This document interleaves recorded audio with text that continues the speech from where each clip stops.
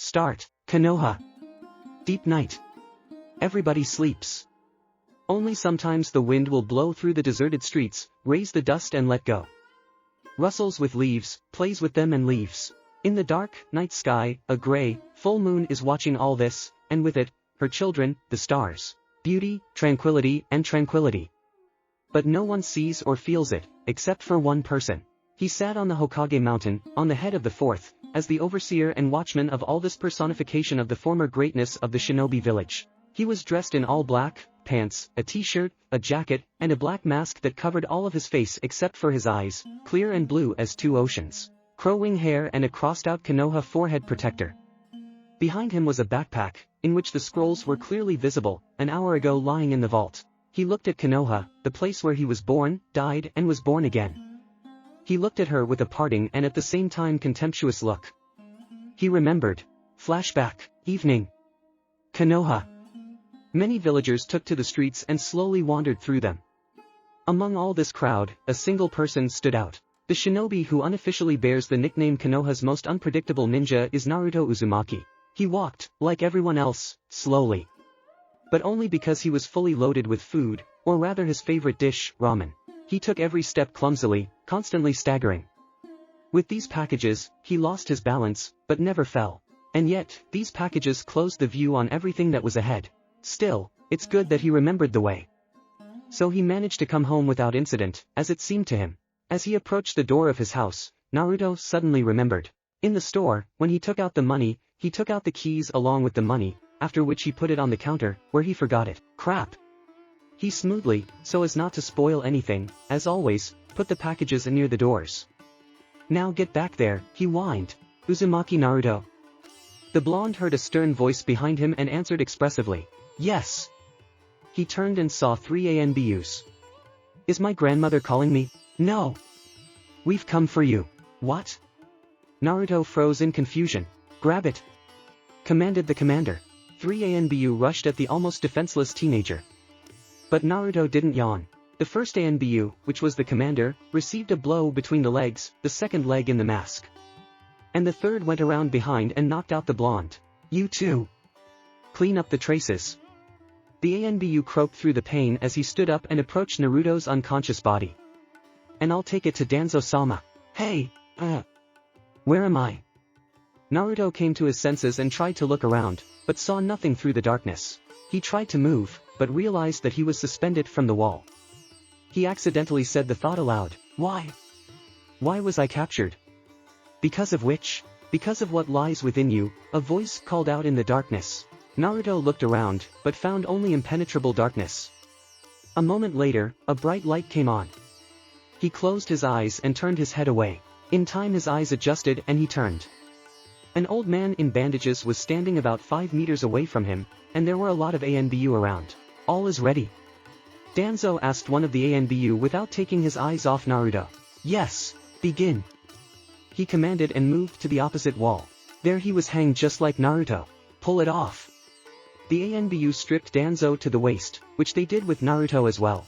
Then some mechanism started working. Danzo and Naruto, suspended and stripped to the waist, drove up to the center of a circle. ANBU stood around them and folded the concentration seals. At first nothing happened, but then the circle lit up with golden light. Naruto felt his stomach, like it was burning and tearing, then he screamed in pain. She was monstrous. The seal that was holding the kyubi began to drip down like ink. It became even more painful and unbearable. Naruto screamed. It was hell. Then an orange chakra began to emerge from the abdomen. She seemed to go through the tube to Danzo, and began to disappear into his stomach. Shimura started screaming too. But Danzo's scream and anguish was nothing compared to Naruto's scream and anguish. So it lasted half an hour and flower, worse than hellish, ended for Naruto. After the last drop of the kyubi's chakra was drained from him, Naruto passed out. Danzo was stronger. He remained conscious and after the ANBU removed him from the chains said, dump the body somewhere in the woods. And help me get to the office. Hey, Danzo was taken away. Naruto was also dragged from his chains, and then taken to the forest and left there to die. 1 week later, he lay unconscious for a whole week. And just now he came to his senses. He lay motionless, because he did not have the strength to even turn his head, but he found them and was able to get up. He swayed in all directions, but he walked. He walked holding on to every tree. He did not know where, why he was going, but he didn't last long. In the end, he caught on to something and fell right before the descent itself. So he rolled down, but he was stopped by a tree, against which he hit hard. There was no strength to whine, however, as well as for the rest. But he got up again, not knowing how. And then, in the distance, he saw a familiar place and familiar people. It was a graveyard. He wanted to scream, but he couldn't, he just croaked. He wanted to come up, but he fell. He could not get up, so he could only crawl slowly but stubbornly. It was difficult, almost impossible. Soon everyone dispersed and Naruto again found the strength to rise. Staggering from side to side, he reached the place where everyone had recently stood, and what he saw there amazed him. Naruto stood in front of his tombstone. His body began to fill with hatred, strength appeared out of nowhere in his body. He clenched his fists. He wanted to kill, destroy everything and everyone. He folded the seal, turning into a boy of about 7, after which he went to his home. As he approached the front door of his house, Uzumaki remembered that he didn't have the keys and along with that remembered that he may have left the window open. While Naruto didn't expect it to be open, luckily it was. He calmly climbed in, but the hinge immediately flew off. He fell exhausted into unconsciousness. It's been 3 days. Naruto was sitting on a chair. He recently came to his senses and was now thinking what to do now. The first option is to run. But he wanted to leave loudly. How much chakra he had, he did not know what he was capable of too. I didn't want to risk it, but I had to. He wanted to rob the vault. He needed to become stronger, but he did not know how to do it. His eyes fell on the knife, and then an idea came to his mind. He used the henge, took the money from the stash for a rainy day, and left. 2.5 hours later he came with a bunch of packages. He threw them anywhere and went to bed. The body has not yet recovered and required rest. After a rest day, Naruto went to unpack the packages. He bought new black clothes, hair dye, equipment, explosive powder and sleeping pills. Now let's wait until I recover, he smiled. 3 weeks later, Naruto is almost fully recovered and he's leaving today. Goes away for the most part. In the morning he dyed his hair. They were darker than the night now. All equipment was ready. Now he sat at the table and crossed out his protector, and when he finished, he went to change. Now he was all in black, only his eyes were blue. He is ready, now it remains only to wait for the night. Night Konoha. Everybody sleeps. Except for the ANBU who patrol Konoha. The special guards assigned to the vault were the best ANBU. 2 ANBU stand near the entrance doors to the vault. The moon in the sky has gone behind the clouds. It got a little dark. That's how it started, Naruto whispered to himself, sitting on the roof of one of the houses and looking at the entrance to the vault. The pair of ANBU stood motionless. 2 balls imperceptibly rolled up to their feet, which immediately began to smoke. The ANBU began to fall unconscious. When they were off, Naruto appeared. He looked at them, and then took the keys and opened the vault, but did not enter. He took out a larger bomb and threw it inside. She exploded almost immediately. From within came the sounds of the ANBU coughing and their bodies falling. The gas cleared and Naruto entered. The Uzumaki intended to take the elemental technique scrolls. Luckily for him, everything was on the shelves, so there was no need to search. He took several scrolls of each element and was about to go, but one scroll, a Kenjutsu scroll, stopped him. He couldn't decide whether to take it or not. Eventually, he took it and left. He went to the Hokage mountain for one last look at Konoha before leaving. End flashback. Naruto got up. He looked at the village for the last time and said, "Farewell, Konoha," after which he disappeared into the forest thicket. Commentary on beginning. Sorry if that's not right. First chapter. And leave feedback. Escape from the land of fire. Escape from the land of fire. How? I ask how. Papers flew off the table. Who? Now the table itself has become a victim of the 5th Hokage's rage. Tsunade stood over a broken table in 2. Her chest and shoulders were often raised. Tsunade-sama. Shizen began uncertainly, still standing in the corner where she was watching the Hokage. Maybe you can sit down. Tsunade looked angrily at her assistant, and she returned to her original place. Tsunade decided to listen to the assistant and sat down. For some time she was still furious, but then she took a deep breath and exhaled. It seemed to calm down. Shizen, bring sake, she asked, but Shizen. Tsunade-sama, I already said that the Hokage is not. Tsunade looked at her again.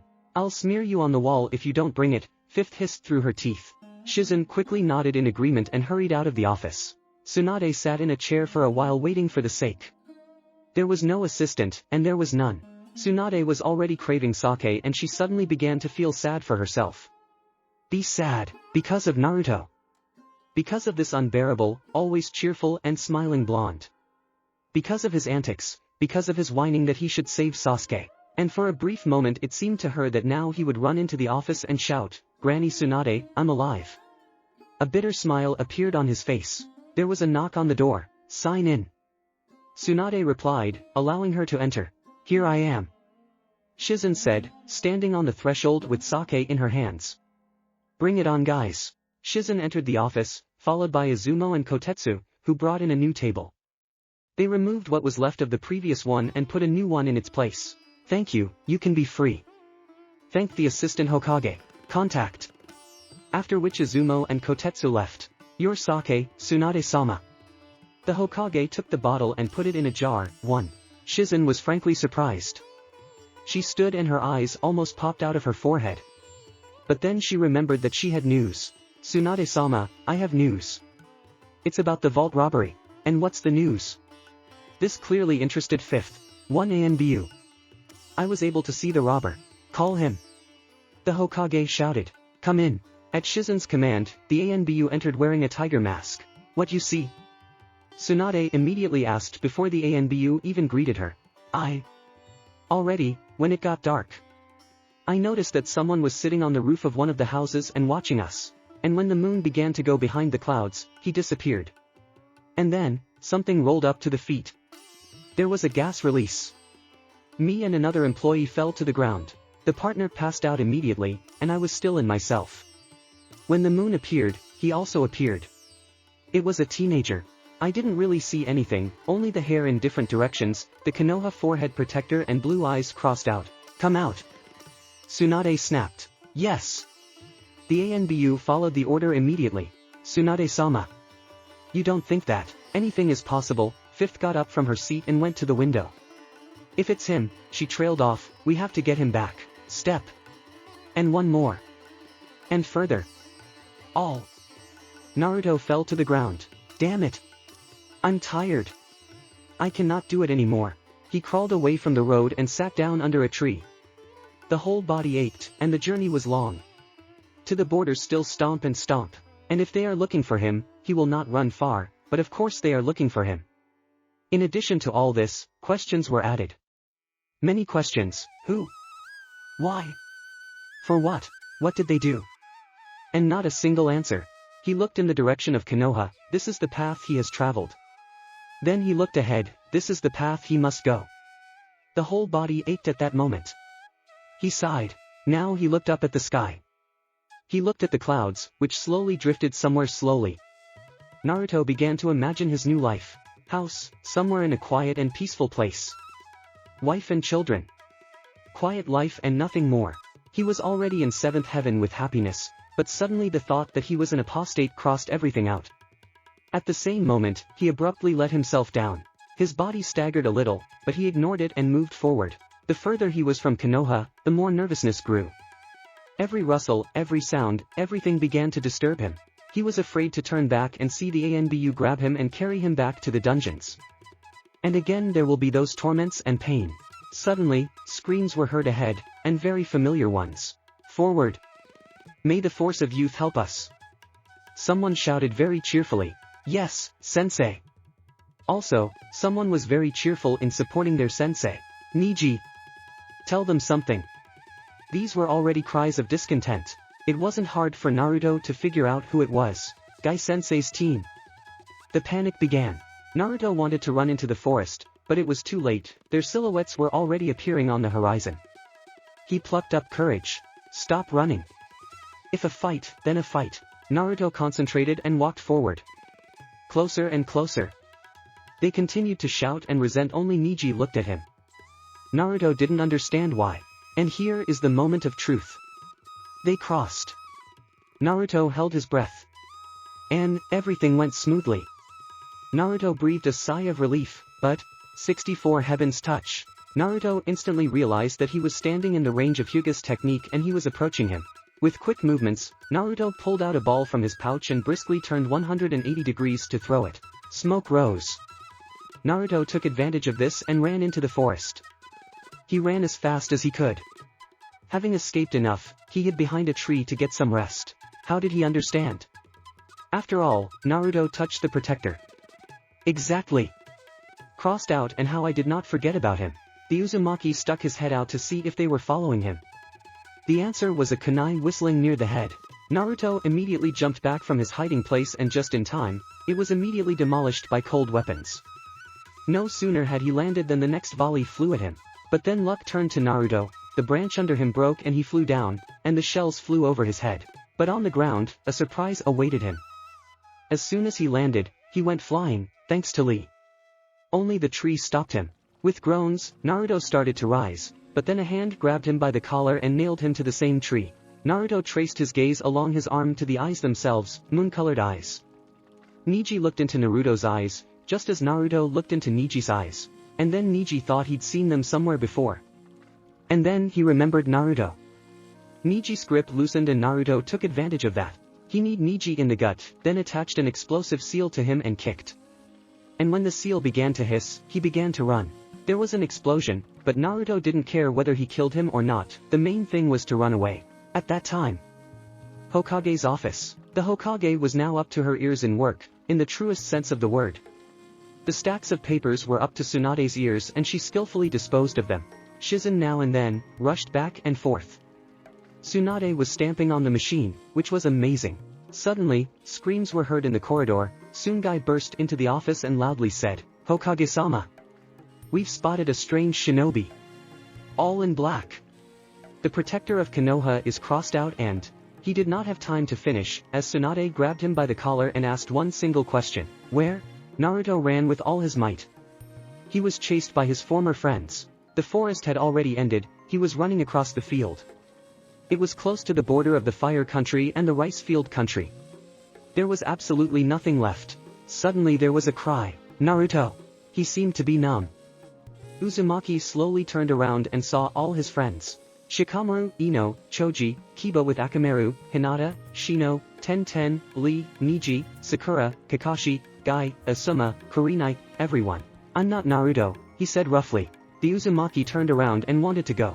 Stop! Kakashi said in a commanding tone. Naruto looked at him over his shoulder. It's definitely not Naruto. He is dead. It's someone else, just like. Dead sounded in the Uzumaki's head. Dead sounded again. Dead!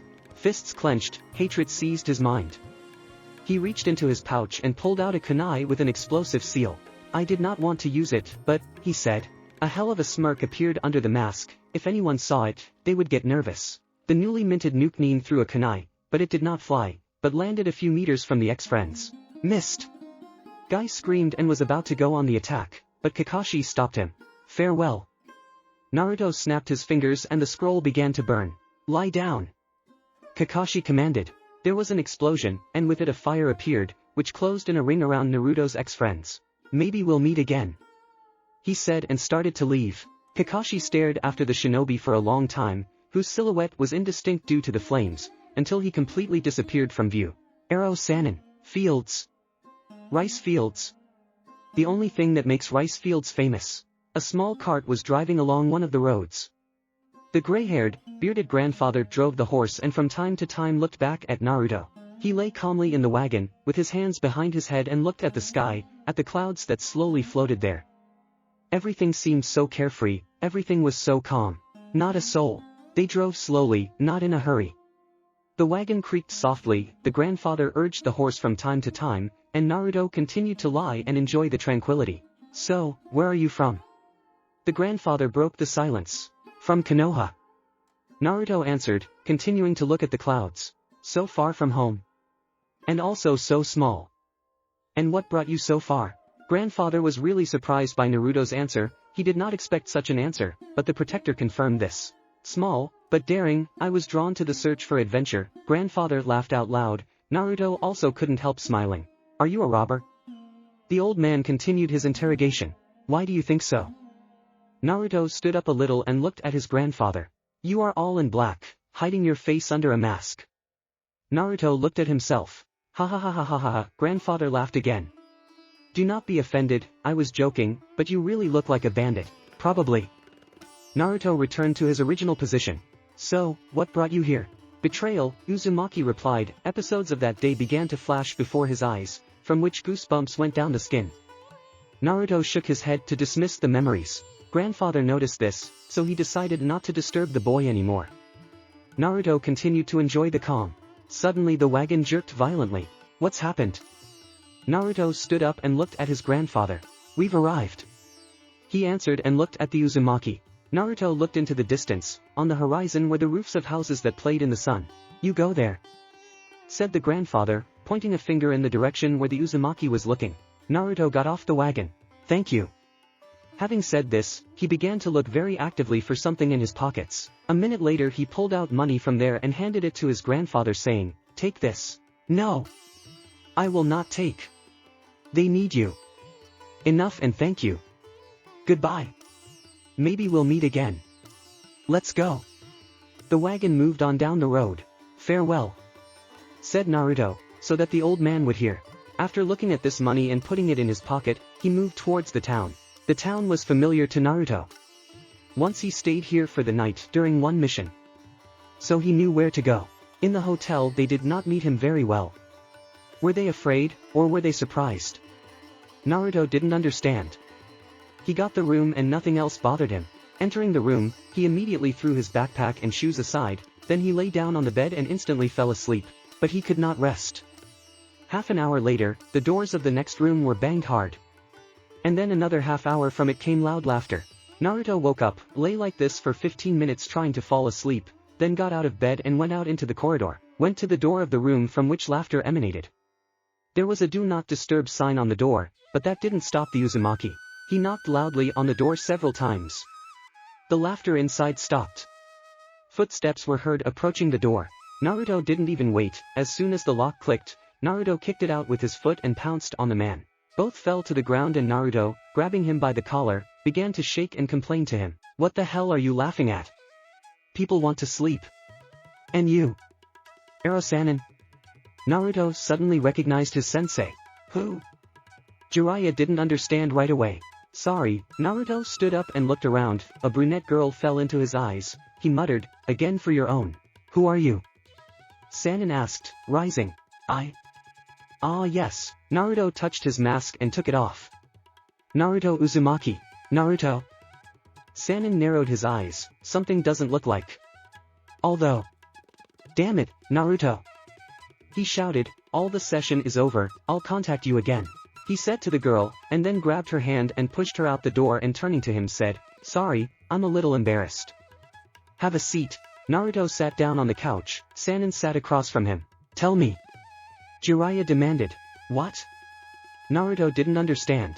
I was just on my way to Konoha to take you to training for 3 years, so now let's go to Konoha and ask Tsunade to let go. Late. Naruto said sharply, after which he quickly controlled himself and said more quietly, I will not return there. Why? And why is your protector crossed out? Listen. Naruto told everything in order. And the fact that the kyubi was pulled out of him, and the fact that he now looks like a half shinobi, and the fact that he stole the scrolls. Jiraiya's face took on a stern look. He got up and went to the door. Come after me. Sanin said. Naruto followed him. They went outside the city, to some clearing. Why are we here? Naruto asked. What you did is unforgivable, he answered without turning around, therefore. Jiraiya spun around and kicked Naruto into a nearby tree. Caw! Spitting out blood, the Uzumaki muttered, traitor. Naruto tried to get up, but was immediately grabbed by the scruff of the neck and lifted off the ground. You chose the wrong path. Jiraiya said and slammed him into a tree. That! Ha! Naruto grabbed the hand that held him, and then with both legs hit the Sannin. Sanin released Naruto and he ran into the forest. Don't run away. Sanin shouted and ran after him. Crap! Crap! Crap!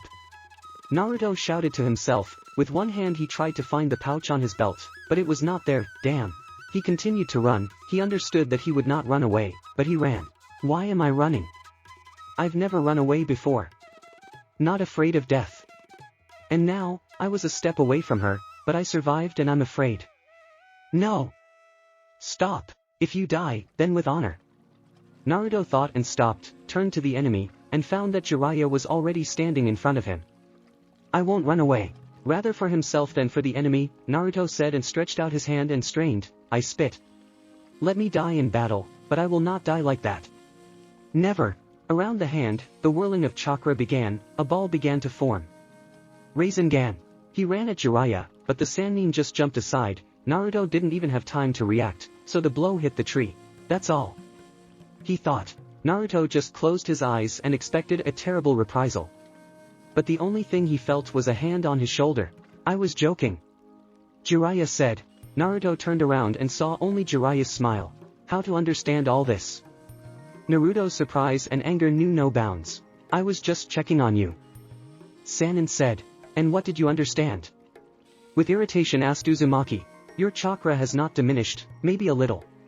But now it will take a long time to recover. Your chakra control has also increased, you've gotten a little smarter and... Jiraiya noticed Naruto starting to stagger. You need a break. Naruto started to fall, but the Sannin caught him. Shall we go to the hotel? Yes, I haven't slept yet. Ha ha ha ha ha ha ha ha ha ha ha ha ha ha ha ha ha ha ha ha. Sannin laughed. Let's go, it's time for you to learn a lot. The beginning of a new life. Part 1. Ceiling. Naruto had just woken up, pain running through his body. Any movement led to an impulse that passed through the whole body, and brought pain. Even though it's nothing compared to what I've been through, it's still quite unpleasant. He turned his head towards the window. It was raining. Drops slowly flowed down the glass, leaving tracks. The sky was dark, gray, even black. Sometimes the sky was cut by lightning, which was accompanied by a roar of thunder. He turned his head to the other side. The first thing that caught my eye was a note, an envelope and a scroll. And what's that? He stretched out his hand from under the covers and tried to take the note. It hurt, his hand was trembling, but he succeeded. Yes, this is not a note, but it looks like a whole poem. He said, looking at what was written, and began to read. Good morning, afternoon or evening Naruto. Forgive me for leaving, but I had to. You have chosen your path. It is full of danger and adventure. From now on, you are a new Nin, which means my enemy. Our next meeting will not be as a student and sensei, but as enemies. I went to Konoha to find out more. I hope the scrolls you stole are safe and you learn from them. I hope that if we meet, we will fight on equal terms. Also, like a sensei. I'm sure you'll be an excellent shinobi.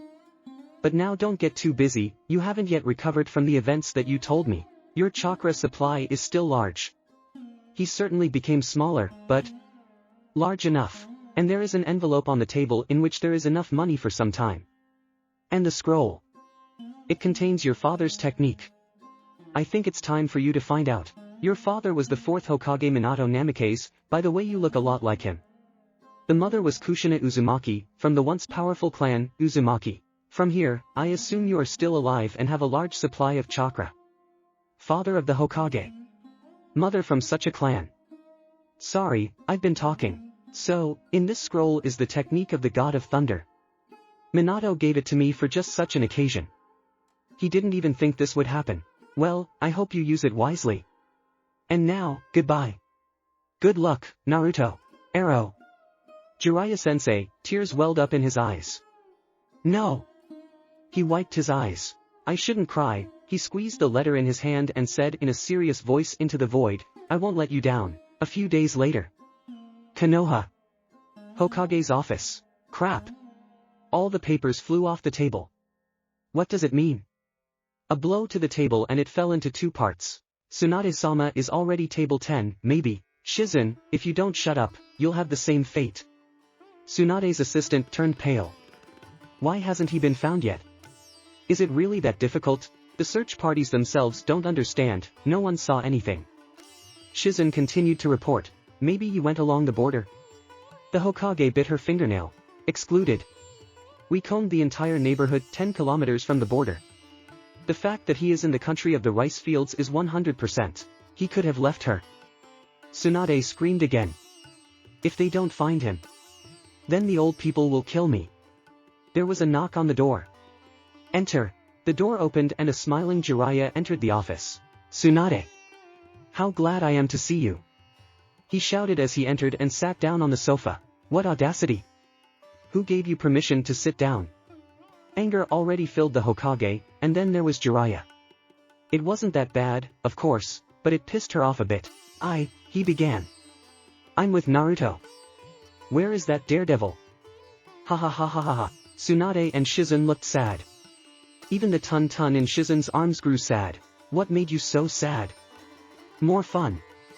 Ha ha ha ha ha ha ha. Jiraiya he died. Jiraiya. Tsunade squeezed out. These words were hard for her. How did he die? Are you playing? Ha ha ha ha. Sanin did not let up. Jiraiya. This is not a joke. Tears flowed from Tsunade's eyes.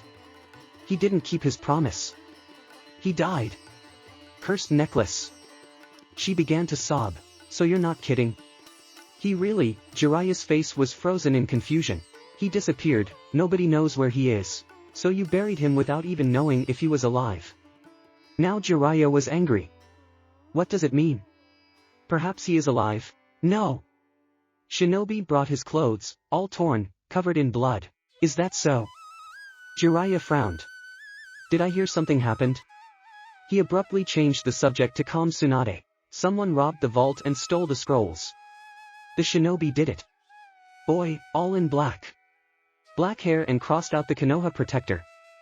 There is a black mask on the face. Shizen reported. That kid, nice kid. Jiraiya calmly leaned back on the couch. I saw him in a hotel in a town near the border. What sources are there? Sanin began to daydream. Shizen. Tsunade jumped up and walked towards the door.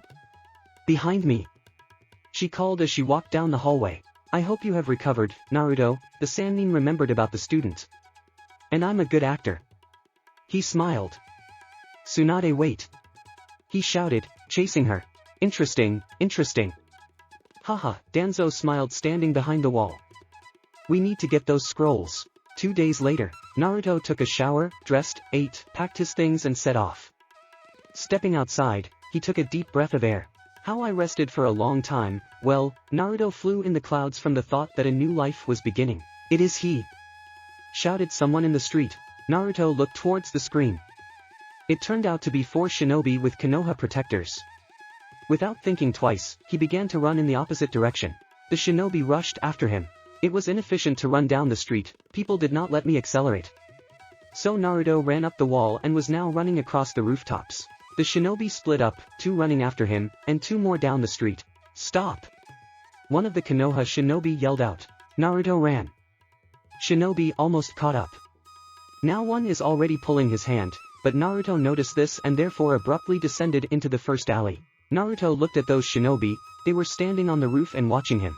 Suddenly, a crow flew before Naruto's eyes and then suddenly he was surrounded by them. And then his intuition ordered to bend down. He arched his back and a black sword appeared above him. Naruto didn't have time to think, he rallied and knocked down the shinobi who was holding that sword. He fell, and Naruto, grabbing his sword, tried to get out of the cloud of crows. He succeeded, but a shinobi in dark glasses was already waiting for him. You got caught. 3 more came up from behind. There were no detours, but as the shinobi got closer, Naruto vanished into a haze. My gift to you! Shouted Uzumaki standing on the roof and snapping his fingers, ran away. Explosive scrolls ignited all around. Let's go! There was an explosion. Beautiful sight. Naruto was already standing a few blocks away, watching the fire that burned in the distance. Well, I think it's time. Naruto turned around and was already starting to walk away when a scream overtook him. Stop! It sounded from behind. Naruto looked back and froze. There were 4 ANBU in front of him. And the same ANBU who took him to the old man. Naruto began to run, but a wall immediately appeared in front of him, and then 3 more, on the right, on the left and behind. Naruto began to run upstairs, but then one of the ANBU ran out to meet him. Nuke-Nin, taking advantage of the fact that it was dark in the cell and the sword was black, he grabbed it tighter and ran to the ANBU meeting. Get it! He waved it and, as it turned out, cut the artery. The ANBU's corpse began to fall down while Naruto continued to run. There were 3 people at the top. They did not see what happened, but suddenly a sword flew out from below and pierced the heart of one of them, who was standing on the left. Then Naruto jumped out, drew his sword and ran away. The ANBU continued their pursuit. Suddenly, several shadows ran past Naruto and stopped in front of the ANBU. Naruto stopped and looked who it was. Turns out they were the shinobi of the sound. What right does the ANBU of Konoha have to stay in the country of rice fields? One of the sound asked. Get out of the way, we're on a mission. I don't care. Guys, let's turn it on. Let's kill the bastards. Naruto didn't care what happened next. He darted away. Naruto ran and ran. He was already far away, so he decided to stop and make a halt. He sat down under a tree, somehow hooked his sword to his backpack, rested a bit and was about to go, when suddenly a kunai flew by his face. He got up from his seat. In front of him stood 12 people with the protector of sound. And who is it with us? Nuke Nin, I guess. Well. Guys, grab it. Will not work. Naruto pulled a smoke bomb out of his pouch and tossed it, purple smoke rising around him. Shadow cloning. At that moment, 12 Naruto jumped out of the smoke and everyone ran in different directions. Separate. The leader commanded. Naruto was now being pursued by the sound shinobi. Naruto created 3 more clones. On the go, giving 2 of them a fishing line. He himself climbed higher into the crowns of the trees. The third clone remained a decoy. As soon as a shinobi clone appeared on the horizon and began to lead him into a trap, when he ran a certain mark, the other 2 clones raised the line. The sound shinobi didn't have time to react and fell to the ground. Rasengan. Naruto fell from the top of the tree with the Rasengan in his hand, which he planted in the shinobi's head. -1. And then Naruto felt the clones disperse. What was it? He didn't understand right away. Clones destroyed? Crap. Naruto started to run away again. He understood that they would find him, but they found him very soon and surrounded him seconds later. Well, baby? Are you giving up? The leader asked. 11. 2 explosive seals. 3 explosive balls. 1 smoke bomb. Shurikens. Fishing line.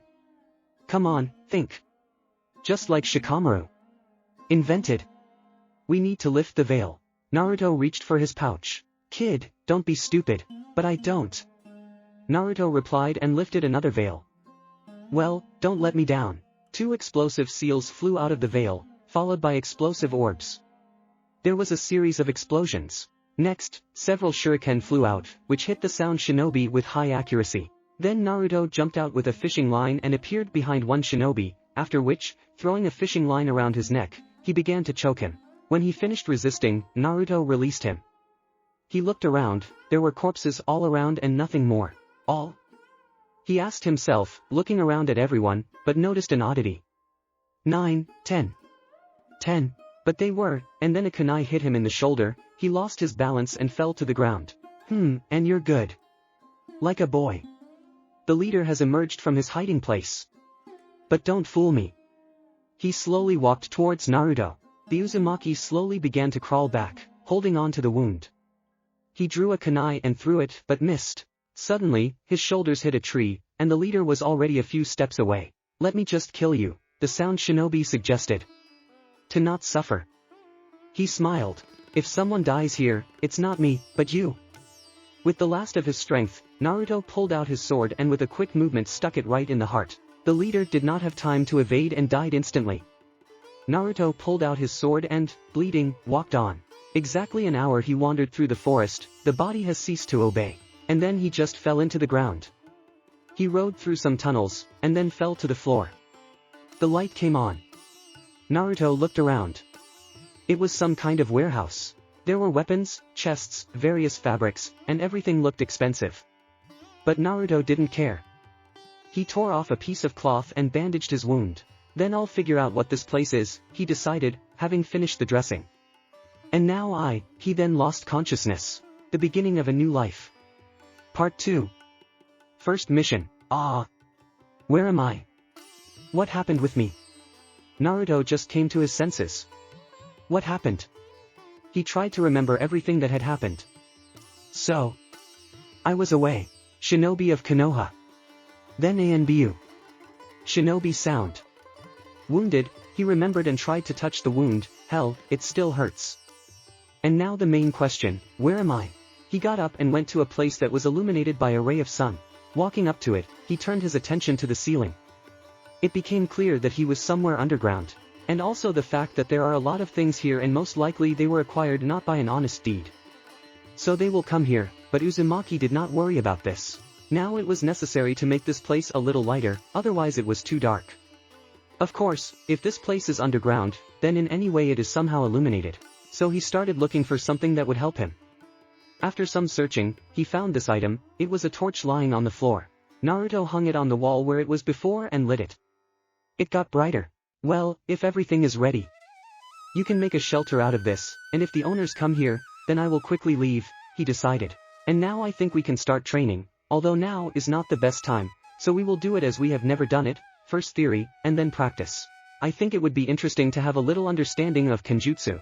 Naruto took his backpack and started looking for one of the scrolls he stole. Finding the right one, he began to read it. Konoha. Anbu root base. How did you miss him? Danzo hit with his stick at the same time venting his anger at the Anbu. How did you let this happen? Danzo-sama, Kyo, and Goro died in a fight with that boy, and Shuichi was killed by the sound shinobi, the Anbu reported. That's how. Why didn't he continue to pursue him alone? The head of the root continued to shout. Konoha shinobi arrived at the scene, they saw us. Besides, the sound shinobi pushed us back and reinforcements arrived. Enough. Free. Eat. The Anbu has disappeared. Damn you. Danzo swore. At the same time, Hokage's office. Aoba, Rado, Izumo, and Kotetsu stood in the Hokage's office, badly battered. Tsunade sat at the table and nervously pounded on the table. Jiraiya sat on the windowsill and looked into the distance. Free. Go get checked out in the hospital. The Hokage issued an order. Eat. The team has left. Jiraiya, do you believe this? Senju asked. This world, Tsunade, is full of mysteries and secrets that we don't even know. And this guy, well, there is such a secret. He is smart, very smart. The Sannin explained. But how could he? Senju still didn't believe what Aoba's team had just reported. Either he mastered great skill, or did not want to show all his strength, or he does not know how to use anything else. Here you can guess and guess. But don't say it, he's strong. I'm even a little scared of him. A smile appeared on Jiraiya's face out of pride towards Naruto. That's what I think, and if it's Naruto. Tsunade suddenly spoke to herself. What? Jiraiya turned to her and stared with his surprised eyes. He's dead. Yeah, but he wanted to save Sasuke so much that maybe he decided to become an apostate and... Brad! Jiraiya Tsunade interrupted. If so, he wouldn't steal the scrolls, and he wouldn't kill his former teammates either. Yes, nonsense, I didn't think something. A bitter smile appeared on Tsunade's face. You're sad for him, aren't you? The Sannin noticed. Yes, Five replied, a tear rolling down her cheek. Aren't you? I hide it better, the Sannin justified himself. Speaking of the renegade. Elders. They are, yes. To them. They want me to give him an S-class criminal and put him on the wanted list. And they don't even think that the questions will go, for what? I'll tell you what the scrolls are and all the villages will start hunting him for those scrolls. I better wait, he should show up. With these scrolls, he must gain strength and then he will commit a crime and then we will put him in the S-class and write him down. But no, the old men need it immediately. I would have killed. Calmly. Do not rage, otherwise these old men will kill you, and not you them, the Sannin reassured. Yes, she breathed a sigh of relief. Do you mind going to a bar and getting drunk? The Hokage suggested. With pleasure. Jiraiya supported. 2 months later. Naruto hideout. Get it. Little bastard. The bandit shouted, rushing at Naruto with an axe in his hands. Uzumaki same stood and completely inactive. He was already in front of Naruto, but he stood and didn't move. Die! An axe blow to the head and the former Jinchuriki boy turned into smoke. What? The bandit did not understand, but it was too late. Someone grabbed him by the head from behind and put the blade of the sword to his throat, after which he cut his throat in cold blood. The body fell to the ground. NDA. Scum. Naruto sheathed his sword and looked at the 5 corpses that lay around. Still, the theory is cool, but... He looked at the wound, on his right hand, but more practice is needed. I learned the basics. You have to work further to be able to master Kenjutsu at a decent level. Well, it's time. Naruto took the scroll and went outside to do his training. From that day on, Naruto began to train hard. Owning a sword was easy for him, he mastered everything quickly. He was so fascinated by this that he did not even notice that after a few months, his body was completely restored, 100%. He soon realized this, but was in no hurry to study the techniques. He really liked to wield a sword and, besides, he was very good at it. He soon began to learn how to channel and use chakra on melee weapons. He learned that it is better to use wind chakra, and that lightning chakra can also be used in combat, and that it is slightly inferior to wind, and that only because lightning is weaker than wind. This forced him to study the elements. And the first thing that was needed was to find out what your element was, but the answer to this question was quickly found. Each of the elemental technique scrolls he stole said that there were special pieces of paper. He had to go to the city, but he didn't want to stick out, so he used the transformation technique. Having run a little around the city, he found the right store where it was sold. After consulting the seller how to use them, it's good that the seller was a former shinobi, bought a few pieces. And of course, the first thing he did when he returned to the shelter was to try to find out his element. There were 3 of them: wind, lightning, fire. This made him very happy. But I still had to master them. It's time to learn something new. Konoha didn't sleep while Naruto was training. The search for the thief never stopped. Jiraiya left the village, explaining it as information gathering. With each passing day, the hope of finding him became less and less. A long time had passed, and he could already be many miles away from Konoha. The elders were already pushing Tsunade from everywhere. The exception was Danzo. He simply disappeared, lay down on the bottom and did not stick out. Tsunade was beginning to think he was up to something. But the news that his ANBU patrols were looking for something was reassuring. The news from Jiraiya also came not joyful. He could not find anything. In addition, the thought that Naruto had done all this did not leave Fifth, but she did not want to think about it. And so time flew by, and the hope of finding him faded, but Tsunade was still sure that he would show up. 2 years later, Naruto stretched, slept well. He jumped to his feet abruptly, and then just as quickly rushed out of his hiding place. His path lay to a small lake, which was nearby, where he constantly took a morning bath. This morning was no exception. Naruto slowly walked towards his soul. He listened to the birds singing, bathed in the rays of the sun. As soon as a lake appeared on the horizon, he immediately rushed to it, undressing on the go, and jumping into the water like a bomb. Well, how? He shouted as he jumped up. He has changed a lot in these 2 years. He grew up, he got up. The training was also not in vain. 3 wind release techniques: wind stream, sweep, vacuum bullets, lightning twin, lightning strike and lightning web. And 4 fires: fire flame, dragon flame, phoenix flowers, fireball. And also high mastery of kenjutsu. He could channel wind and lightning chakra through the sword. And only the first stages of possession of Hiration. He had a weak command of it. The distance he could move was no more than 10 meters, and that was almost not always possible. Naruto lay on the bank of the river and thoughtfully looked at the sky. Suddenly he got up and went to his hiding place. There he took his sword and strapped it to his back. It's time to get down to business, otherwise it's already Jujiro. Evening. Jujiro is a small town in the country of rice fields, unremarkable, except that bandits, robbers and other rabble like to gather here. And here lives a distant relative of the daimyo of the country of rice fields, who does not have a very good reputation. It was already getting dark, the sun almost hid behind the horizon. In the evening it can be restless here, but this did not frighten Naruto. His target was the Black Blade Bar. Here Naruto was hoping to find some information on where he could earn some money. The money was almost gone, so I had to look for a job. Already approaching the bar, he heard screams, laughter. It was strange that no one was on the street. Now he was already standing in front of the doors, inhaled more air and pushed the door. With a creak, the door slowly opened and Uzumaki entered, but no one even looked at the guest. Everyone went about their business. Naruto walked slowly behind the bar. What do you want? The bartender asked the guest. It was a guy of 25 to 30 years old, black hair, thin mustache, black eyes. Naruto replied. This surprised the bartender a little, but still fulfilled the order. And who are you? Haven't I seen you here before? The bartender asked, serving a cup of tea. I'm nobody to you, Naruto replied and took a sip. You're strange noticed the bartender. Mask, stranger, you order tea, and you look like a teenager in height. Perhaps, Naruto replied and sipped some more. I'm Yutaka, the bartender introduced himself. The owner of this establishment. You're introducing yourself late, the Uzumaki remarked. I'm not trained in manners. So why are you here, is there a reason? Yutaka started wiping the mugs. Yes, Naruto replied and put down the cup.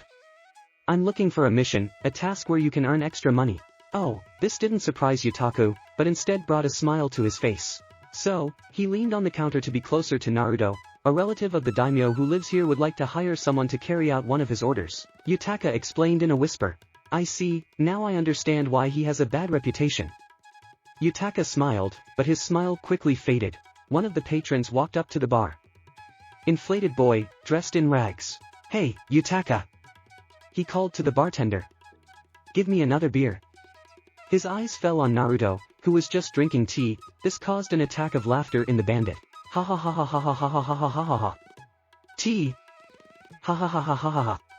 Here. Are you lost, baby? But Naruto pretended not to hear. Hey! Dwarf, I'm talking to you. But Naruto continued to ignore. This angered the bandit and he knocked the cup out of his hands. Now you will speak. Naruto's answer was simple. He quickly grabbed his sword and with one swing, cut the throat of the bandit. He fell to the ground and began to bleed. Ha ha ha ha ha ha ha ha ha ha. Everyone present squealed. So you and need to stale. Someone shouted in addition.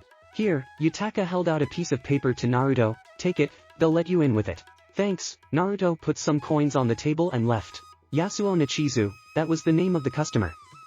He lived outside the town on a hill, in a large house, which was visible from everywhere, from any point in the city. That was where Naruto was going. The first mission was just around the corner. And so he went up the hill. As it turned out, the house was surrounded by a stone fence of 2.5 meters and a huge gate, guarded by 2 mercenaries. This surprised Naruto quite a bit. After all, a relative of Dame, but uses the services of mercenaries. Everything became clear. But this did not stop him. He went to the gate. Stop! One guard stopped him. Who are you? What do you need? Naruto didn't say anything, just took out the paper that Yutaka had given him. The mercenary took it, looked and gave it to the second. He looked too. Naruto got the impression that they couldn't read. But the second, having looked, gave it to Naruto, after which he opened the gate. Follow me, he said. Naruto followed him. Whatever they say about Yasuo, he loved beauty, fountains, lawn, ornamental bushes, and the house was simply amazing. Inside it was no less beautiful, but the owner himself did not let him look around. Yasuo Nichizu is small in stature with black hair and brown eyes, and is dressed in expensive clothing worn by the daimyo himself. Koji, who did you bring? I told you not to let anyone in. But he has. Yasuo-sama, I've come for a mission. Naruto took the floor. Yes. Yasuo walked over and snatched the paper out of Naruto's hands and began to read. Yes. It's mine. Well, he looked at Naruto with an appraising look, and then abruptly turned his gaze to Koji. He made it clear that they should be left alone and the mercenary left. I think you want to know the terms of the mission. Naruto nodded. So, in one neighboring town there is a necklace, expensive, very expensive. It lies in a safe place, as it is a symbol of the same town. It's clear. What is the town? Goradengai. Pay? Won't disappoint. Okay, Naruto said and left. The next day. Goradengai. Naruto sat on the roof of a house and looked at a large building that looked like a tower. This was where the necklace was kept. Too many guards, too many. He continued to inspect the building. There is no way out. I don't want to make a lot of noise. He raised his head up and began to look around the sky. Maybe by moonlight, he suggested. I become Shikamaru, but oh well. His attention turned to the tower again. So today at midnight. Midnight. It was midnight outside. The stars were bright in the sky and the big moon shone. Naruto stood on the roof of one of the houses and watched as the guards with lanterns in their hands patrolled the area around the tower. It's time. Naruto climbed down from the roof of the house and headed towards the tower. Approaching close enough, he hid in the shade of one of the houses and began to wait for the next patrol to pass. And then he appeared on the horizon. They carefully checked everything and moved on. Naruto was at a decent distance so they couldn't spot him, and when they were completely hidden somewhere behind the other side of the tower, the Uzumaki came out of his hiding place and walked towards the building and began to climb vertically. One window was opened. Naruto immediately used it to get inside.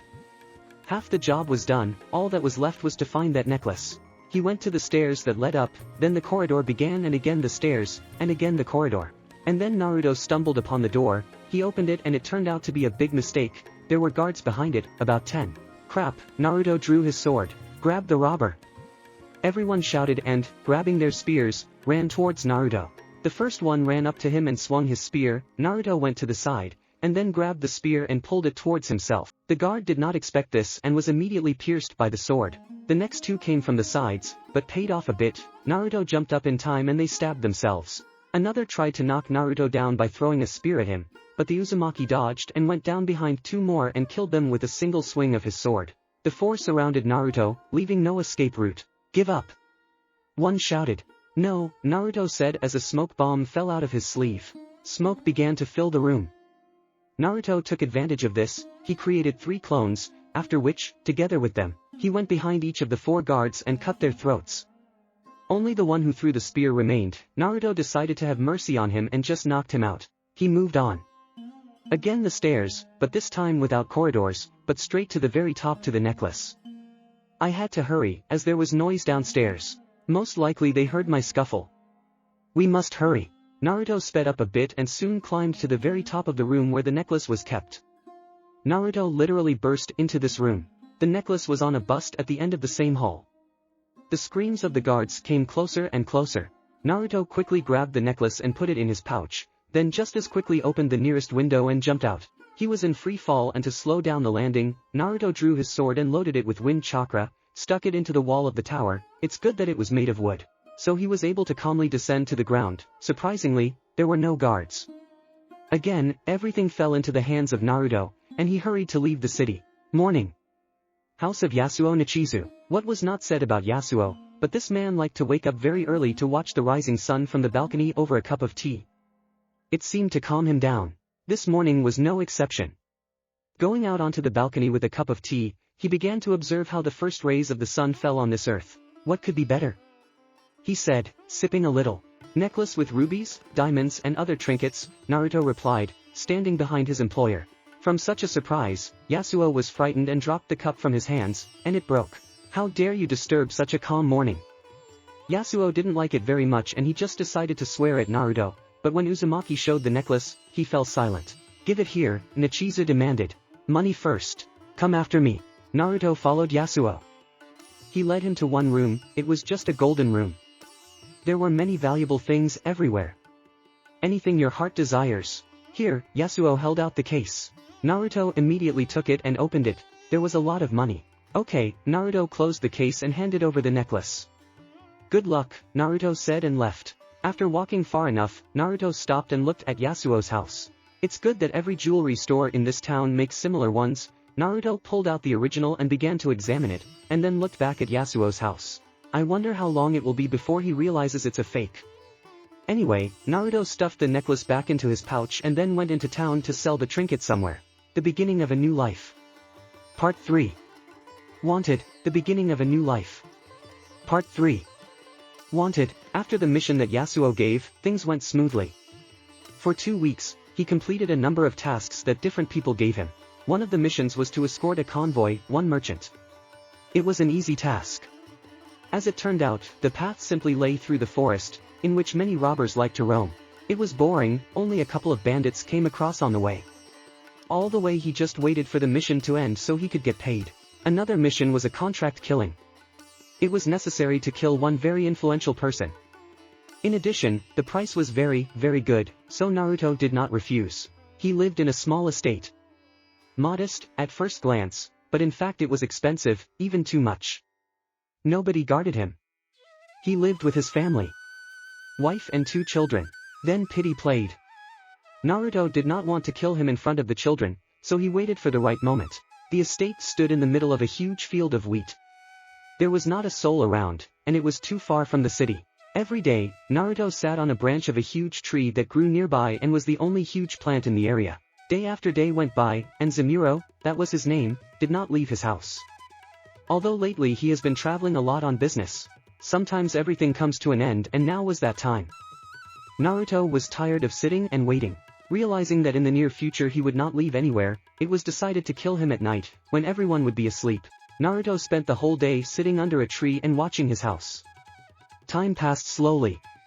The sun was slowly moving across the sky, but the Uzumaki continued to watch, hoping that he might come out, but it was all in vain. When the last ray of the sun hid behind the horizon and the moon took the place of the sun, he began to act. Slowly, hiding in the wheat, he crept up to the house. When he got to a safe distance, he began to wait. So Zamuro came out, gave the dog food and left.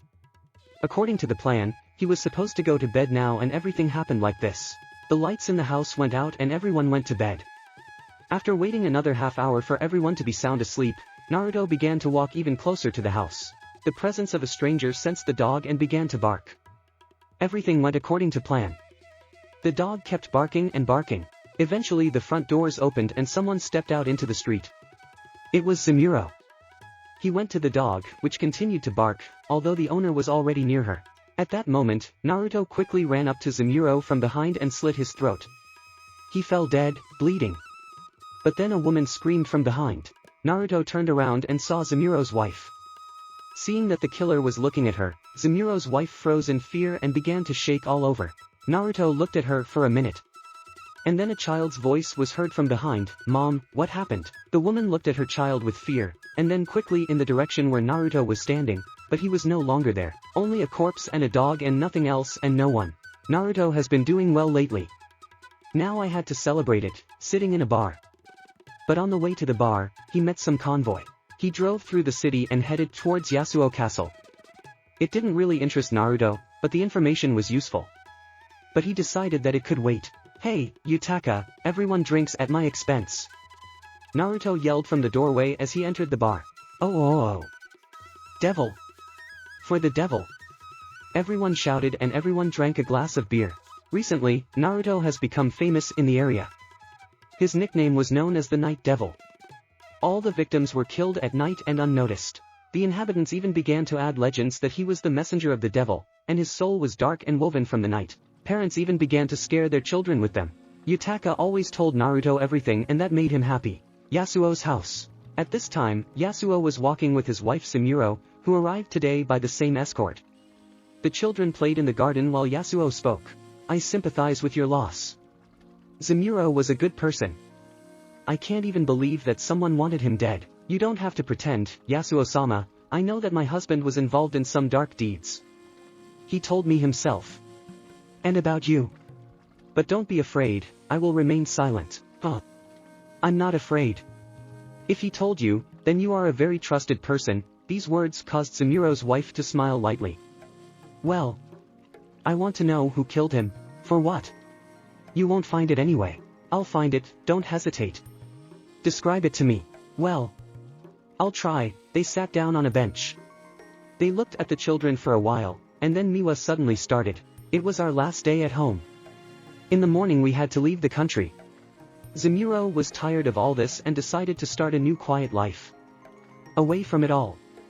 But at night, the dog started barking. It didn't stop even for a minute. My husband went to check. A minute later I followed him. And when I went out into the street. And then she began to tremble, not cry, but tremble.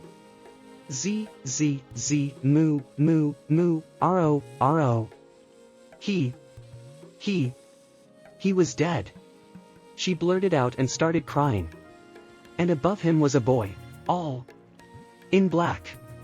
And on his head a crossed-out protector. And then a new wave of tears rolled over her. Yasuo just picked her up and carried her into the house, where he laid her on the bed. He sat with her, comforting her as best he could until she fell asleep. Then he left the room and a mercenary guard immediately ran up to him. "Bring me the devil. If he resists, kill him." The bar continued to have fun. Everyone continued to drink for the devil. Every now and again. Naruto just watched and laughed as he saw the funny people. Yutaka did just pouring and nothing else. It seemed that he didn't even have time to breathe. But all good things come to an end. The doors of the bar opened and Yasuo's mercenaries entered.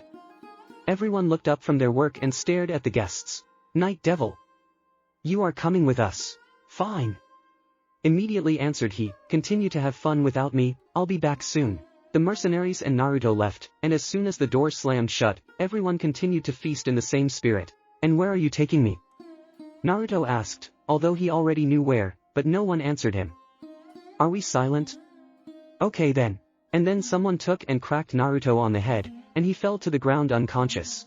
Naruto woke up somewhere in the basement and immediately tried to get up, but then it turned out that his hands and feet were chained to the table on which he was lying. He looked around to the right and left and saw nothing but various torture machines and a couple of torches that lit up the basement. Suddenly there was a creaking of the door, and then footsteps were heard. They were getting closer. Naruto was approached by Yasuo himself with some kind of mercenary. So, Night Devil, we meet again, Yasuo began. Yes. Glad to meet you. Although I imagined it somehow a little differently. Maybe, are you avenging that necklace? Naruto asked. No. Yasuo smiled. I sold that fake for a very good price. Besides, I found the original you sold. Ha. Then why am I here? As always, you ask the right questions. I like it. Perhaps we once worked together, but not in this life. He went to the next table and started looking for something there. Zamuro. Does that mean anything to you? Eh? Devil? This alarmed Naruto. He began to understand what Yasuo wanted from him. What do you need? Naruto asked. Oh. Nichizu stopped looking and walked over to Naruto. Name of the customer. I don't know his name, Naruto replied. Then let's be bad. I know where to find him. Naruto replied immediately. He is in the capital, on business. He stayed at the Warm Chocolate Hotel. It's so easy. I thought you would have to be tortured. And you're all on your own. It's good to deal with you. It's just that you're going to die soon. Naruto replied calmly. And what will you do? Eh? Nichizu rapped loudly on the table Naruto was tied to. Bring me his head. I'll be at my place. He turned to the mercenary. Alright, Yasuo-sama. Yasuo and the mercenary left. As soon as the doors closed, Naruto began to try to break free from the shackles by force, but there was no success. He could not use the technique, the weapon was unthinkable where. Naruto stared at the ceiling and stared at it for a while. And if he closed his eyes. If you stop the flow of chakra, and then at one moment abruptly throw it out with all your strength. Perhaps, he concentrated. Chakra. She slowly began to stop. Minute. 2. Another minute and the splash of chakra out. The table under Naruto shattered in different directions. Only the shackles remained, having the appearance of large rings. But this was not a hindrance. Suddenly, the doors began to slowly open. Naruto took the first best thing that came to hand, it was a huge garden shears, and jumped to the ceiling. The same mercenary went inside, but now with a huge axe. He immediately saw that neither Naruto nor the table was present. He looked around and saw only a small pogrom. Meanwhile, Naruto landed behind the mercenary, and before he could even comprehend anything, with one movement of the scissors, he cut his neck. The head flew off to the side, the axe fell to the ground, and blood gushed from the body in a fountain. The body fell to the ground. And then Naruto noticed his sword. It was morning outside, it was dawn, the sun was rising from the horizon. Yasuo, as always, met the dawn with a cup of tea. As soon as the first beam touched Nichizu, he sipped a little. I think this situation is quite suitable. Nichizu turned around and saw Naruto. Remember this moment, this is the last thing you will see. No, stop. Stop. But it was too late, Naruto came up and pierced the heart, after which he drew his sword. Yasuo looked at Naruto, took a few steps back and rolled over the balcony and flew down.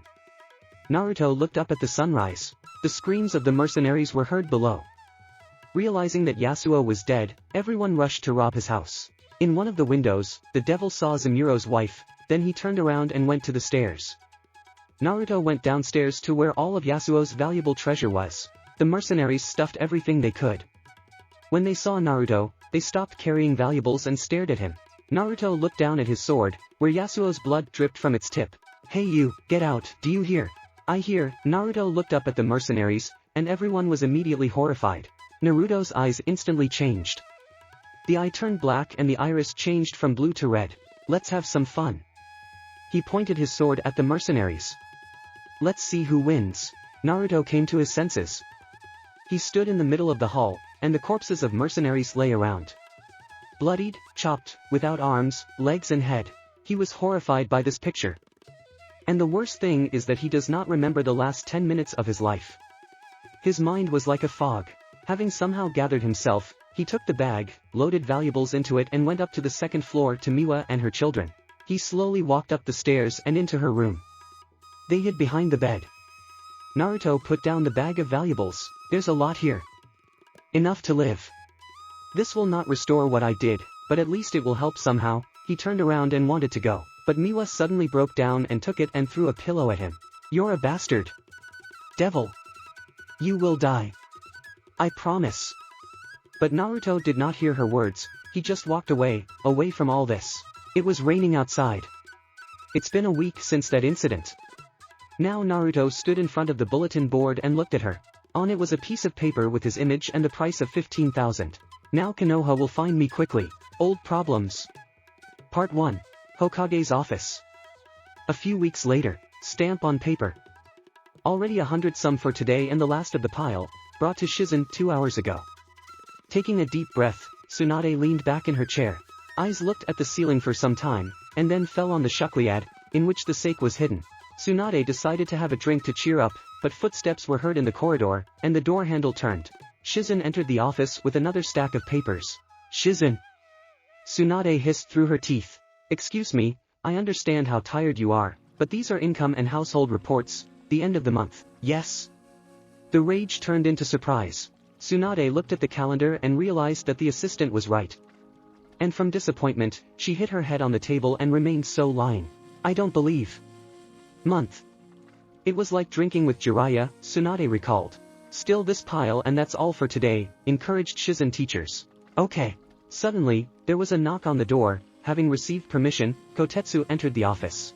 Hokage-sama, you have a message from Jiraiya-san. Kotetsu walked over to the table and handed over the scroll, then left the office. Tsunade opened the scroll. Surprise appeared on her face, and then anger.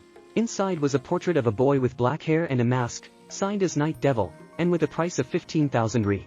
She clutched a piece of paper and slammed her hand on the chair. Shizen! Urgently gather 3 teams, we need to find him and bring him to Konoha. What is Tsunade-sama, what's in the scroll? Shizen couldn't understand. Fulfill!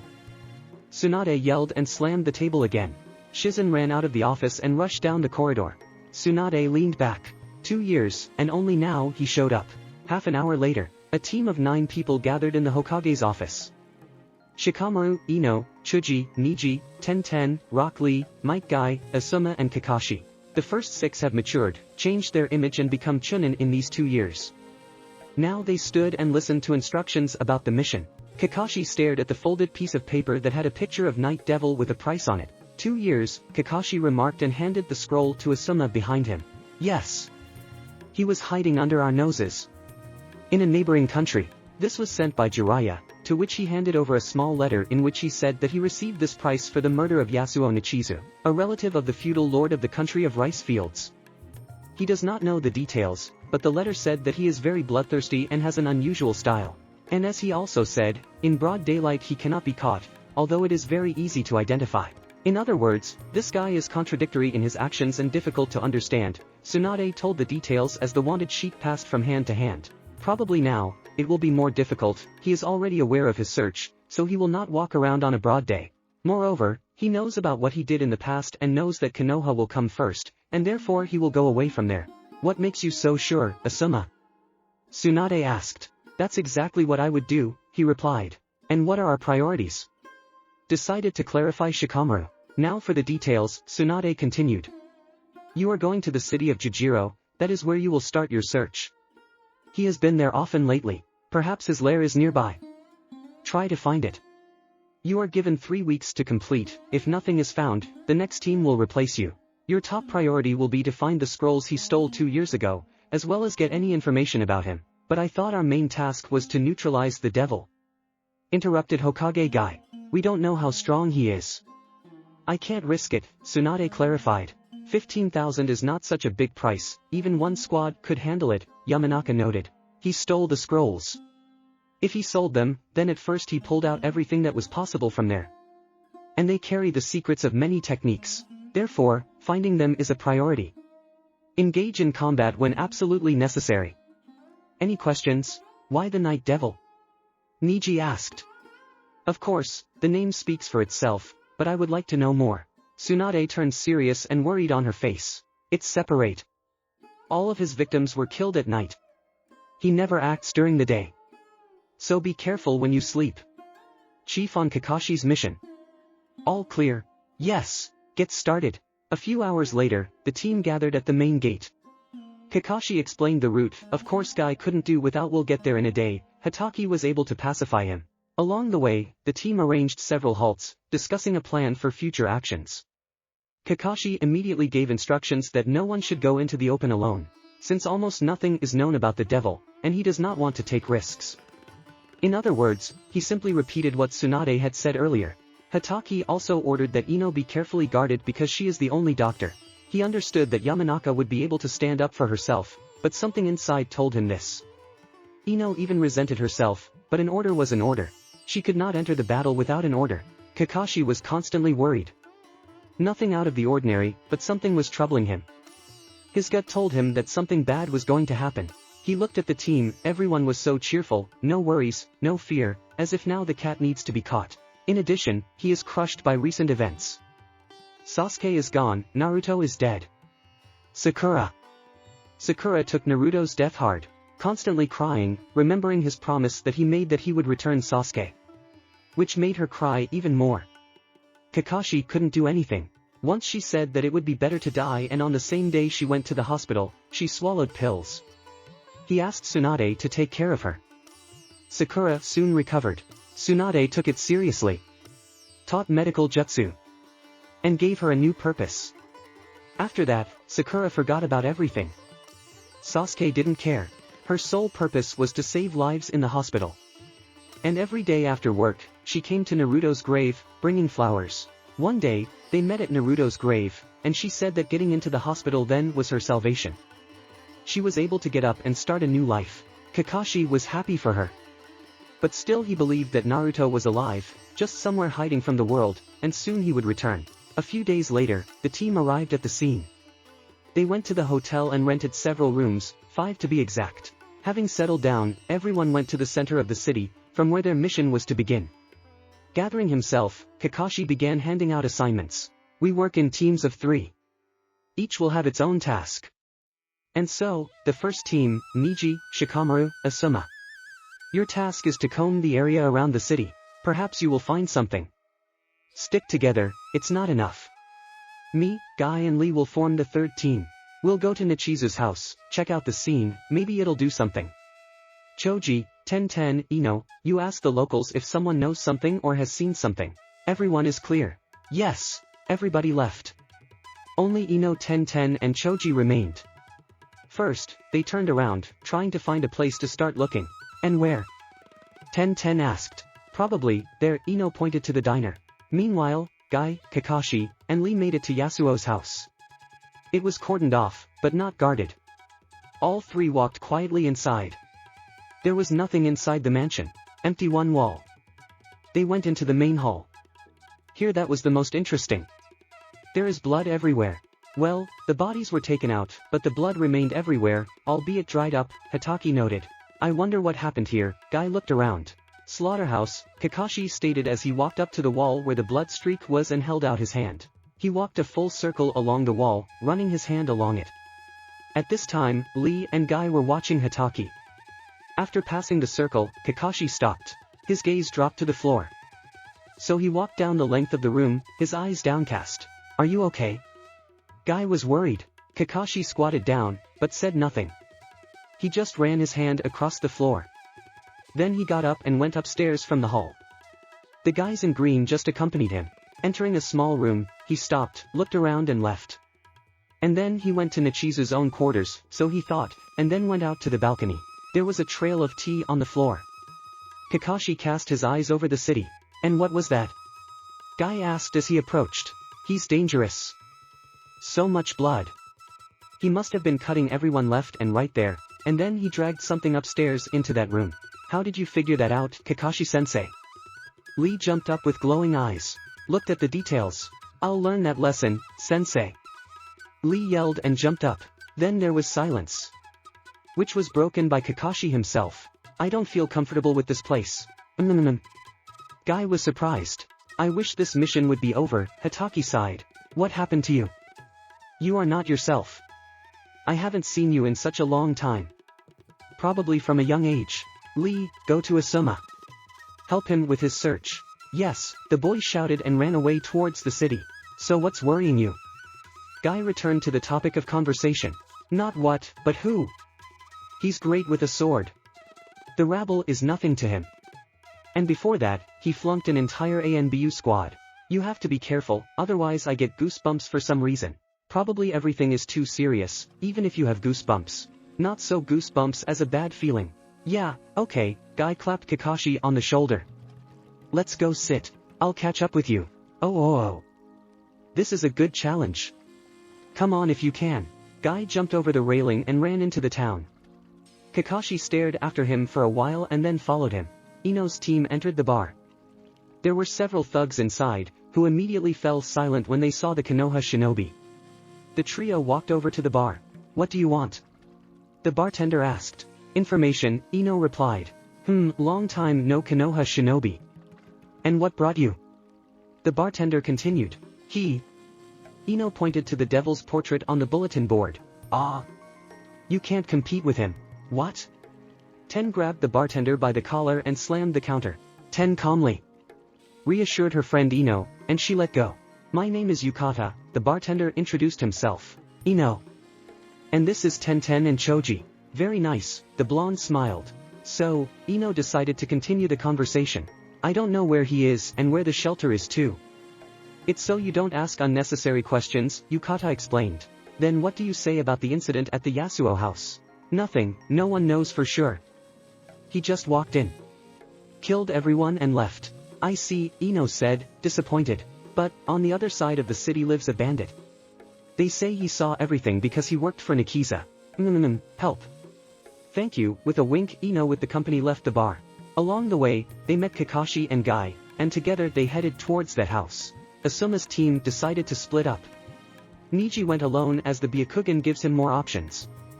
And Asuma and Shikamaru are alone, since 4 eyes are better than 2. They rode all the way, but found nothing.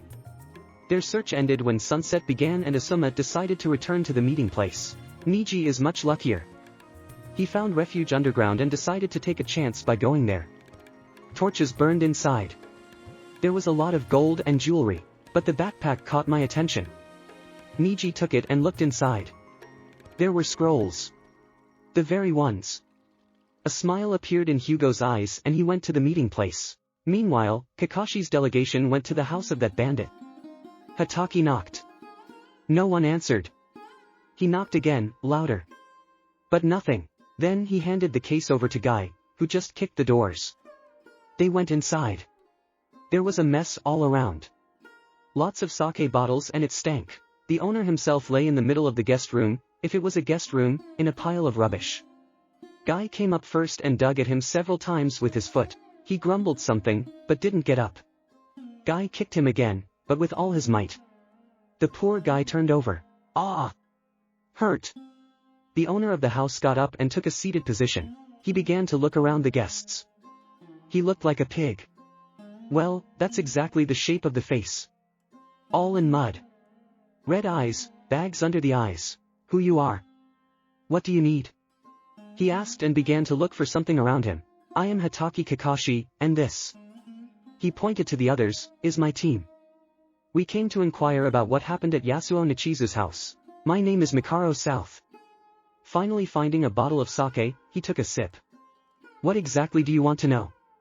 So asked calmly. You are not embarrassed by our presence? Kakashi was surprised. Not at all. Nothing surprises me after what I saw. He took another sip. His hands shook for a moment, but he only tightened his grip. He was being held hostage. Mikaro began the story. How he got out I have no idea. But I can say one thing for sure, it was supposed to be dawn soon. Yasuo loved this natural phenomenon and watched it. At that moment, the devil appeared. He plunged his sword into Nikiza. He fell off the balcony. As soon as we saw this, without thinking, we ran into the house to take everything of value. This is where it started. He overtook us when we were in the hall. His eyes were red. Sharingan? Interrupted Hataki. No. Not Sharingan. It was not a technique. He swallowed a lump.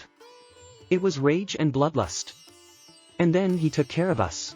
Flashback. The first bandit rushed at the devil, but he simply took a step to the side and cut off his hand and then his head with 2 quick movements. The next attacker was pierced in the stomach with a sword, and opened his mouth to scream, and then the devil stuck the sword into his stomach. Then he cut off the leg of the next one. Everyone froze. The devil, filled with rage, went and killed. He plunged his sword into the neck of the next, and with a sharp movement drew out the weapon and cut off the legs of the enemy standing behind. He fell, and the devil finished him off, cutting his head in half. The next one got off with a pierced chest, and then everyone started running. But those who ran near the devil lost their legs, arms and heads. The devil was a meat grinder that shredded everyone. END flashback, and only I managed to escape. Kakashi looked at the faces of his comrades. They froze in horror. Thank you, Kakashi stood up. Excuse the door. Never mind. The team made their way to the exit and then to the hotel. A surprise awaited them there.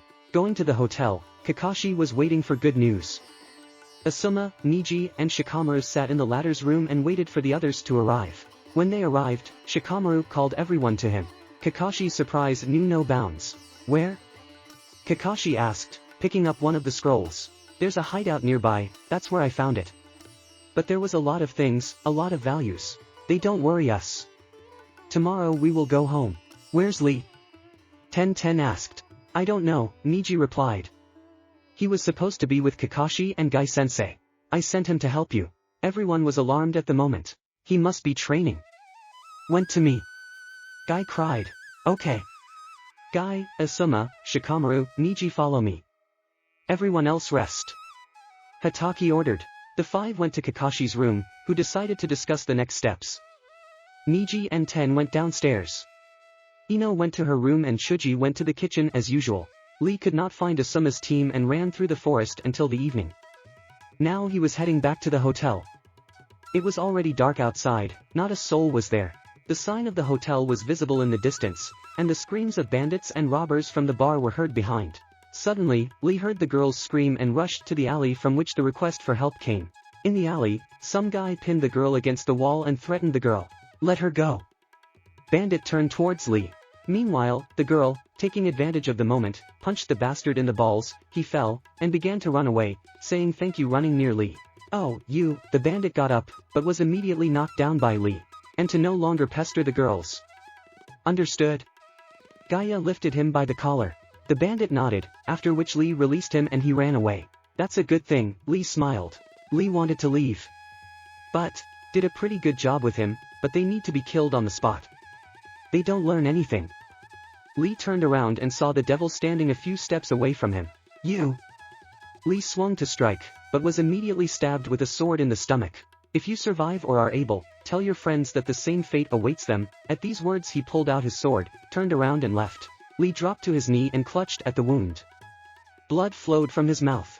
Ten and Niji sat downstairs at the entrance. Ten looked at some magazine. Niji leaned on the back of the chair and tapped his fingers on the armrest. This went on for a while until he got up and headed for the door. Where are you going? Ten asked, setting the magazine aside. I'll go look for Lee, he's been gone too long. Hugo stopped at the door. I'm with you. Ten rose from her chair. At that moment, the door opened for Niji, and he saw Lee holding onto the wound in his stomach and staggering on his feet. Help me, he croaked and began to fall. Niji immediately grabbed it. Ino! He shouted, which the whole hotel and not only the hotel heard, trying to pull Lee inside. Ten took Lee from the other side, helping to carry Niji. In a minute, Ino ran out with wet hair and screaming. What the hell or, then this terrible picture appeared in front of Ino. Hurry up to my room. Everyone else ran out to the screams and was also horrified, but then they all together began to help Niji and Ten. As quickly as possible, they carried Lee into the room and laid him on the bed. Release his body. Ino commanded. Niji quickly unbuttoned the Chunin's vest and then ripped the tights off his body. Ino came over. Her hands glowed green and she placed them on Lee's wound. For a while, everyone stood and watched. And then Guy could not stand it and rushed somewhere. Kakashi realized where he had gone and ran after him. He caught up with him already on the street. Stop, Guy. Kakashi tugged at his friend's shoulder. Don't hold me. I'm done with all this now. Guy waved. You cannot do it this way. One by one he will kill us all. Kakashi tried to convince. Don't care. I'll finish him there and put an end to this. Guy hurried off down the main street. And how will you find it? Kakashi asked after him. He will find me. Stop. Kakashi yanked himself in front of Guy. Lee is not dead. No need to take revenge. The main thing now is to stick together. We'll catch him. Okay, Guy turned around and went to the hotel. They went back to Lee's room.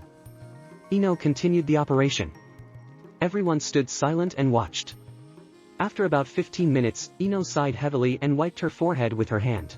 Everything, Yamanaka was joyful. It's good that the injury was not so serious. He will be all right. She turned to everyone. He needs rest. At least a few days. He's lost too much blood and needs to recover. So we'll have to stay here for a while.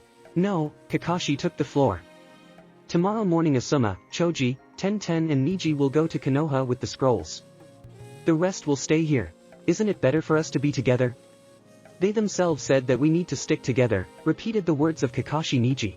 Yes, but with these scrolls we are in greater danger. Therefore, we need to quickly deliver to Konoha. I agree with Niji, it's a risk and a big responsibility. Supported Asuma Niji. Then you take all but one. One will remain with Kakashi-sensei. In this way, we somehow protect ourselves, at the same time we endanger ourselves. Sticking to the heap is also not an option. He will find a loophole and then suffer more. As well as one by one. Any option is dangerous, we do not know which one is correct. But let's test it by choosing one, Shikamaru mused aloud. So, what do you suggest? Asuma asked. One remains, the rest you will deliver. That's all. Nara posted the idea. So be it, Kakashi agreed. Everyone, get out of here. Ino screamed. Set up a market here. Does need rest. I'll stay, Guy stepped forward. Well, call if anything, and you are on the way out. Ino started pushing everyone out the door, and she was the last one out. And where should we go? Yamanaka suddenly asked as she left the room. Go with Ten and I'll go to Asuma, Kakashi suggested. Okay, Ino grabbed Ten's hand and they started walking. The rest also dispersed. Shikamaru and Chuji in one, Niji in the other. Kakashi and Asuma went outside. There, Asuma opened a new pack of cigarettes and lit up. For the first time today, Asuma remarked as he exhaled smoke. Be careful tomorrow. Don't worry Kakashi, everything will be fine. We will deliver them, Asuma exhaled smoke again. Fine. They stood like that for a while. Asuma finished his cigarette and went inside. Kakashi stood like that for 10 minutes. And also went to the hotel. The morning was good. There wasn't a cloud in the sky. Only the sun was gaining momentum and more hot. Kakashi followed the team. Kakashi sent a letter forward, and then the team moved on. It was hot. I had to do a lot of halts. By noon they were well advanced. There was only one day left to reach the border. They moved along the river, but then the river ran underground. Asuma decided to head towards the road. And so they did. Suddenly, along the way, something alarmed Niji and in a minute he realized something was wrong. To the side. The team rushed in different directions. There was an explosion. I thought you'd get caught. The devil landed on the wreckage. Asuma took out his brass knuckles. Niji narrowed his eyes. Ten pulled out the scrolls. Chuji clenched his fists. Get out of my way. Asuma commanded. Give me what the boy with the Byakugan has in his backpack. Where are you from? The devil grabbed his sword, pulled it out of its scabbard and charged it with wind chakra. The scrolls, repeated the apostate. No, Asuma replied.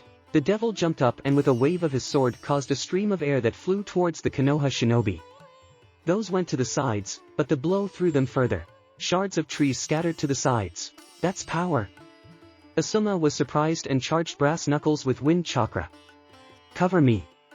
Choji, Niji, Ten. Kakashi stood on the roof of the hotel and watched the sun go down. Not much, but still he was afraid for the team. Both those who went to Konoha and those who were inside the hotel. Lee got better, according to Ino. And everything seemed to be coming to an end, but a bad feeling did not leave him, as if something was going to happen very soon. He felt the same when his friends died, but then he did not show it. It was the same when Naruto died. And now again. But he just pushed those thoughts aside. Now he stood and did not think about anything, but only looked at the sunset. The sun went below the horizon. The trees cast their shadows, and the last rays made their way through them. The devil stood in front of Asuma unharmed, or almost unharmed. Asuma also stood, but his face showed how much he was in pain and how he endured pain. A wound oozed in his right side, not deep, but it was enough. Somewhere off to the side lay Niji, leaning against a tree and holding on to his right shoulder, which had been pierced through. Somewhere beyond, Ten and Chuji lay, unharmed but unconscious. Asuma gripped his brass knuckles tighter, the devil gripped his sword. Sarutobi understood now or never and rushed forward. The devil threw the sword up. The sword flew up, spinning slowly over the heads of the renegade and Jonin. Asuma was already approaching, already raised his hand to strike and already sent it to the opponent's head, but in a second, only something black flashed before his eyes and there was no one there. And in the same second, a blow from above followed, with a kick to the head. Asuma took a step and, losing his balance, fell. But he did not lie down and immediately began to rise. Lie! A scream sounded, and someone's foot pinned Asuma to the ground. Don't squirm. After that, another blow to the head followed, after which Sarutobi already passed out. The devil looked at Asuma's face, all covered in blood and swollen. Then he looked around as if looking for someone. Around fallen trees, and a lot of chips. Finally, he spotted Hugo and followed him, dragging the blade of his sword along the ground. Niji tried to get up, but it looked pathetic. Somehow he succeeded. In an instant, he was grabbed by the throat and pressed against a tree behind. Scrolls. The devil brought the blade of the sword to Niji's right eye. Hugo was silent. The renegade turned his sword in his hand and stabbed the hilt to the stomach. Niji doubled over. Bastard! Niji hissed. And what did you think? The devil cut off the straps of the backpack with one movement and took it. The apostate climbed up the tree, where he opened the backpack. There were scrolls inside, but not all. The devil closed the backpack. Where are the others? That's what I told you. Niji hissed. The renegade descended and checked the packs of the others, just in case. There were no scrolls anywhere. The devil just scratched the back of his head and looked at Niji again. He continued to stand on all fours. Then the apostate reached into his pouch and pulled out a small pouch. Take these pills, it will muffle the pain for a while. The devil dropped the bag and it fell in front of Niji. For what? Hyuga asked.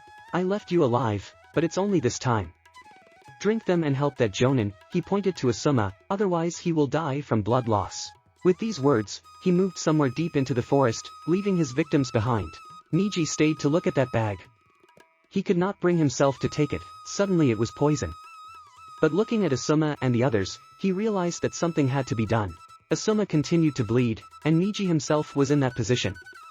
But there were Ten and Choji who were simply knocked out for a long time. There was no time to think. Niji took the bag and opened it. Inside were small black pills. Niji took one and swallowed it, then simply lay down, holding on to the wound in his shoulder. After a few minutes, he began to feel a surge of strength. The pain went away little by little. Clenching his fists, he tried to get up. Of course, it didn't work the first time, but it did. He walked slowly, holding on to the wound. Still, the pills stopped the pain, but not the bleeding. When he reached 10, he fell on his knees in front of her. He wanted to get a flask of water, but remembered that the devil had taken the backpack. But then he immediately remembered that 10 also had a flask. He took her backpack, which lay nearby.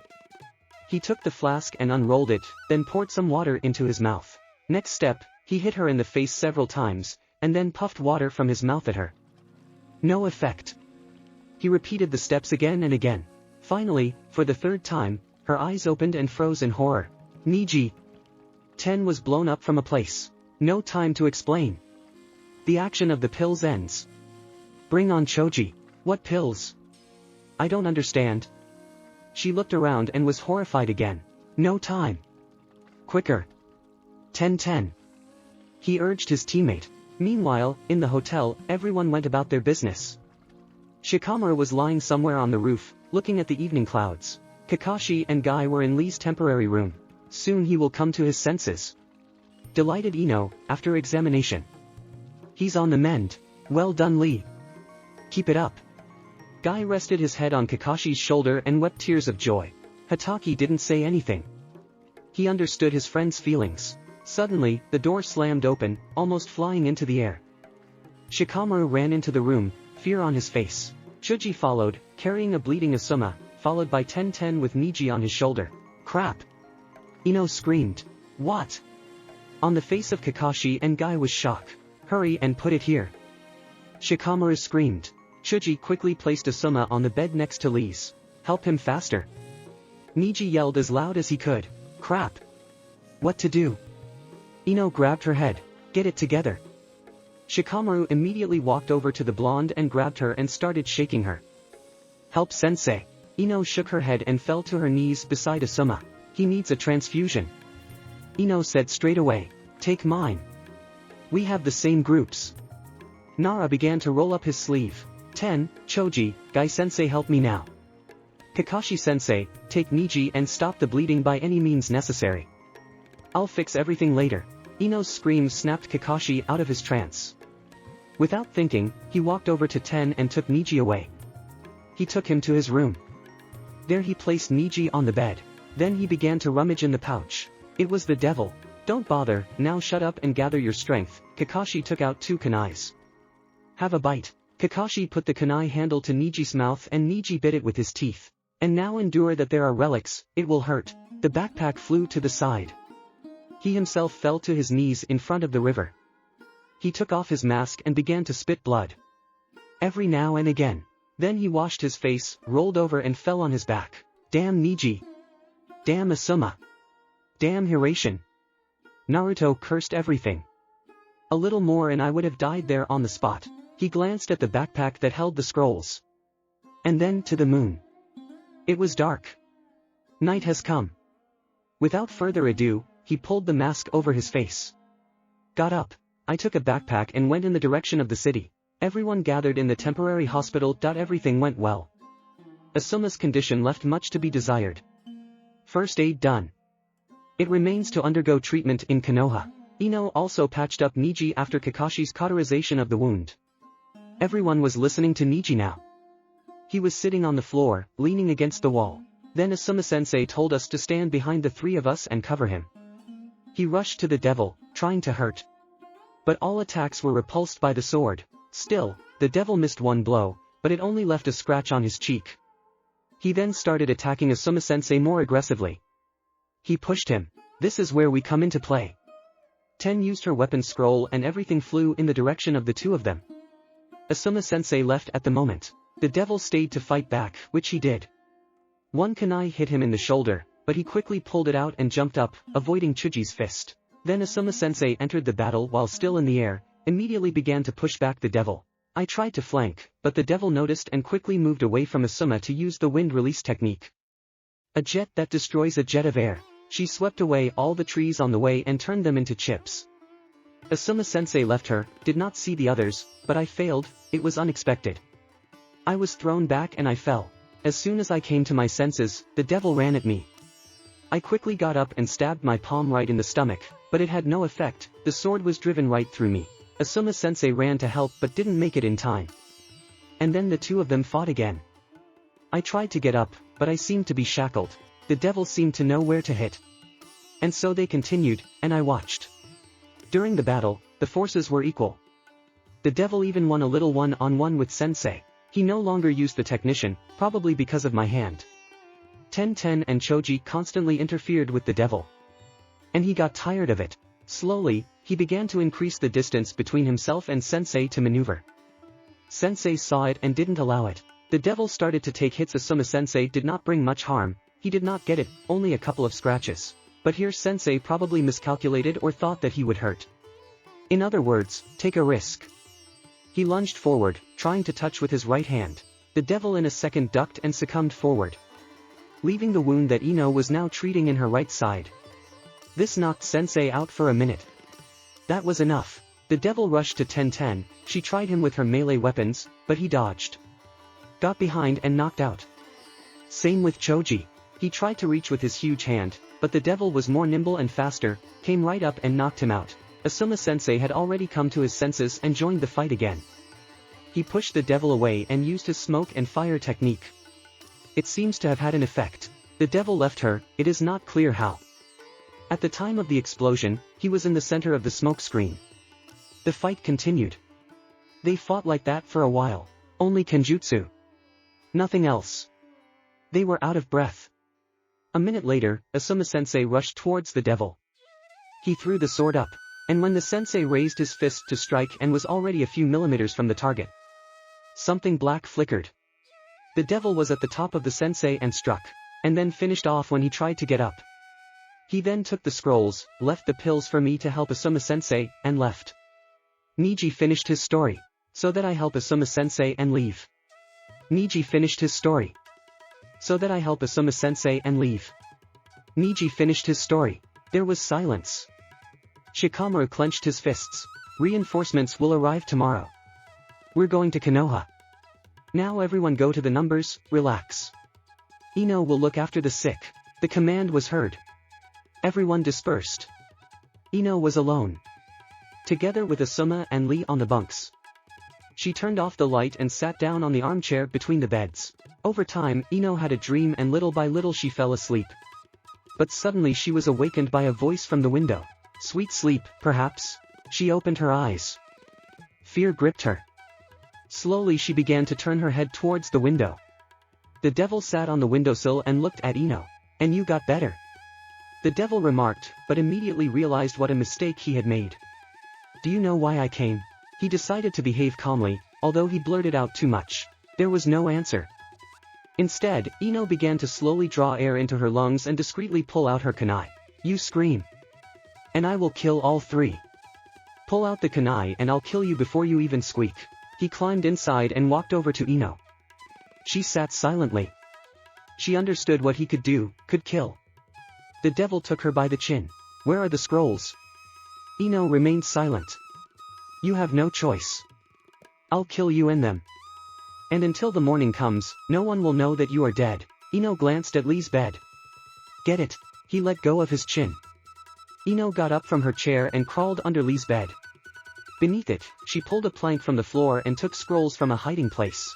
Then she slowly got up and handed the scrolls to the devil. He opened one of them. He wasn't fake. This time, Kakashi's unpredictability played into my hands. At that moment, he heard footsteps down the corridor. I have to go. In one motion, he knocked out Ino and headed for the window. As he was about to get out, he heard the door open. He turned and saw Kakashi. See you. The devil said goodbye and jumped out the window. Kakashi ran to the window and only saw the devil leaving. Then he shifted his gaze to the sleeping patients and the knocked out Ino. And then he turned his gaze back to the devil, who immediately disappeared. Crap! Hatake cursed and slammed his fist on the windowsill. Old problems. Part 2. Chase. Naruto sat in his hideout and chose the smallest and for which they would give a lot of money. He couldn't take everything. Besides, Konoha's reinforcements were due to arrive soon. He took several necklaces and valuable rings. When he was convinced that he had taken everything he needed, he began to mine the lair. He placed several explosive seals, disguising himself in the process. Anyone who enters here will activate the trap. After making sure that everything around was in order, he set off on his way. At this time, the city was preparing to transport the wounded. The team was waiting for reinforcements, or rather Kakashi. Everyone else was inside and preparing the wounded. And so they waited. The first to arrive was an ANBU squad led by a shinobi in a bear mask, with an ANBU in a boar mask, lizards, and foxes. Nice to see you, dog. The former teammate addressed by call sign. NIU Brown. They embraced. The Hokage has called you. Yes. We are here to explore the lair and find it. Bear explained. Only you. No, there's another team behind. I don't know about their purpose. So, the lair is in the north. Underground. But be careful, otherwise there is little, Hatake warned. You know us. Then we'll go. The bear gave a signal and all three of his teammates followed him. Kakashi didn't have time to look away from the ANBU when Kiba, Shino, Hinata, and Shizen arrived. The guys have changed. Kiba started wearing gray pants and a jacket. Akamaru has grown so much that Kiba could sit on him. Hinata was wearing a pink jacket and black pants, her hair was longer, right down to her waist. Shino wore a green jacket, a hood over his head, and black pants. Why so many people, Shizen-san? Hokage-sama decided not to send the ANBU themselves. These three will help you. Who will go with them is up to you. I have to transport the wounded. I understand. Therefore, I will go. It will be awesome. It's been a long time since I've been on a mission with Kakashi-sensei. Kiba was overjoyed. I'm afraid it's not as easy as it seems. He's dangerous, Hatake warned. How dangerous? Hinata asked with a tremor in her voice. 3 of our wounded. That speaks volumes, the copier replied. We have to be careful, Shino concluded. Where are the wounded? Shizen asked. At that moment, the doors of the hotel opened. Shikamaru and Guy stepped out of them, carrying the unconscious Asuma on a stretcher. Behind them are Ten and Choji with the stretcher Lee was lying on. Ino followed, helping Niji walk. You? Niji was surprised. We have come to finish your business, Inuzuka decided to show off. Good luck. Wished Niji passing by. Then we go. Take care of them, Shizen-san. Team, follow me. The team with the wounded moved on. Team Kakashi in the other direction, following the trail that Kiba and Hinata were laying. At this time, the ANBU team had already overtaken the Devil's Lair. And they stood near the entrance. Someone is now going down inside, examining and giving a command, after which the others come in. The ANBU in a bear mask explained the plan. Who will go? I'll go, the boar-masked shinobi volunteered. Okay, be careful. Yes, the boar went down. It was dark. He took out a lantern and began to slowly, unhurriedly bypass the shelter, looking for a trap. There are many valuables here. He must have left them. Shouted the ANBU officer. And also, at that moment everything began to hiss around. There are explosive seals here. The ANBU officer rushed to the exit, but it was too late. The team upstairs also tried to escape, but did not have time. There was an explosion. Everything that was inside rose into the air. Trees fell all around. ANBU scattered. A few minutes later, the team captain came to his senses. His leg was crushed by a tree, possibly a fracture. He looked around and was horrified. What was inside was torn apart, some pieces lying around. The one in the lizard mask, the tree crushed his head, making a chop out of it. He lay a few meters away. The one in the fox mask lay nearby, but was unconscious and the captain had no idea if he was alive. From the hole that was the result of the explosion was a large column of black smoke. The bear continued to lie. He couldn't get out, and there was no point in screaming. He remained lying, waiting for someone to come. Team Kakashi moved forward. They attacked the Devil's Fresh Trail. According to Hinata, he is about half a kilometer away from them. Kakashi ordered to pick up the pace. Hinata began to notice how their distance was decreasing. We almost caught up with him. Hinata shouted, we need to add more. Kakashi lifted the protector from his left eye, showing his seriousness. The team stepped up. And every minute they were getting closer. And now you can see his back in the distance. Shino! Kakashi shouted. Shino held out his hands. Beetles flew out of his sleeves. They got ahead of Kakashi's team and overtook the devil blocking his path. He stopped. He turned around slowly. A team landed in front of him. Kakashi Hatake, Hyuga, Aburame and Inuzuka with their mongrel. What you said? Kiba twitched, accompanied by Akamaru barking. What did you hear? The devil looked at the beetles behind. Kiba, don't rush forward. He provokes you on purpose. Kakashi stopped his partner. Maybe we will part in peace. What do you want from these scrolls? The devil spread his hands. I guess you know the answer. Kakashi tuned in. Okay, Naruto pulled out a kunai and plunged it into the tree he was standing on. Let's get started. He began to quickly fold the seals. Fire release, large fireball. The devil abruptly turned 180 degrees and released the ball at the beetles behind. They scattered. Getsuga. Naruto grabbed his sword and pulled it out of its scabbard, then jumped up, moving away from Getsuji Kiba. He then passed wind chakra through the sword and blocked Gatsugu Akamaru. They were thrown in different directions. Akamaru landed. The devil fell. Kiba decided to take advantage of this and turned his Gatsugu directly on the renegade. The devil noticed this. He threw the sword up and began to fold the seals. No sooner had Kiba reached the target than he was shot down by air bullets. The devil landed and immediately grabbed Hinata's hand with his own. It won't work the second time. Getsuga. Kiba came to his senses and, together with Akamaru, continued their attack. The devil quickly pulled Hinata towards him, hiding behind her body. At the last moment, Inuzuka and Akamaru managed to move to the sides, but at the same time they drove hard into the ground. The apostate took advantage of this and, with one somersault, ended up near the sword, which fell nearby. 64 touches of heaven. The devil did not have time to dodge, so Hirashin used it. Before Hinata's eyes, something black flashed, and then the devil disappeared. He appeared near the kunai that was stuck into the tree at the very beginning. And then I heard the bird singing behind. It was Kakashi with the Chidori behind him. He's been waiting for the devil there since the beginning. He knew the renegade didn't just stab the kunai. The devil quickly let the wind chakra into the sword, and then sent it behind him without turning around, blocking Kakashi's technique with the sword. That's when Hinata ran into him. He dropped his sword and pushed forward hard, leaving Kakashi behind. Wind release, airflow. He blew out the air, and all the power of the technique pierced into Hinata. It flew back through the branches, but Kiba managed to catch it. At this time, the devil was surrounded by Shino's bugs. The devil was falling, and they were approaching him. Shadow cloning. 3 clones.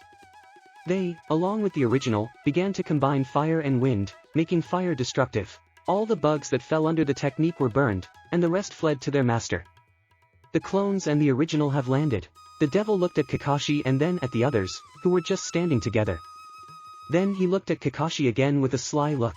Kakashi noticed this, but did not immediately understand. Only when the devil with the clones directed their gaze at Kiba, Hinata and Shino, he understood everything and rushed to them. The clones and the original again combined wind and fire, fireball and air current techniques. She rushed at the 3 shinobi and the dog, destroying everything in the way. Trees and grass turned to ash. Team No. 6 There was nowhere to run, but then Kakashi appeared in front of them. Water release, water wall. He put his hands forward and a huge wall of water grew in front of him. The devil technique met with Kakashi's.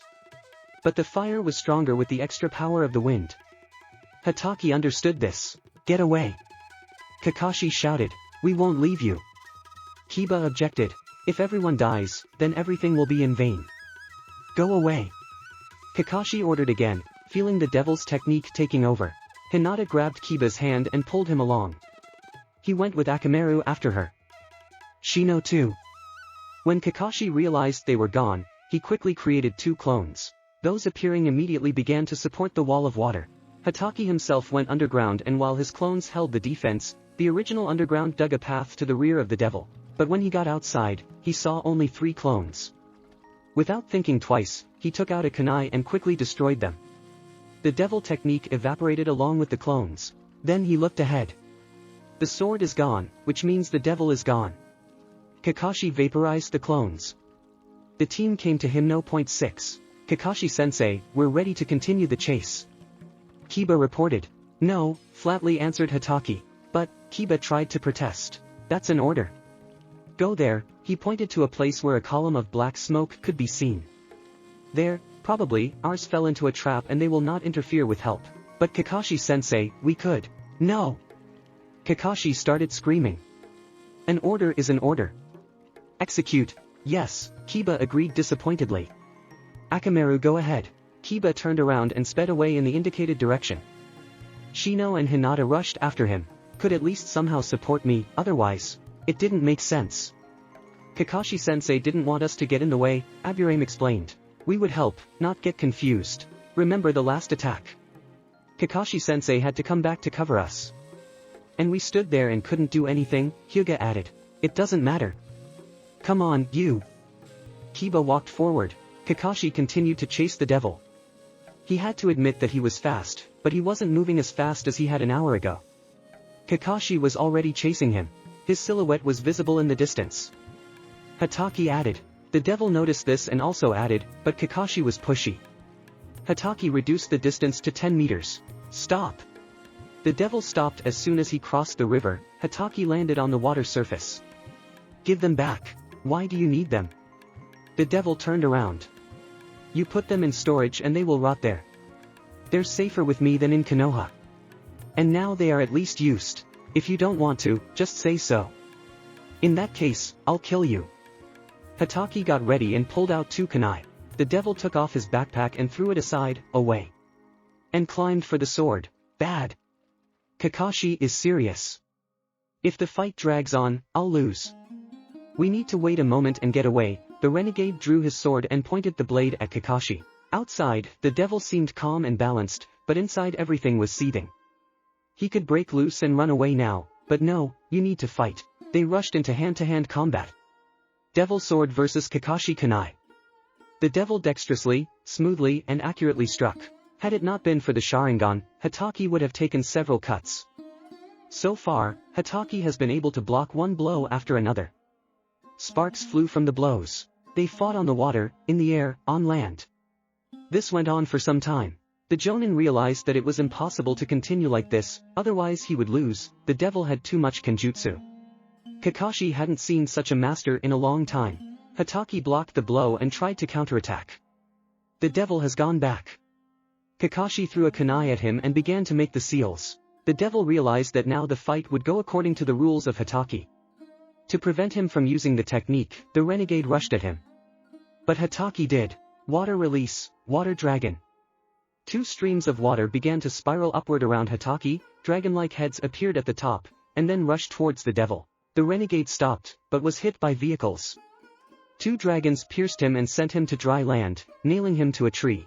Once the technique was gone, the devil quickly got up and shoved his sword back into its sheath. He ran, folding the seals. Wind release, vacuum bullets. Small projectiles flew at Hatake, but with the Sharingan, he dodged them all. Then an apostate caught him and tried to get him with a sword. Kakashi stepped back, the blade passing before his eyes. In the next moment, the stream of air blew Hatake to the other side. He sent the ash-haired one into the depths of the forest. This gave me time to catch my breath for a few seconds. A fireball flew out of the forest, the devil answered with his own. The technicians collided.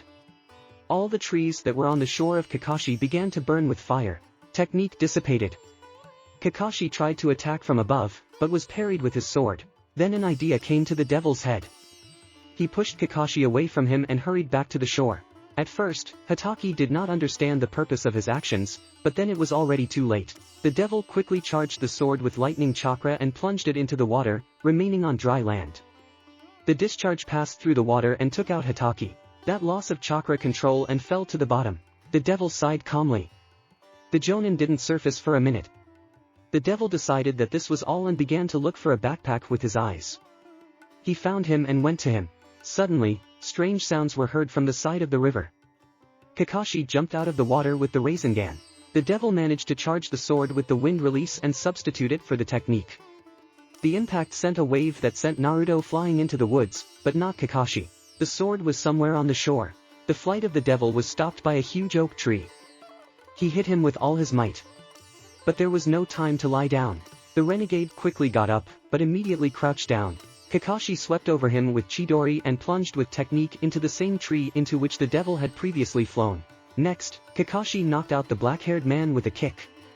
Kakashi extended his hand from the tree.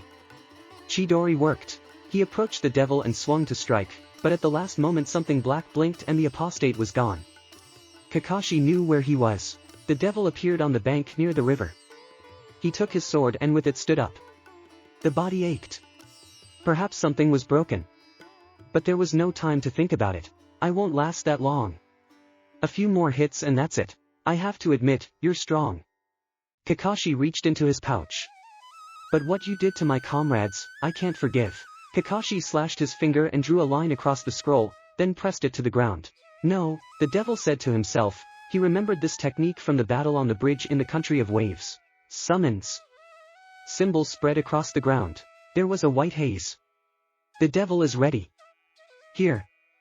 A dog jumped out of the smoke, the devil hit him with a hilt. The next one tried to grab the renegade by the right hand, but he prevented this from happening with a fist from his left hand. Then the dog broke out of the ground and tried to bite his left leg, but the devil removed his leg from danger. Then the dog bit his right hand, the apostate tried to hit him, but the next one bit him on his left leg. The dogs ran in and began to bind the devil with their teeth. They have sunk their teeth everywhere. Arms, legs, shoulders. The devil could not stand it, the sword fell, he himself fell to his knees. The dogs squeezed painfully, but the worst was from a large brown dog that sank into his left shoulder. The devil clenched his teeth in pain. Blood began to flow through the body. Kakashi slowly approached, creating a Chidori. You lose. Now I'm done with this. Hatake was still coming up. If you kill now, you will regret it later. Huh. The devil was breathing heavily. No, I won't. The devil closed his eyes. He took a deep breath and prepared to die. Everything around became calm. The sound of leaves, the singing of birds, the flowing river and the sound of a burning tree behind. And then he remembered a thing. He can't die like this. He abruptly opened his eyes and looked at Kakashi. It's not over yet. He blew out a stream of air that sent Kakashi to the nearest tree. Through the pain and through the cant, the apostate began to bring his hands together to fold his index and middle fingers crosswise. And so he succeeded. 3 clones appeared, as weak as the original, but they were able to injure several dogs and force everyone to let go of the original's body. The original gathered all his strength, grabbed his sword and backpack, then ran along the river. The clones threw smoke bombs. Kakashi had already come to his senses and, together with the dogs, gave chase. Let's. Body. Move. The pain overwhelmed the devil, but he fled with his last strength. Blood flowed down the body, leaving a trail. He heard the dogs running behind Kakashi. He could feel them almost breathing down his back. Suddenly he heard a sound. Waterfall. It was close. A few meters and here it is, a cliff and a possible rescue. He collected everything that was left in him and jumped onto a stone in the middle of the river at the edge. As he landed, he turned around to see Kakashi already catching up to him. Stop! Shouted Hatake. The devil did not react, but simply took a step back into the void. He fell. Hatake ran to the edge. The height was rather big, and the devil was no longer visible. He was swept away by the current, Pakken stated. Pakken, go to Konoha and tell them that I followed the Night Devil's trail. The secret of the Kenjutsu scroll. There was a small cart on the road. Her grandfather was riding with a gray beard and the same gray hair. He was a simple peasant. He slowly urged the horse on. To the left were huge fields that stretched for miles in all directions. The river flowed to the right. Its course was slow and calm. Suddenly, on the shore, he noticed that someone was lying. He stopped the horse and got off the wagon. He approached the man. It was a boy dressed in all black and with the same mask on his face. He had a backpack on his back, and he himself was bleeding from numerous wounds. The old man looked at him. It's you. The boy's grandfather found out. What happened to you? He sat down and checked the pulse on his neck. Alive, the old man tried to lift the baby, but he was a little too heavy to pull to the wagon. Therefore, the grandfather decided to fit the wagon to him. He quickly ran to the wagon and jumped on it. Taking the horse by the reins, he steered it towards Naruto, driving as close as possible. The grandfather got off the wagon again and tried to pick Naruto up and throw him onto the wagon. With a lot of effort, he succeeded.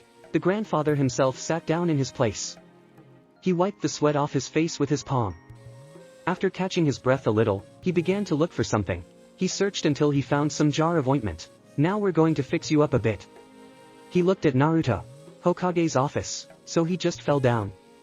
Fifth folded her hands. Yes, answered Pakken sitting at her table.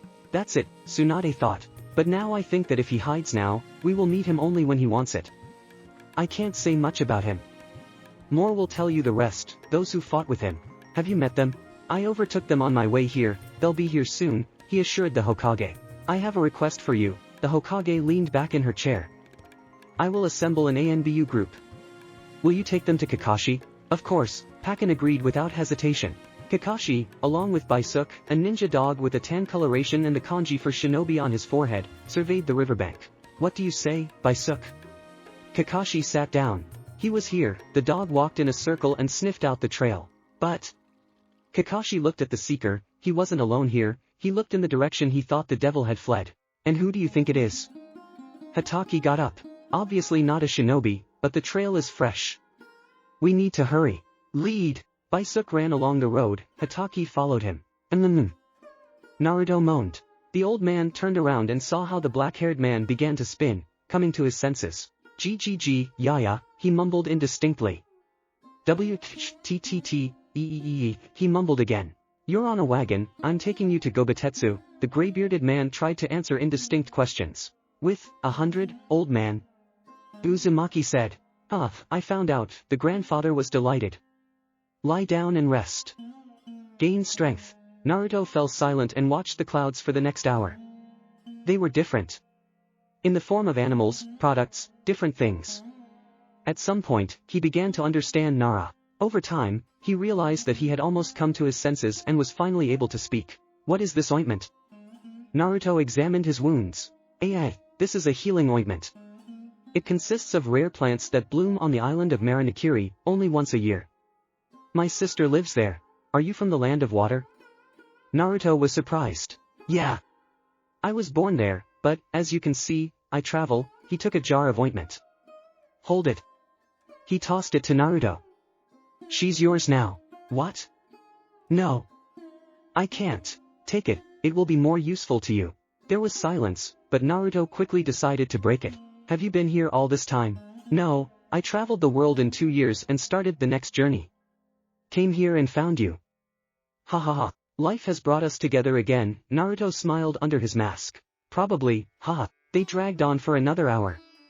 Everyone told what they experienced. They laughed most of the way. But all good things come to an end. And so they nailed to Gobitetsu. Naruto wanted to pay the old man, but he refused this time as well. They said goodbye and each went his own way. Naruto went to the pawn shop. There he handed over the ring and received a good sum for it. Then he went to a clothing store, where he updated his wardrobe, or rather bought the same thing, only new, black t-shirt, vest, pants, mask. Then he went and rented a hotel room for the night. Lying on the bed of the room, he thought. His condition was better thanks to the old man's ointment. He looked at the ceiling and realized that he was weak. Kakashi is far from a match. The Uzumaki sat on the edge of the bed and began to read the Kenjutsu scroll. It was getting dark outside, so he turned on the desk lamp and continued reading. Naruto was reading, every character was familiar, every word. He read it over and over. Finding nothing, Naruto threw it aside, the scroll fell right on the lamp. Crap! He looked at the scroll and was surprised, because of the light of the lamp, hidden symbols were visible at the end of the scroll, where it was empty. He carefully took the scroll and began to read the hidden characters. Land of Iron. Temple of Steel. Naruto rushed to his backpack and pulled out a map. The city was a few kilometers from the border, and the temple itself was in the northeast of the Land of Iron. He tucked the map and scroll back into his pack, switched off the lamp, and slung the pack over his back. I will not hesitate, the body still made itself felt. But we must go. He opened the window and jumped out and ran towards the border. An hour later, Shinobi and a dog were moving across the rooftops of the town. It was Kakashi and Baisuke. They ran home, and the ninja dog carefully sniffed everything. They stopped on the roof of the hotel. Baisuke made 2 circles while pointing the direction. He was here the longest, but already alone. And then he headed over there. Baisuke pointed out the direction. But it's the Land of Iron, Kakashi wondered. Maybe he decided to leave this country, Baisuke suggested. Probably, he knows that they are following him and decided to hide. But fleeing to the Land of Iron, he sentences himself to death. Let's not wait. Follow him, Kakashi commanded. Morning. The next day. Hokage's office. Tsunade sat with a frown on her face, deep in thought. Hiration, elemental techniques and excellent mastery of Kenjutsu, 5th counted as she looked over the report. Who are you, Night Devil? Maybe you. No, Tsunade hit herself in the face several times and took out sake. She looked at the bottle and then put it back down. Then she rose from her seat and went to the window. We will stop you and return the stolen goods. Tsunade clenched her fists. 2 days later, Naruto was standing in the middle of the forest wearing a white cloak he had bought at the border. In his hands was a sword, blood slowly flowed down the blade and fell in drops on the white snow, giving it a red color. Around the Uzumaki were 3 samurai corpses, bleeding. 3 were already dead. Naruto shook his sword and then slid it back into its sheath. They asked for it. He moved on. Judging by the map, he was already close, but he was lucky enough to run into a samurai patrol and they considered him a threat. I had to fight. Samurai skillfully wielded swords, like Naruto, but lost. The Uzumaki moved slowly. It was a little cold. Legs were cold. The body has not yet fully recovered, but the surge of strength was greater than yesterday. Nevertheless, part of that regeneration remained and this could not but rejoice. But Naruto was dismayed by others if they were following on his heels. From time to time he looked back and saw the tracks left by him, but he was not going to do anything about it. The forest ended, and in the distance one could see something similar to a pyramid. When Naruto got closer, he saw steps. There were more than 100 of them, but they were about 10 meters long. He followed them up. The temple itself consisted of 2 pyramids, one in front about 100 meters high. There was a main entrance, and another 2 or 3 times larger than the first. Having mastered steps, Naruto has approached to the main entrance. In front of him were huge doors 5 meters high and 10 meters wide. They depicted 2 dragons spewing fire, and at the point of contact of their fires was a symbol that looked like a whirlpool, like Konoha shinobi on their vests. Naruto went to the doors and opened them. There was a creaking sound. The doors opened and he stepped inside. Torches were lit all around, but inside there was nothing and no one. Naruto walked a little further and stumbled upon another door that was just like normal doors. He entered and stumbled upon another room. Here, corridors led left and right, and in front of him in the distance stood a statue of a samurai in a wolf skin, worshipped by monks dressed in grey robes and, as expected, all bald. Naruto took a few steps forward. At that moment, all the monks, and there were about 20 of them, got up. First, the one that was closest to the statue turned to him, as Naruto realized it was the main one, and approaching, bowed to the Uzumaki. Then everyone else also turned around and bowed. "My name is Kyoshi," said the chief. "I am the head priest of the Temple of Steel. I'm Naruto Uzumaki. I came here looking for something new." "What made you come here?" Kyoshi asked. "I lost the fight and realized that I need to become stronger.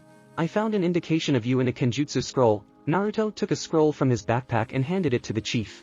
"Have you decided to take the test?" Kyoshi asked, taking the scroll. "What tests?" Uzumaki was surprised. "Everyone who comes here must pass a death test to show that he is worthy of owning the 3 artifacts. You must kill the 3 guardians and take their weapons," Kyoshi explained. "Do you agree?" Naruto looked at his hands and then at the statue. "I'm ready. I will pass the test." Uzumaki decided. "We have a chosen one." Kyoshi screamed. All the monks immediately turned to the statue and fell to their knees with their heads on the ground, except for Kyoshi. "Come after me." Naruto followed Kyoshi, passing by the kneeling monks. They approached the statue, and then went around it and ended up near the doors, on which a hammer was depicted. "You will fight the guardians. Each of the 3 guardians has a unique weapon. You must defeat them using only sword and Kenjutsu. No more tech. The punishment is death. The weapon of the defeated guardian can be used in the following battles. You can leave your things here." Naruto took off his cloak and backpack and placed it near the wall. Kyoshi opened the door and Naruto entered it. "Good luck, Naruto-san." The doors closed behind Naruto. It was a huge hall. Uzumaki moved on and saw a large, 2-meter-long, bald, muscular man standing in front of him. Dressed only in fur pants. He had dragon tattoos on his torso, chest, and shoulders. In his hand, he held a weapon with a 2-meter handle and a hammer the same size as Naruto himself. "I'm the first keeper. My name is Noboru." He introduced himself. "I'm Naruto Uzumaki." The devil drew his sword. "Let the battle begin," shouted Noboru. Naruto rushed at the bald one. The Uzumaki jumped up, trying to attack from above, but the blow was parried with a hammer. The devil jumped back. He gripped his sword tighter and charged at Noboru. Naruto tried to strike but was blocked. At that moment, the guardian swung his hammer and sent Naruto flying into the nearest wall. The devil got up and felt pain in his shoulder. The wounds were still making themselves felt. Naruto clenched his sword with both hands and let the wind chakra through. First, he created an air wave and sent it to Noboru, but he covered himself with a hammer and only drove a few meters. Next, the apostate quickly replaced the wind chakra with lightning and attacked the guardian with an elemental discharge. Here the hammer did not help and Noboru fell to his knees. Naruto tried to take advantage of this, but the bald man raised his weapon and slammed it into the ground. There was a shock wave, and then cracks on the floor.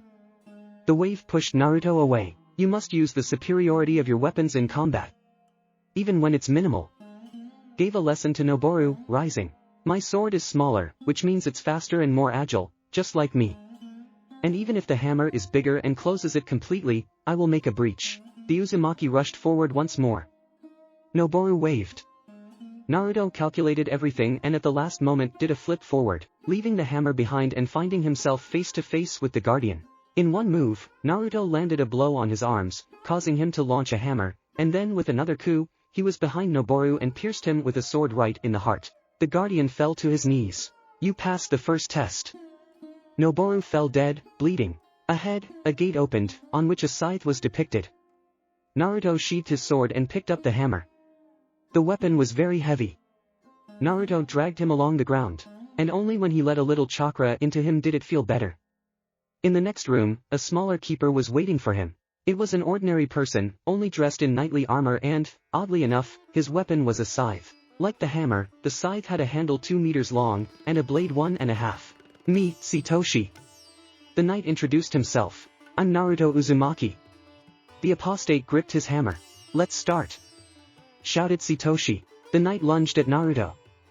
The Uzumaki thrust his hammer forward, blocking the scythe. Satoshi, taking advantage of the shape of his weapon and the fact that Naruto did not hold the hammer so tightly, sent Naruto's weapon to the side, and he sharply tried to attack with a scythe from top to bottom, but Uzumaki pulled out his sword in time and blocked the blow. Satoshi jumped back. Naruto decided to take advantage of this and rushed off to the hammer. He tossed the sword up and grabbed the hammer and, spinning around its axis, threw the new weapon at the guardian. He ducked and rushed over to Naruto. Uzumaki at this time grabbed his sword and, charging the sword with the element of wind, launched an air wave in Satoshi, but then the knight did the same. The waves met, and their combined power created a wind that rushed in all directions. Rivals dropped, but not far. As soon as everything calmed down, they ran one on the second, but Uzumaki cheated again and at the last moment simply jumped over Satoshi and ran to the hammer. The guardian also quickly turned around and ran after the Uzumaki. The devil ran up to the hammer and, turning around, threw the sword at the knight, but he repulsed it. This was enough for Naruto to pick up the hammer and throw it at Satoshi, who, without expecting this, got hit by a technique and was sent into the wall along with the hammer. Uzumaki quickly grabbed his sword and, running up to the guardian, finished him off. The next doors opened. Naruto shoved his sword back into its sheath and, with 2 new toys, headed towards the final test. The next room was like the rest. It had a guardian of average physical form, dressed in animal skins on his head, a red mohawk. In the hands of a large 2-handed sword. I am Naruto Uzumaki. The devil dropped his weapon and drew his sword. Kohiku. The keeper simply introduced himself. They rushed at each other at the same time. Their swords touched. The dance began. They jumped all over the arena. Naruto decided not to use the new weapon as he didn't know how to use it properly. The fight had been going on for 5 minutes, and they did not slow down, one after another striking. Sparks flew, they flew. But the chances were equal. Naruto, deciding to change the balance of power, began to use the element of wind and began releasing waves of air over and over again. But Kohiku blocked them. This could go on for a long time, but, stop! Kohiku shouted. You passed. What? Naruto didn't understand. You won. You are worthy. Kohaku walked over and knelt before Naruto, holding out his sword to him. Having passed the first 2 tests, you showed your qualities, and I had to evaluate them. The 3rd test does not always have to end in death. Naruto sheathed his sword and took the Kohaku sword. And yet, the keeper took out a scroll from behind his back. This scroll will teach you how to handle weapons. Thank you. Go and fight with dignity. Naruto returned to the hall with the monks, for Naruto to be exact, since Naruto could not carry all kinds of weapons alone. You passed. Kyoshi was delighted, but Naruto did not have time to say anything. Come with me. Naruto followed the leader. He led him back to the main gate, but turned right in front of them and a huge spiral door opened before Naruto's gaze. This is the door of the Uzumaki clan. It hides the secrets of your clan. The main wealth is hidden here. All you need is your blood. Naruto went to the door and cut his hand with a kunai before putting it against the door. The mechanism started and the door opened. Inside was a pedestal with a book on it. Uzumaki came up and put it in his backpack without reading it. Thank you. Kyoshi-san. Naruto stepped out and bowed. I can ask you not to reveal the secret of my identity. Everything that was in the temple remains in the temple, Kyoshi assured. Thank you, Kyoshi-san. Naruto left the temple with the clones. A snowstorm was starting outside, and below was a detachment of 100 samurai who were waiting for Naruto. Campaign they are going to avenge those 3, the clone with the hammer realized. Well, it's time to test out a new weapon. Naruto pulled his sword from its scabbard. Forward, big mission. Part 1, The New Ruler. Kakashi has been wandering around the land of iron for several days in search of the devil. Baisuk stated that they fell behind him for unclear reasons. The smell was gone, so they were looking for a lead. In the distance, Kakashi saw the flames of a fire, under the trees that were alone in the whole district in this snowy desert. They immediately went there. Beneath those trees was a small post of the country's samurai. There were 3 of them. Everyone was sitting and talking peacefully. They were dressed in standard armor, helmets were on the side. Seeing strangers in the distance, the guards quickly ended their conversations and put on their helmets. The chief of them stepped forward to meet the stranger. Who are you? The ringleader asked as soon as Kakashi approached, placing his hand on the hilt of his sword.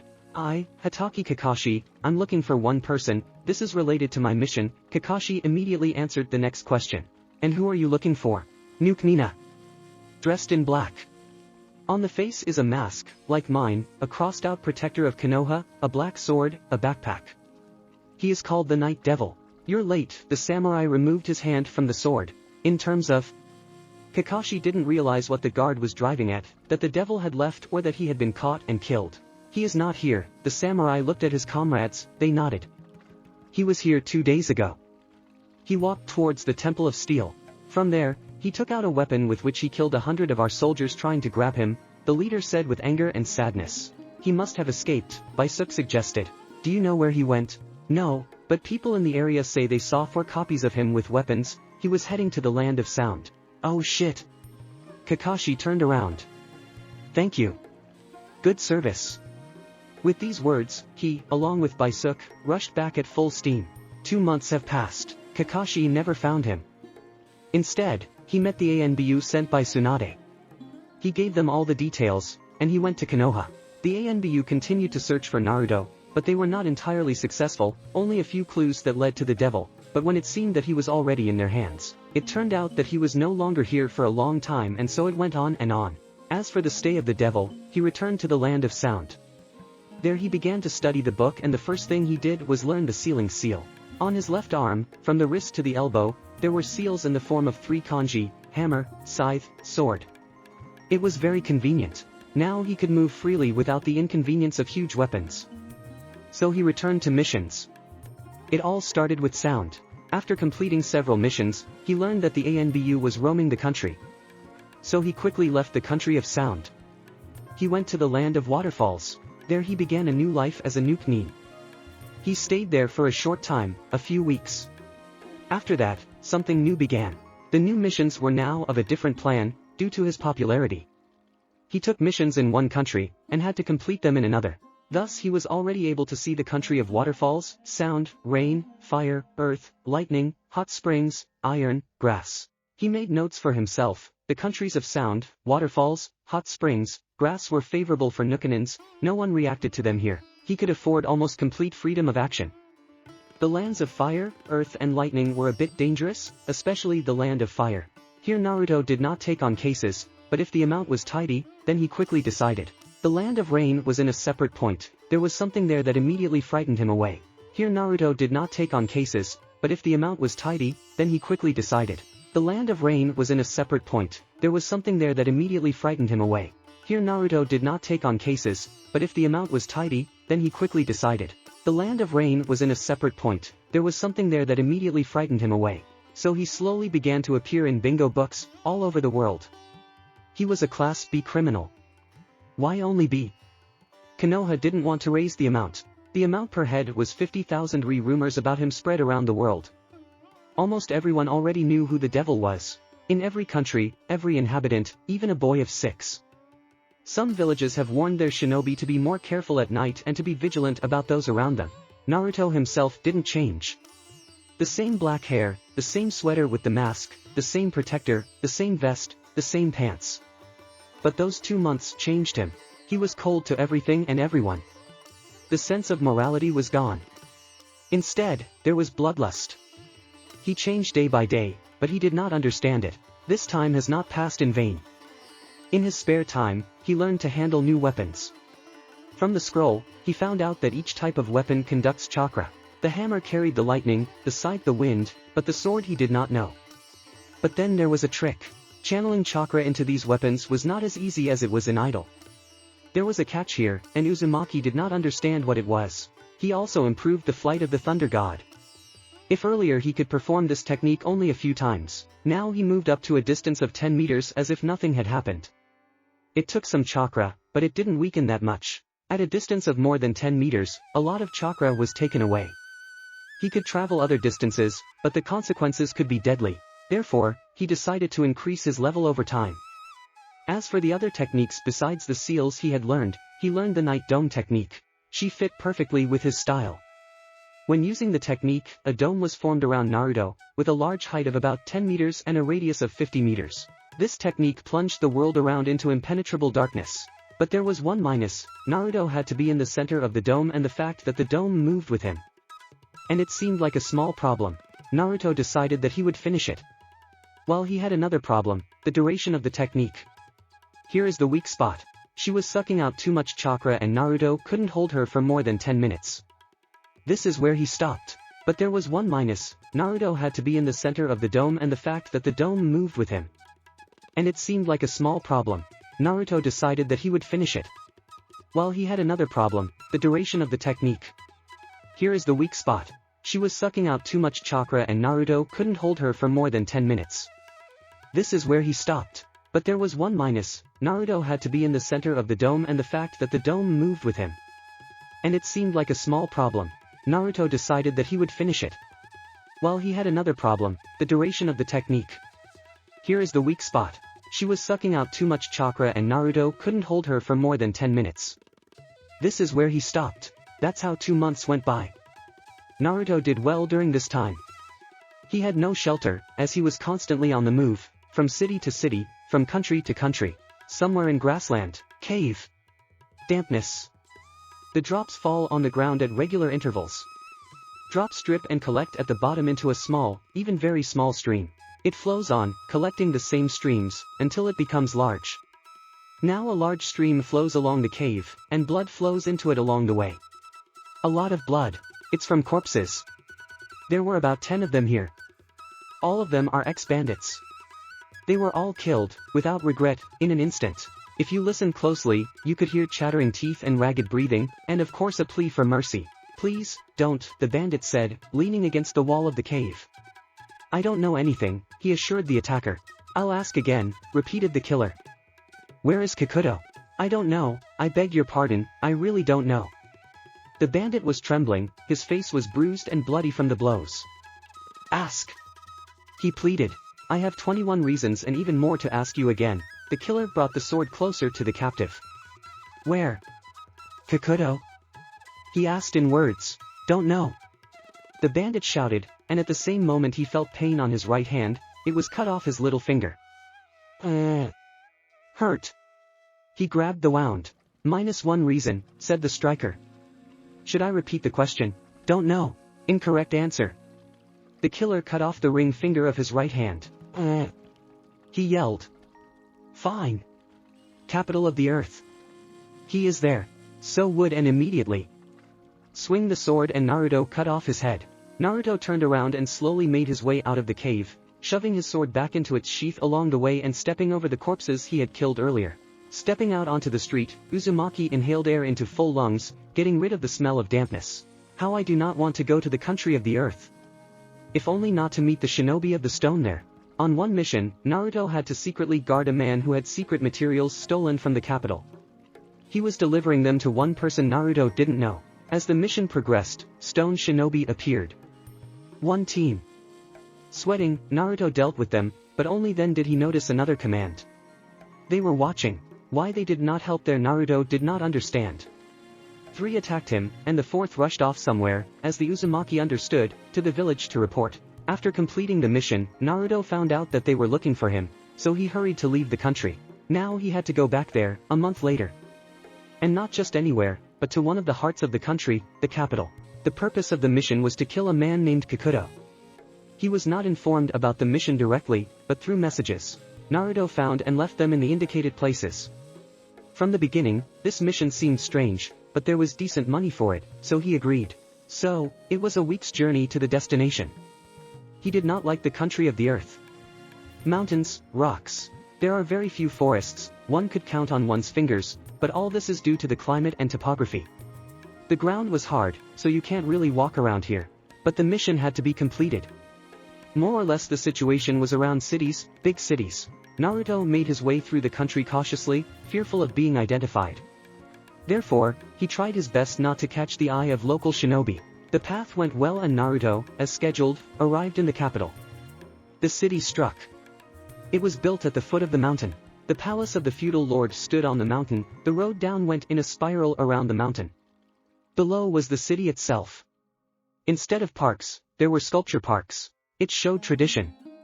Only rich people could afford plantings, so it was not difficult to find out where an official or a rich uncle lives. The city itself, like the country, did not please Naruto. Yes, they have their own culture here, but it seemed damp. Stones. All from stones. Unless the houses of those very rich people were built luxuriously, that is, like all the houses of the rich. But against the background of stone houses, the impression deteriorated at first sight. But Naruto had to admit, this is where Naruto ran into another problem, the ANBU. These ANBU served the daimyo, the Uzumaki realized, as evidenced by their fan-shaped tattoos on their left arms. The ANBU dressed the same as the Konoha ANBU, but there were 3 differences.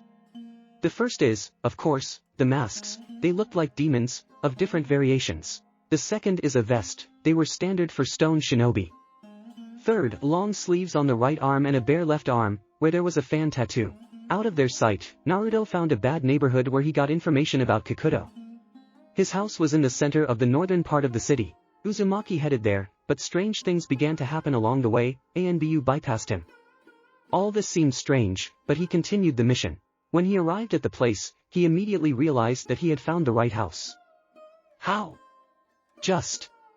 At the entrance, there was a huge archway with Kikuto written on it. This mission kept getting weirder. And so, according to tradition, Uzumaki began observation, noting places for himself, at the expense of emergency situations. So here's what he found out. The fence is brick, 3 meters high, half a meter wide, covered with tiles on top. There is a path from the gate to the main entrance, with trees on both sides. Nothing else in front of the mansion.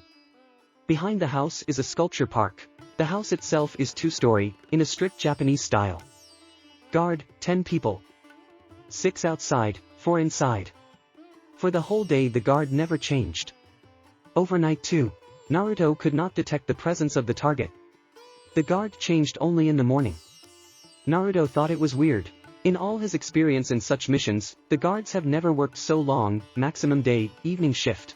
Well, if so, the devil decided that night, at 3 o'clock in the morning, when the sun did not rise, but the guards were tortured, to start the mission. Night came and the hour struck. Naruto started to act.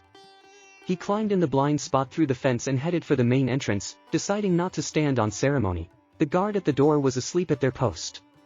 So Naruto decided to help them a little and quickly knock them out. He himself quietly went inside, and what he saw there confirmed his suspicions. The inside was empty, nothing but 4 guards waiting for him. Crap! Naruto scolded as he drew his sword. At that moment, the doors behind him opened and a whole horde of guards, about 50, ran inside and surrounded him, pointing their spears. The exit, the main doors, was blocked by a dozen Anbu. Naruto stood in confusion, but at the end returned the sword to its sheath. He could certainly beat them all here and even came up with a few plans. He was just wondering what would happen next. Night Devil! A guard came out of the crowd, apparently the boss. You will come with us. And where to? There was no answer. For Anbu quickly ran up to Naruto, at the signal of the chief, and put shackles on his hands and feet. The Uzumaki felt these handcuffs limit the flow of chakra. Chakra suppressing. There was no other explanation. Then they began their journey in a large column. The chief walked in front, several guards behind him, then Naruto himself and more guards. Anbu moved across the rooftops, watching the column. They went to the southern part of the city, where it was possible to go to the stairs that lead up to the daimyo palace. This was another oddity. He was not taken to prison, but to the palace. It became even more interesting. The way up took a lot of time. They got up, at that time the sun was already rising. When Naruto saw the palace, he realized that it was like an oasis in the middle of the desert. The same thing happened here at the top. The palace was surrounded by a large wall, sentries were walking at the top. The gates were golden. They opened in front of the convoy. Passing them, Uzumaki saw a path, fenced on both sides by small bushes. Every 7 meters there was a small fountain, and around there were clipped bushes in the form of certain animals or objects. The castle was a 5-story Japanese-style building, the walls were whiter than snow and the roof greener than grass. A mountain was engraved on the main doors. The doors opened. They entered. Inside they were met by a huge hall. To the right and left were stairs to the floors above. The floor shone, and you could see yourself in it. There was a painted mountain on the ceiling. Everything shimmered with colors similar to gold and snow. Everywhere there were vases in which small copies of sakura grew. So they came to another door, they were smaller and had the kanji earth on them. Only the chief and a dozen guards went inside. The shackles became more uncomfortable. The hall was similar to the previous one, but without stairs, and instead of sakura there were many mannequins with armor, and cold weapons hung on the walls. The daimyo sat on the throne. It was a man in his 50s. He had a gray mustache and beard, on his head was a fan with the image of 3 mountains. He was dressed in a kimono of brown light, surrounded by gold stripes around the edges. His gaze was stern and instilled fear from head to toe. Daimyo signaled. The guards came and removed the shackles, and then left. Only the daimyo, Naruto, 2 guards, and the chief remained inside. You're not afraid of me? Naruto rubbed his hands from the shackles. I have guards with me, the daimyo said confidently. Forgive my impudence, but what is your name and why am I here? It would piss someone else off, but not me. I am Kotai Kogen. Daimyo of the country of the earth, he introduced himself. Then I should probably introduce myself. No, I know who you are, daimyo interrupted Naruto. You are the night devil, Nuke from Konoha. There are many stories and rumors about you. A note of admiration was perceptible in Dame's words. Here's how. I'm wondering, Naruto drew one sword, he went to the wall to take a closer look, the guards were ready. Why do you need me?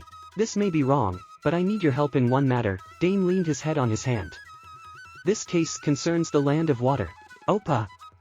Naruto took the sword from the wall and began to examine. And what's the matter? It is necessary to help one of my acquaintances to come to power, Dame began to explain the details. Well, let him go, how can I help? The Uzumaki continued to stare at the sword. It is necessary to overthrow the daimyo of the country of water, that's all. Kogen looked at the devil with curiosity. Naruto put the sword back in place. You mean kill him? Yes. By the way, this sword is fake, Naruto stated, standing in front of the daimyo. I changed it myself 3 weeks ago in the country of the hot springs. You must have bought it, that's how. Kogen pointed to the sword with his hand, the chief came up, took it off and went out somewhere. So what do you say? Operatively. And at the expense of the mission, so the task is not enough. Everything needs to be discussed carefully. I like you. Business, the daimyo changed his hand. But before we start, I would like to know why me, because I'm not the only Nuken in the world. Naruto wasn't that curious about the answer to that question, but, I just heard about you, the answer was short.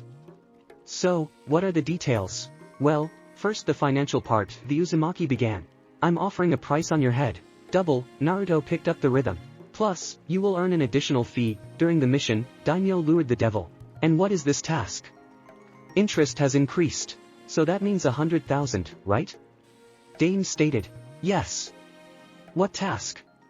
It was impatient to know the details of Naruto. I don't know for sure, but believe me, there will be a lot of complications and you will have to help rake them, the ruler evaded answering. And what is the amount of this raking? Check it out on the spot. All mission details are in place. Kotain assured. And what's the benefit to you? Naruto's interest was great, although he himself understood the benefits. Rule 2 great countries, through a confidant, daimyo smiled. You will be met at the port of Atsumaru, on the main island. Fine. On this they came to an agreement. Thus began a new mission. What are the consequences of this? That was one of the important questions. In the country of water, Naruto has never been a Nuke in his life. And here it is a chance to taste new expanses. The downside was that, as Naruto himself said, the path through the entire map. The road was long. He passed through the country of waterfalls, iron, sound, hot springs, from where he went by ship to the port of Atsumaru. He deliberately chose this path to bypass the land of fire. It would have been much shorter, but knowing the mood of Konoha and the very high probability of getting caught by the shinobi of the village, he decided to go around the country and the village. 2 weeks later, he reached his destination. He was met by a huge port. Many marinas, ships and houses. Most likely this town lives at the expense of fish. Naruto was a little tired from the journey, so he had to talk to the customer as soon as possible and where to lie down for 10 hours. After getting off the ship, Naruto met a man who looked like a servant. The following words confirmed this. Hoshi-sama is waiting for you, the servant bowed. Why doesn't he meet guests himself? Getting ready for your arrival, Devil-sama. Oh, don't say my name out loud in public, you'll scare me. The brunette spoke confidently. Come on, lead me. They went through the whole city. Naruto noticed that the farther from the sea, the richer the people. The houses were more and more skillfully made, the streets were cleaner, there were fewer beggars. And this meant that the customer lives on the outskirts of the city. This was soon confirmed. The house was not big. 2 floors. And what struck me was that it was made like an ordinary wooden house, fenced with a forged fence in the form of spears. The gates were the same. They went inside. Hoshi himself met them at the door. He was wearing a blue kimono with blue clouds. He himself was overweight, his stomach and face, and all plump. Eyes narrow, small black mustache and goatee, hair slicked back. Come on, Devil-san. Invited by the owner of the house. Naruto passed. Humble on the outside, humble on the inside. Entrance hallway, living room and kitchen. To the left is a wooden staircase to the second floor. Let's go to my office. They went up to the second floor. There were 3 doors, on the right, on the left, and in front. They turned left. It was cozy here. There were bookshelves in the office to the left and to the right. Near the window was a table similar to the one Tsunade had at the residence. There are also 3 chairs, one for the owner, the rest for the visitors. Naruto walked over and sat down. So did Hoshi. Tea or coffee? Suggested the owner. I guess I won't. Naruto changed the subject. You have a modest house, but with taste. Thank you. I have another one in the capital, in the center, Hoshi boasted. Sorry about my manners. I am Hoshi Rurouni, the mayor of Itsumuru and the viceroy of Fumi Island. I understand the largest island in the country. Quite right, he smiled. Let's get familiar with the mission, Naruto suggested. Of course, Devil-sama. Where would you like to start? Hoshi clasped his hands. Daimyo of the earth acquainted me with the task. He said to find out the rest of the details from you.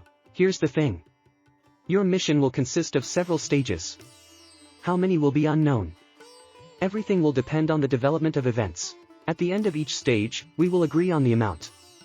And if you see fit, there will be advance payments. Will do. Naruto considered.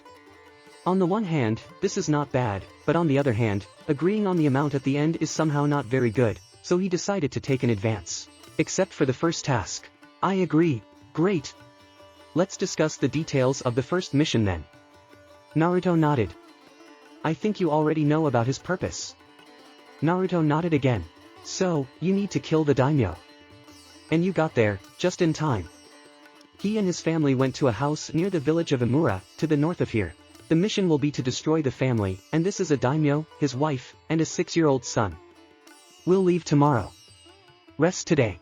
Hoshi introduced Naruto to the room. Uzumaki without hesitation went to bed and fell asleep. So he overslept by noon the next day. Then he was awakened and an hour later, on horseback, they went to the place.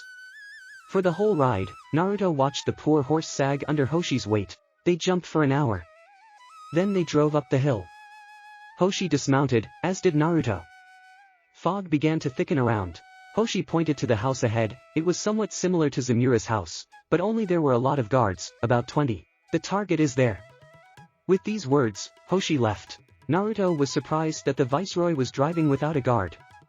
He did not think about the reasons why this was so, and immediately set about the mission. As expected, Naruto began to observe. He watched the day and the second to verify everything. Here's what he got. There were 20 guards, but only 10 patrol, the rest resting in tents 50 meters from the estate. Change every 6 hours. The daimyo family goes out to the sea twice to swim, the rest of the time they sit at home. Only the boy sometimes goes out for a walk. Naruto also noticed that it was foggy all the time. Visibility is greatest only at lunchtime. Folding everything in half, Naruto laid out the plan. More precisely, he was for all occasions. Attack at night. And so he did. The night was dark. The sky was covered with clouds. The fog is thick. Visibility is no further than the nose. That's when Naruto started to act. Deciding to make the situation a bit worse, Naruto used a technique, Night Dome. Time has gone. 10 minutes limit. Visibility is 0 and even more. The technique worked on everyone except Naruto, because he used it. So he quietly passed through the guards. It is good that they were visible because of the lanterns with which they walked. He entered the house. There was a living room, a bathroom, a kitchen, and 2 rooms. Naruto moved to the nearest one and opened the door. The daimyo slept peacefully on the bed, but without his wife. Naruto assumed she was in the room with her son. He quietly drew his sword and walked over to the bed. One precise movement, a sword in the head and porridge on the pillow. Naruto drew his sword. There was 5 minutes left. The Uzumaki stepped out and closed the door. He went to the second room. There, a mother slept peacefully with her child, hugging him. Seeing this picture, he hesitated, to kill or not. It was a pity to kill the boy, because before he did not touch them, but now, only a mission, he whispered. At that moment, something cold awakened in him. He went to the bed and in one motion cut the throats of mother and son. They died. With less than a minute left, Naruto quickly left the manor. The next day everyone was talking about it. The ruler's family was killed in the night while they slept. There were many versions. The rumors piled up one after the other, but the most popular was that they were killed by the Night Devil. Some residents saw him with Hoshi's servant. The mayor and viceroy himself refuted these rumors by saying that his servant fell under the influence of the Nuke, and he himself, Hoshi, was robbed. There were also rumors that the guards betrayed, the robbers attacked, but few believed in this. Naruto sat in his office and put 30,000 ryo in a bag. Here's 10 more. A wad of money fell on the table. Prepaid expense. Naruto grabbed that money too. Now there is a more important mission. Hoshi continued. We need to kill 5 people. The viceroy handed Naruto a map. What is this? Naruto asked. A map with marked places of arrival and their time, explained the mayor. And who are they? I'll bring you up to speed. When a daimyo dies or leaves office, an heir takes his place. But if he is not there, then the next daimyo is chosen by the elders in the capital from 6 governors. Each has an island or islands under their control. I am one of them. Hoshi got up and went to the window. So, by killing them, you automatically become a daimyo. Yes, but don't you think it's strange? Everyone dies, but you remain. Somehow, but still you are connected with the death of the daimyo. Naruto tried to point out the customer's mistake. Nothing will happen, Rurouni assured. The elections will be in 7 days in the central tower in the capital. I'll go there today, and you take care of the rest. Alright, Naruto got up and walked towards the exit. Fool, he muttered under his breath. You stop liking me. As long as everything goes smoothly, Hoshi muttered under his breath. That's where it started. Having opened the map and carefully read everything, I had to think over the whole strategy. According to the plan, it was like this. The first of 5 arrived tomorrow at the port of Itsumuru, where Naruto was. The second is to the port of Tobu, which is on the other side of the island, where the journey takes a day. The third one the day after the second one in Itsumuru. I mean, Naruto couldn't. Leaving clones was also not an option due to recent events. He couldn't take risks. Let's get back to the schedule. The fourth arrived on the island the next day after the third in the port of Kirino, in the north, where half a day's journey from Itsumuru. And on the same day, only an hour later, the fifth arrived at the port of Nanbu, on the opposite side of the island from Kirino.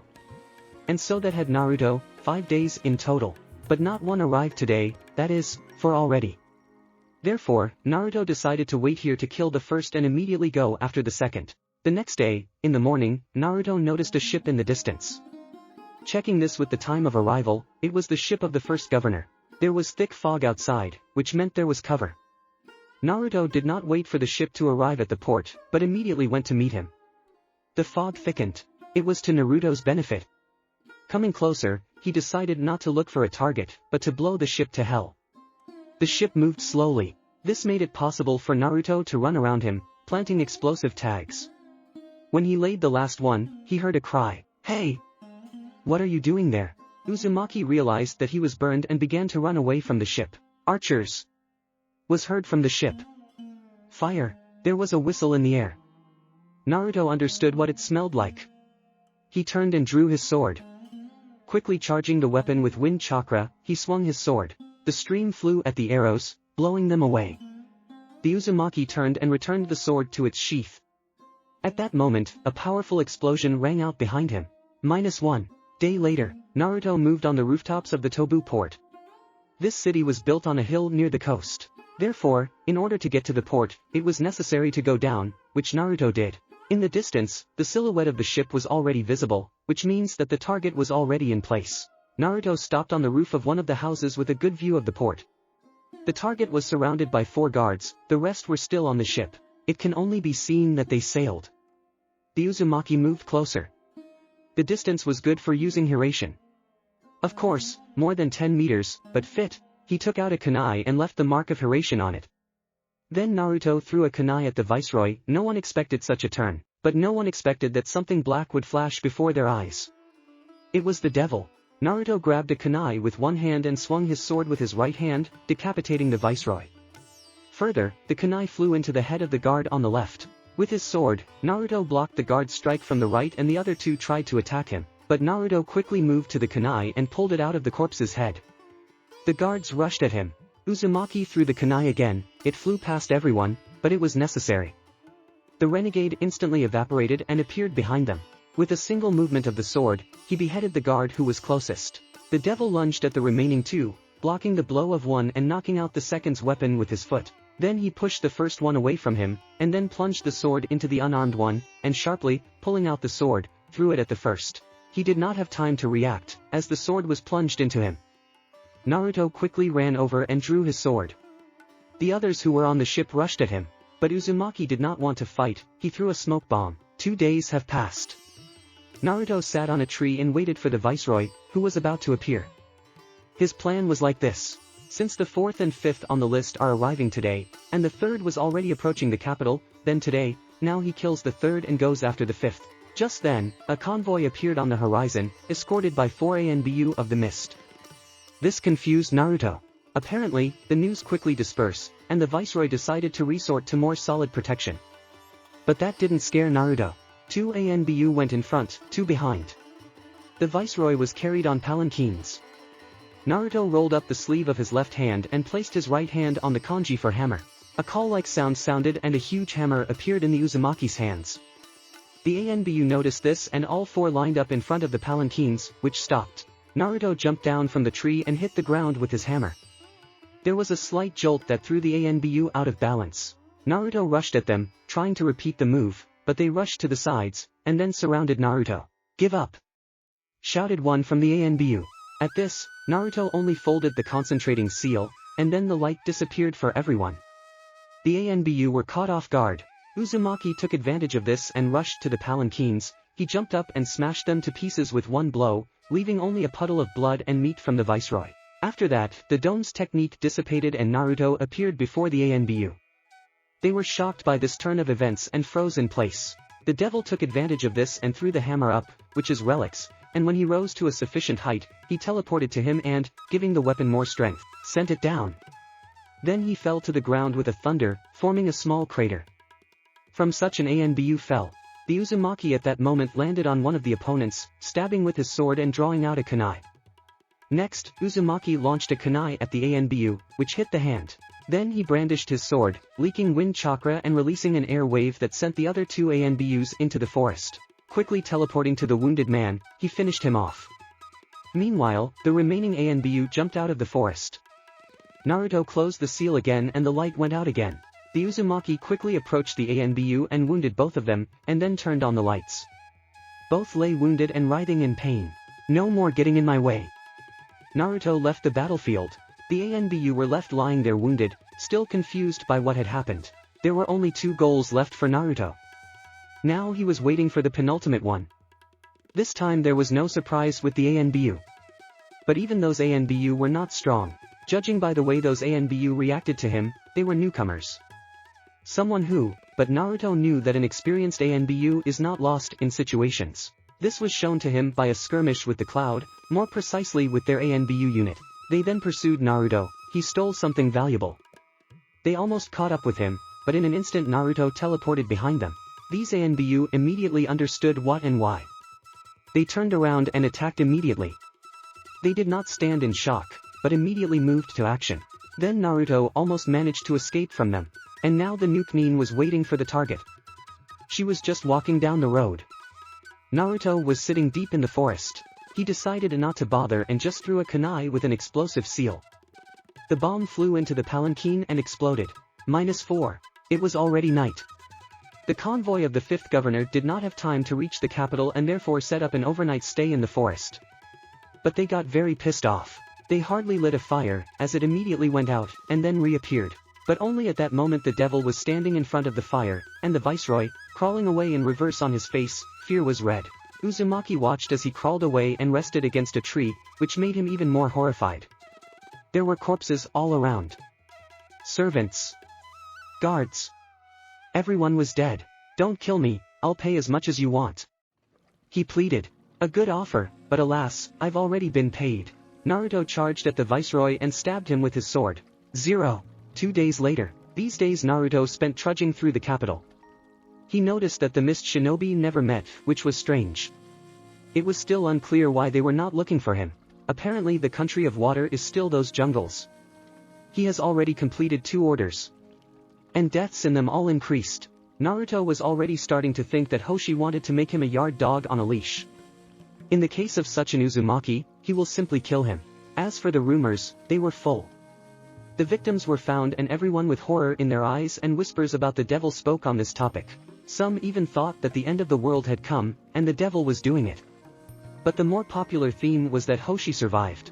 And he was left alone among the six, which meant that he could arrange it all, starting from the death of the daimyo. Naruto knew this plan was doomed to failure. Uzumaki tried to talk to him once in order to arrange a prank in the elections and remove all suspicions, but Hoshi refused. Uzumaki sat on the roof of the building and looked ahead. In the square, a crowd of people welcomed the new ruler, Hoshi Rurouni, who was chosen today by the Council of Elders. What say you idiot, Hoshi? And he looks smart. Naruto spoke out loud. Something is moving. Something big.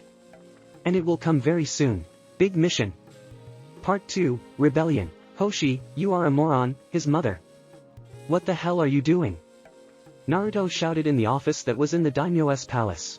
What right do you have to yell at me? He defended himself. I'm a daimyo. Yes, even my father. You understand what you're doing? Naruto slammed the table.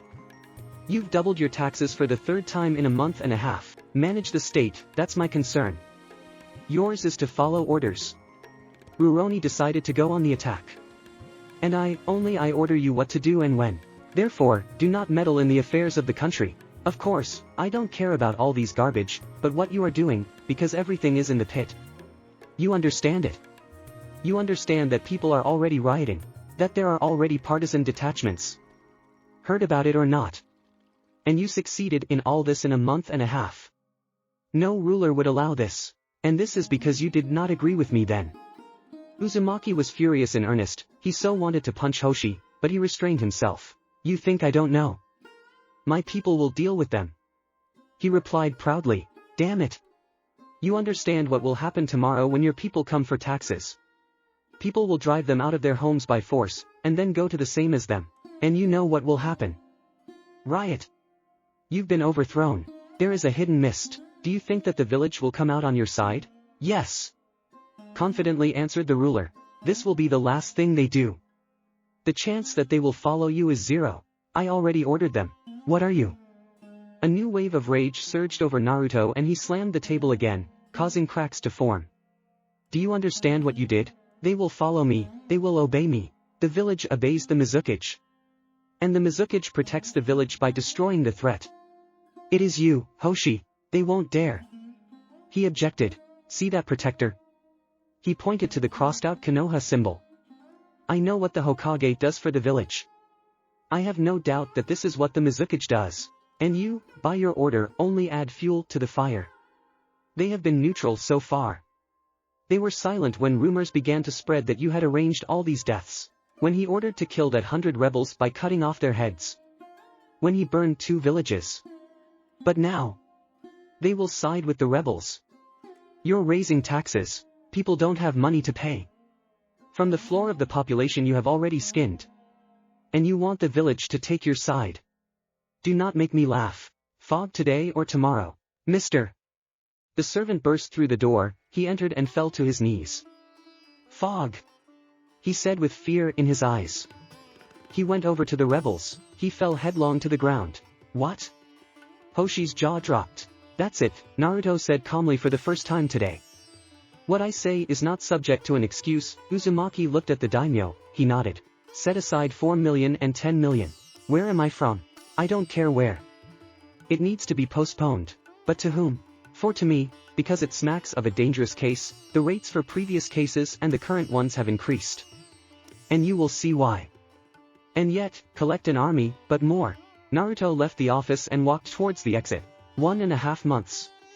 So much time has passed. Much has changed during this time. The relationship between the devil and Hoshi deteriorated. The reason is taxes. Naruto has seen more than once, walking through the streets of the capital, how people are getting poorer. How soldiers shake money out of them. People began to revolt after the second tax increase. He saw how those 100 rebels were executed by cutting off their heads. I saw how the village was burned, and people screamed in the houses. He saw a lot in those 6 months. It was tyranny. Naruto didn't like it, both in relation to people and to business. Even though he didn't care about people, the village was another problem. It turned out that the Mizukage was carrying out reforms, so the shinobi were not visible. But sometimes news came that the village was preparing for something, as if for war. So Naruto immediately knew what was coming. He saw Hoshi, he seemed like a jerk, thinking that the whole world was at his feet. How Naruto wanted to punch him properly, but decided to take revenge in a different way. Now he was heading to one place. Since the village was on the side of the rebels, the chances were clearly reduced, several times. Therefore, it was necessary to enlist support, namely the Nukanins. A month and a half went great for Naruto. He found out where the Nukanin eateries were, where he could find information. Well studied the area and the country. He took action in all the raids against the rebels, there were about 10 of them.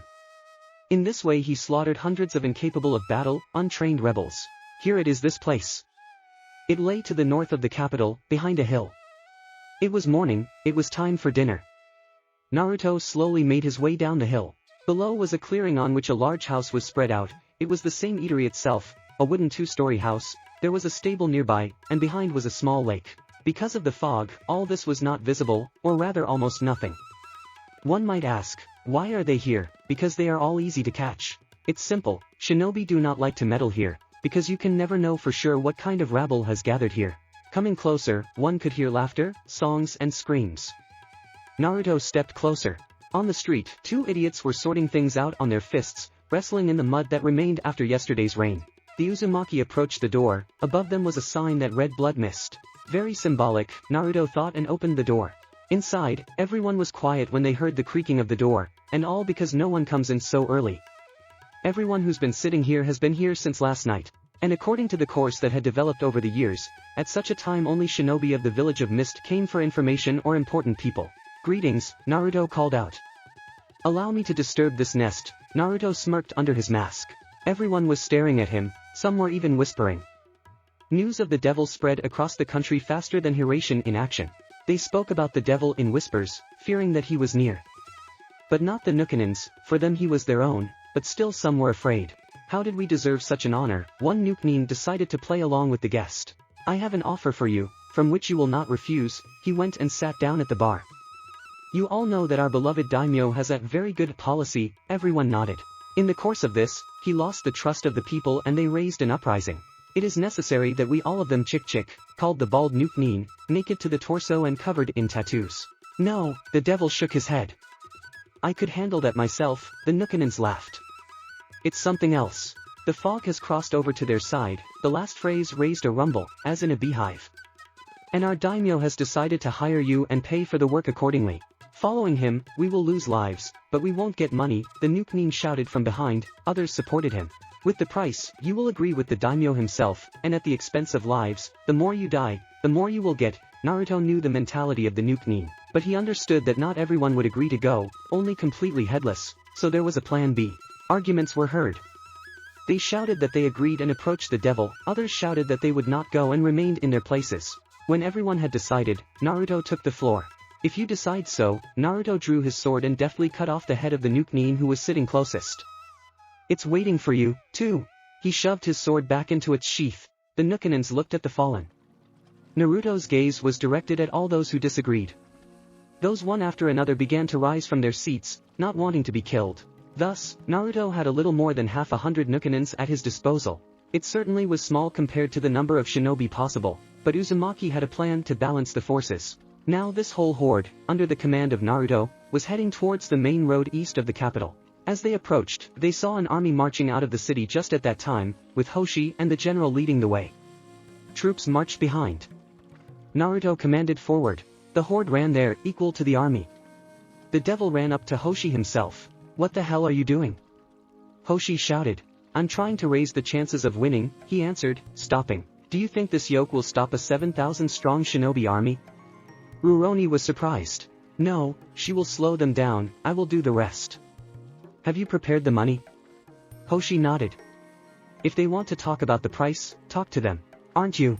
I said it all. Naruto waved it off, which annoyed the daimyo, but he didn't say anything. Naruto himself caught up with the chief warlord.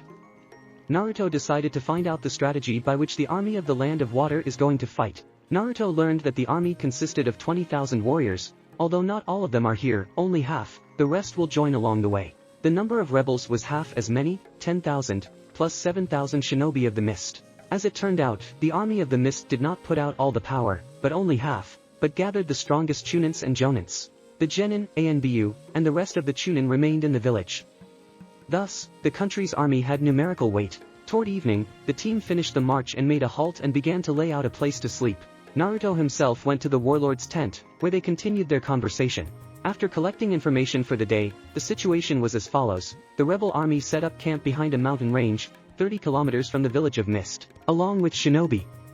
Naruto decided to end it quickly and smash them there with one blow.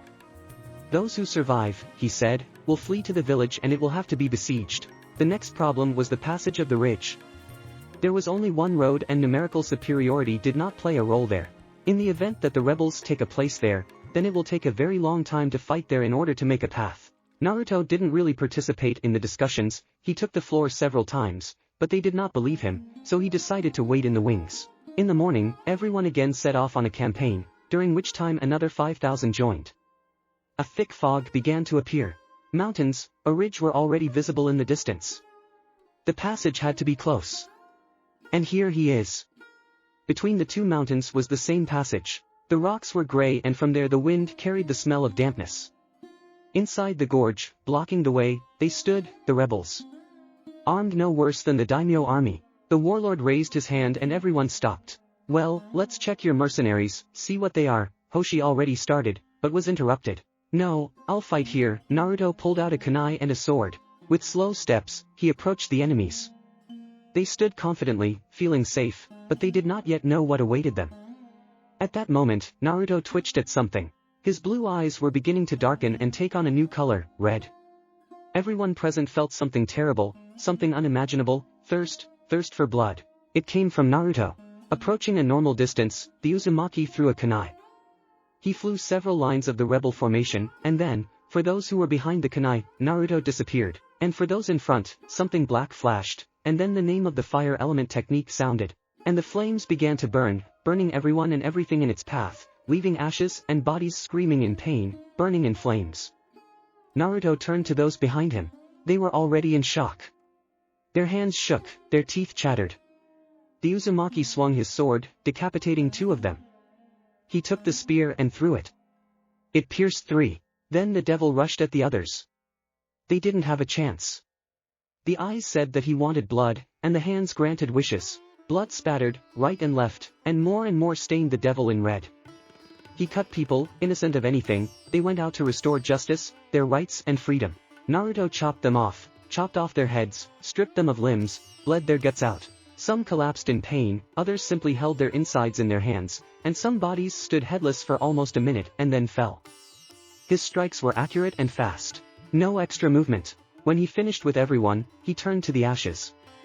There were still alive, to whom the fire had not reached, and at that moment they realized that it would be better if they burned alive. Naruto turned around and walked slowly towards them, sword dragging along the ground. His clothes were covered in blood, dripping and dripping from him.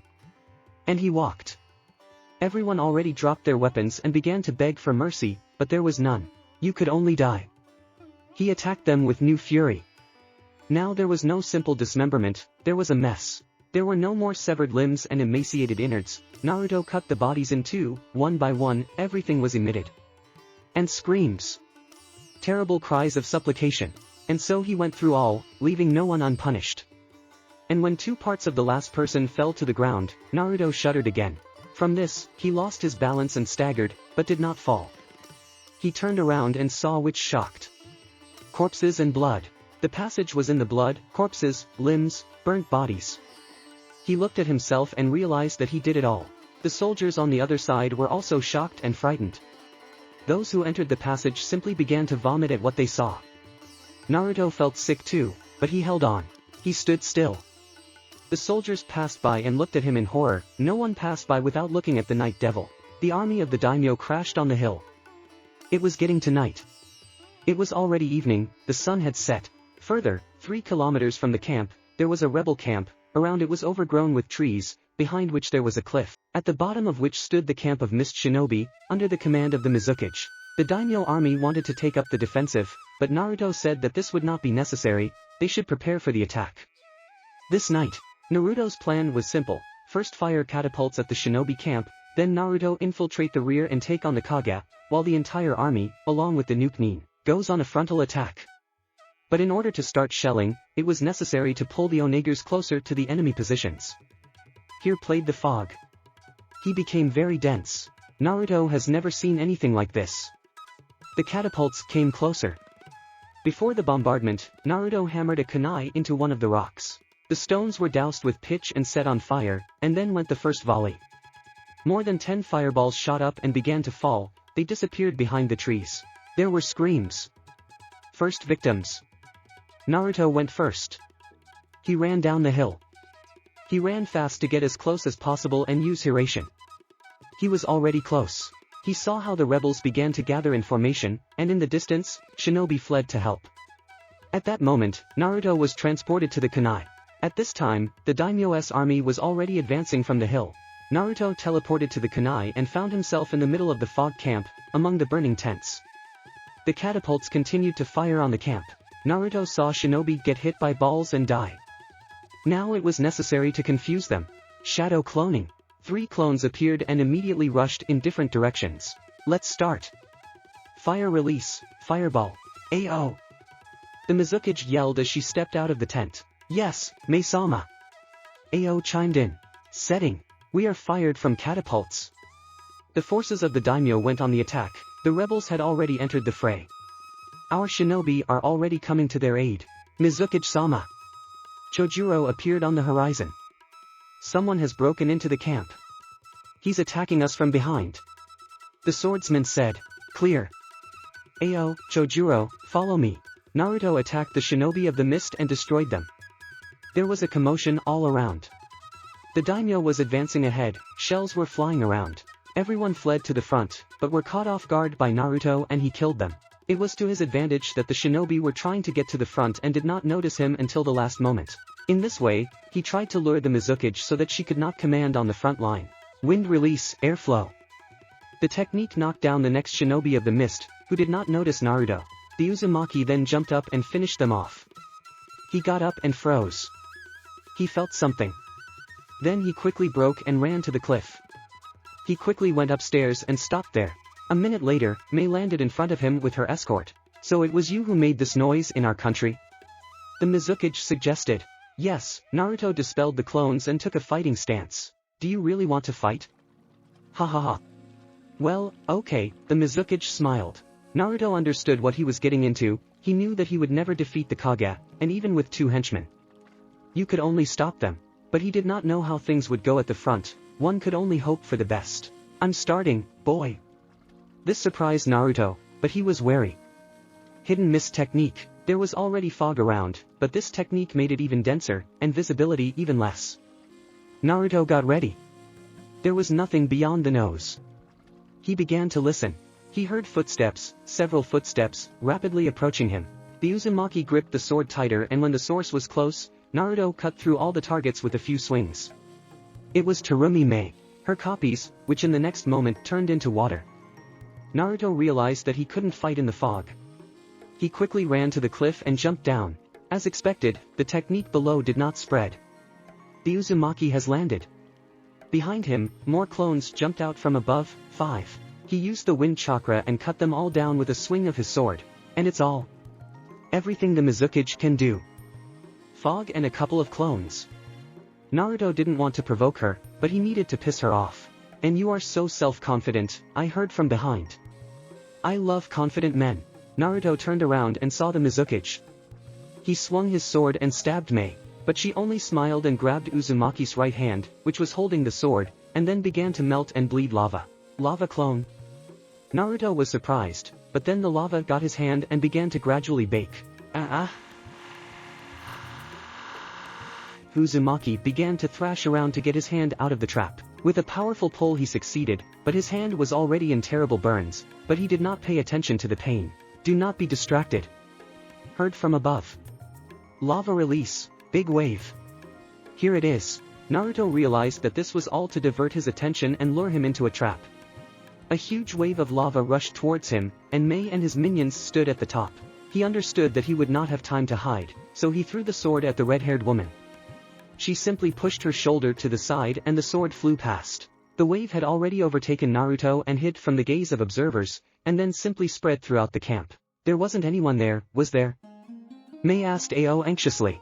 No, he replied as he scanned the area with his Byakugan. There were only the bodies of the dead. This is where I got a little carried away, but I don't see him. Ao was surprised. In terms of, at the expense of me, you also stopped short. Naruto hissed. Everyone turned around to see Naruto holding a sword. His hand hurt, but he endured. I had to fight. I think I heard that he can use Hiration. Chojuro stepped forward. Mizuki-sama, I'll take care of him. The swordsman took the sword off his back and unwound the bandages. Wow. Always wanted to fight one of the 7 swordsmen. Naruto gripped his sword tightly. Naruto rushed forward. Towards him Chojuro. They clashed swords and rushed. They fought all over the field. Sparks flew from the blows. The swords collided and repulsed. Blow after blow. With each blow, Naruto began to realize that the scales were not tilting in his direction. It became more and more difficult.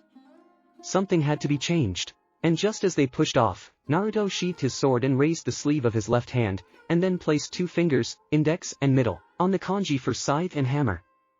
A white mist appeared, and from it a weapon larger than Naruto. So it's a new round. The flow at Hiramakarei intensified, and then it was divided into 2 parts. A new battle has begun. Again they clashed, but this time the swordsmen of the mist began to give way. The battle continued at the same pace. Naruto attacked and the swordsman blocked. Each attack of the Uzumaki was stronger than the previous one. Naruto wasn't very good with dual wielding, but it worked against Chojuro. And the swordsman understood this, so after the next joint he jumped away and connected the swords, and rushed off again. Now they fought on equal terms. Chojuro was easy and simple to block Naruto's punches and quickly counterattack. Suddenly, at one of the moments, Naruto opened up and the swordsman decided to take advantage of this, but it was a trap. Chojuro leaned forward to cut from the side, but Naruto just unleashed his hammer, causing the swordsman to stagger. Naruto tried to hurt him with a scythe at that very moment, but immediately lava flew in front of him, stopping him. Chojuro got up. Naruto threw the scythe at Chojuro, which began to spin around itself.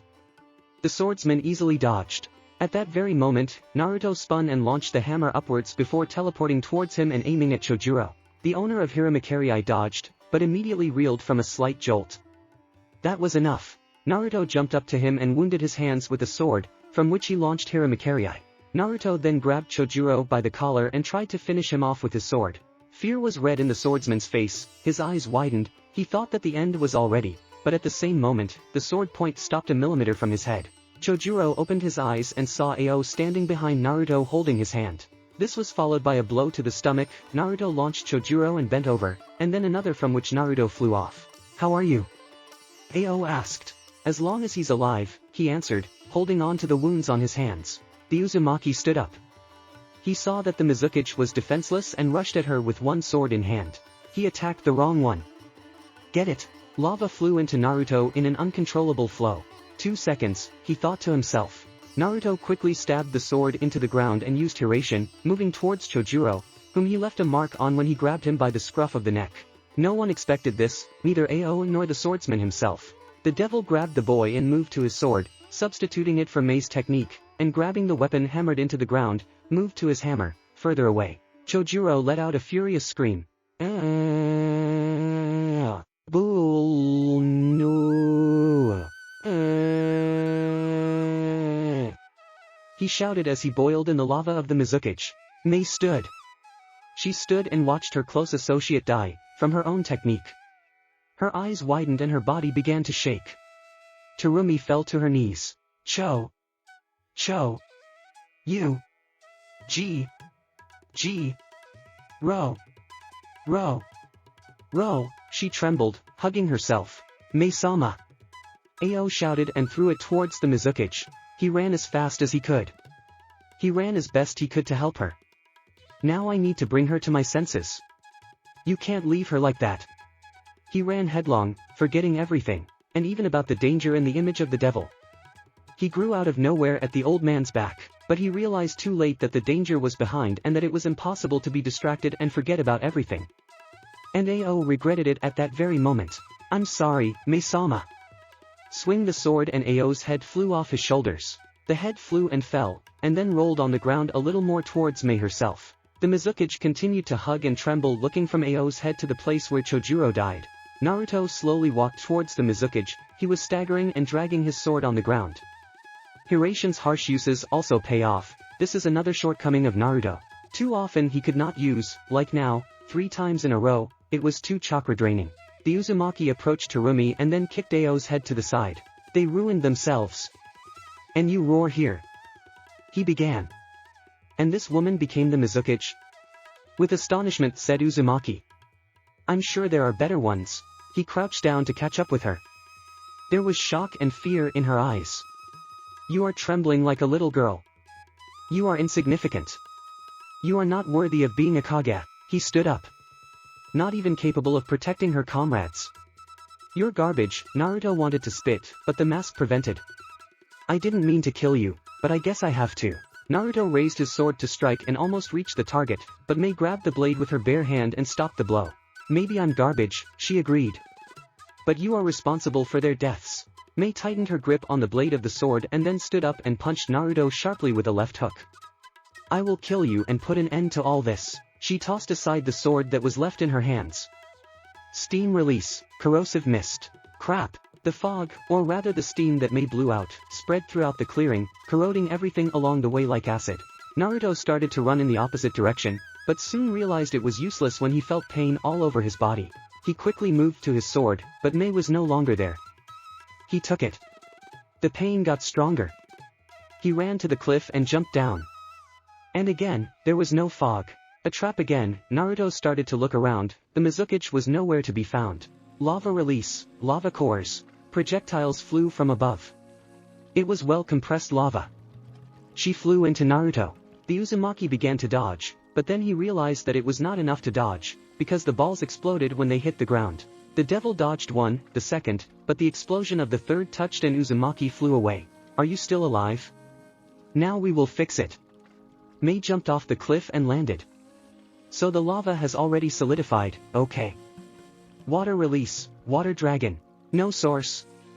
Naruto was surprised, but it was too late. The technique overtook the devil and washed away. And if you use the night dome, Naruto said to himself, rising, no, she will just raise the fog, and I will dispel the technique. No, you need something else. What are you mumbling there? The Mizukage hurriedly approached Naruto. Wind release, air bullets. Lava release, lava cores. Nukanen's bullets flew at Mei, and the Mizukage's cannonballs flew towards them. The technicians met and exploded. Mei continued to walk towards the devil, through the smoke from the explosion.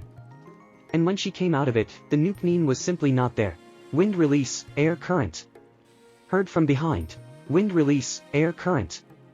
Mei turned around. 2 identical technicians collided. The power was incredible, and from their collision a strong wind rushed in all directions. Naruto was blown away, and the Mizukage continued to stand still, covering herself with her hand. When the wind stopped, she rushed to the renegade. He lay on the ground and watched the redhead approach him. Terumi began to place the seals, but at that moment, the devil evaporated. Clone! Mei was surprised. Rasengan! Heard from behind. Terumi turned around and saw the devil with a blue balloon in his hand. He, carrying on her, and now he is already in front of her and the technique gets her, but suddenly Naruto froze. Surprise could be read in his eyes, and a smirk appeared on the Mizukage's face. How? Naruto pulled out his sword and tried to reach Mei with a swing, but missed. How did you vaporize my technique? He stopped. You did not see how I descend here, and along with me and steam. You don't know. How could I forget? Played drama Mizukage. I can change its density, already fully seriously said Mei. Naruto looked back. Indeed. The fog was not visible, but its presence was felt. Naruto realized that he had been childishly caught and that his technique hadn't worked. And now the superiority is on the side of Mei. You can't beat me. Naruto again rushed with his sword at Mei, trying to hurt her, but when he hit, she disappeared, turning into water. What? Water release, water prison. No, sounded in Naruto's head. Running chakra. At that moment, a black flash flashed and Naruto disappeared from the prison. He appeared somewhere, he did not know where. But here were his weapons, a scythe and a hammer. But I didn't leave. Water release, water prison. A water shell appeared around Naruto, which soon filled with water, rendering Naruto unable to breathe. Damn, it's so cheap. And how do I? I'm at the limit. I can't beat her. You lost, give up. And maybe you will be spared. The Mizukage proposed. And how many more technicians does she have in stock? I have to admit I haven't reached the level of a Kage yet. But... Stop. I can fire a bolt of lightning at a sword. Then she will have to let go of the cage or she will suffocate. Although me too. The main thing is not to overdo it. Naruto tightened his grip on his sword and released lightning chakra into his sword, after which he closed his eyes. Mei knew something was wrong. The sword flashed with lightning and at the same second, Terumi removed her hand from the cage, but the discharge managed to hit, which hurt Naruto. He fell to the ground in convulsions from passing lightning. Then his body froze. Mei slowly and carefully approached Naruto and knelt before his body. She listened to whether there is a pulse, breathing and heartbeat. Everything was weak. You decided to kill yourself to get away from technology. I haven't seen this yet. You're either an idiot or a genius. And it seems to me more that the second, if you. Mizukage-sama, we are being crowded. We are taking losses. We need your help. Rehearsed appeared Shinobi. Enough losses. Take the wounded. Take the bodies of the dead, those that you can and move back to the village, said the Mizukage looking at the devil. But, fulfill. Mei yelled at her subordinate. Hi. He disappeared. The Mizukage just didn't feel like fighting anymore. Didn't want anything. I wanted to curl up in a corner and cry. A lot has died today. Ao, Chojuro. And that's just 2. And lately. How many? Do not count. Mei knew that the blame for the death of her comrades was on her shoulders, and not only her comrades, but many people. She stood and looked at the lying devil. The shinobi were already retreating. And she stood. She came to her senses and decided to take the bodies of Ao and Chojuro. It was morning outside. Noise and din. Everyone ran in a hurry somewhere, war. This was the camp of daimyo's forces. They stood at the walls of the hidden mist and prepared for the siege. They lost half. Half the warriors in that battle and half the Nukanins. The odds were not on their side, considering that there was also a reserve of shinobi in the mist. Therefore, daimyo decided to play for time in order to gather a larger army. The devil lay in the tent. He was unconscious and almost without signs of life. Suddenly his body shuddered, and he opened his eyes and began to gasp for air greedily. Breathing in, he touched his body. There was a simple tent around, and inside lay his weapons, backpack, bed and everything. As he understood, they did not give him help, which means that he still managed to survive. Somehow, but it worked. He rose, sealed the weapon, sheathed his sword. He left his backpack. Naruto stepped out of the tent. There was fog all around, rocks were visible in the distance, and in front of them was the village of the fog. Here it is. Uzumaki knew where he was. So the Mizukage left him. So she decided she was dead. Or sorry. Now it didn't matter. Naruto was heading for the main tent, where, in his opinion, the headquarters should have been. He quickly found it and went in. All the commanders and daimyo were there. Damn, I'm glad you. Hoshi was about to lunge at Naruto. Don't pretend, it doesn't suit you, the Uzumaki interrupted. Yes, how do you? Shut up and don't interfere. How is the situation? Naruto addressed the warlords, which infuriated the daimyo that he simply ignored him. Our strength has been halved. The enemy forces were replenished with reserves. So we decided to keep the village under siege until... It's pointless. Naruto interrupted. They will attack first and beat us. The warlords looked at each other and then looked at Naruto. Do you have a plan? One asked. No. I'll just go there at night, and tomorrow morning they will surrender. You, them. I'll talk to them. What happens there is not your concern, but mine, only mine. Evening of the same day. The fog was tense. Martial law. Anbu patrolled the streets around the clock, ordinary shinobi too. Many were on the walls watching the daimyo troops. Someone guarded important objects. Nobody was idle. The Mizukage was sitting in her office. The streets were dark. The Mizukage sat and looked sad. She felt sorry for Ao, who died because of her fault, sorry for Chojuro, who fell under her technique. She wanted to change everything now. Go back and change. But it was impossible. We had to do something about what is happening now. It was necessary to. Good evening, Mizuki-sama. Sounded from behind. So you're alive. Mei didn't even turn around. As you can see, the devil was sitting on the windowsill behind. Why are you here? Do you want to finish what you started? The Mizuki sat down. I won't be able to defeat you in an open battle, the devil admitted. I came for a different issue. And which one? Mei was getting curious. Surrender, was all the apostate said. No, Terumi replied calmly. Our demand is the surrender of the settlement. No, she repeated again. Surrendering Terumi Mei into the hands of the authorities, the devil continued, ignoring Mei's words. No! The Mizuki was already screaming. Disband the rebels. The devil continued. No! Damn it! Mei got up from her seat and went right up to the devil himself, he did not even flinch. Tell me, why are you such a scum? And what does not make me kill you here and now?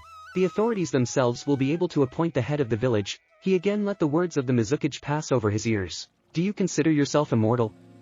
She grabbed him by the collar and pulled him towards her, and then pressed him against the wall. No, you just don't have any other choice. At that moment, an explosion was heard in the village. A large column of smoke rose up. Mei let Naruto go and went to the window looking at this terrible sight. The shinobi were already there and started to extinguish the building. It was a library, she said. Yes, and if there is no surrender tomorrow, then half of the village will be on fire, including civilians. And I'm not kidding. Yes, who are you? What kind of creature are you? Mei turned around, Naruto saw tears, the Mizuki was crying. Why did you fall on our heads, why don't you give us rest? Mei began to approach Naruto. You are the one from all this damned world. You landed on our heads. Senseless creature. She walked up to him and punched him in the face. Yeah, maybe I'm a bastard, but I don't care what you say. Naruto rubbed the impact. I'm just following orders. What's stopping me from killing you now? The Mizuki clenched her fists. Nothing, you just won't have time, he argued. So think about my offer. Naruto walked over to the window and was ready to jump out. Bastard! Mei screamed. I haven't always been. Naruto jumped out of the window and ran to the exit of the village. He passed the patrols unnoticed, but who is he? The Mizuki wiped away her tears. Mizuki-sama, a shinobi ran into the office. Investigate the place for the cause of the explosion and look for the same sources in other places to prevent. Move the people to the bunkers. That's all I wanted to say. Fulfill. Mei ordered sharply. Hey! Morning. The next morning, the daimyo's army stood in full combat readiness, at Naruto's request. Everyone was waiting for the outcome of the devil's plan. Naruto knew that Mei would agree to them since she had no other choice. Then the gate opened and Mei came out. Herself. 1. No one else. All the shinobi stood on the walls and watched the Mizuki walk towards the enemy. Naruto looked at Hoshi, who nodded. The devil moved towards her, accompanied by 2 people. They walked slowly, those. They met in the middle. They stood and looked at each other for a long time. And what did you decide? The devil asked. I accept your conditions, I will not let people die. On your knees, he commanded. What? Mei didn't understand. I said on your knees. Mei swallowed a large lump. She didn't understand what she was doing. Her body suddenly became heavy, she slowly began to sink. The knees buckled. And here she is on her knees. Stretch your hands forward, Mei obeyed this order. She stretched out her hands forward, after which Naruto gave the command to the escorts and they put the shackles on her. Naruto then turned to Hoshi and spread his arms out to the sides as if to say victory is ours. Here, Hoshi placed the briefcase on the table. All here. And even more. In this case. 7 million. Said the daimyo. You've done well, and now maybe we'll have something to drink. No, I'm leaving, the devil refused. I can't stay in one place for a long time. As you want. If so. Thanks again. My pleasure. Water Country Prison. Naruto walked through the corridors of the prison and stopped abruptly in front of one cell. The guards opened the doors and he entered. The guards closed the door behind him. Chained to the far wall was she, Terumi Mei. She was dressed in some tatters. Hair loose, covered in dirt. Naruto approached her. Why did you complain? The former Mizuki asked. The reason is simple, Naruto reached for his sword. Without many words.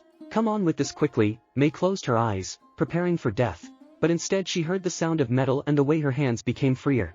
She opened her eyes and looked at her hands, they were without shackles. For what?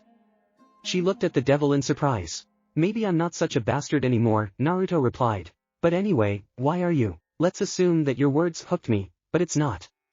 Nevertheless, run away and return power, and I will help you with this, but only after a month. Now do me a favor and run away, but only when I'm out that door. Naruto sheathed his sword and walked towards the door, then left. The door closed. Naruto started walking towards the prison exit when he heard an explosion behind him. And she has more than enough strength. 2 weeks later. Palace daimyo of the country of the earth. Throne room. Oh, how much time has passed, maybe some tea? Suggested the daimyo. No thanks. I refuse, there was silence. I actually came for the money and... I understand. Not another word. It's just that there's a catch, the daimyo said, scratching his head. And what is it? Naruto asked. You know too much. The daimyo said in a rough and serious voice, and then clapped. Around the devil, 20 ANBU appeared and surrounded him. Clear. I thought there was no blood here. Okay. Night Dome. Commentary on the Great Mission. Part 2, Rebellion. We leave feedback. Big Mission. Part 3, Flip back. 2 weeks later, Naruto was standing on a hill with a rebel camp spread out below. It was bigger than last time. In the center stood the main tent. There must have been a training camp there, and it belonged to the Mizukage. Naruto moved down to the camp. The area was visible, there was no fog, so Naruto could be seen from afar. Seeing him, everyone who was there sounded the alarm and, as if, began to prepare for battle. The Uzumaki walked slowly. So he reached the front rows and buildings. Everyone began to part, forming a corridor that led to the main tent. Everyone was here, shinobi and ordinary people, but well armed. Naruto was walking down this corridor. He saw the anger in the eyes of those around him. They stood and clutched kunai and swords in their hands. They were ready to pounce on him at any moment. It reminded me of when he was still a child, and everyone around him wanted his death and simply hated it. But now he didn't care about those views, didn't care about their attitude. If ordered, he came and massacred everyone. But not now. He reached the tent and went inside. Mei sat at the table and signed something. The environment was comfortable. Bed, table, chairs, a couple of nightstands. Comfort, in a word. Terumi didn't notice Naruto at first.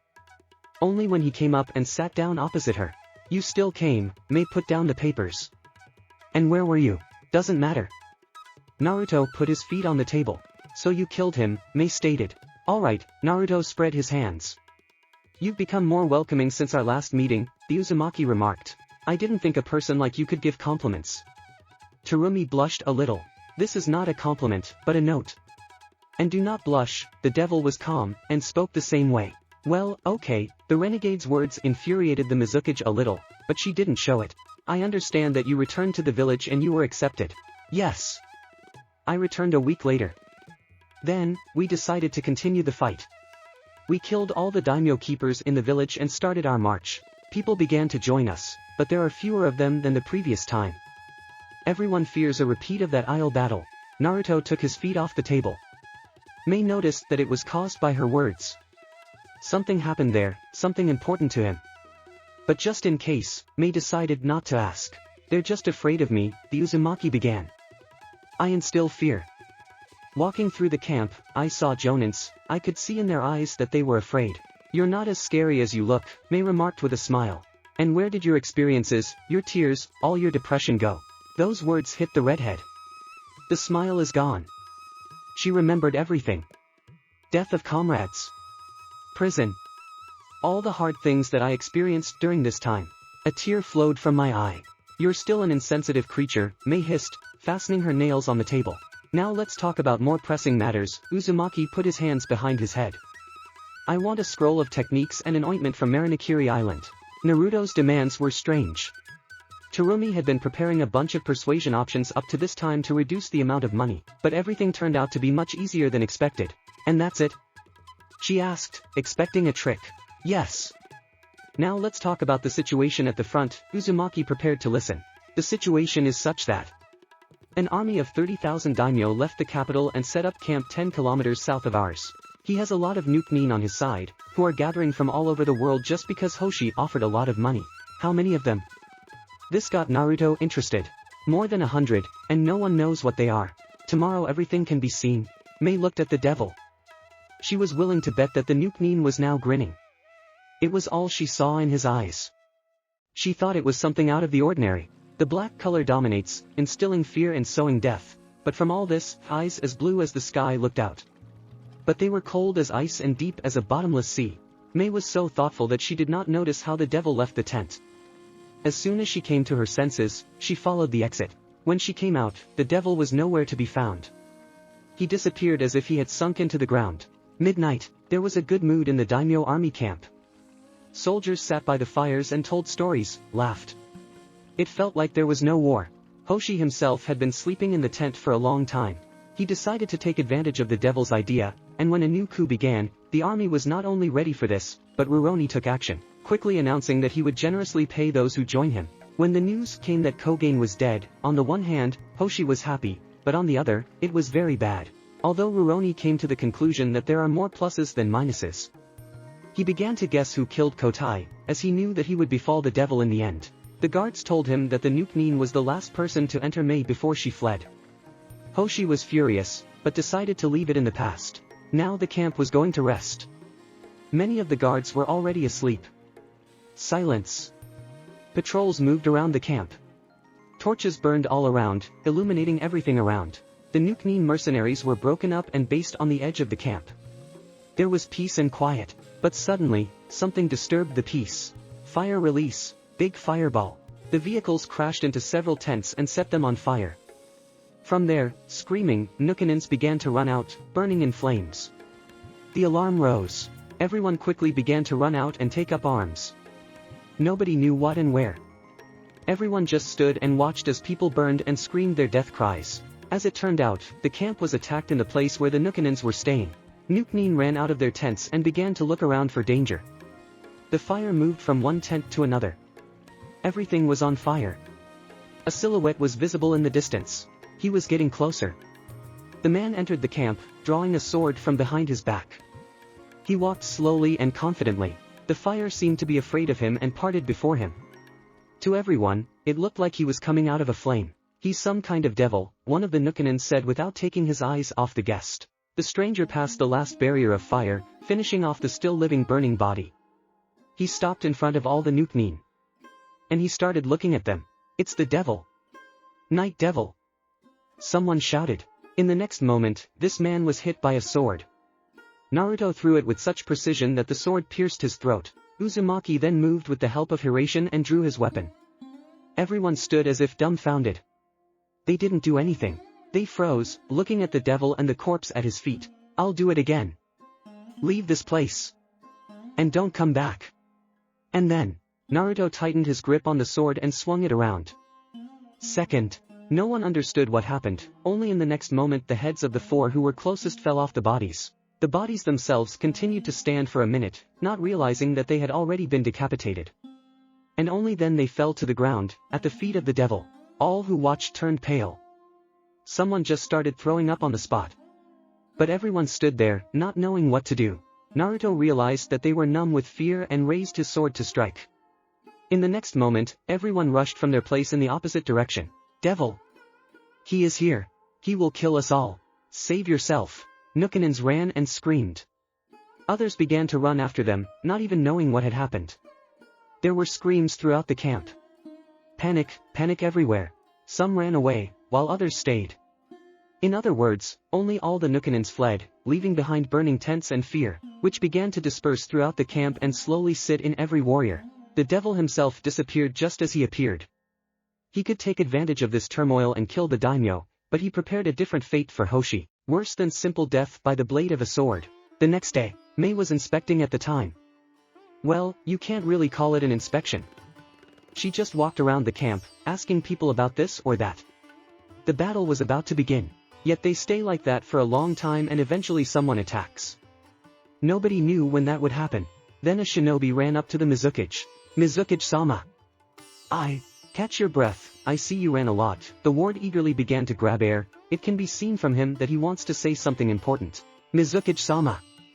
He shouted sharply. The daimyo army has left the camp, they are heading towards us. What? Mei didn't believe it. Everyone around who heard this was also shocked.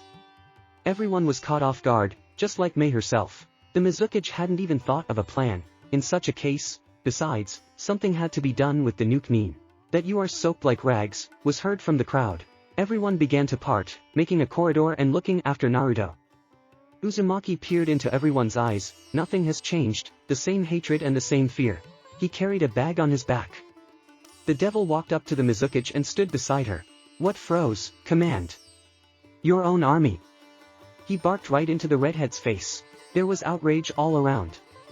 No one could have imagined that this mercenary allows himself so much. He was like a master here, and all his subordinates. These words immediately brought Mei out of a trance, and she immediately understood what was happening. How are you talking to me?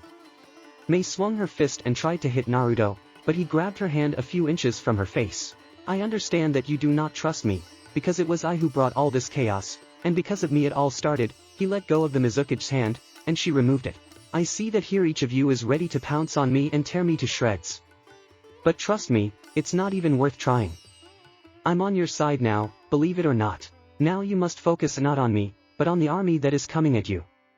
By the way, I have news. He quieted down and looked at everyone. The mercenaries ran away. He continued. Yes? What if you're lying? I heard the words of disbelief, but Naruto was waiting for this. Next, Uzumaki took off the bag from his shoulder and began to shake it out. From there, the heads of those Nukanins he killed began to fall. Everyone looked at it with big eyes. Someone could not stand it and started to vomit. Naruto looked at Mei. Her eyes were scared and her mouth was covered. Probably a gag reflex. That's how the Uzumaki noticed it. You weren't in the war? Such Naruto, frankly surprised. We're all shinobi and should be ready for anything. Naruto ducked down and lifted one head by the hair. Now, I think you do. If not, and you have your reasons, go and look at the battlefield. Naruto turned to the side where the daimyo camp was and threw his head there. Everyone began to part, not wanting to be hurt. So, take your weapon, gather strength, wind yourself up, feel the rage in yourself, and go there. He indicated the direction with his hand, on the battlefield, and crush everyone and everything there, and you will deal with me later. Yes! Under the screams, everyone rushed somewhere, collecting weapons, putting on vests. Naruto looked at it and then turned his attention to Mei, who was just standing there. She looked at Naruto without knowing why. And he could not read what it was: fear, gratitude, contempt, hatred, surprise, or all together. So it's up to me to do your job. He turned to the Mizukage. You just didn't let me say a word. Mei began to justify herself. You stood as if rooted to the spot when the news came. Although you are here for this, but it sent you into a stupor. You knew they would attack, but you weren't ready. What does it mean? Did you really kill them? Decided to find out the truth, Terumi. They ran with their tails between their legs. I wouldn't be surprised if a daimyo's army came and her knees were shaking, was his reply. And you really are cruel as the devil. She looked at the heads. Trust me, they got off lightly. I went ahead. Gather troops and go. Just hurry up, don't delay. He turned around and moved forward, leaving Mei alone. 2 hours later, the army of the daimyo marched in formation, dispersing throughout the clearing. They went to the left. All the infantry went in front, archers behind them, and catapults behind them. Behind all the troops were the generals and the daimyo. When they had gone a sufficient distance, they stopped, closing their ranks. On the opposite side of the clearing stood the rebel army. They had no order, no discipline. Everyone was mixed in a bunch, shinobi and ordinary people. Mei was at the front with Naruto next to her. What do we do? Mei asked the devil. You, nothing. The answer surprised Mei. I myself. How are you? Why are we here then? She tried to challenge Naruto's decision. Now is not the time to get into an argument. Don't you see? They are trembling, they are ready to run, but the duty does not allow them, so I will push them to this. And your task is to take care of the arrows and stones. I said everything. Naruto drew his sword and walked slowly towards the row. Seeing this, the warriors began to tremble. If before that they did not show fear, now they were openly trembling. They still remembered the battle in the passage. Naruto walked slowly. Volleys of arrows went off and stones flew. They flew over the rebel positions, but a large wall of water grew there, which slowed down the flight of arrows and stones. They simply fell to the ground without causing damage. The volleys continued as Naruto moved closer. Suddenly, his heartbeat raced, adrenaline and rage began to feed him. He understood what was going on. He closed his eyes and breathed in more air. And when I opened it, they turned red. The first ranks of the army, seeing this, began to move back, but they were not allowed in the ranks from behind. The Uzumaki folded the seals and blew out a huge amount of air bullets. They thinned out the first ranks a little. He rushed in like a beast. And blood gushed out. Blood splattered right and left, up and down. Nothing saved from the devil's sword. Attempts to attack him ended in the loss of a limb. Naruto slashed them while his rage fueled him. He cut off limbs, gutted, cut off heads, chopped bodies in half. Some lay on the ground and screamed for help. Others ran away, but they were not allowed by those behind them. Chaos. That's what was there. The commanders stood behind and commanded forward, the soldiers in front shouted back, dying at the same time from the hands of the devil or from the fact that they crushed their own. At that moment, Naruto threw his sword up and quickly created a clone. Together they used a combination of wind and fire, large fireball and air current. The power of the fire was incredible. 100. More than 100 died from the fire. The front burned out immediately, without feeling anything. In the middle I had to suffer a little, and behind everyone ran, burning in the fire and trying to put it out. Naruto grabbed his sword, above the ground and dispelled the clone. Go ahead, guys. Let's show them. Shouted the shinobi of the mist. No! Mei called out, but no one listened to her. Everyone ran, running near Mei and not listening to her orders. Everyone ran to where the devil was, where the battle was. Seeing this, the army trembled more. One devil was enough to spread a terrible fear, and now the floor of Hidden Mist Village was rushing towards them. The soldiers began to drop their weapons and run away. The military leaders tried to stop them, but they did not care about the command. Life was more expensive. Shinobi began to finish off those who were running away and those who continued to fight. The devil simply walked forward, killing every daimyo soldier along the way. There was nothing that could stop him. Devil! Called him from behind. He turned around and saw Mei looking at him. Terumi was horrified. The devil stood in front of her covered in blood. Blood trickled down the blade of the sword and fell to the ground in drops. His eyes were red, filled with rage. It's not those blue eyes, it was different. Naruto moved towards her. The Mizukage prepared for battle. But in an instant, the devil stopped and fell to his knees. Naruto opened his eyes and realized that he had already come to his senses. He looked around, there was a mess around that he created, no one else could do this. Shinobi and rebels were running around, and all the daimyo warriors were running behind. The Uzumaki got up and walked towards Mei. Seeing those blue eyes again, the Mizukage dropped her fighting stance. Who are you? She asked as he approached. You won, was the only answer. Naruto and Mei stood far from the capital. Shinobi and rebels entered the city in a column, where they were greeted and thanked for their feat. You won't go? The Mizukage asked looking at all of this. That is yours. You deserve it, he replied. I didn't do anything, Mei began to deny. You'll be a great daimyo. What? She didn't understand. And you think the people who will choose? You will become the first Kage daimyo in this world. No, I cannot. You just need to believe. Naruto looked at the capital. You're not like that, you're a completely different person, raised the old topic Mei. Like I said, I wasn't always the devil. Naruto looked like he was deep in memory.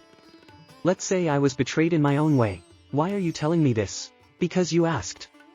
And because you won't see me like this again. Memories of those moments when he was possessed by rage and bloodlust floated in Naruto. Here, she held out her backpack. There are scrolls and ointment, as requested. Thanks, Naruto took the backpack. Silence fell between them. They listened to people scream. As they chanted Mei's name. Everyone was happy. You know, Mei broke the silence. I'm probably in love. At that moment Naruto looked at her and the Mizukage blushed. What? Asked the Uzumaki, seeing that Mei hesitated. I'll probably become a daimyo, she corrected herself sharply and looked at the city, hiding her blush on her face. Then hold on. Naruto turned around and started walking. Next time we'll be enemies. He shouted without turning around. Mei looked after the devil. Until his image faded away. She took a deep breath, enjoying the air and freedom. If you were even older and had a better wit, she said into the void. I think I fell in love with the devil. I can't think of a better ending to this story. She smiled and looked at the distant silhouette of Naruto. Still, I hope we won't be enemies the next time we meet. Night of the same day. At Sumeru, Hoshi after the defeat, at all times rushed off to Atsumaer. There they began to prepare a ship for him to sail. Hoshi himself stayed at his house outside the city. He arrived secretly so that people would not recognize him, and decided to hide under the cover of night. Hoshi-sama, a servant, entered the office. All is ready. Yes. Hoshi left the office and followed the servant. They went downstairs and out into the street and then out of the mansion. At that, Hoshi was surprised. And where is the horse? How should I get to the port? Rurouni turned and looked at his servant. And you are almost there, the servant said, and then white smoke rose, and the devil appeared from it. You! Hoshi turned around and tried to run away, but he stumbled and fell. Don't come near me. He began to crawl back. You know, Naruto began to slowly move towards Rurouni. Kotai crawled away exactly the same way when I killed all the ANBU. Don't come near. Hoshi's voice trembled just like himself, and then he bumped into a tree with his back, immediately horrified by what awaited him. What a coincidence. Naruto spread his hands. Kotai also stumbled upon an obstacle. Naruto immediately walked into the dents. No! Hoshi covered himself with his hands. He already thought that he had died and closed it, but he heard the clanging of chains and heaviness on his wrists. Rurouni opened his eyes and saw that his hands were tied with a chain held by the devil. You're following me. Naruto tugged on the chain. Rurouni failed. Uzumaki led him somewhere into the forest. He answered any questions with silence. While leading Hoshi, Naruto felt the chain tremble. He knew that Rurouni was trembling like that. They walked through thickets and thorns until they came to a small lake in the middle of the forest. They approached the pond. Here Naruto pulled the chain towards himself, causing Rurouni to run towards Naruto. Then Uzumaki tripped and he fell in front of the devil, near the reservoir. Nukenin started the chain and sat down near the lying Rurouni. He looked at the apostate with square eyes. Do you know how Kogen died? Naruto asked, looking at the reflection of the moon in the water. Neat, Hoshi replied in a trembling voice. I took it like you. He took me to the steepest side of the mountain and dropped him off. There's a blood stain underneath, Naruto said calmly. But, Hoshi, don't worry, you won't have such a fate. Naruto abruptly grabbed Hoshi's head and thrust it into the water, starting to drown Rurouni. He struggled as best he could, trying to get out. Naruto sensed that he could not hold him with one hand and applied the other, continuing to drown. Hoshi tried to break free for another minute, but then the attempt stopped. Naruto realized that he was already dead and let go of his head. Here's a tenacious bastard. Naruto then pulled Hoshi to a tree and tied the chain around his neck before hanging the corpse from a branch. The Uzumaki stepped back to look at the spectacle. Hoshi's body is cheerful, swaying in light gusts of wind. Naruto stood for 10 minutes. Then he looked up at the sky. In a few hours, the sun was about to rise. My work here is over. With these words, he went to the city, where in the morning he would hire a ship and sail to the mainland. Again, it was night outside. The moon illuminated the forest, filled with darkness and fear. Everything was silent here. No birds, no insects. Only the wind could speak, only he was the king here. He talked to the leaves, and said something to them, and they whispered among themselves. And there was a reason for that. Down on the forest path stood 5, 1 against 4. Those 4 were Konoha's ANBU, identifiable by their masks and gear. And that one is the Night Devil. Still, they found it, and I thought I was hiding well, the apostate said with a hint of disappointment. Well, let it be, this is my chance to get rid of you. The right hand reached for the hilt of the sword, and the left hand reached for the kunai in the pouch. The ANBU also stood for a reason. They grabbed their swords and stood up, preparing to repel the attack. Cat, mouse, eagle, lion. Who will be the first? Naruto threw a kunai at the tree behind him and then drew his sword from behind. The devil rushed at the ANBU, they immediately rushed to the sides and only one took the blow, the cat. Their swords clashed, sparks flew. Everyone pressed, trying to outweigh the enemy. Then the Nukenin noticed that they were trying to attack him from behind and quickly pushed the cat away from him and turned to the attackers, and then disappeared and appeared near the kunai, hammered into the tree earlier. The ANBU prepared to attack and were about to rush forward, but they were stopped by 2 clones that appeared near Naruto. The Konoha squad prepared for the worst. The clones began to seal the seals and shouted 2 techniques. Fire release, big fireball. Wind release, airflow. The ball and the powerful airflow, the techniques merged into one, forming a powerful fireball that rushed into the ANBU. But they did not flinch. The cat stepped forward and raised the water wall. The barrier stopped the combination of fire and wind, but too much steam rose into the air. The ANBU suddenly realized that this was exactly what the Nukenin wanted. Steam is also water, but only in a different form. It sounded from above, but it was enough for the squad to understand what the devil was leading to. He appeared from above, in his hands was a hammer raised to strike, through which lightning passed. It was too late to run, but the cat stretched out his hand, and it turned into something like a tree branch, which grabbed the 3 ANBUs and threw them away. The devil hit the ground with his hammer, cracks began, destroying the ground and forming a small crater. Lightning bolts went in all directions, both on the ground and in the air. The cat was hurt, and the wave threw him several tens of meters away. The ANBU man crashed into a tree, and for some time he was twitching in convulsions. Lion, eagle to the cat. "I'll take care of it," shouted the ANBU in the mouse mask in a female voice. She drew her sword, and she began to make them circular movements in front of her. Foggy moonlit night. Yugao shouted and rushed at the devil, leaving afterimages behind her. "That's how."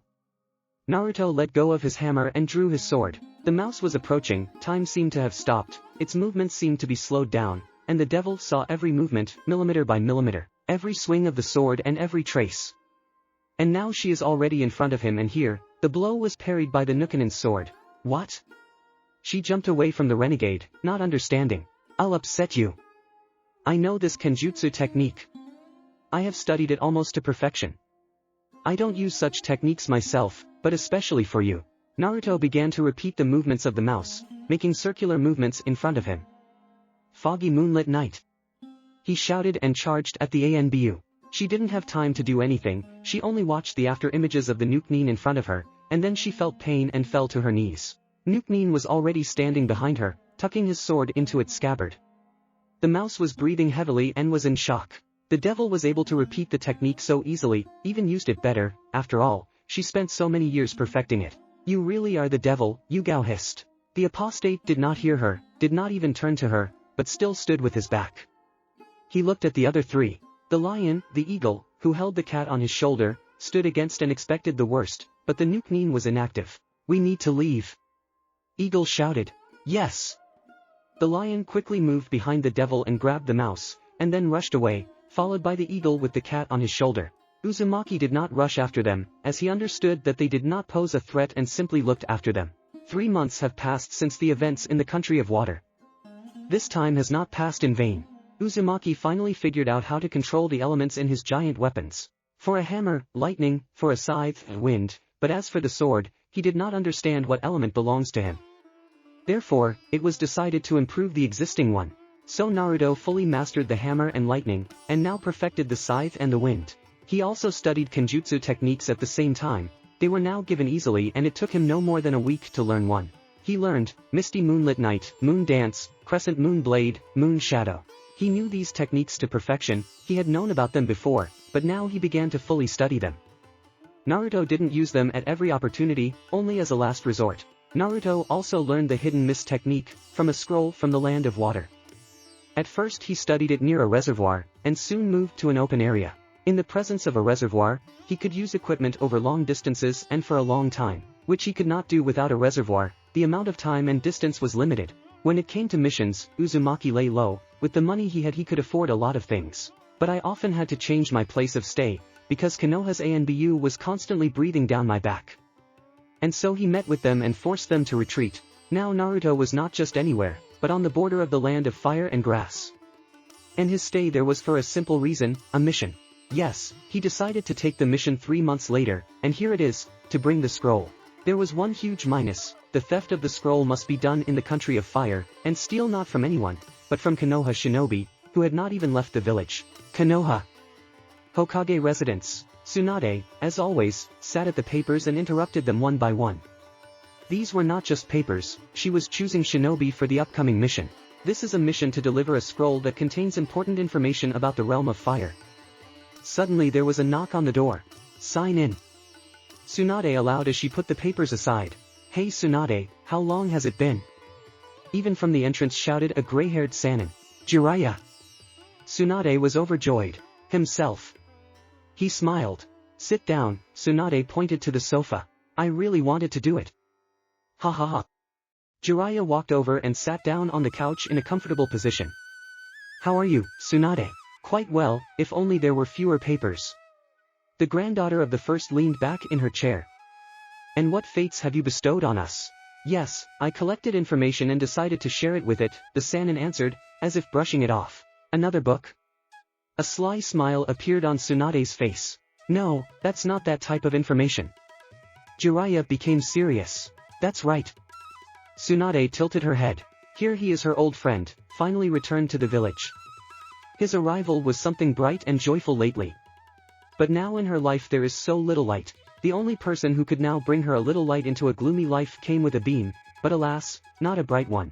But there were so many rays in life, they shed light on everything that was gloomy. But one by one they disappeared. Nawaki. Dan. Sarutobi-sensei. Only Jiraiya remained, and then another one appeared. He was not like the others. He was brighter than the others. He was bigger than the rest. He always beamed.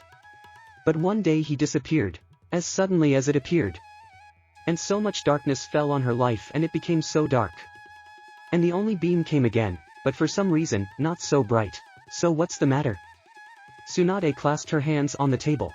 This concerns our problem, which appeared 2 years ago and is still valid. Jiraiya spoke, somehow remotely, which infuriated Fifth a little. You can speak directly and not bypass 10th roads. The blonde did not hide her irritation. Of course. Jiraiya took a breath and then exhaled. Night Devil. 2 words, that was enough. And what did you find out? Information about the devil was something that always interested Tsunade. It even became her life's goal, to catch the Nuke and remove the mask. Well, Jiraiya's eyes fell on Tsunade's hands, which changed from a lock pose to a clenched fist pose. First I would like to ask what you are going to do with it. You heard about what happened in the Land of Water. Yes. His rank has been upgraded to A. The phrase sounded like Tsunade was speaking into the void. You understand that this is not enough. 3 daimyo, Tsunade. This is not an A rank. And you understand that. You yourself wanted him to rank S. Jiraiya was amazed, although he guessed what was wrong. It's all the damn elders. Their opinion changes every day. It's like they don't know what they want. Senju slammed the table. They didn't want to raise the devil's rating so as not to arouse curiosity about his person. Yes, recently they were just rushing to give him an S rank. What now? Jiraiya thought for a moment, his guess confirmed. I think it's Danzo. He hasn't been seen in almost 3 years. Somewhere from the time when Naruto died, a tear rolled down Tsunade's face, and sadness appeared on her face. Pain, like a wave, rushed over her and, like the sky, fell from above. You have to put up with it. The Sannin looked away from Tsunade towards the window. You react so calmly, as if he had not died. She looked at her old friend, and tears flowed down her body in streams. It was so painful. And so it was every time. Every time I thought about that smile, that voice, that hair on my head. I've been through a lot. How many of us were killed in wars? Our sensei died. Once a friend and ally left the village many years ago. Naruto died 2 years ago. I have already reconciled, but still there is a feeling that he is still alive and wandering somewhere. And you, Tsunade smiled slightly. We have something similar. That's right, smile more. Jiraiya laughed again and clapped his hands. Tsunade wiped her tears on her sleeve. So, you're suggesting that Danzo is involved in Naruto's death? The Sannin changed the subject. I know it, but there is no proof. Danzo is still that beast. It seems that when he is inactive, it's for the best, but now it's scary and I don't understand why. I don't even know what to do. The intriguer is old. All this is connected with the devil. It all started after Naruto's death. Sometimes it seems that he is the devil. But, you heard about the devil. It's just a killing machine. He will kill 100 people without blinking an eye. I've heard the stories and they're terrible. Jiraiya's expression was one of shock.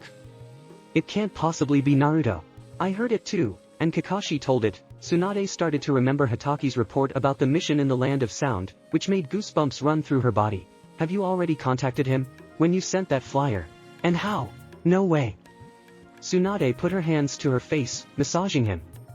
3 wounded, 2 of whom were near death. How is that? Jiraiya didn't understand. He knocked them out one by one.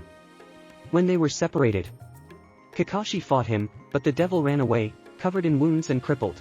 According to Kakashi, he is very strong in kenjutsu, knows the techniques of wind, lightning and fire, and knows how to use hiration, but he is far from the 2nd and 4th, even very much. And when was that? I decided to ask a more important question. Almost a year has passed, 5th answered with incomprehension. And now he is almost on an equal footing with the Kage. In any case, he fought the Mizukage and came out alive. This speaks volumes. He's progressing fast. Jiraiya mused out loud. An elite ANBU squad was sent after him. I'm afraid they won't do anything. There was silence. Nobody tried to break it. Tsunade sat for some time with a thoughtful look, but then proceeded to sort through the papers further. Jiraiya sat in thought far more than Tsunade. He didn't believe what he was saying. He didn't believe it was Naruto. No, it seemed to him that this was a completely different person. When rumors reached him, he immediately grabbed his heart. It was very painful to hear it. Sanin did not believe in this, did not believe that a smiling and always cheerful boy could become such a person that he would watch drops of blood flow down the blade of a sword. Jiraiya blamed Danzo for all this, because it all started because of him, but most of all he blamed himself, because he didn't take Naruto with him, but let one into this world, understanding where he was sending him. And in the evenings, he often lay and looked at the stars or at the ceiling and asked for forgiveness from Minato and Kushina. And each time he regretted that he did not return to Konoha, but let him go, as Orochimaru once did. Everything inside was shrinking from guilt, and the worst thing was that he could no longer fix anything. Nothing. So some time passed until Jiraiya remembered why he actually came. Tsunade, he said to the blonde, distracting her from her work. I came up with a completely different question. Yes? Tsunade put down the paper. And what is that question? You haven't chosen a team to deliver the secret scroll yet, have you? He got up and walked over to the table. Where are you from? Tsunade's eyes widened. Ha ha ha, you're still surprised. Jiraiya laughed out loud, causing Tsunade to do the same. No, I'm just collecting, but what's the problem? The fifth looked at the hermit questioningly. The herb hired the devil. Jiraiya instantly became serious, realizing that he hadn't said anything nice. What? Eyes widened from surprise. No. I have to. Tsunade began to chaotically go through the documents, looking for something, herself, not knowing what. Jiraiya noticed that the Hokage was in a state of panic. Tsunade. Sanin grabbed the blonde by the hand. What? Tsunade pulled her hand out of Jiraiya's grip. You tell me not to panic. Tsunade jumped up and stood in front of the Sannin. I'm not panicking. Do not disturb me. She hissed right into the gray-haired man's face. Sit down. And listen to me, Jiraiya said calmly, looking into her eyes. It was like hypnosis. Tsunade silently sat down in her seat, not taking her eyes off the Sannin's eyes. Now listen, you need no more than 8 people, experienced shinobi and perhaps those who have already encountered him. Tsunade nodded. And now in more detail. I would put Kakashi in charge. Can he take part? Tsunade took out a paper with Hataki's data. It was in the pile that the blonde had sorted through many times today. She placed the paper in front of Jiraiya. Fine. Now we need a doctor, a good one, not you and not Shizen. There is only one person, but she hasn't been on a mission in a long time, and I don't think. Who is she?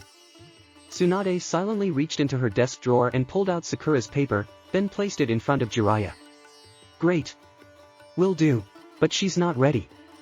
In addition, a mission of this rank, and immediately. You have to start somewhere.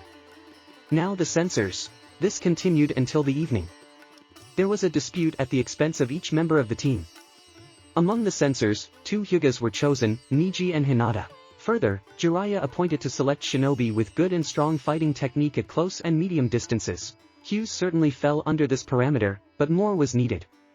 So the choice fell on those who had already fought the devil, Guy and Asuma. If Asuma felt the full power of the devil in his own skin, then Guy was ready to avenge Lee. There were 2 more places left. Tsunade suggested Shikamaru, Jiraiya agreed. There was only 1 left, and 5th offered Lee to take his place. Tsunade also revealed that of all those chosen, only Sakura was not involved in the mission to capture the devil. Jiraiya agreed with Tsunade and was glad that they have their own motives, and therefore additional motivation, which means they can complete the sub-mission, if possible, catch the devil. But Tsunade continued to argue, because there are still many shinobi, strong and experienced jonin, to which Jiraiya replied that he had a plan for these experienced and strong jonin. The assembled team set off the next day in the morning. The way was long. The team went to the north of the country to give the scroll to important people. The road was easy. On the way, no one exchanged a word, everyone understood what could be waiting for them. Everyone just silently prepared for what was to come. Only Sakura was completely confused and tried to find out why everyone was so serious, but no one really answered anything, except to stay behind their backs. Of course Sakura had heard about the devil and what he had done. She had to operate on Lee, so she wanted to know more about him. Besides, this was her first mission in a long time, and she wanted to do it perfectly. But curiosity tore her apart. Everyone started talking about the devil immediately after Naruto's death. But then he was still not a devil, but an ordinary apostate. It was hard for her at the time. Naruto's death, and before that, Sasuke's departure. Eternal sobs into the pillow at night, constant time spent at the grave, refusing missions, attempted suicide. But thanks to Tsunade-sama who helped her through all this. Now she is on her feet. She left all the bad in the past. When it was getting dark, the team stopped for the night in the forest. The place was not entirely safe, but the best of all. They pitched their tents and lit a fire. Soon the sun was completely below the horizon, and everyone admired the fire and the full moon. There was still the same dead silence among the team. Everyone looked at the fire and listened to the crackling of burning firewood. Sometimes lone owls flew over their heads. There was silence. Well, why are you all so silent today? Where is your optimism? Sakura started all of a sudden. We just need to collect our thoughts. Because the last time the meeting with the devil ended in failure, Shikamaru took the floor and explained himself for everyone. Besides, we're all here to get revenge on him, right, Gai-sensei? Is it true? The student-teacher couple rose from their seats, their eyes burning with fire at the impending opportunity. Don't forget that we're not here to kick ass, we have a mission. After Kakashi's words, everyone sat down in their seats. So what? Because all this is not a reason to be silent. Of course, I understand that you have old scores with him, but I repeat, this is not a reason to be silent. At that moment a sound resembling the ringing of a chain rang out. No one understood anything. Sakura's hand was instantly wrapped around the chain, and then she was suddenly pulled somewhere into the forest. Kakashi-sensei. Sakura. Kakashi was about to rush after Sakura, but Asuma and Guy held him back. Stop, Kakashi, if you rush there, he will capture you too. Everything went so suddenly, everyone got up from their seats.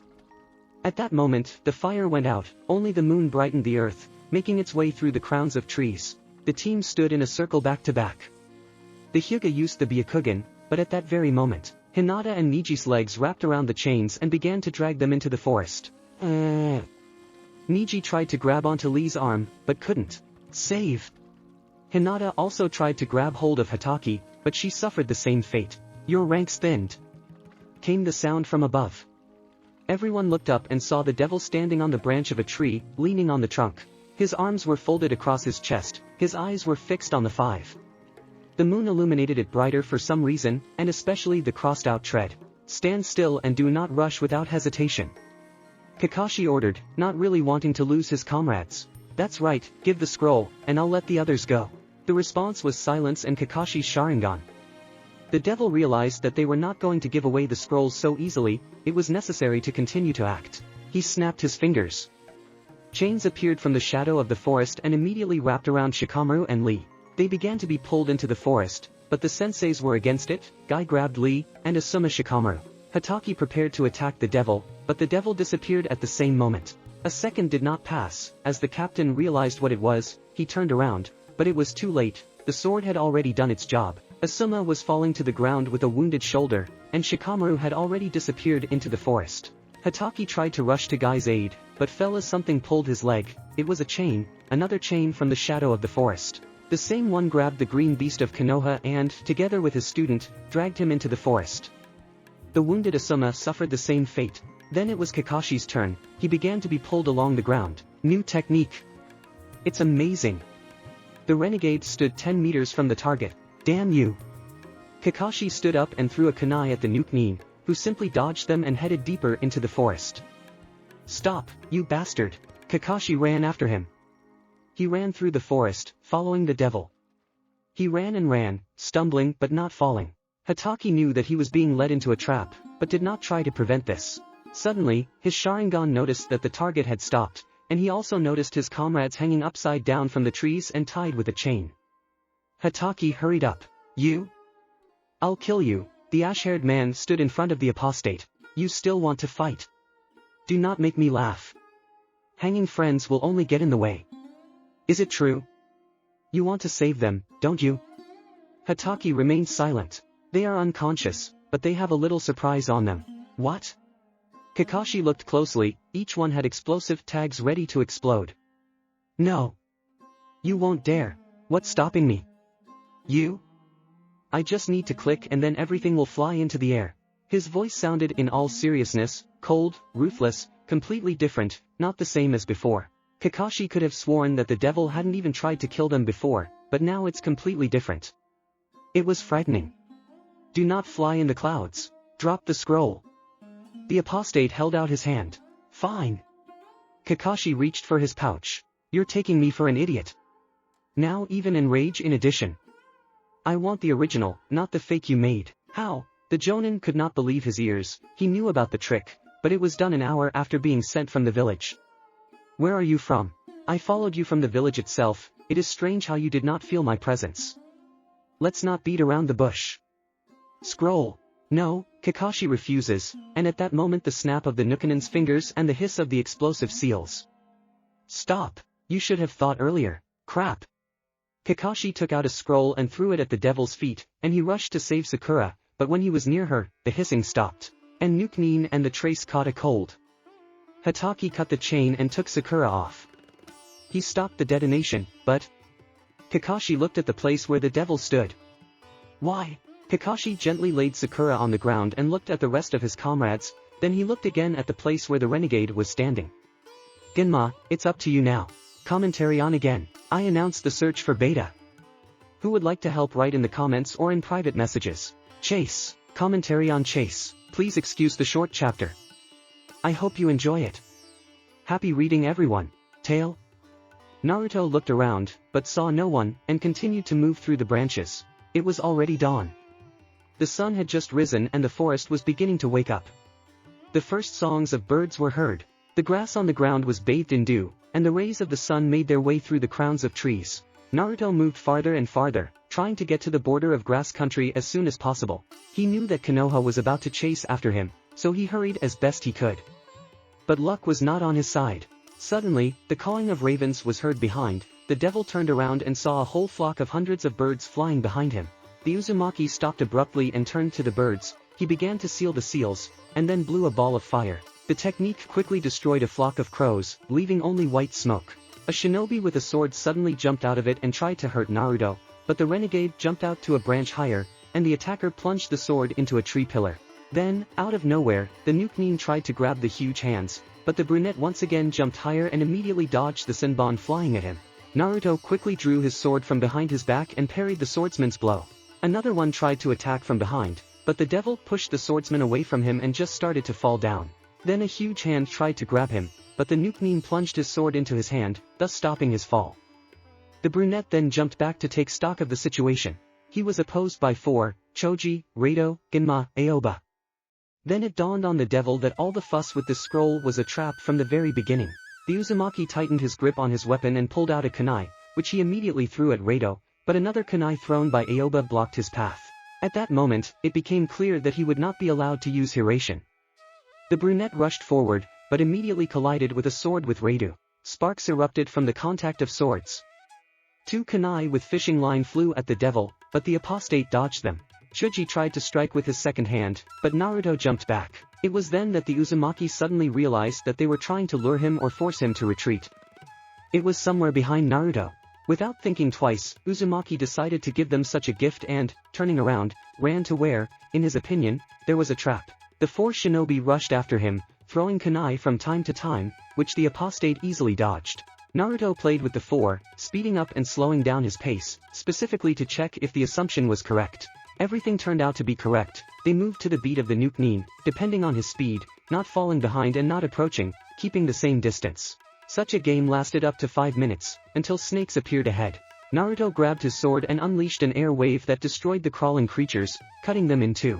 3 shinobi appeared before the devil, the heads of the Nara, Akimichi and Yamanaka clans. The renegade stopped, the pursuers stopped behind him. Suddenly, a noise was heard from above. Naruto looked up as Anko was falling towards him, kunai in hand. Nukanene rushed to the side and Mitarashi missed. Foggy moonlit night. The Uzumaki decided to take advantage of the fact that Anko was alone in front of him and started making circular motions with his sword. Then the brunette realized that she had done something stupid, but it was too late. One movement and the devil swept past her, and then pain was felt in her side and blood gushed. Inoichi was immediately next to Anko and carried her away. Choza extended his arms and tried to grab the devil. The renegade simply threw his sword into the air, allowing himself to be grabbed, but not even a second later. The Nukenin appeared near the sword and created an air wave with it, which hit the hands of the head of the Akimichi clan. With screams, he removed his hands. Fire release, combined technique, big fireball. Aoba, Rado, Genma blew out a fire technique of colossal proportions. The devil realized that it could not be stopped and simply jumped down to the ground. There was already a surprise from the head of the Nara clan. Shikaku's technique, or rather his shadow, grabbed Naruto's shadow, and he was unable to move. Shadow imitation technique. Inoichi. Naruto looked to the side. The head of the Yamanaka clan was standing on the branches of the tree and preparing to use some kind of technique. I will not let it. The devil somehow folded the fingers of his left hand into a seal of concentration. Night Dome. At that very moment everything around became dark, as if the sun had gone below the horizon and an impenetrable night had come. Shadow cloning. Naruto handed over control of the technique to the clone while he sped away.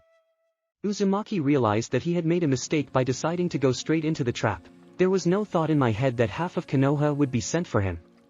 He was in a hurry, that there are relics, trying to break away. Getsuga. There was almost no time to make a decision. Naruto quickly raised the sleeve of his left arm and summoned a huge sword from the seal. He put it in front of him. Kiba's and Akamaru's combined technique was parried with the sword, but the strength and quick spin did the trick. Still, not everyone can withstand such pressure. Naruto flew down and slammed into the ground. Before he could get up, Ino immediately attacked him, trying to injure him with a kunai. The blonde's attack was parried with the same sword, then the brunette pushed her in the stomach, causing Yamanaka to fall. Melee weapons of various types and shapes flew into the Uzumaki. He repulsed some, evaded the rest. At the same moment, the devil noticed the brunette and was about to rush towards her, but Kiba and Akamaru appeared in front of him again with their Getsuga. And again the sword was in the role of a shield, only now Naruto just rode back on the ground. He was pressed, and now the rush hour has come. The apostate could no longer hold on and Getsuga Inazuki charged him. Naruto flew several meters, breaking through several trees along the way. He stopped only thanks to a huge pillar of wood, into which the Nukenin slammed into, leaving a dent. Crap! Naruto cursed himself and the mission for the umpteenth time today for taking it on. It was not enough that the whole crowd, from which he ran away, caught up with him. The nightmare has become a reality. When Naruto got to his feet, he saw all of his opponents for the day, from Team Kakashi to Shino, who appeared out of nowhere. 20-1, said the devil. Even the wounded are here, he added under his breath. Fuck you. It's time for you to pay for everything. Kakashi shouted. Naruto realized that this was the end. If he got into a fight now, he would lose in an instant. If he retreats, then everyone will chase after him, and even then the chance of escaping will be very small. Distract and run away, perhaps, was the most acceptable option, but it was still dangerous and the probability of salvation was no more than in the first two cases. Naruto tightened his grip on his sword and lunged forward. Asuma rushed forward. Brass knuckles and the sword touched, sparks went off, a struggle began. Who wins? The devil, unlike Asuma, was slightly battered, and his strength was far from the same as at the beginning. Suddenly, Sarutobi pulled away and stepped back. At first, the apostate did not understand such a decision, but a second later the body no longer obeyed and did not move. Joint technique of father and son, Shikamaru and Shikaku. The shadow imitation had done its job, now the Hyugi entered the fray, Hinata and Niji. The Uzumaki was in the action of their technique. Now, 64 touches of heaven from two representatives of the Hyuga clan fell upon him. Naruto rode a few meters, getting rid of the effect of the Nara technique, but Guy and Lee's combined blow did not let him recover. Their blow landed on Naruto's chest. Naruto lay there for a full minute. Nobody touched him, but when he tried to get up, he realized that many of his bones in the chest area were broken. It was hard to breathe, as hard as getting up, but he found the strength to do it. I'll put an end to this. With those words, Kakashi created the Chidori. Heavens see, I didn't want to use it, but you left me no choice. Naruto rolled up his right sleeve, 7 bracelets, seals were applied to the skin. One of them was black, the rest gray. Simple stripes and nothing more, but, secret technique, 7 circles of hell. Circle 1, Guardian. The black bracelet began to shine in a bright orange color, Naruto's hand seemed to burn, and then a white haze appeared, and from it a huge monster. The head of a lion, the body of a tiger and the tail with the head of a snake. There was a chain around his neck, as if he were a court mongrel. The Konokovites were shocked by what they saw, everyone froze like statues and did not even move. The beast growled. Crash! Only sounded order Naruto. Naruto moved through the trees, slowly but surely. With his left hand, he held on to his ribs, which still made themselves felt. With his right, his hand hung down. He could not move it, it still burned, but he had to endure it. Behind them, the roar of an animal could be heard. As soon as the opportunity arose, the Uzumaki fled, leaving his pet and grabbing the sword. It was necessary to move away, because the Guardian of Hell could not stay in the world of people for a long time. So he ran with all his might. Stop! A familiar female voice came from behind. The devil stopped and apparently the pursuer too. What do you want? He asked without turning around. Who are you? Who is behind the mask? What is your name?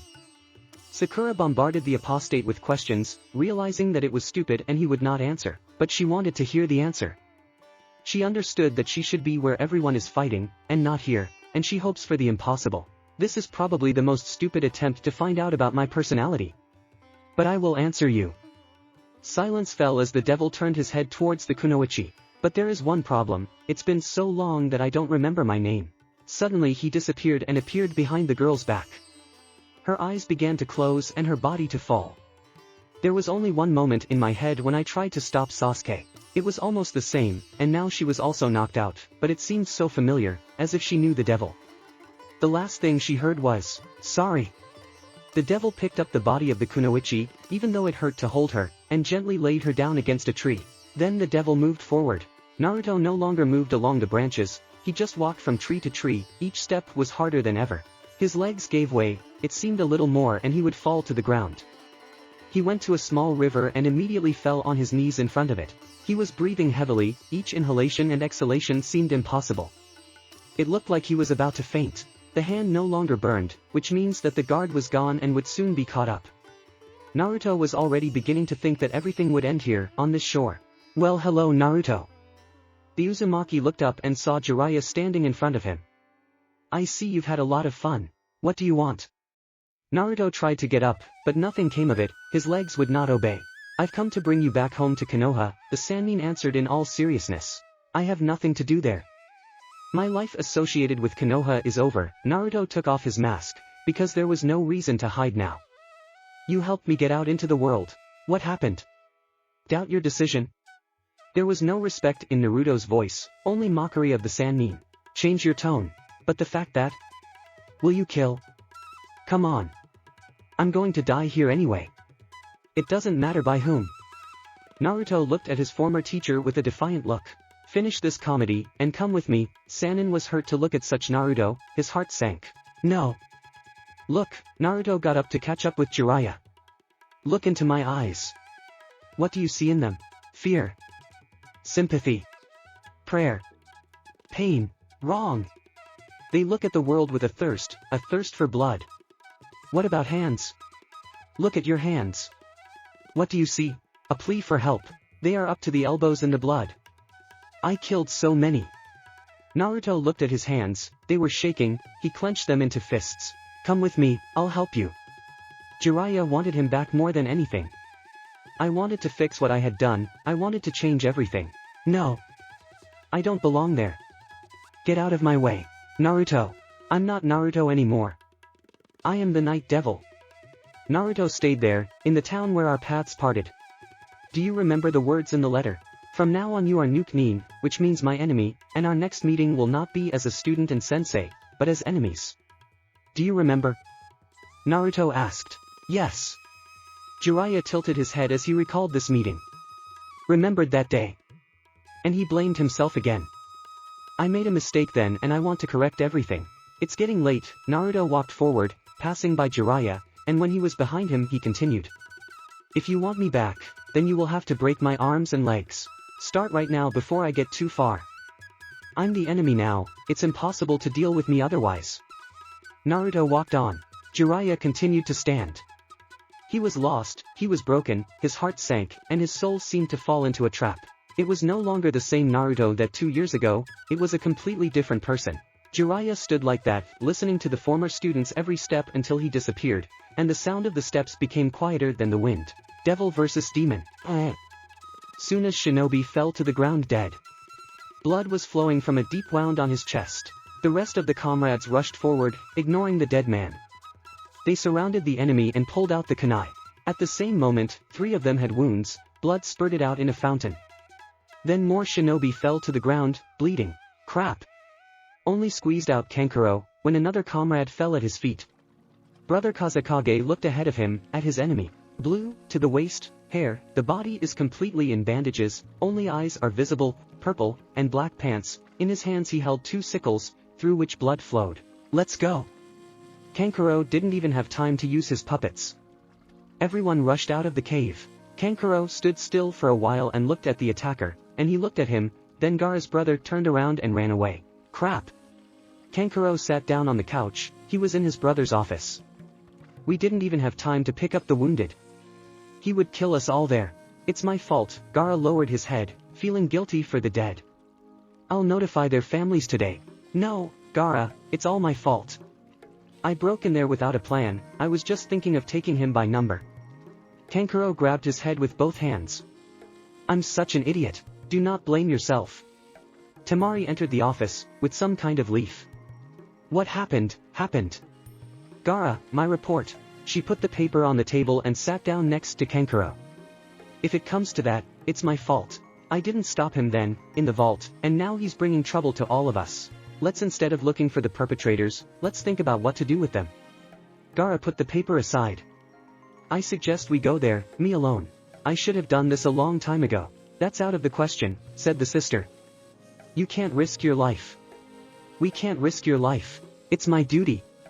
And I have to fulfill it. The elders won't approve of this. Kankuro took Temari's side. You are the Kazekage, and Shikaku's Jinchuriki, your death will be a great loss to the village. And what do you suggest? Umbu? Send the whole village there. Gaara was always eager to go there, but no one allowed him to go there. Nobody wanted to lose him. No. It's all useless. I propose to hire a nuke. From Kankuro's proposal, Temari and Gaara were speechless, their eyes climbed onto their foreheads. Are you suggesting using a criminal? The sister asked. Do you have another option? This is a great idea. We will not lose the lives of our comrades. Of course, you will have to spend a little money, but if the mission is completed, then you need to try. The elders may not approve of this. Gaara, are you the Kazekage or what? Forget the opinion of the elders for once, it's for the benefit of the village. Am I right, Temari? I don't know, but, as for me, this is the best we can come up with, the blonde thought. If so, who do you suggest? No one who has heard of the sand demon will want to take on a mission. Who are you suggesting? Gaara didn't believe in his brother's idea. No shinobi in the world would want to accept this mission, he thought. Night Devil, Kankuro smiled. Have you heard of him? This is the type that staged coups in the country of water and killed 3 daimyos, the blonde clarified. He is, Kankuro nodded. I don't think he will refuse. I heard that for decent money, he will complete any mission, but there are 2 problems. And what are the problems? This idea began to arouse the interest of the Kazekage. Find him and interest him, the puppeteer replied curtly. I understand you're going to go looking for it. I'll find an escort for you. Gaara had already started looking for something in the table. No, Kankuro stood up. I will look for him alone. I'll leave tomorrow at dawn. Kankuro walked towards the exit, leaving the others confused. I'll file this as a mission. Gaara took out a blank sheet and began to write something. I won't bother you, I'd better go help him prepare for the campaign. Temari got up and went to the exit, leaving her brother alone. Kankuro, as he had said, left early in the morning. Gaara and Temari were the only ones to guide him on the road. He started his journey. It was necessary to start searching. Yesterday Kankuro decided that he would go to the country of rain, and then to grass, waterfall and sound. These 4 villages were top priorities. Based on the information he had, these were the countries where the devil resided. The problem was in one, where and in what. During the journey, he thought about the sand demon more than once. It all happened a year ago. There was a genin in the village.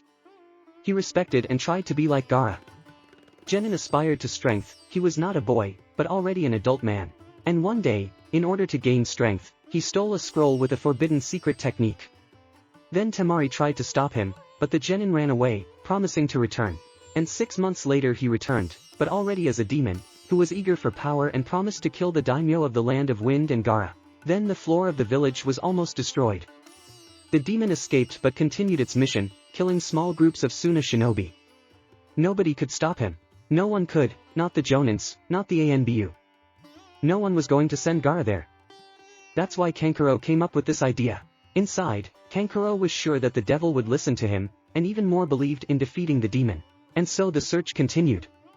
Kankuro understood that he had little time and had to hurry. Arriving in the country of rain, he learned that the devil had not appeared here for a long time. He spends more time in the country of sound and hot springs. The circle narrowed even more.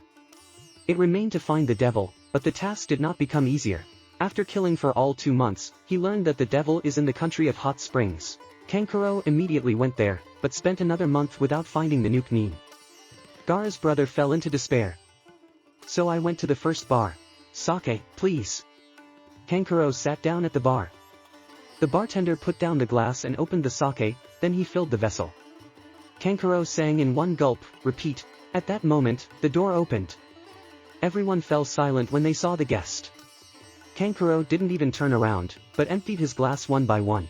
The guest passed and sat next to his brother Kazekage. Get me some ice, the guest said and threw a few bills on the table.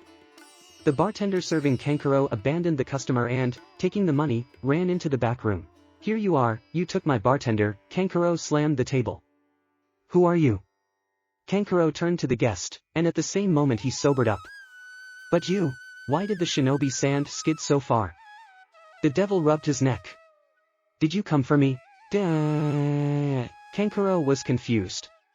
The person he was looking for is in front of him. Here it is, the chance. I came to. You will not defeat me, the devil grabbed the hilt of the sword. No, no, no, Kankuro jumped up and began waving his arms around. I'm not behind your head. Yes. The Nuke-nin was surprised. Your ice, the bartender put the ice wrapped in a bag. Thank you, the devil took the ice and put it on his neck. Perfect. So why do you need me? Nuke-nin returned to the conversation. I know it's a bit strange, but I'm asking for your help. We got in trouble. Let the Kazekage deal with it. The devil stood up and went to the exit. We need you to take care of one person. More precisely, he killed him. Kankuro rushed after the apostate. And who? The devil has stopped. Who is this? He didn't turn around. Sand demon, only Kankuro said. Oh, the devil turned. Can't you do it yourself? He's stronger than us. Kankuro lowered his head. And I have to kill him if the village can't. The devil raised an eyebrow. I heard that you are strong. Another would not agree. The village pays any amount. Kankuro held out his hand. Well, the devil shook his hand. I'll talk to the Kazekage about the details. We leave immediately. A week and a half later they arrived. This place was in the desert, in one small oasis. Kankuro was greatly surprised that they had arrived so quickly. The devil urged Kankuro all the time. The halts were infrequent and short. Sometimes it seemed that he would fall exhausted to the ground. Outside, the sun burned, although the time went to sunset. The devil stood leaning over the source of water and greedily drank the water. Kankuro stood aside and he was terrified, wondering what was under the mask. Suppressing the desire to know the identity, he went to the reservoir and also began to drink water.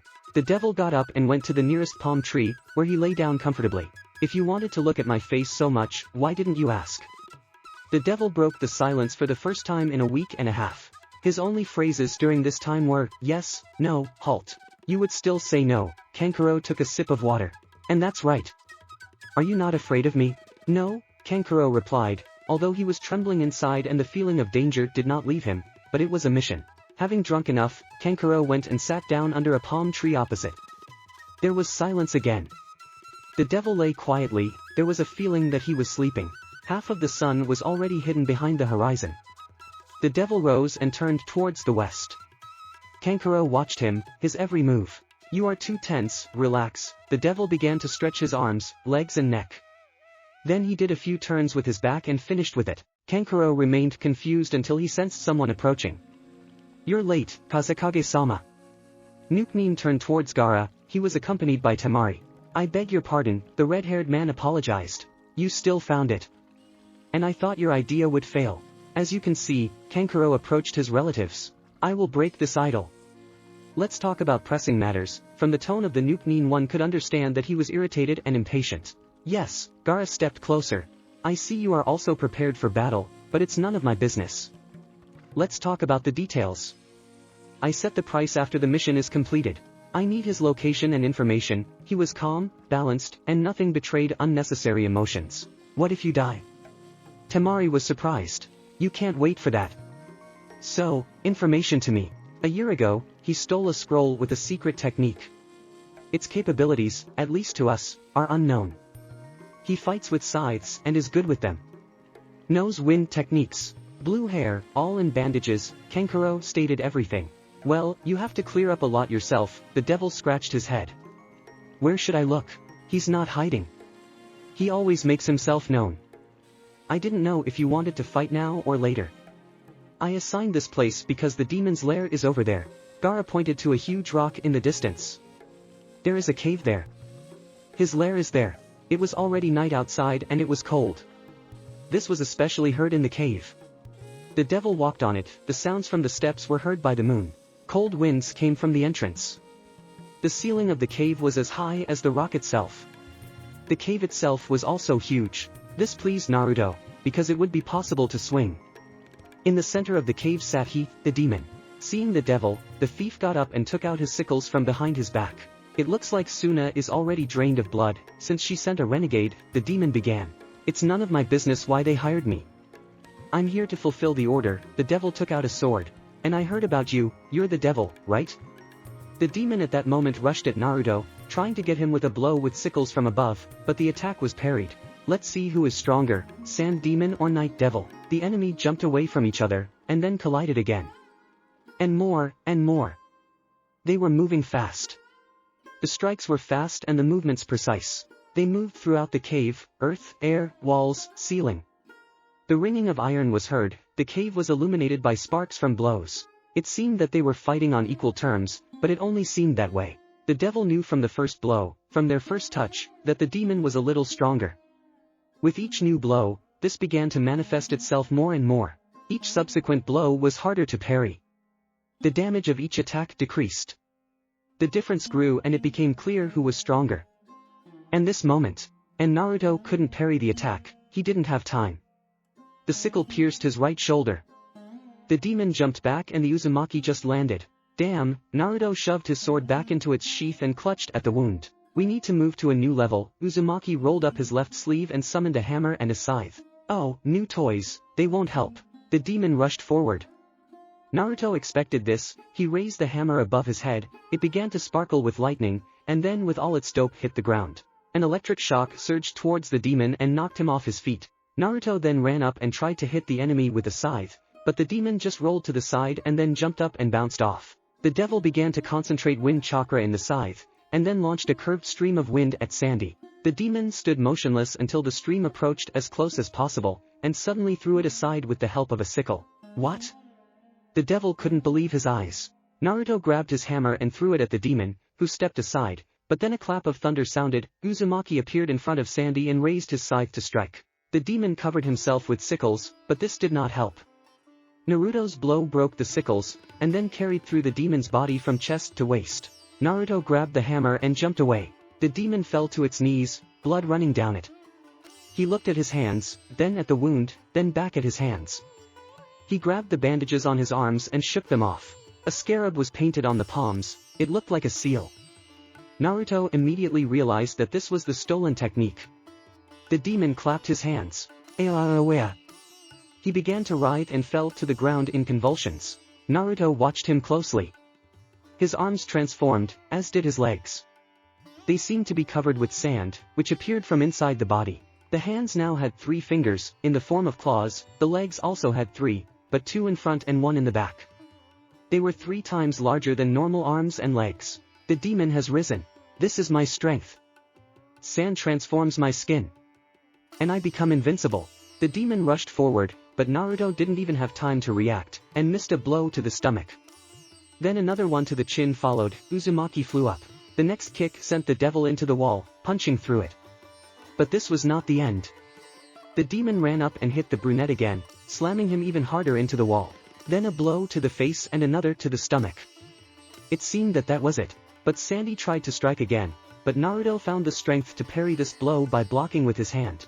I haven't used this technique for so long that I already forgot what it looks like. A blue ball formed in the devil's hand. Rasengan. Naruto hit the blue-haired one and it flew into the wall at the other end of the cave, punching through it. Uzumaki began to get out from under the rubble, as did his opponent. He drew his sword and ran forward. The demon ran towards the meeting. Naruto raised his sword to strike, but it was parried with a hand. The blue-haired man's hand was stronger than steel. Hit! The Uzumaki rolled across the ground for several meters. Sandy jumped up and tried to crush the brunette, but there was a rumble of thunder. Naruto appeared beside his weapon. This infuriated the demon and he rushed at Naruto again, but Uzumaki grabbed the hammer with both hands and hit the blue-haired man with all his might. He flew up several meters in height and crashed into the wall. Naruto was right next to him. The hammer began to sparkle with bolts of lightning. Get it? How do you think? How are things there? Kankuro looked at the rock. I don't know, Gaara replied. At that moment there was an explosion. Several bolts of lightning flashed in the sky and the rock began to crumble, falling apart. The rocks were scattered in all directions. What is this? Temari was horrified. Look, Kankuro pointed somewhere. He pointed to the devil, who jumped from block to block, holding a hammer in his hands. The weapon began to flash with lightning, and the apostate threw himself down.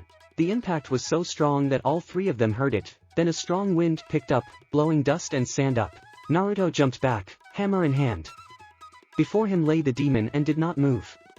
The devil already wanted to breathe a sigh of relief. Ha ha ha ha ha ha. Demon laughed. You are strong. He began to rise. Let me show you true power. The demon got up and simply ripped off all the bandages. On his chest was the same scarab symbol as on his arms, but it was larger. The scarab glowed yellow and the demon fell to his knees. He transformed again. Spikes began to appear on the back in the region of the ridge, the same thing on the arms and legs. The body began to completely cover itself with the sand, creating armor, or something like that. Its size has doubled. At the end, he ripped the bandages from his mouth, revealing his beetle-like mouth. Naruto almost threw up at the sight. In the blink of an eye, the demon was already standing in front of Naruto. He grabbed the brunette by the neck, lifting him off the ground, and began to squeeze. Strong pain. Naruto let go of his hammer. There wasn't enough air. Uzumaki folded the seals and two clones appeared near him. They created a Rasengan and hit the demon. He rode 5 meters, but released Naruto. The original fell to the ground, gasping for air and coughing. Damn, he looked at the blue-haired one. His speed is comparable to that of Hiraition, his strength is several times greater than that of a human, and his 2 Rasengans didn't even leave a scratch. Naruto got up and began to make seals together with the clones. The original was blown by a stream of air, and the clones were blown by a huge fireball. The technique rushed straight at the demon, but when the smoke fell, he continued to stand. The scarab began to inhale air into all its lungs. This meant one thing, and Uzumaki understood this. The demon sharply blew out all the air. The devil pulled out 2 kunai and plunged into the boulders near him. The air current was powerful, but not strong enough to blow Naruto away. The Uzumaki remained standing. The blue-haired one looked at him and rushed forward, but the brunette ducked, dodging a blow, and then another, after which he moved to the side. His movements became slower. Is it because of tiredness or? Naruto quickly examined the demon and understood everything. The scarab appeared in front of Naruto and stabbed. The devil flew off, opening the sword on the fly. The demon tried to attack again, but the blow was parried with the sword. Then the sword flashed something, and the scarab hurried away. Uzumaki clenched his sword with both hands and waved it. A large wave of fire flew at the demon, comparable to the combination of wind and fire. A cry was heard. Naruto stood and breathed heavily. Smoke and dust began to settle. You will pay for this. The devil automatically put his sword in front of him. The scarab appeared in front of him and grabbed the blade of the sword and yanked it out of the brunette's hands. Die! The demon waved his hand, leaving 3 wounds on the brunette's chest, and then sent him flying with a kick from his foot. Uzumaki flew a few meters, and then drove the same amount. Through the pain, Naruto began to rise, finding the last strength in himself. You are weak. Give up. The scarab slowly approached the brunette. Naruto just pulled out his kunai and prepared to fight. But suddenly Uzumaki shuddered and everything began to darken, and his mind seemed to leave him. The eyes turned red. The scarab stopped for a moment, not understanding what was happening to the enemy. The answer was a kunai that crashed into his arm, and then Naruto himself appeared with a Rasengan in his hand and hit the demon in the muzzle. He fell to the ground. The technique did not bring any damage and the blue-haired man simply threw off the brunette. At the same moment, air bullets flew at the scarab, but he did not even cover himself, they did no harm. And when it seemed that everything, then 2 kunai with explosive seals pierced into the stomach. There was an explosion, the sand on the stomach began to crumble. Did he really understand? The demon began to rise from the ground. Fire release, big fireball. No. The technique crashed into the scarab with all its might. The blue-haired one pinned himself to a block. He no longer had the strength to stand. He understood that my armor does not withstand high temperatures and crumbles in some places, gaps appear. He understood it. Yes. The voice was trembling, it was insane. The devil went straight for the demon. He held a sword in his hands, it glowed with a fiery color. The eyes were red and thirsty for death and blood. The brunette approached the scarab and plunged his sword into it. The pain is unbearable, burning and sharp. The devil drew his sword and plunged it into the demon's open mouth, and then pulled the sword up, cutting the head in two. The demon's body fell to the ground, Naruto fell to his knees beside him. Consciousness began to return, and the pain and bleeding intensified. Really again, Naruto looked at the demon's corpse, after which he fell to the ground unconscious. 2 days later, the first thing the devil saw was the ceiling. Then he smelled the medicine. That was enough. He took off and began to gather in his things. When he got dressed, he noticed that the clothes were new. Surprised? The Kazekage sat on the windowsill and watched it all. Have you seen my face? Was the first question. No, Gaara shook his head. I helped you and kept your secret. No one will even know you were here. Weapon? You still regained consciousness there and we managed to seal it, Gaara explained. I don't remember, but if there is my sword here, he looked at his hand, everything was in order. $1 it was the price. Just $1 million? Gaara was surprised. You get a discount for helping, the devil went to the window. He was a strong opponent. Stronger than me. But you won, so. I lost, but how I won will remain a mystery. So I can get my money and leave before it's too late. Of course, Gaara pulled out a suitcase out of nowhere and handed it to Naruto. Thank you. Not at all, sounded a clap of thunder, and the devil disappeared. The devil appeared somewhere in the desert and immediately fell to his knees. Crap. I will never travel that far again. He looked at the kunai. Good thing I left it here. But I have to improve my Hiraition skills. In this battle, I could save myself hundreds of times, but I did not have time. I'm still too bad at it. I need more training. Unexpected customer. Commentary on Unexpected Customer. 2017 is coming to an end and I would like to release the last chapter this year. I wanted to thank all the readers of this fanfiction. Thank you very much. Thank you for your feedback, thank you for your criticism, thank you for being you. Next year I will try not to disappoint you. Thanks again. Happy New Year. Best wishes to you. Enjoy reading. 2 bouncers knocked out the doors and fell to the ground with them. You used to be more hospitable, the devil entered through the broken door. You've already forgotten your old friend. Naruto drew his sword and stabbed it through the chest of the first bouncer. Or you just did not expect my arrival, now the second one was pierced. Go to. In front of Naruto sat a man in a black business suit and black glasses. His black hair was slicked back, and he himself trembled as he sat at his desk. I just found out something.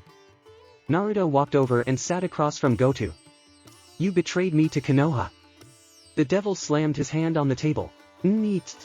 Goto justified himself in a trembling voice. Too late for excuses. Naruto grabbed his sword, swung up sharply, and swung his sword just as sharply. Goto's head flew off to the side and his body fell onto the table. I have a simple conversation with traitors. Naruto shoved his sword into its sheath and walked towards the exit. A month has passed since that mission in Tsunade. Now Naruto was in the land of sound. Now he has destroyed the traitor, his former employer, who turned him in to the ANBU. Naruto has learned to fully control the fire in his sword. Now he could freely control his 3 weapons. And who knew that a sword could control fire? He also improved the hidden mist technique and almost perfected it. Forbidden technique 7 circles of hell, he could already use 4 techniques. He had saved up a lot of money, and now he was just enjoying life and missions, improving his skills and increasing experience, for better times. Going out into the street, he saw in front of him a man in a raincoat and a hood that hid his face. Come follow me, the stranger invited in a very familiar voice. Do we know each other? The devil asked. No, but my master would really like to get to know you better. Naruto knew for sure that he had already heard this voice somewhere. And where is your master? The answer was the turn of the stranger and a step in an unknown direction. It served as an invitation and Naruto couldn't refuse it. They went outside the city and went somewhere into the forest. Naruto silently followed the stranger, a strong interest seated inside, and he wanted to know who this gentleman was. It seemed very strong and prompted his gut that he knew them. They walked another few hundred meters until they hit a hatch. The stranger came up and opened the hatch. "Follow me, please." After these words, the stranger jumped down.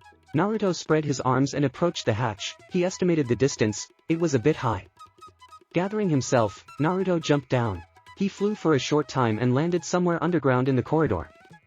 The stranger was already waiting for him, and then went further down the corridor. Naruto followed him. The walls were cold and made of stone, with torches on them that illuminated these dark places. The corridors were long and there were many forks. If Naruto got here alone, he would get lost. Suddenly they found themselves in front of huge doors. The stranger opened the door, and they passed into a large hall with huge columns. At the end of the hall there was a chair and someone was sitting on it. They got closer and Naruto recognized the man in the chair. "I brought him, Orochimaru-sama." The stranger took off his hood. It was Kabuto.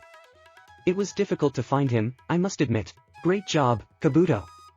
You can be free." Yakushi bowed and went to the exit. Naruto followed him with his eyes until he left and closed the door behind him. "So, why do you need me?" Naruto turned to Orochimaru. "Straight to the point, and you're funny." "Ha ha ha ha," Sannin laughed. Naruto just looked blankly. "I see you are a businessman." "Well, I think you're wondering why I need you." Orochimaru folded his hands in the castle. "You see, rumors about you and your power run ahead of you. I heard about your missions in the Land of Water, about defeating the Sand Demon, about the death of 3 daimyo. But I'm more interested in your skirmishes with Konoha. The intel says that skirmishes with them end badly for you, but you always come out alive. What do you mean?" "I want you to get me one thing." Orochimaru licked his lips. "Scroll of the second Hokage. Why do you need him?" Naruto folded his arms across his chest. "Ha ha ha ha, and you are curious. I think you already understand why a person like me needs this scroll." Tooting. "But the price for completing this mission will be high." A sly look was read in Naruto's eyes. The Sannin noticed this. "My price is Kusanagi." Orochimaru's eyes widened. "You want to deprive me of such a powerful artifact?" "No. I want to get such a powerful artifact. And why not take advantage of this opportunity? I am a scroll, you are Kusanagi, as for me an equal exchange." "Well." Orochimaru considered. "I agree to these terms. But you will receive the sword after completing the mission." "Of course, here it is a victory." Finally Naruto could get such a strong sword. The weapon that killed the third, the weapon made of the strongest steel. "Orochimaru," the doors opened and a brunette entered the room. Naruto realized who it was. So many memories came flooding back. Uzumaki shook his thoughts in order to come to his senses and not show his confusion, his weakness. "I'll probably go. Wait for me with a scroll." Naruto turned around and went to the exit, straight towards Sasuke. The two former friends drew level, but walked past each other. In the next moment, everyone drew a sword and the hall was filled with the sound of the ringing of steel. Their swords touched, and each tried to outweigh the opponent. The Uchiha had already activated his Sharingan. "Have we met before?" Sasuke asked a question. "Probably not. After all, you are still alive," the devil answered arrogantly, to which Sasuke only grunted and put away his sword. The brunette did the same. "See you later." The devil put his sword into its sheath and went to the exit. Sasuke walked towards Orochimaru. "Who is this?" the Uchiha asked as he approached Sannin. "Didn't you know it's the Night Devil?" Orochimaru smirked. "I thought he'd be older." There was a note of disappointment in the brunette's words. "Believe me, Sasuke, it's him." 4 days later, Naruto stood on a hill in the distance of Konoha and admired her. The place where he was born, which he defended, and soon betrayed. From here it seemed so peaceful and calm, no one even suspects that it is coming. The head of the fifth was carved on the Hokage mountain, and the residence attracted the most attention. This place was the target. He had already stolen the scroll once while still a student at the academy. And now he was an A-rank criminal, if not an S. There was no time to wait. Naruto created several clones and began pointing out a target for each. Academy, archive, library, repository, hospital. 5 goals and the 6th is the residence, which the original himself will take care of. It remains only to penetrate into Konoha through the barrier. Then he remembered that only Konoha shinobi could pass through the barrier and that Itachi had infiltrated the village through this loophole. Disguised as ordinary artists, this whole bunch of clones and the original stomped through the main gate, where they were stopped for a check. Everyone signed up there, after which they were let through. The barrier didn't detect them either, so everything went according to plan, but there was a small problem. When they start checking the lists, it turns out that no one was expecting any artists, although Naruto lied to everyone about the fact that they forgot to record them. But double-checking the data will not force wait for yourself, so everything will have to be mined within an hour. While the clones went to their destinations, the original went to his home. Having found his apartment, he went to the front door, but remembered that he had forgotten the keys then, in the store, when he pulled out the money. So he decided to enter through the window that was open. Going inside, he took off the hinge and the first thing he did was surprised. Never before had his apartment been as tidy as it is now. Everything had its order, all the rubbish that he had left was gone, the bed was made and there was a vase of flowers. And the flowers are fresh. Naruto walked up to them and inhaled their scent, and then his eyes fell on a frame with a photo of the team No. 7. Memories of those good times floated again. Suddenly, the sound of broken dishes was heard behind him. The devil turned around and saw her, Sakura. A few minutes before, Sakura walked through the streets of Konoha towards Naruto's house. She carried flowers, white and red roses. For almost a year now, she has been going to the apartment of a former comrade, and keeps it clean and tidy. After talking with the Hokage, Haruno convinced the teacher not to rent this apartment to anyone, let it be empty. The Hokage herself quickly agreed to this, because she also did not want anyone to disturb the place that previously belonged to the blonde. Arriving there for the first time, she was not at all surprised at such a mess and with great pleasure cleaned everything there. Of course, before that, it took a lot of time to beg for the keys from the fifth, but Sakura decided to follow the path of Naruto and never give up. So she got the keys and the opportunity to be a guest at any time. Naruto's apartment was already visible and then Sakura remembered that she wanted to buy a new vase. It's good that the store was nearby. Haruno ran into it and started looking for the vase she noticed earlier. Here it is. The vase looked like something childish, but decorated to Naruto's tastes. The vase was orange and with the sign of the whirlpool, without handles. If he were an Uzumaki, he would probably be delighted with such a gift. Sakura quickly paid and ran to Naruto's apartment. The pink-haired girl was also in a hurry, because now it was only lunch and she still had to go to the hospital. She cursed herself for this and mentally apologized to Naruto for not being able to stay longer. It seemed to her that the Uzumaki would approve of her actions. He wouldn't even let her leave his house for a long time. Sakura stopped, became so sad and so lonely, and so every time the topic came up about the blonde, a tear rolled down her cheek and fell to the ground. "It's so bad without you, Naruto," she said in a whisper. Gathering herself, she walked down the street to the blonde's house. In front of the door, she stopped, sensing someone's presence. She quietly took out the keys and just as quietly put them in the keyhole. Sakura slowly turned the key several times and slowly opened the door. Tiptoeing into the bedroom, she saw him, the night devil. In surprise, she released both flowers and a vase. The sound of a broken vase sounded throughout the room. At the same moment the devil turned and froze in place, fixing his gaze on the girl. Damn, Sakura turned around and rushed to the exit. The devil also did not keep himself waiting and rushed after her. Being already on the threshold of the apartment, Sakura felt freedom for a moment and already wanted to shout, but something grabbed her hand and pulled her back. Sakura fell to the floor, and the devil quickly closed the apartment door. Then he turned to the pink-haired one. "Don't come near or I'll scream." Sakura began to slowly crawl back while the devil stood still. "If you wanted to shout, you would have already done it." The apostate quickly walked towards the girl. "I warned you." Sakura took a deep breath and wanted to scream, but the Nukanen's hand quickly covered her mouth. Haruno was not going to give up and bit her hand, but the other hand of the brunette grabbed the girl by the neck. The devil picked her up and pressed her against the wall, still squeezing her throat. Sakura began to kick and try to remove the renegade's hands with her own, but his grip was very strong. For a moment their eyes met and in that moment Sakura froze. Blue eyes, exactly like Naruto's, but with one difference, they looked different from the blonde. There was a lot in those eyes: thirst, blood, hatred, sadness, despair. And that's just what she could see. The devil himself noticed how she looked into his eyes, how she tried to read or find some kind of answer. He let go of his hand and Haruno fell to the ground and began to clear her throat. "And what do you want to do with you, huh?" He looked at the girl. She was kneeling in front of him and trying to clear her throat and catch air. "Now you are a direct threat to my mission." "Who?" "Ka. Ja. Ka. You. Ka. Such. Ka. The girl could not clear her throat in any way, no one had ever squeezed her throat so much, only Tsunade in training. I answered you then, in the forest. The girl froze, he still remembered that moment. Yes, I remember, the devil saw surprise on the girl's face. You will have to sleep for a while, I think you will not mind. Suddenly, everything went dark in Sakura's eyes, and she fell to the ground unconscious. I'm sorry Sakura, but that's the way it should be. Naruto picked her up and carried her to the bed, where he laid her down. Then he reached into the nightstand, where he found his duct tape. He was still there, he sealed her mouth. Then he pulled out a scroll and summoned a chain from it, with which he tied her to the bed. When the case was completed, the Uzumaki received messages from the clones that everything was ready. It remains only to wait for the night. Sakura started to come to her senses. When she opened her eyes, there was darkness all around. At first she thought that she was sleeping and this was a dream, but then she felt that she could not speak, her mouth was sealed, and that she was bound by something. Recovered?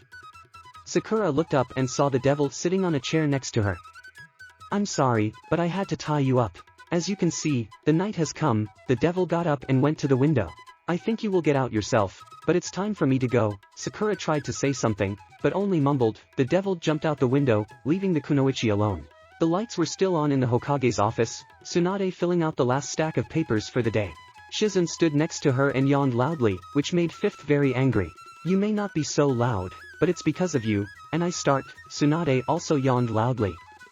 Damn you. Sorry, Tsunade-sama. Shizen yawned again. To distract herself, the assistant Hokage decided to take a look at the village at night. Nothing unusual, lanterns and empty streets, everyone has been sleeping for a long time. Somewhere you roam, sometimes you can see lonely people, but these are either drunkards or a shinobi who returned late from a mission. And the moon, so big and so brightens everything. Suddenly, in her light, something flashed, a kunai. Hokage-sama, lie down. Shizen ducked down on Tsunade, knocking her to the ground. The kunai broke the glass and plunged into the wall opposite. Something black flashed and he appeared, the night devil. The renegade immediately ducked, Tsunade's fist flew over his head and slammed into the wall. Then several senbon flew, the renegade drew his sword and fought them off. He threw at Shizen, grabbed her and threw at Tsunade, knocking Fifth off her feet. Then his eyes fell on the corner of the room where the safe was located. Nuknin approached him and with one swing of his sword cut him into two parts. The devil grabbed the scroll and attached it to his back, having prepared everything in advance for this. He then dodged Tsunade's fist and landed a knee to the abdomen, followed by a sword hilt to the head. After recapturing a few more senbons, he climbed out the window. Well, wait, I have. Tsunade yelled as she stood up. You will have bigger problems than me. At that moment, a series of explosions were heard in Konoha. It was the buildings mined by the devil that exploded. The night devil rushed across the rooftops of Konoha. Tsunade ran to the window and saw something that shocked her. Several buildings, they were on fire, huge pillars of smoke billowed into the sky. She knew what those buildings were, gritting her teeth, she rushed there, forgetting about the devil, forgetting about the scroll. Naruto was galloping across the rooftops, the gate was already visible ahead. So far, he had not met anyone, which meant that everyone was busy or had not had time to react yet. Suddenly, steps were heard behind. Turning his head, the devil saw several ANBUs. As he walked, he lifted the sleeve of his left hand and unsealed his sword. He then poured his chakra into it and added elemental chakra. The sword lit up, and the devil abruptly turned around, unleashing a wave of fire that flew towards the ANBU. They went to the sides, but the fire touched the houses and they had to stop the chase to put out the fire. Now Naruto could safely get to the main gate, but when he arrived there, an ambush awaited him. Several dozen jonin were already waiting for him. Trap or quick reaction? Probably something else, Naruto thought so. Still, he underestimated the shinobi of Konoha and paid the price. But in a way, it amused him. Night devil, give up or die, shouted the jonin with the beard. It was Asuma. I see you underestimate me. The devil sealed his sword back. I see that you don't learn from mistakes. Asuma understood the meaning of the brunette's words. He remembered the last mission. Get away from him. Sarutobi shouted. The devil only smiled behind the mask. They can't know all his steps in advance. Naruto closed the seals and said only two words, Night Dome. A dark veil began to disperse from Naruto, which engulfed everyone and everything. It became dark, darker than a moonless night. But the darkness did not last long. It soon began to recede outside the village, and the shinobi who freed themselves from it saw a huge dome woven from the darkness itself, which was heading outside the village. Follow him. Asuma commanded. Jonin rushed after the devil. The dome was asleep, or rather the devil removed it, because he did not need cover. In the open forest, he will easily get away from the chase, in the form of several Jonin. The devil moved calmly through the trees, screams were heard behind. It was amusing, but suddenly Naruto felt a strange feeling inside him, it was rushing out. "No," he said, clutching his chest. "Not now, not here," a loud beat of the heart. Naruto stopped and lowered his head. As he stood there, the Jonin caught up with him and surrounded him. "Even you long. I'm already waiting." The devil raised his head and looked at the shinobi with red eyes. "Let's have some fun." The devil has laid down the seal and the area has begun to tighten thick fog. "Let's start." Nuknin pulled out his sword and disappeared into the fog, which was getting thicker, beyond the nose was not visible. Naruto crept up behind one and stabbed him in the neck before he even had time to scream. 1. He cut off the head of the next one. 2.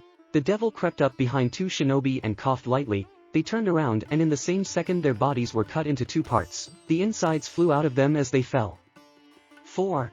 At the same moment the shinobi began to panic and look for each other, but it happened that when one found a comrade, he died at the same moment before our eyes. A terrible death. Cries for help began to be heard through the forest, no one knew what was happening and when to expect a blow. Asuma stood still and waited for the enemy, everyone was in a panic, so it was useless to command them. Suddenly, a shinobi appeared in front of Asuma, but he did not have time to say anything. The devil appeared behind him and cut his head into two parts. The body fell to the ground, all the insides of the head were visible to the outside.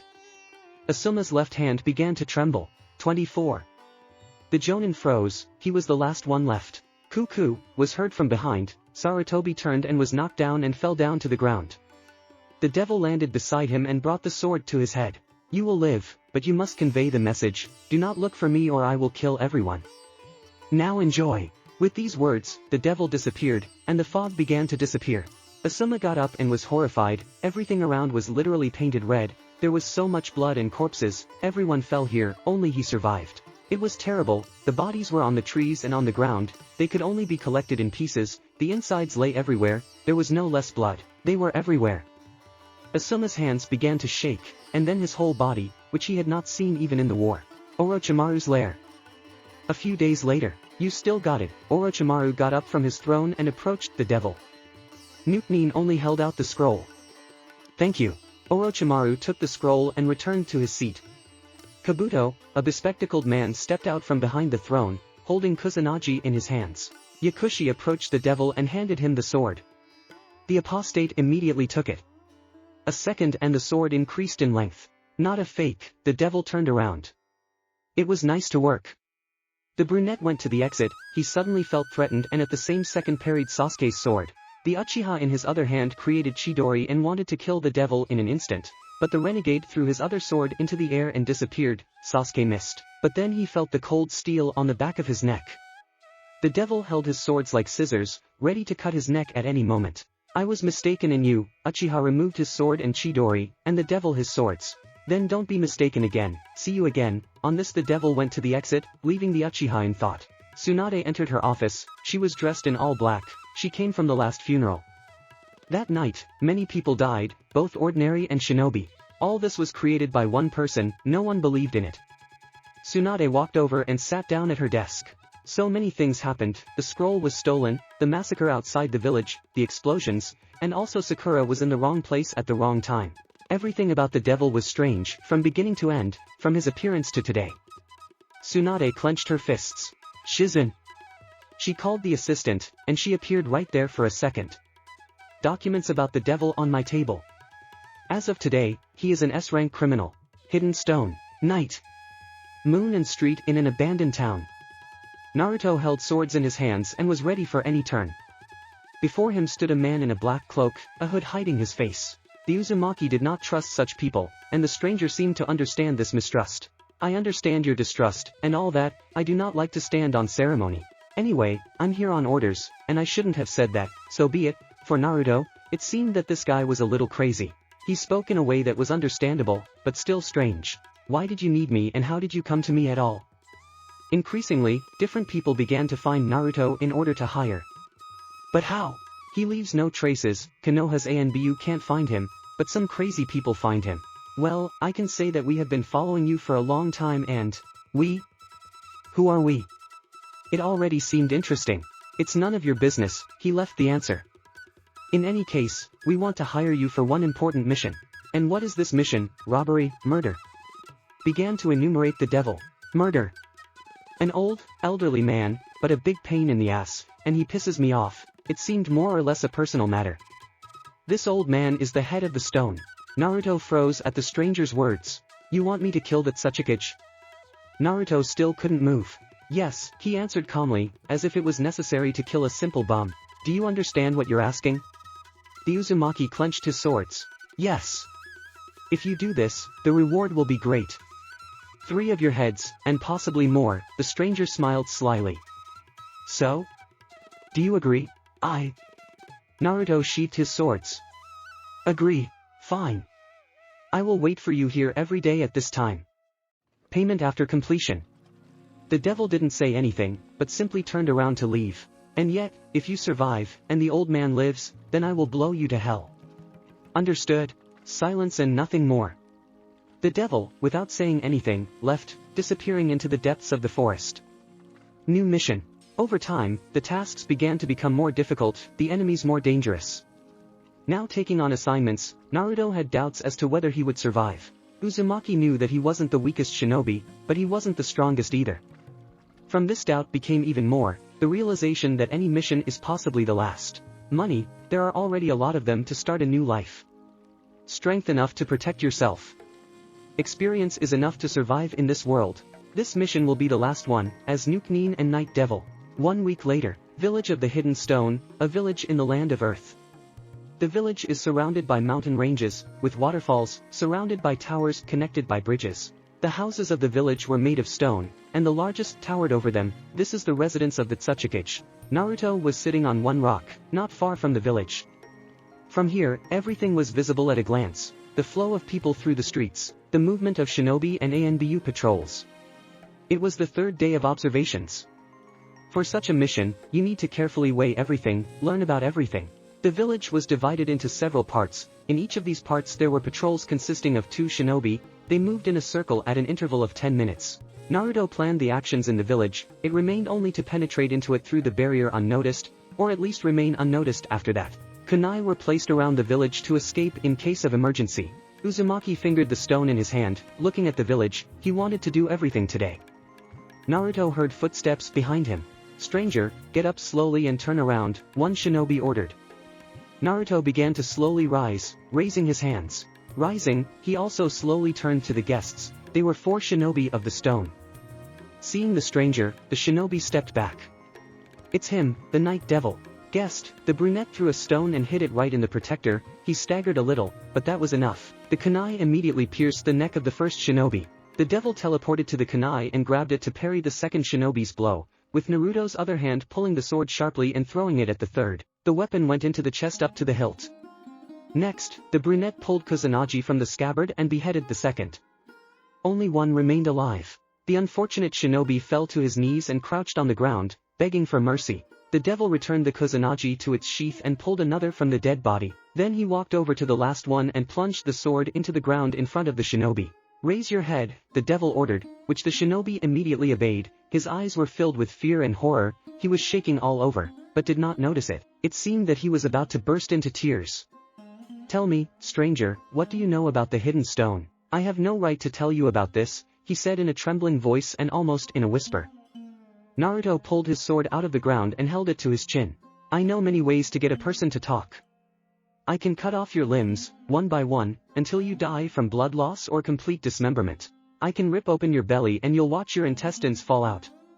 I know a lot of pain points on the body and I can stab you with my sword until you bleed to death again. These are just a few ways, but I like to improvise and come up with new ones on the go. With every word, the shinobi's eyes grew larger. It seemed that they were about to explode their heads. Naruto was always amused by this situation and each time the victims reacted differently. So, what do you choose? The devil made a small cut on his cheek. Fine. The barrier is held by 4 shinobi. They are in the bunker under the residence of the Tsuchikage. How is the shift going? It was an important question. Every 6 hours, starting at midnight. The barrier only disappears for 15 seconds and then reappears. After these words, the shinobi again crouched to the ground. Please don't kill me. I would have let you live, but you see, you just sold thousands in your lifetime. Such people have no place in this world. But, the shinobi tried to argue, but it was too late. A wave of the sword and the head flew off to the side, splashes of blood fell on Naruto's eyes, but he even trembled. I'll have to change my suit again. He began to wipe the blood from his eyes. But first we need to remove these bodies. Midnight, Naruto sat on a rock and waited for the clock to strike. The penetration plan was not perfect and 15 seconds was too short, so something original had to be invented. As time went. 3 minutes. 2. 1. Time. Naruto pulled out a kunai and threw it. If everything is correct, then the kunai will fly by and no one will notice anything, and if not, then they will notice him. The sky was overcast, so it was to his advantage. Kunai flew over and stuck. Second. 2. 3. 4. 5. No one showed up, no squad, so everything is in order. A black flash and he appeared near the kunai on the roof. Time has just expired. He did. Still, it was not like in the fog. Then there was chaos, and no one cared about the penetration. Everyone was preparing for the siege. Now it was with the stone. Everything will not be easy here. And if everything does not go according to plan, right, wasted. Naruto moved around the alleys, hiding from the patrols. Everything was calculated. He knew when the next patrol would show up. 10 minutes passed, and he finally reached the residence. Noticing an open window, he began to go up there. He only had 30 left, the next patrol would come here, and the window was high up. 20 seconds. Naruto added. 10. He is already at the window. 5. He managed, and even with a margin. Then he ended up in the hallway. Now it was necessary to find the office of the head of the village. Probably, like in Konoha, he was on the top floor. The corridors were empty, Naruto never met anyone, and when he got to the top floor, he saw the same door. Approaching her, he listened. There were 2 people inside, the girl and the Tsuchikage himself. The Uzumaki listened. He wanted to understand how far from the door the old man was sitting. The rumor wasn't perfect, but after listening to their conversation, Naruto realized that he was sitting in front of the door. The devil pulled out Kusanagi and stood in front of the doors. After letting in a little wind chakra, the sword began to lengthen. It broke through the doors and pierced that girl. The blade of the sword rushed to Inoki sitting on the chair, but the old man managed to dodge.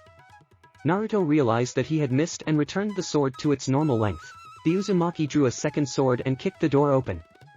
The corpse of a girl was already lying on the ground. You! He pointed at the devil with his finger. You will pay for the death of my granddaughter. Naruto rushed first with 2 swords at the head of the village, but the old man, as it turned out, can fly. The Tsuchikage flew off towards the exit and began to form something in his hand. Dust release, atomic fracture technique. Crap! Naruto jumped out the window, breaking the glass with his body. He began to fall down, while the Tsuchikage's office disappeared, just evaporated. Things didn't go according to plan. Naruto stuck his swords into the residence to slow it down. After driving another 10 meters, he stopped and then jumped off. The Tsuchikage flew out of his no longer office, creating 4 clones along the way. All 4 created a huge fist out of the ground. The first one flew up to Naruto, but Uzumaki moved aside. The clone hit the ground with such power that a crater appeared and cracks began to appear. Then a second clone flew up. Naruto dodged the fist and quickly charged the sword with lightning, cut the clone. At that moment, a third appeared and punched Naruto. Uzumaki flew along the street and then drove. The element of dust. Heard from behind. Naruto immediately stood up and threw his sword at another clone. But it turned out that this was a trap. The original itself had already created a cube that surrounded Naruto. There was an explosion inside the cube, but when everything cleared up, it turned out that the devil was alive. You're proficient in space-time technology, aren't you? Naruto didn't answer. He only watched as people began to run out into the street, and shinobi appeared around. Some shinobi began to evacuate people. Inoki-sama, take a rest, we'll take care of him. One of the shinobi shouted. Good. The Tsuchikage began to climb up. The clones disappeared. So far, only Naruto and many stone shinobi remained. The devil gripped his swords tighter. He saw fear in some shinobi. Do not be afraid, you will die quickly. Naruto ran up to the first shinobi and cut off his head. Another tried to attack from behind, but the Uzumaki ducked and knocked him down, then rose sharply, impaling another in the process, and finally finished off the prone one. The devil was surrounded by 4 and were about to lay down some kind of seals, But then Kusanagi went into action, the brunette quickly spun in place, decapitating everyone with one wave. The Nukenin then parried another one's kunai and immediately launched a Kusanagi at the other, while moving with the help of Hiraition. Charging his swords with wind chakra, the Nukenin swung them, all who were nearby, right and left, were swept away by the technique. Naruto noticed that there were more enemies and shoved his swords into their sheaths. He rolled up his left sleeve and summoned a scythe and a hammer from there. All the shinobi of the stone began to fold some kind of seals, and then release stone bullets. With his right hand, Naruto covered himself with a hammer, and with the left he began to quickly scroll the handle of the scythe. The projectiles were useless in such an environment, so they stopped. Instead, the stone shinobi began to summon spikes that appeared out of nowhere. The devil stepped back, every time, soon he got tired of it. The hammer began to sparkle with lightning, the shinobi began to move away, but it was too late. The uzumaki hit the ground, a slight earthquake and a wave of lightning bolts. Everyone who was nearby fell to the ground in convulsions, walls collapsed in some houses. The panic began. People ran out into the streets, and someone right on the battlefield, they interfered, but no one noticed them. The innocents simply fell under the technique. All attempts at a calm evacuation were in vain in this situation. Instead, stone shinobi began to summon spikes that appeared out of nowhere. The devil stepped back, every time, soon he got tired of it. The hammer began to sparkle with lightning, the shinobi began to move away, but it was too late. The uzumaki hit the ground, a slight earthquake and a wave of lightning bolts. Everyone who was nearby fell to the ground in convulsions, walls collapsed in some houses. The panic began. People ran out into the streets, and someone right on the battlefield, they interfered, but no one noticed them. The innocents simply fell under the technique. All attempts at a calm evacuation were in vain in this situation. Instead, stone shinobi began to summon spikes that appeared out of nowhere. The devil stepped back, every time, soon he got tired of it. The hammer began to sparkle with lightning, the shinobi began to move away, but it was too late. The uzumaki hit the ground, a slight earthquake and a wave of lightning bolts. Everyone who was nearby fell to the ground in convulsions, walls collapsed in some houses. The panic began. People ran out into the streets, and someone right on the battlefield, they interfered, but no one noticed them. The innocents simply fell under the technique. All attempts at a calm evacuation were in vain in this situation. Those who were nearby fell to the ground in convulsions, walls collapsed in some houses. The panic began. People ran out into the streets, and someone right on the battlefield, they interfered, but no one noticed them. The innocents simply fell under the technique. All attempts at a calm evacuation were in vain in this situation. Those who were nearby fell to the ground in convulsions, walls collapsed in some houses. The panic began. People ran out into the streets, and someone right on the battlefield, they interfered, but no one noticed them. The innocents simply fell under the technique. All attempts at a calm evacuation were in vain in this situation. The devil squeezed the scythe and let in the wind chakras.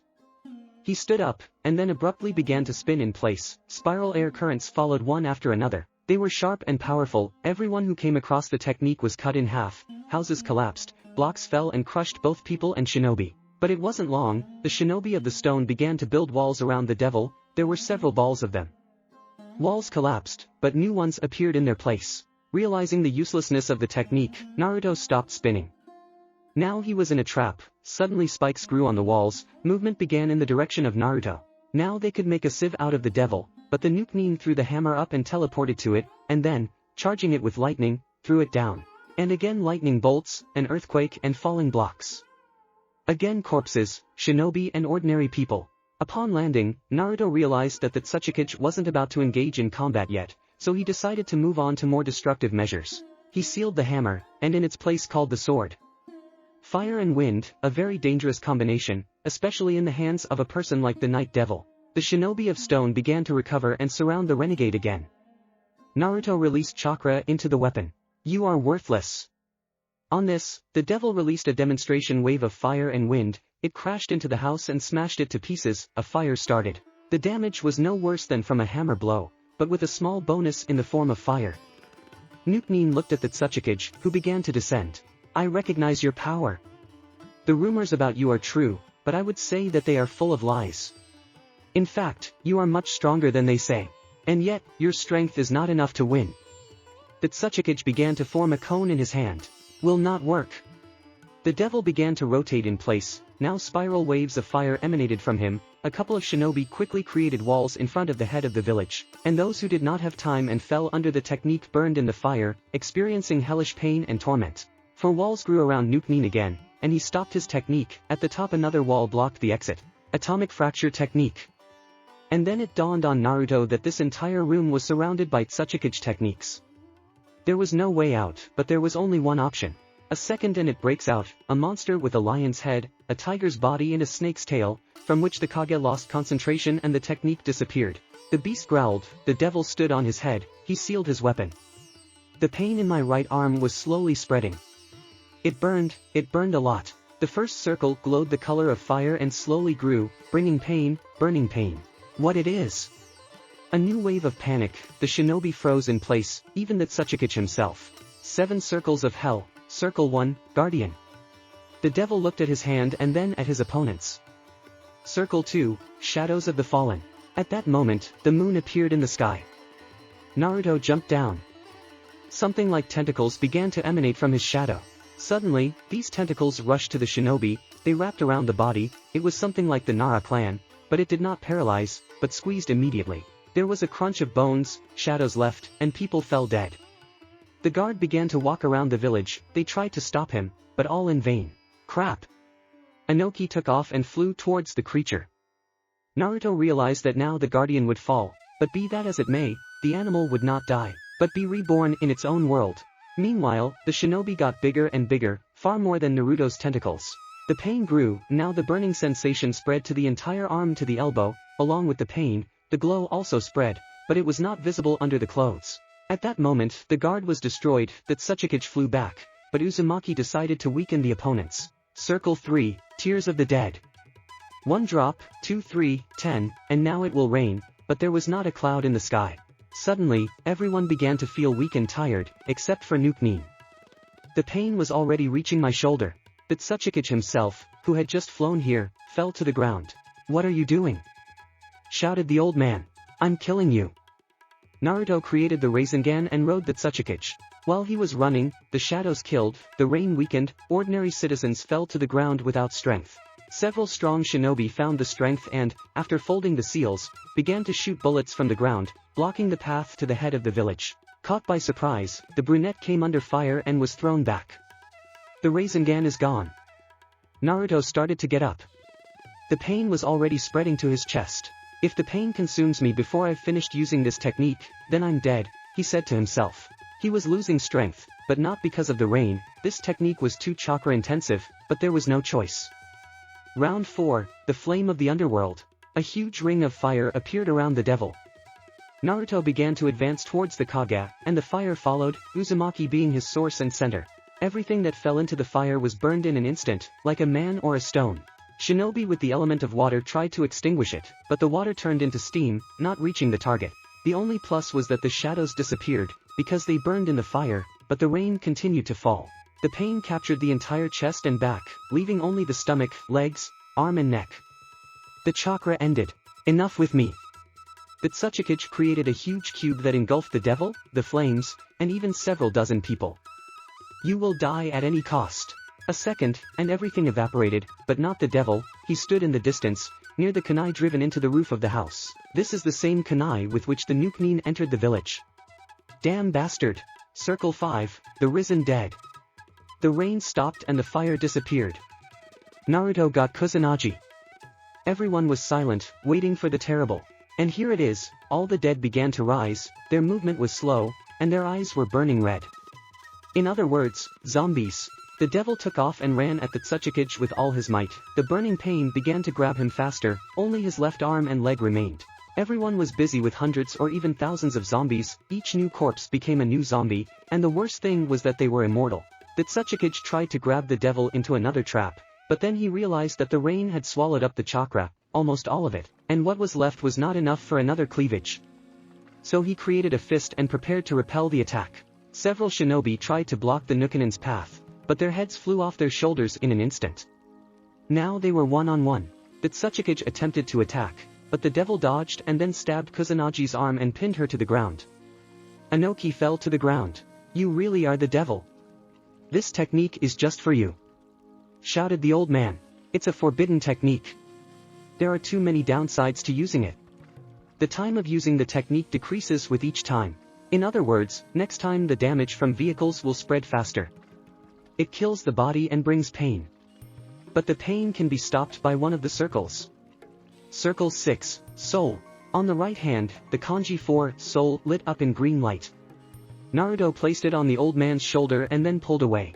A green rope stretched from the Tsunade's shoulder, straight to the seal on the apostate's palm. Why did you tell me this? The old man asked. After all, you're going to die. Inoki felt pain, devastation, strength and chakra left him, everything was heavy, it became impossible to breathe. His heart was beating less and less. And here it is, the last breath and the last beat of the heart. The old man's head fell. But still, the use of technology kills a person every time. Perhaps it is powerful, but too dangerous and created only for extreme cases. The pain began to recede. The body recovered, but not all. Burns from the technique remained on the right hand. Badly. Naruto watched as the zombies fell and as the shinobi ran towards him in order to take revenge. Naruto stuck his kusanagi in and prepared to run, but a heartbeat and he fell to his knees. Have I wasted too much chakra? Really, it became harder to breathe, and the body became very heavy. No! Finding the strength in himself, he used it, Hiration, leaving shinobi in comprehension. Naruto himself appeared outside the stone, near one of his kunai. The uzumaki fell to the ground. It began to darken in the eyes, every heartbeat was heard, and it seemed that it was impossible to fill up. Everything is like that night. Then he cheated death, but now, is this really my end? Is the time really come? Naruto fell to the ground, his eyes closed, and his heart beat less and less. The strength was leaving him. He spent too much strength and chakra today. Emi, commentary on Emi. The chapter is short, sorry. The chapter is rather transitional, since a new stage in Naruto's life will begin from the new chapter. The first thing Naruto saw was the wooden ceiling. To the right was a window. Turning his head to the left, Naruto saw the whole house. The white oven occupied the third part, food was cooked on it and heat emanated from it. Opposite the stove, there were doors, and next to them there was another window. On the opposite side of Naruto's house was a huge table with benches around it. The house was completely made of wood, which means, probably, an elderly man or some kind of hermit lived here. There was a forest outside the window, which surprised Naruto, because in the land of Earth there are no forests or almost none, he did not know for sure. Suddenly Naruto remembered himself, he was lying on the bed, covered with a blanket. The first thing he did was to touch his face, there was no mask. In an instant he threw off the blanket and got up from the bed. He was wearing nothing but shorts and bandages on his chest and arm.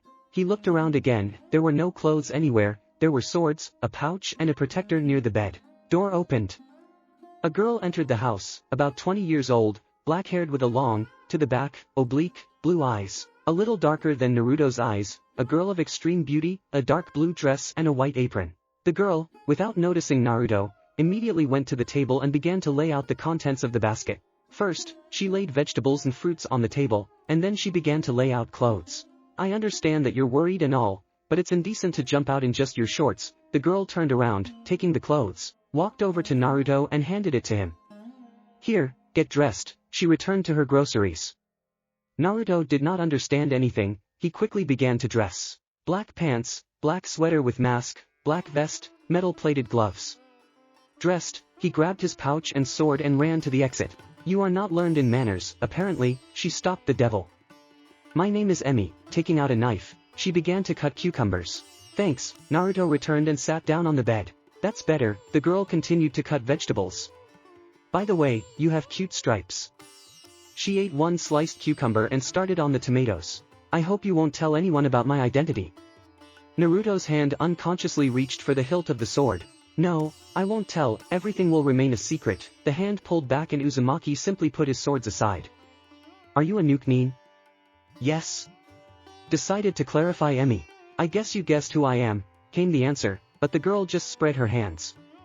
I'm the Night Devil, it's interesting to see what they don't know about me yet. I remembered, the girl hit herself in the face and continued to cut. You're the guy who patted the stone 5 days ago. 5? Naruto was surprised. I found you unconscious, your heart almost stopped beating, if I came a minute later you would have died, she explained. Thank you for your help and clothes, how can I thank you? Go take a shower and change your bandages. She rummaged through the basket and pulled out a large roll of bandages before tossing it to Naruto. There's a waterfall north of here, I know it's not fancy, but that's how I live. Naruto just walked out, grabbing his swords, and walked north. The sound of the waterfall was immediately audible. Honestly, Naruto liked this girl as a girl and as a person, but he now has a different life that he wants to start soon. He could leave right now, but something was stopping him. He was waiting for a chance to thank Emi. Tomorrow he will go to the customer to collect the money, but something worried him, something related to the customer. He seemed strange. In 5 minutes Naruto arrived at the waterfall. There was a small waterfall in front of him, the water falling from the rocks and flowing underground. After undressing to the goal, he began to remove the bandages. His chest was bruised, apparently he broke several ribs, his arm was burned. It will not heal, especially if he uses that technique. There was lunch outside, the water was warm. The chirping of the birds and the sound of the waterfall were soothing. Naruto had to admit that this place is beautiful and he would like to live here. Having taken water procedures, Uzumaki summoned a clone and he helped to bandage the wounds, after which he disappeared. Naruto put on only his pants and fell to the ground. This place was different, green grass and trees, no sign that this was the country of the earth, or maybe not. After lying down, Naruto pulled out a kusanagi and started swinging it around, honing his moves. Time passed and Uzumaki did not notice how the sun began to paint the sky red. You're not bad with a sword. Emi stood under one of the trees and watched the brunette. And how long have you been there? Naruto stopped. A couple of minutes. I came to invite you to dinner. I see you like it here. Yes, Naruto looked around. Wonderful place. We are in the country of the earth. We call these places oases, they are few, but still there. The girl walked up to Naruto's clothes and drew another sword. Can? She asked, admiring the sword. You already took it, why are you asking? Naruto was amused, the girl and the sword. Sparring? She suggested. Can you? The Uzumaki asked in response. It's never too late to learn. The girl stood up, Naruto instantly appreciated her, and she was almost without weaknesses. Attack! The girl ran to the brunette. She swung her sword and struck downward. Naruto also swung, but his blow was stronger and the sword, along with the girl's hands, went to the side. If you don't have enough strength and speed, then it's better not to use such attacks. Once again, Naruto's experience made itself felt. This time the girl attacked from the side, Naruto parried. Then a blow to the forehead, parried.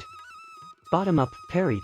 Yemi attacked head on again, but this time Naruto didn't even parry, he dodged slightly and leaned forward towards the girl, and then lightly hit her shoulder with the hilt. If this was a real fight, I would pierce the heart, but now, only a blow to the shoulder. Naruto went to his clothes and shoved his sword into its sheath.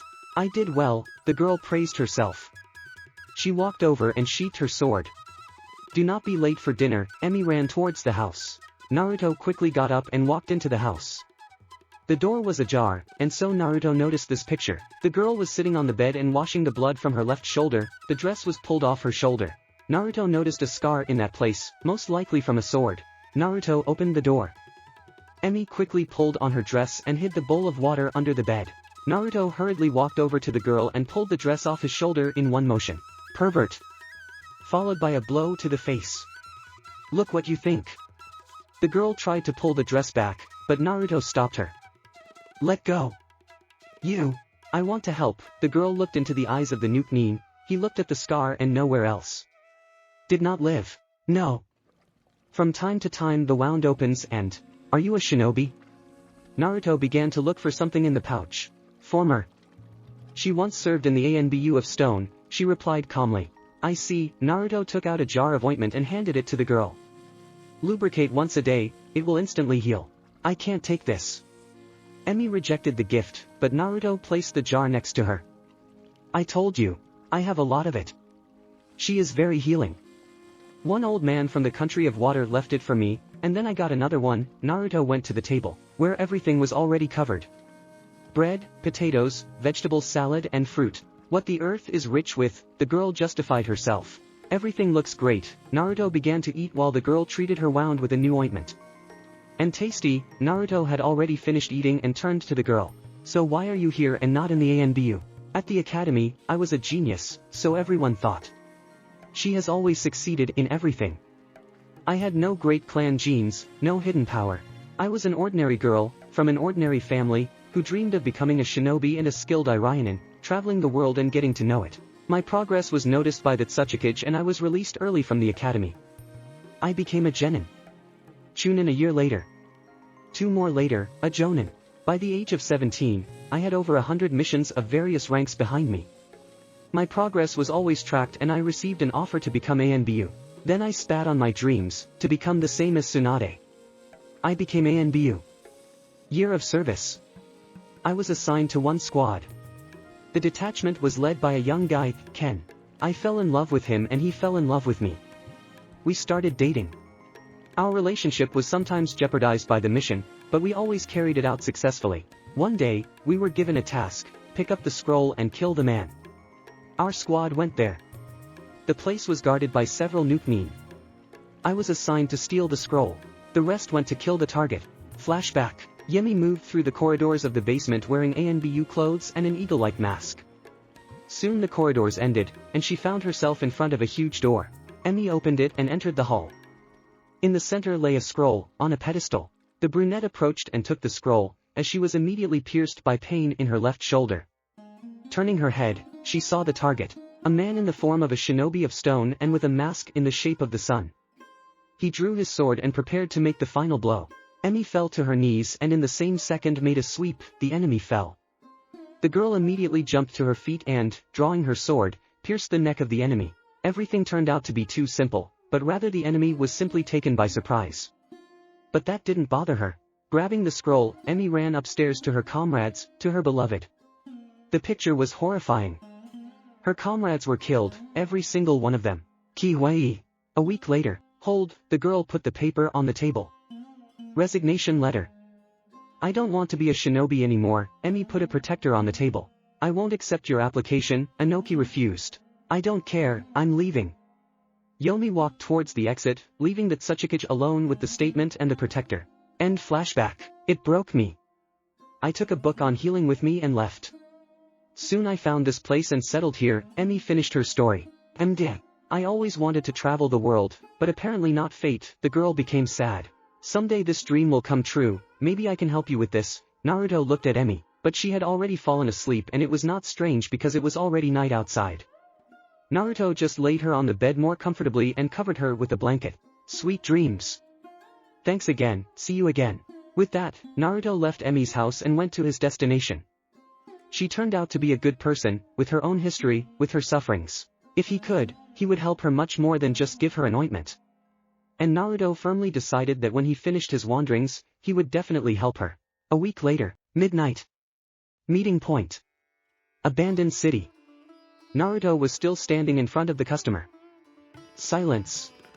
The stranger threw off his cloak. Now standing in front of Naruto was a blonde man with a long ponytail and bangs over his left eye wearing a black cloak with red clouds. It meant one thing, Akatsuki. He did everything, Sasori-san. Footsteps were heard behind Naruto. It was a small man, it seemed like he was bent, there was something like a beard on his face, and his hands almost stretched along the ground, dressed in a black cloak with red clouds. That's fine, but Leader Sama will make the decision. Sasori croaked. Akatsuki. A week later, midnight. Meeting point. Abandoned city. Naruto was still standing in front of the customer. Silence. The stranger threw off his cloak. Now standing in front of Naruto was a blonde man with a long ponytail and bangs over his left eye wearing a black cloak with red clouds. It meant one thing, Akatsuki. He did everything, Sasori-san. Footsteps were heard behind Naruto. It was a small man, it seemed like he was bent, there was something like a beard on his face, and his hands almost stretched along the ground, dressed in a black cloak with red clouds. That's fine, but Leader Sama will make the decision. Sasori croaked. Where is he now? The blonde asked as the devil drew his swords. Otherwise our client will start to rage. Deidara put his hands into his bag. He said he'd be a little late, Sasori croaked. In which case, he ordered the night devil to be detained. Then with your permission, but Deidara did not have time to finish, as he had to dodge the devil, who swept straight over him. It's time. A small bird fell from his hands, which instantly turned into a huge one and the blonde jumped on it. He took off into the sky, leaving Naruto on the ground. The devil looked at Sasori, apparently he was not going to join the fight just yet. Naruto shifted his gaze to the stone renegade. Squeezing his swords, Naruto let the wind chakra through and swung them around. A cross-shaped blade of compressed air flew straight at the blonde, but he easily dodged with the help of a bird. In response, his hands released several creations, also birds, but much smaller. These little clockwork little animals flew into the brunette. Naruto didn't know the guy's abilities and decided to stay away from them. He began to move back, and the birds began to circle around him. Cats! There was an explosion. Naruto popped out of the smoke, already a little battered, but not much. Yet the technique was not so powerful. Now get this. Deidara dropped an incomprehensible thing that transformed into a huge statue in a second, but then something else happened. Naruto cut it into 4 parts with swords charged with lightning. Cats! Deidara at first did not understand what had happened, but the next moment the sword pierced the head of the bird, and a moment later the devil appeared in front of the blonde, and raised his sword to strike, but the Akatsuki member jumped off the bird at the same second. He didn't miss. On this Deidara quickly blinded and called an owl and again continued to soar. At this time, Naruto was falling on an uncontrollable bird down. He summoned a clone and it quickly launched the original towards the blonde's bird. But the renegade from the stone was waiting for such a turn. He had already managed to cook small insects, and they were already falling straight at the brunette. Naruto threw his sword down and teleported towards him before landing deftly on the roof of one of the abandoned houses. But the creation of Deidara turned out to be nimble. Having landed, they quickly headed towards the devil. The brunette realized that it was time to move on to a new level and hid his swords, rolling up his sleeve and opening the hammer and scythe. Naruto jumped off the roof of the house, swinging his hammer into the midst of these creations, and with one blow, he blew everything to pieces with a bolt of lightning. Further, concentrating the scythe, he sent compressed air to Deidara, but the Akatsuki member dodged, but he was immediately hit by a hammer. Deidara and the bird began to fall down, but fortunately for the blonde, he saved the dragon, which instantly turned into a huge clay beast. Immediately, the devil fell on this dragon and immediately tried to get the blonde with a scythe, but the stone apostate released another bird. Naruto only managed to cover himself with a hammer, but the force of the explosion threw him to the ground. The devil fell, making a crater. Damn, the Uzumaki started to get up. I think you've had enough, called Comrade Sasori. My turn. Final touch, Sasori-san. Deidara's dragon opened its mouth and balls rained down from it. Get it? Naruto realized that things were bad and let go of the weapon, opening the sword. Grasping the hilt with both hands, pouring chakra into it and swinging the sword, a huge wave of fire flew straight into the bombs. As soon as the two forces collided, a huge explosion thundered. Deidara had to leave the dragon, as the explosion touched him. After that another one thundered, only now from the dragon. The sky sparkled with yellow-red color, as if it were dawn, and then thunder sounded, as before a thunderstorm, and after that black clouds remained, which seemed to have absorbed Mother Night herself. This is a spectacle. Deidara landed. You see this, Sasori-san? This is true art. I must admit, probably for the first time in my life, that this is something, but do not turn up your nose. This is not art. From under the cloak appeared a tail resembling the tail of a scorpion. Now look at my creation. The smoke had already cleared, and Naruto was already standing, turning to Sasori. The fight seemed unfair, 2-on-1, although in fact it is not. He had heard a lot about Akatsuki and understood that he could not do it alone, although there was a chance, but very small. Sasori attacked. The tail headed towards Naruto, but the blonde parried its end with his fire sword, but had to travel a bit on the ground in the process. Without releasing his grip, Naruto grabbed the Kusanagi with his other hand and cut off the sharp end of the tail in one motion. The renegade pulled his stump back and threw off his Akatsuki cloak, revealing his true form. There was an incomprehensible contraption on his left arm, and a huge red mask on his back. A tail appeared from his mouth. Doll? Naruto was surprised. Sasori opened his mouth and Senbon flew out of it. Naruto quickly moved to the hammer and hid behind it. When the salvo ended, Naruto grabbed his hammer and threw it at the doll, but the weapon's flight was blocked by the stump of its tail. Powerful tail. Naruto teleported to the hammer to get closer. He lengthened the Kusanagi in an attempt to reach the doll, but it moved away. Naruto swung his sword, sending a wave of fire at Sasori, but the doll again avoided the blow and immediately released the Senbon from that thing on his arm. Releasing the weapon from his hands, Naruto closed the seals and blew out the currents of air that stopped the Senbons. Not very impressive, called Deidara. We need to wait a bit, Sasori replied. Oh, come on. Besides, Leader Sama is here. At that moment, two people appeared near the blonde. One red-haired guy with piercings and strange purple eyes that looked like water ripples. The second was a blue-haired girl. She had yellow eyes and a paper flower on her head. Both were wearing an Akatsuki cloak. Then this fight is pointless. Sasori changed his stance to normal. Naruto shifted his gaze from the girl to the man. Now there were 4. Chances are gone. It will be lucky if Naruto survives, but everyone was wondering why such attention to his person. The new arrivals descended from the roof of the house. Night Devil, we came to you with an offer. Began from afar red-haired. My name is Pain. The stranger introduced himself. I'm the leader of the Akatsuki organization. If you're here with a proposal, why fight me? You started first. Deidara shouted. I beg your pardon for such a turn of events. Leader apologized. I would like to move on to the main question, or rather to the proposal. And what is it? With interest asked Brunette. I want you to join our organization. To help us change this world. This is nonsense of a sick person, the world will not change. Naruto waved his hand. To believe in such a foolish thing. Maybe. Pain agreed. But I have a plan. Why do you need me? Naruto asked. I see you are strong enough and equipped. You are a strong and capable shinobi. Plus, you're from Konoha and you might know who and where the Kyuubi's Jinchuriki are. Directly responded Pain. Jinchuriki. Naruto lowered his head. I'm the former Jinchuriki of the Nine Tails. At that moment the wind blew, but no one gave even a sign. They took the Kyuubi out of me. Naruto reached for the edge of the mask. And if it helps you, then Danzo did it. Fox is in it now. And to believe me, Naruto pulled off his mask. I am Naruto Uzumaki, a former shinobi of the Hidden Leaf. Silence and only no one said a word. Their faces were blank. There are no former Jinchuriki, the girl turned to Pain. He must be dead. Apparently he cheated death and survived. Pain walked towards the Nuke Nin from Konoha. He knew pain, he knew despair. He became a Nuke Nin. Step by step, Pain approached the brunette. He's the one who will help bring peace. Pain stepped in front of Naruto and held out his hand. Do you agree? Naruto thought. He's crazy. Peace on earth. Rave. But he is so keen on it. He really believes in it. If he agrees, then he will have to continue his life as a Nuke Nin and discard dreams of a quiet life. But if his plan comes true, then a world without wars, without violence. Agree. Naruto shook hands. That's great, come with me. The redhead turned around. I have a lot to tell you.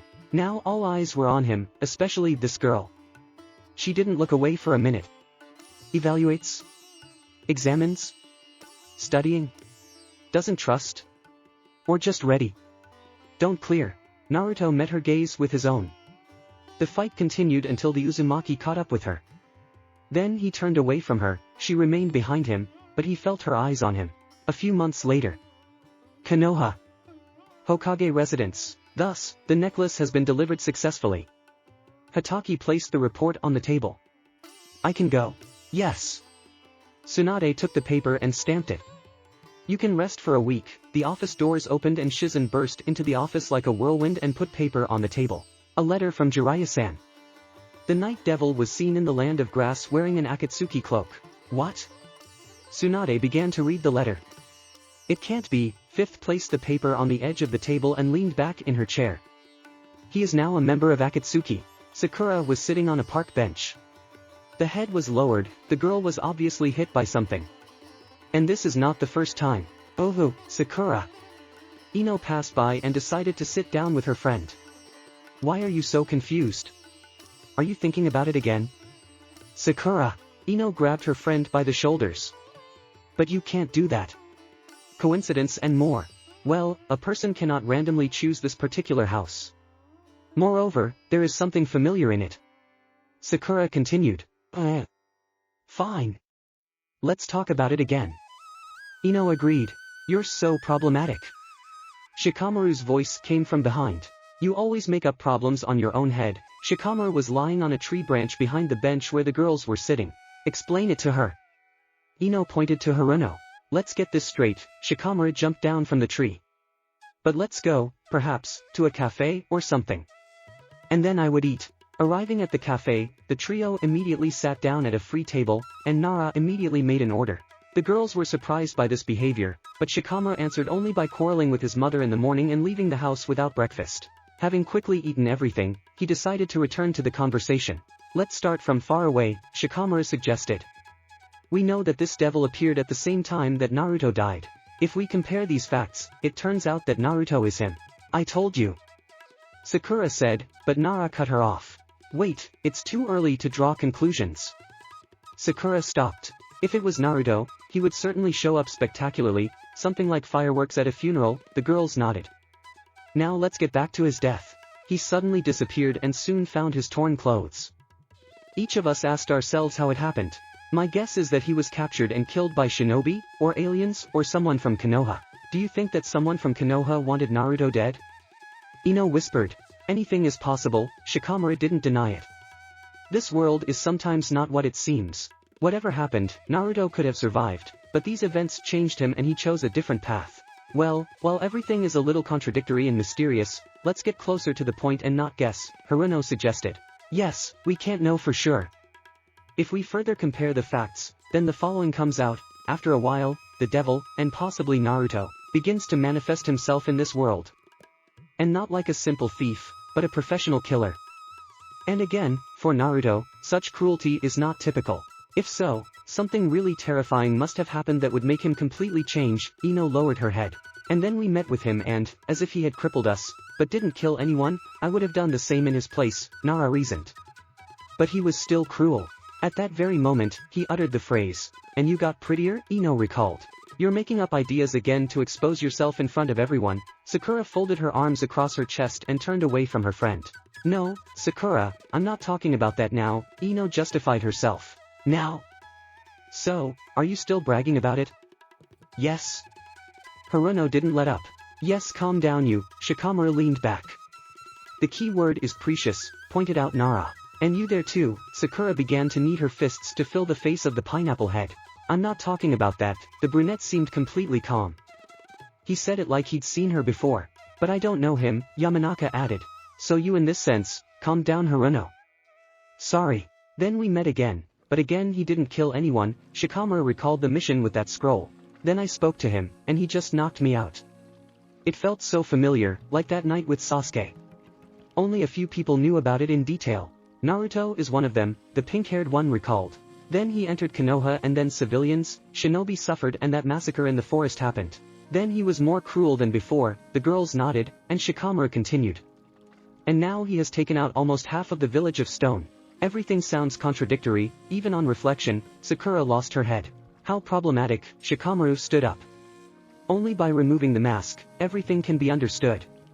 Nara scratched his head and put money on the table. It's time to go home, otherwise this puzzle already hurts the head. The girls followed their friend to the exit. Sakura continued to walk with her head down. Ino noticed this but decided not to say anything. Haruno hoped with all her heart that the stranger was Naruto. And what was her faith? She wanted this more than anything. She was ready to forgive him and close her eyes to everything that Blonde had done, just to see that smile again and hear Sakura-chan. Then Sakura bumped into someone. I'm sorry, Sakura looked up and saw Sensei. Kakashi-sensei, I'm sorry I didn't see you. Nothing, I should apologize. Hatake put the book in his pouch. Hey Ino, Shikamaru. Kakashi greeted. Did you have a date? The ash-haired man joked. Not funny, Kakashi-sensei, Sakura replied. We were thinking about the personality of one person. Isn't it the devil? Sensei clarified. How did you guess? The blonde was surprised. This is the only person whose personality is interesting to everyone without exception, especially Konoha, the ash-haired man explained. Especially now. And what conclusion did you come to? Return to conversation Kakashi. It could be Naruto, but to confirm, you still need to remove the mask, Shikamaru answered confidently, as if it was true. I don't know if this is true. If you compare it with the news, then it brings this closer to zero. Kakashi did not want to believe it. He didn't want his apprentice to be such a monster. What happened? Sakura quickly asked. The Night Devil has joined Akatsuki, it sounded to everyone. And this? Shikamaru scratched his head. An organization that captures people like Naruto was.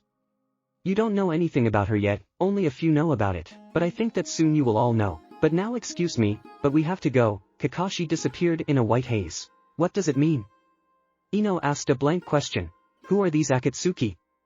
Sakura asked. And what does, like Naruto, mean? Shika added. I'll ask Tsunade-sama about this tomorrow.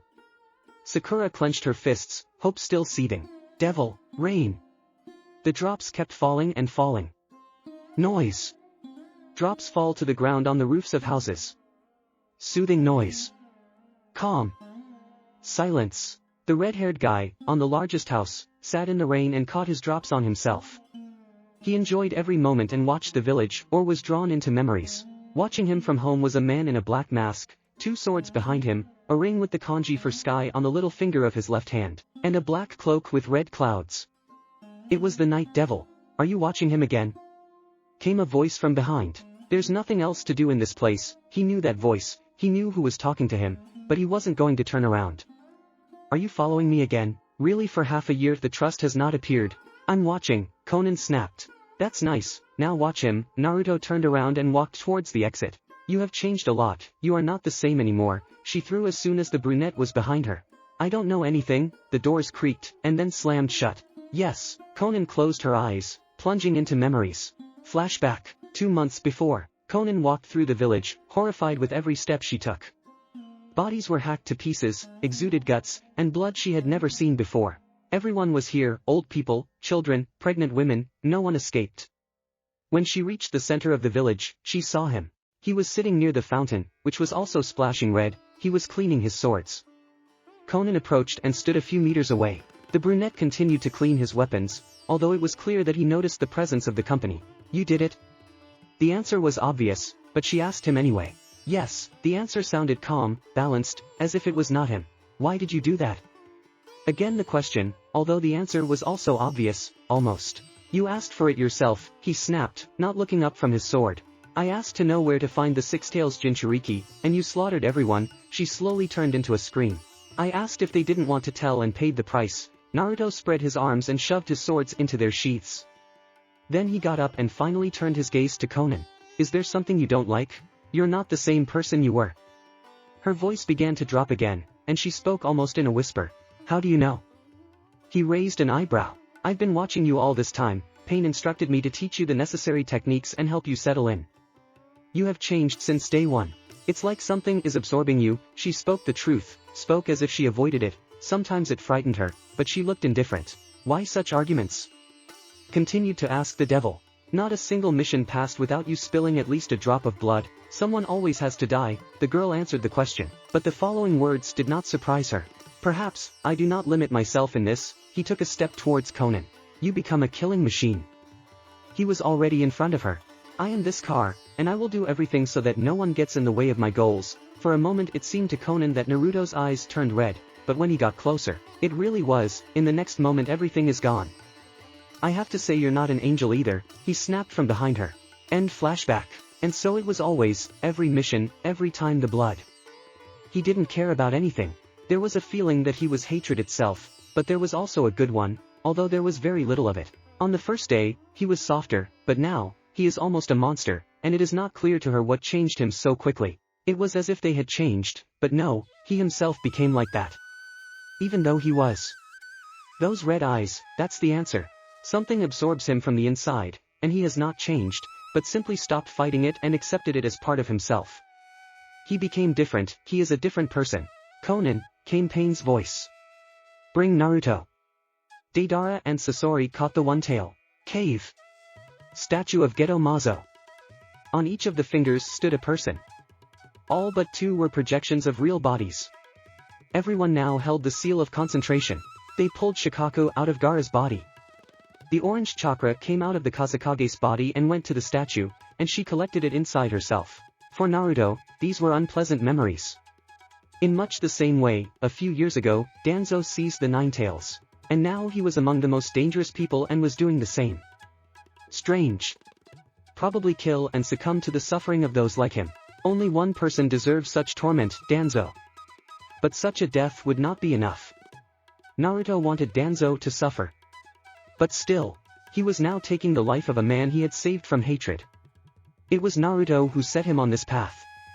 It was Naruto who helped him kill the sand demon. And now he is killing him.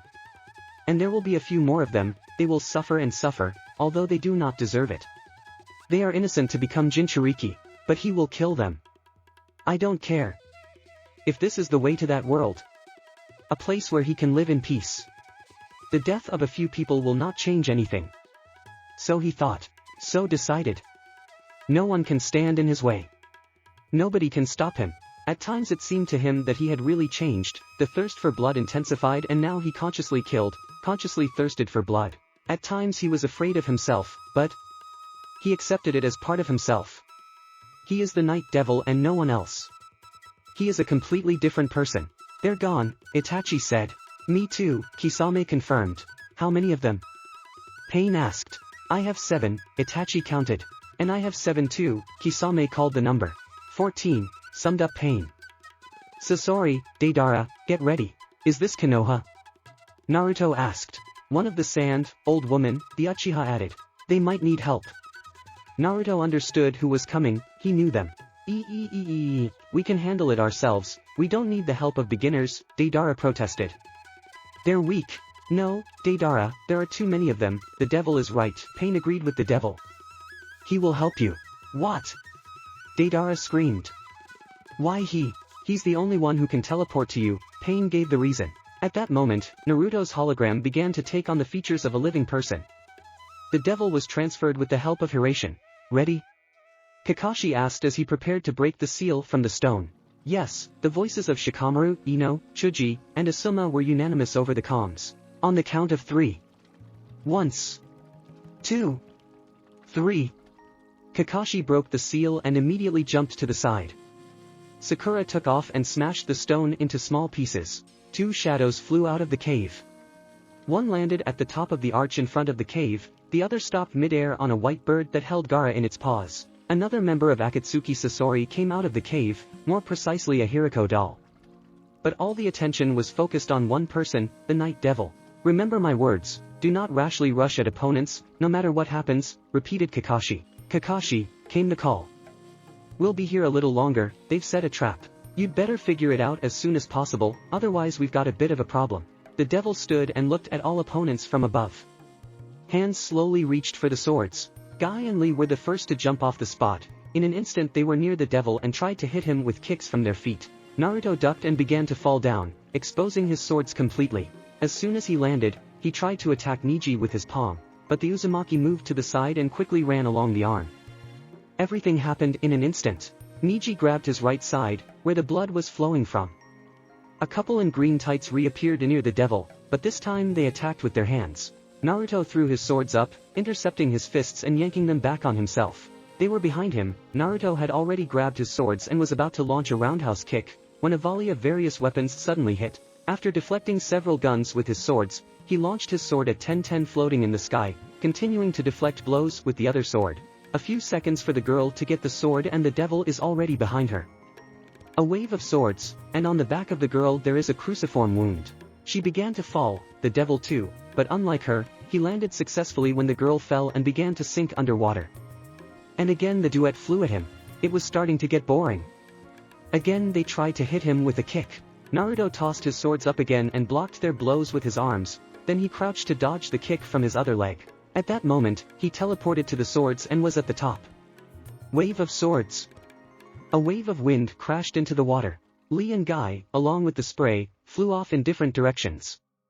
As soon as Naruto landed, danger was felt from behind. He turned the Kusanagi blade back and pierced the opponent, then pulled him out and spun sharply 180 degrees, cutting the assailant's throat. It turned out to be Niji, who continued to fight with the last of his strength, bleeding.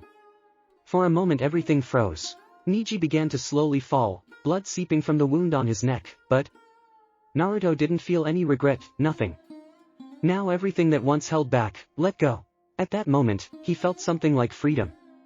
He looked around, faces frozen. Niji, Ten croaked. Niji, Ten tried to get rid of Sakura's help, but she didn't have the strength to even scream. Niji. Brother. Hinata, sister. She could not restrain herself and rushed to the body of her brother. The thing that Kakashi was so afraid of happened.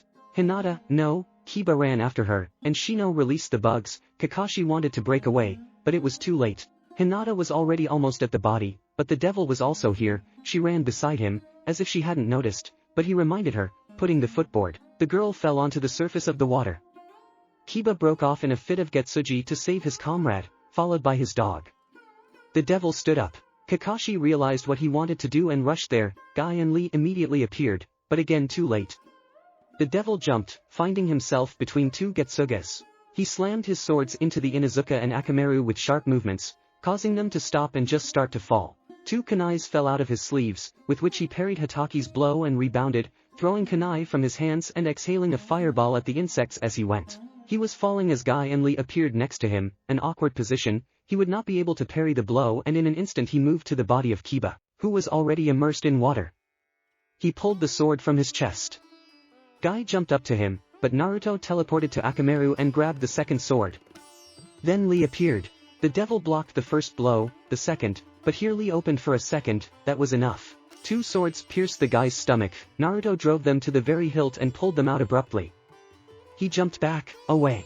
Guy immediately jumped up to his student and held him, Shino got Kiba, and Kakashi Akamaru, Hinata was near his brother, and Ten and Sakura looked at him in horror. Here same pancake, called Deidara. He took them all. Sasori-san, he's already fighting hard. Sorry, I got carried away. These words sounded in Kakashi's head several times. For him, it's just a game, not even a murder. Who is he? Hataki's fist clenched. What the? Team Asuma appeared on the battlefield. Doesn't matter. Hataki broke into a cry. Sakura, Ino. Help them all. Shino helped Chie. Asuma, Gai, Shikamaru, Chuji, grab the blonde.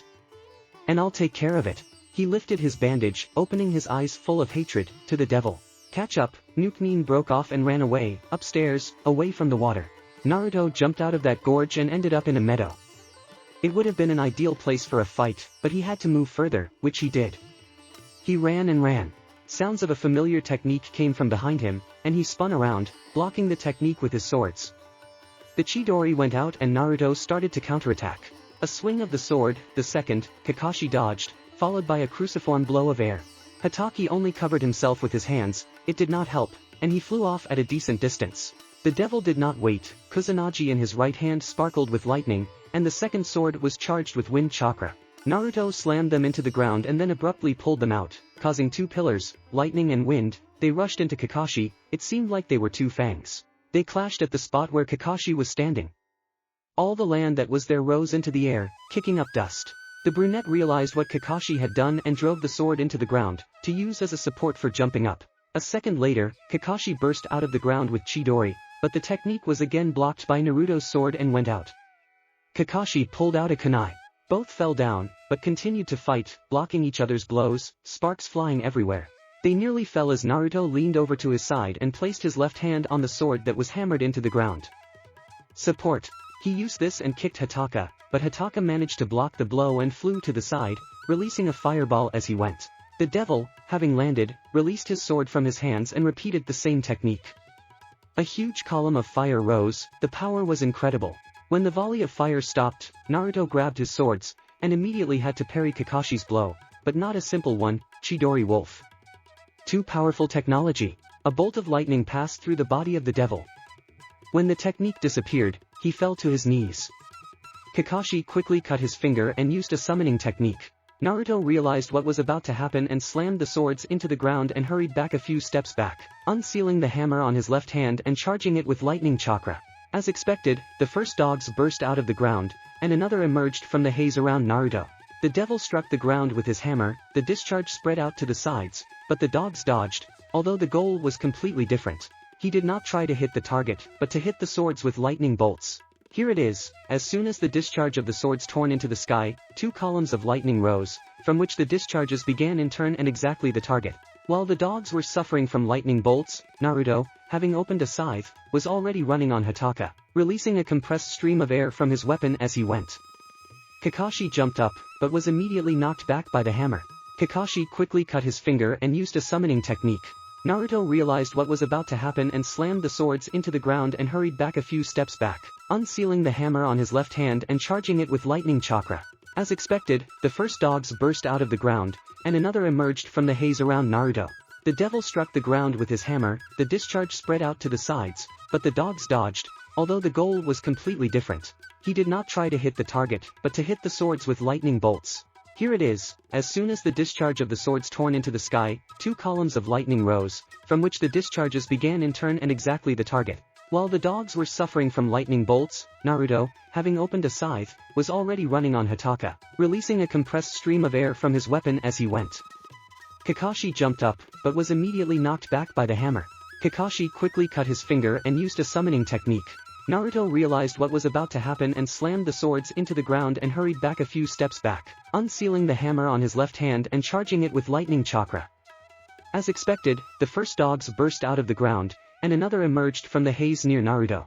The devil struck the ground with his hammer, the discharge spread out to the sides, but the dogs dodged, although the goal was completely different. He did not try to hit the target, but to hit the swords with lightning bolts. Here it is, as soon as the discharge of the swords torn into the sky, 2 columns of lightning rose, from which the discharges began in turn and exactly the target. While the dogs were suffering from lightning bolts, Naruto, having opened a scythe, was already running on Hataka, releasing a compressed stream of air from his weapon as he went.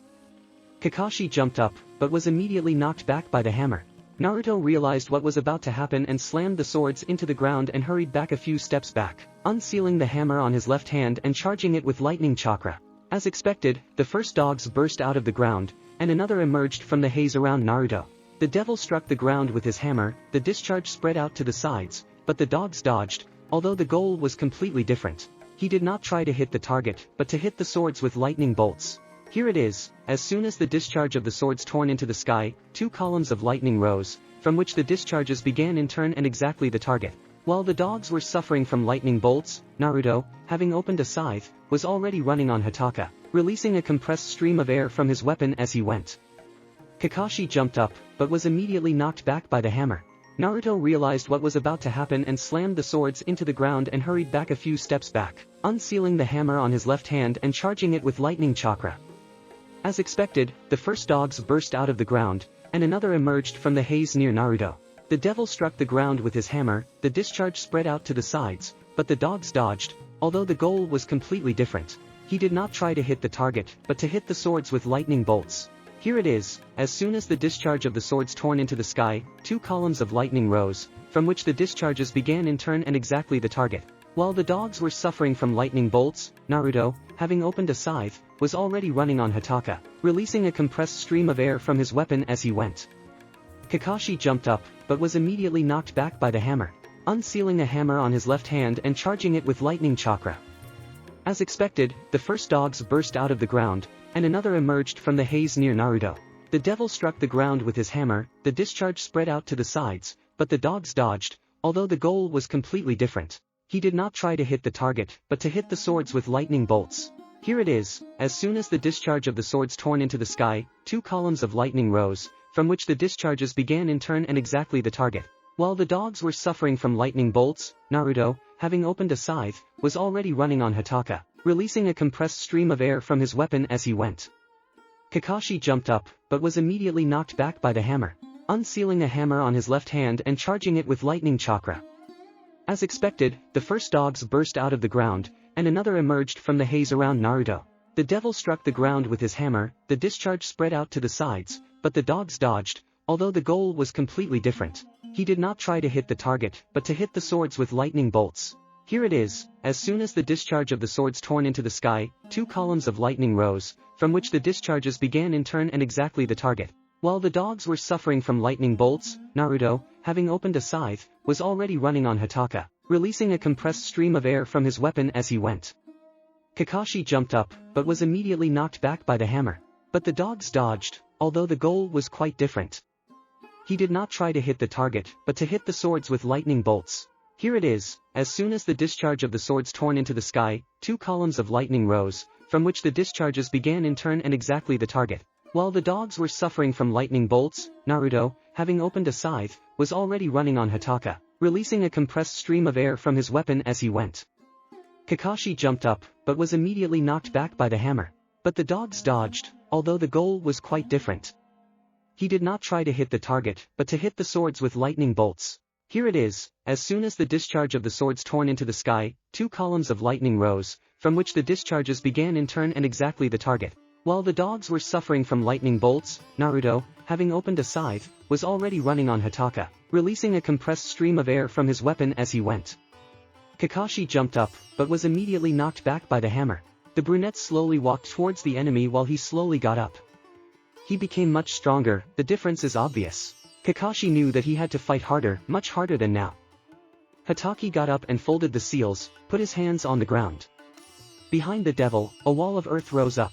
A fiery dragon head flew at Naruto. He moved to the side, but felt a tremendous heat as the fire met the barrier. Kakashi approached slowly, his left eye changed from 3 tomo to a strange pattern. Naruto realized it was a manjikyu. Uzumaki tried to move aside, when he suddenly realized that he was being sucked in. He looked down at himself, being sucked into the funnel.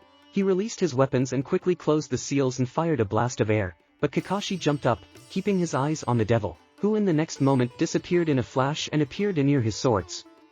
He breathed heavily and grabbed the spot where he was being sucked. He grabbed his swords and was ready to take off, but then he began to be pulled underground, only his head remained above. A little further out of the ground, Kakashi appeared and again focused his gaze on the devil, on his head. The feeling of being stretched, that's what the Uzumaki felt, a terrible torment, worse than the removal of the tailed one. But he teleported to his hammer and scythe. Something rubbed on his face under the gusts of wind, the mask was torn and no longer covered him. Ripped her off. He quickly shoved the swords into their scabbards and quickly sealed the hammer and scythe, and was about to open the fiery sword, when the wall of the earth shattered into small pieces and Kakashi appeared with the Rasengan. Naruto turned to him and grabbed the hand with the technique. Kakashi froze. No, sounded like an echo, for Kakashi his own words. In front of him was a dead student who had died several years ago. No. It couldn't be him. This is an illusion. A Rasengan appeared in Naruto's left hand and also tried to hurt Hatake, but the former sensei grabbed the student's hand. No, he repeated again. The devil hit the ash-haired man's head with his head. The technicians scattered. Then the brunette delivered a punch to the stomach, and another, then a knee, and then from the elbow to the head. Kakashi fell to the ground and the devil took a few steps back, opening his sword. You can't be. Kakashi repeated. You can't, damn it. The Jonin broke into a scream. What are you mumbling? Did I hurt your head so badly? It sounded like a mockery. Who are you? Kakashi was afraid of the answer, more than ever. The hand shook unconsciously, the Manjikyu was gone. He was waiting for an answer. So you didn't recognize me without the mask, Kakashi-sensei? And laughs again. No. You're not him, you're not Naruto, strongly denied Hatake. You can't be him. You can't. The Jonin broke into a scream again. That hurt you so much. Naruto started walking in a circle around Kakashi. If it makes you feel better, I'll tell you. I, the person who used to be Uzumaki Naruto. I'm the one who robbed Konoha twice. The one who killed the daimyo of the countries of water and earth. The one who nearly destroyed the hidden stone and killed the Tsuchikage. I am the Nukenin of Konoha, a member of Akatsuki, the Night Devil. No, Hatake shook his head. Why? For what? How? You buried me alive, I was at the funeral, unable to say a word. I almost died, but fate gave me a chance that I will use and together with Akatsuki I will change the world. Why didn't you come to us, and tell us everything? What's the point? You buried me, it was a chance to start a life, a new life. I took advantage of it. A new life. Look what you've done. What you've become. Is it you, Naruto? Enough talk. Naruto swung his sword, causing a wave of fire. Kakashi moved to the side and immediately blocked the blow with his sword, but flew back again. We fought so well, and you, ruined everything. Naruto approached and kicked Kakashi with his foot. Did my face beat out of you what you wanted to do to me? I killed your comrades, you mourned them and wanted me dead, and now you will become the one who will be mourned. Naruto raised his sword above him. Die if you don't want to live. Naruto felt the impact and flew off, hitting the ground again and again. It was a powerful punch. Kakashi-sensei, are you okay? A familiar voice asked. Naruto quickly got up and looked at the new guest. No, Sakura, go away. Kakashi got up and immediately covered the devil with his body. Go away, you can't be here, he asked the student. I can't leave you. The pink-haired woman refused and stepped forward. Yes, let him stay, you can't, Kakashi-sensei. The voice of the devil sounded. The girl froze when she saw him. Naruto. She whispered. What a sad reunion of the team. Naruto sealed the fire sword, he knew there was no point in fighting at full strength. Not enough, only Sasuke. Naruto. The girl took a step towards the devil. It's you? She asked uncertainly. Yes, he spread his arms out to the sides. Why does this seem so extraordinary? Naruto. The girl rushed towards him. No, Sakura. Kakashi yelled as Naruto reached for his sword. Haruno ran as fast as she could. In front of her was her friend, her dead friend. He is alive. She is glad. She forgot about everything related to the Night Devil. Friend, Naruto. Alive. She rushed towards him, seeing no threat. Kakashi ran behind her but couldn't keep up with her. Naruto. The girl ran up and hugged him, that there are relics. Tears of happiness flowed from her eyes. I am so glad. She screamed, bursting into tears. I'm sorry, sounded his voice, calm, full of regret and pain. In the next moment, the sword pierced the girl in the stomach and pierced it through. Sakura! Kakashi yelled and ran towards her. The devil drew his sword and took a few steps away from her. The girl looked at him with eyes full of surprise. Tears were already flowing from pain, and not from happiness. On her lips the question, why? Kakashi grabbed the girl, not letting her fall. Naruto looked at this picture and, he twisted inside. A few minutes ago, he fed on indifference and a thirst for blood, but now he was struck by feelings. But these feelings were momentary. Still, he had doubts about what he was doing, but they were not as strong as before. A green miracle with a black and white half suddenly appeared next to him. Sasori and Deidara lost, Zetsu said. I see, Naruto replied looking at the former team. I'm leaving too, there's no reason to continue the fight. They are so beat up. See you later, he said to Kakashi at last, and then disappeared in a flash. Raindrops were falling from the sky. They weren't just falling, they were crying. Today is a sad day for many. Today mothers are shedding tears, friends are shedding tears, comrades are mourning. Today the whole world has learned the secret of the Night Devil. Today, Konoha buried fallen comrades killed at the hands of a former friend. 3 tombstones, 3 inscriptions, Inazuka Kiba, Niji Hyuga, Rock Lee. They gave their lives to heaven. They died and are no more. But their sacrifices will not be in vain. Tsunade entered her office. She looked him over. Table, papers, sofa, empty safe. She went to her seat and sat down on a chair. She turned to the windows. Gray clouds covered Konoha, and rain poured from them. Drops fell on the windows and flowed down. Tsunade couldn't help but shed a tear. Today she buried 3, but at the same time one was reborn. This was impossible to come to terms with. He is alive, joy. He is the Night Devil, malice and the desire to kill. Naruto. This little blonde is alive. He deceived death and he became it himself. What did he become? Monster. Monster. Apostate. Murderer. But still I wanted to believe that it was not him. Everything was against it. You have to come to terms with this.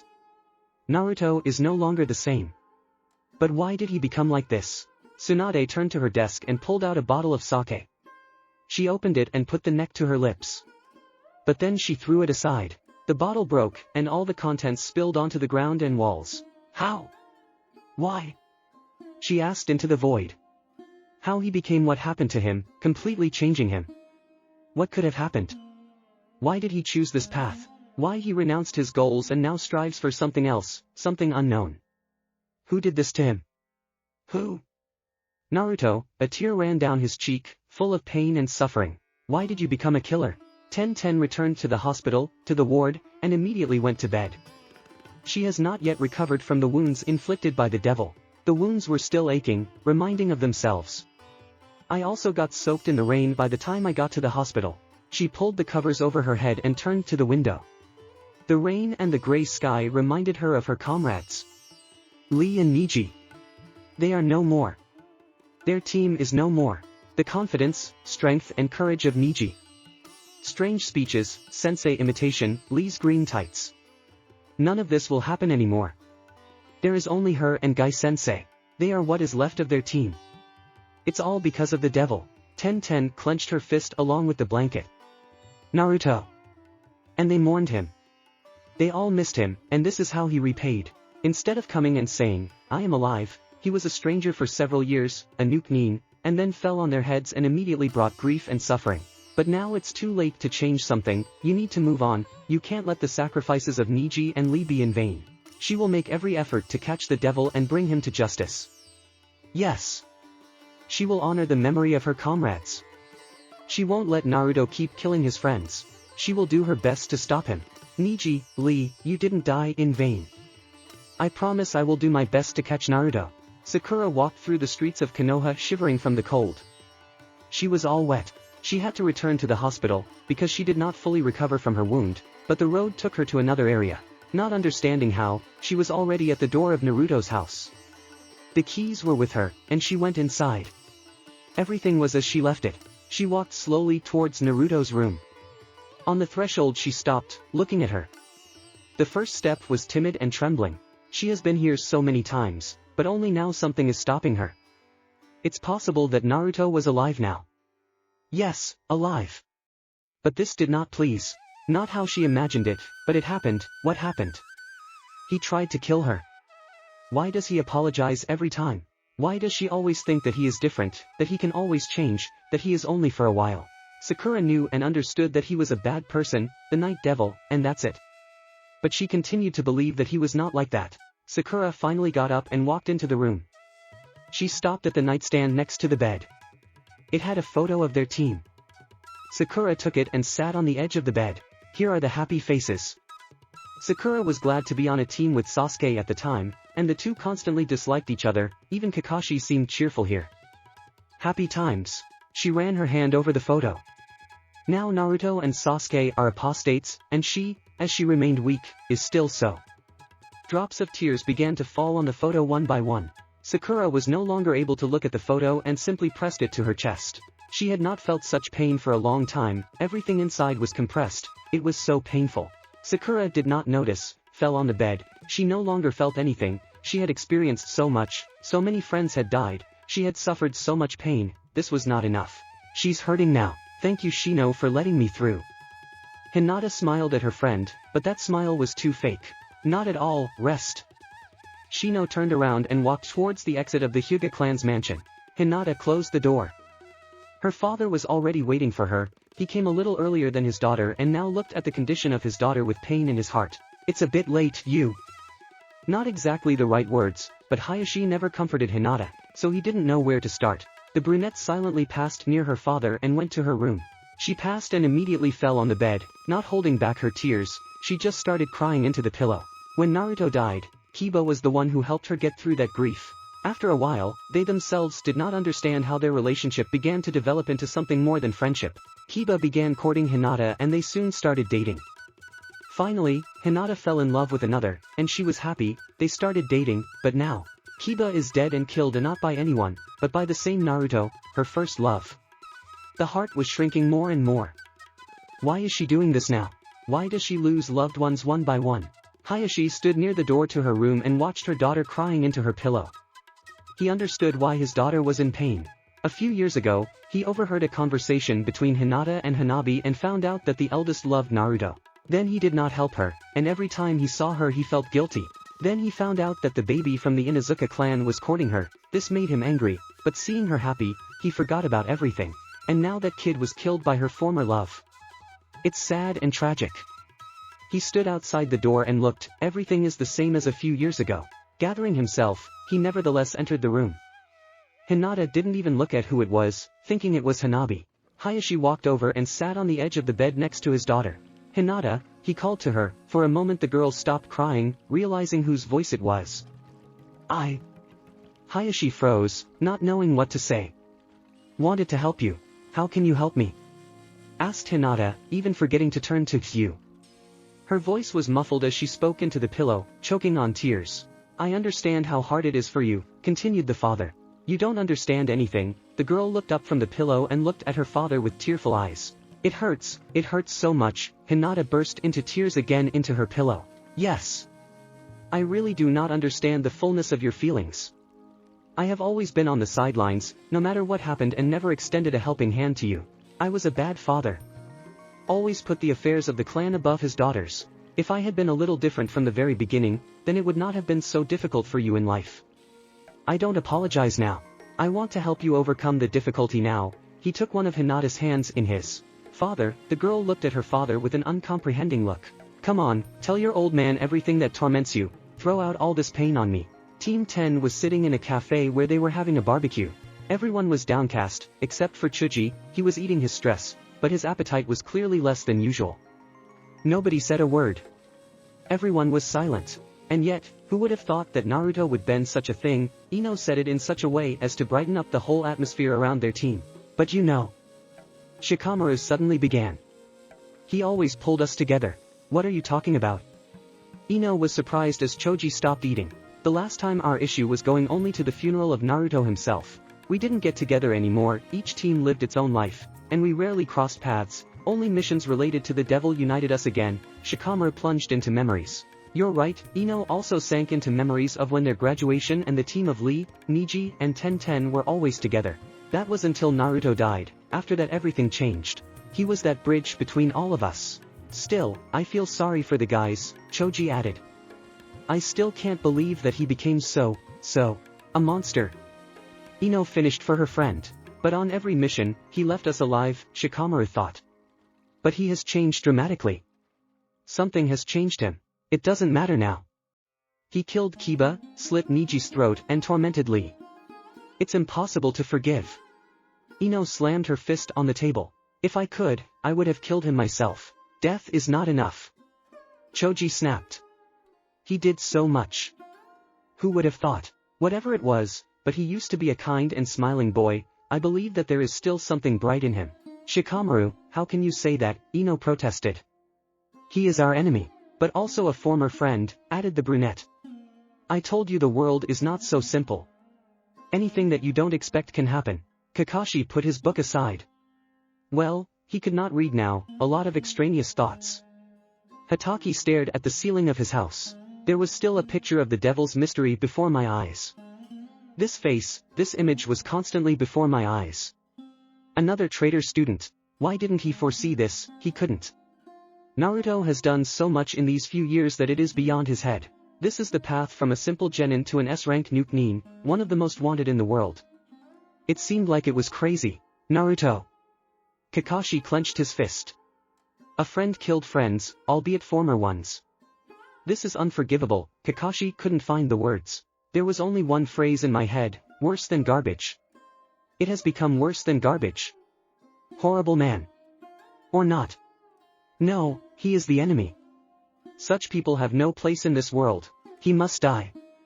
The night devil must die once and for all. Kakashi looked out the window. It was raining, it was getting dark outside.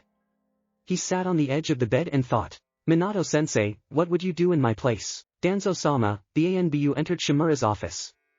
It was dark inside, the only light coming from the front door. Speak, Danzo said from the shadows. It concerns the secret of the night devil. Information confirmed, this is Uzumaki Naruto. This name made Danzo furious. All the papers flew into the air. The ANBU hurried out of the office, leaving Danzo alone. Damn boy. A few days later. One of Akatsuki's hideouts. On the fingers of the statue of Geto Mazo were Akatsuki members. 8 holograms and 2 people, Haiden and Kakuzu. They were all busy extracting the 7 tails from the body of a young girl from the hidden waterfall. There was still a little left. The last clumps of chakra left her and went to the statue. And here is the last clot was absorbed.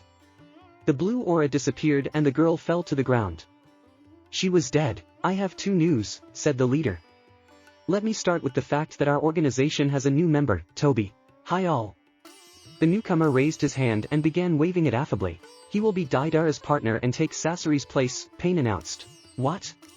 Why is he, opposed Daidara? Let's be friends, Daidara-senpai. Toby shouted cheerfully. Orders are not discussed, Pain finished arguing. The news is next, it concerns the tailed ones. The distribution is as follows, Kakuzu and Haiden, 2 tails, Daidara and Toby, 3 tails, Itachi and Kisame, 4 tails, Naruto and Konan, 5 tails. And I will take care of the 6 tails. Each pair will be informed by Zetsu. You can be free, 5-tailed. Finally, it's over. Naruto got up from the stone he had been sitting on until now and began to stretch his arms, legs, back and shoulders. Are you tired? Konan continued to sit on the ground. Extracting the 2 tails made me too tired. Naruto looked around. They were in the country of the earth. There were mountains around them, huge mountains, and only a small gorge between them serves as a road. Somewhere here was their goal, here very close, he felt. It's not for you to sit on the couch and relax, Konan teased his partner. It turns out you have a sense of humor. Naruto didn't react at all, didn't even turn to her. And it is always with me. Konan got up and caught up with the Uzumaki. Harash of chatter, he snapped. We have to go, he's close. Naruto moved forward. Konan stood and looked after him. Yet it seemed to her that there was something familiar in him, somewhere she had seen it. But because of the cruelty and indifference, she could not see him from the inside. Naruto has always been closed and did not like to get involved in unnecessary and stupid conversations, only on business. Sometimes he could joke and smile, but it was only a flash, comparable to his Hiraition. All the time he was so rude, indifferent, cruel, but there was also light, only glimpses. Returning to her thoughts, to those red eyes, she came to the conclusion, and so every time, that this is his dark essence with all the wild and monstrous desires. Once, perhaps, he was bright and kind, but if we compare the fact that he used to be a Jinchuriki and the tailed one was removed from him, which led to such a life, everything falls into place. The life of a Nuknin awakened these wild desires in him and everything came out. And it's all Danzo's fault. She remembered that old man, he was an ally of Hanzo, and was at the moment when a turning point happened in her life and Nagato's life. Conan almost caught up with him, but walked a little behind, as if hiding behind him. Naruto walked in front of her. Suddenly his hands reached for the hilts of the sword. He pulled them out and then with his right hand blocked her path. They were standing a few meters from a sharp turn into the gorge. To the right and to the left were huge mountains and rocks, and in front of them there was only a road, neither small nor big. Naruto looked around, obviously assessing the situation and the place. Footsteps sounded around the corner. They were loud and the screeching of metal resounded through the gorge. Here he is. A man stepped out from around the corner. He was tall and large. He had red armor on his body, a red kasa on his head, and a strange thing on his back. The stranger stopped at the sight of a man in a black cloak with red clouds. You're Khan, right? The Jinchuriki of the Five Tails? Naruto asked. He knew the answers to all the questions in advance and knew how it would all end, but he had to ask. Khan didn't answer. Silent means consent. Akatsuki and I came for you, and what is in you? I give you a chance to go with us without a fight. The answer was a cloud of steam from that thing on the back. I see. Naruto clenched his swords. Out of the corner of his eye he saw how Conan was preparing for battle. You don't fight. He snapped at her sharply. What? The blue-haired woman didn't understand. I do not like to repeat. You are standing apart. I'm not going to have your back during the fight. It will only distract me. Besides, if something happens to you, Nagato will blow my head off. It was a note of concern, or fear for one's own skin. Conan couldn't understand. I can take care of myself. She didn't back down. Don't make me knock you out. He said. Stay aside, if anything, I'll call. Frets? Okay, the girl agreed reluctantly. That is great. Naruto walked towards Han. Naruto accelerated with every step until he was running. The uzumaki sped up and swung. The blow was parried by the hand of the Jinchuriki. Naruto was surprised, but struck the next blow to the abdomen, but it did not work, the armor was too strong. Another blow, another and another. Khan didn't even move. Then Naruto struck a blow to the leg, but there was also armor. Khan just watched him silently. Then came a punch, and another, and another, and another. Steam appeared from behind the Jinchuriki, followed by a final blow. Naruto flew back and stopped right next to Conan. Still refusing my help, Conan humbled him with an indifferent look, not even moving in his direction. Stay here and don't interfere. Naruto got up and walked back towards the Jinchuriki. Even the Kusanagi didn't penetrate the armor, he said to himself. The Uzumaki attacked Han again, but now the sword was charged with wind chakra. Naruto rushed towards him and landed a left and right blow at the same time, but again, no effect. The devil put away his swords and jumped back. A cross-shaped swing of swords, a wave of air flew into Khan, but he only covered himself with his hands. Hit! Khan drove back a few meters without changing his position. Again, a cloud of steam rose from the Jinchuriki behind him. Jerk! A blow to Naruto and the brunette flew back to his partner. Are you still holding your own? Conan looked at her partner again indifferently, although it was clear from her look that she was mocking. I don't go back on my words. Ka. Apparently he broke a few ribs, but Naruto learned to fight to the end without feeling or attaching any importance to it. As you wish. Conan looked at Khan. Naruto was starting to get bored. He stuck his swords into the ground near Conan and unsealed the hammer. Since metal can conduct lightning, why not try this method? The hammer sparkled with lightning discharges, and the devil ran at the enemy. Khan clearly underestimated him when he put out his hand to block the blow. The Jinchuriki flew off to the side and crashed into the rock on the right, making a huge hole. A cloud of dust hit him, but the sounds of metal made it clear that he was conscious. Naruto didn't wait for him to come out and immediately struck again, knocking Han into the ground and making the crater even bigger. The devil jumped back and began to wait. Those same sounds. Khan emerged from the dust cloud, but intact. Lightning bolts passed through his body, but did no harm. This meant one thing, The armor was powerful and made so as not to conduct electricity, which means there was something under the armor. He removed all the vulnerabilities, or almost all.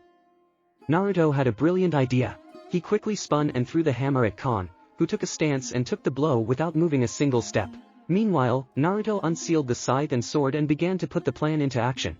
The Uzumaki ran towards Kon, releasing a stream of air and flame, then another and another, continuing to run around the enemy. Kon continued to stand motionless, taking every blow. The idea was to make Kon jump out of his armor.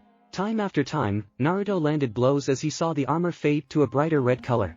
She should have softened from the heat of the fire, but at the last moment something happened that no one expected. Naruto stopped attacking and rushed towards the Jinchuriki, but at the last moment, he began to parry. From all his armor, crap. Then Naruto felt pain on his chin, then another in the abdomen. Control blow and Uzumaki flew back. Why don't you use the gaps in the armor? The blue-haired woman asked. Are you good to look from the side?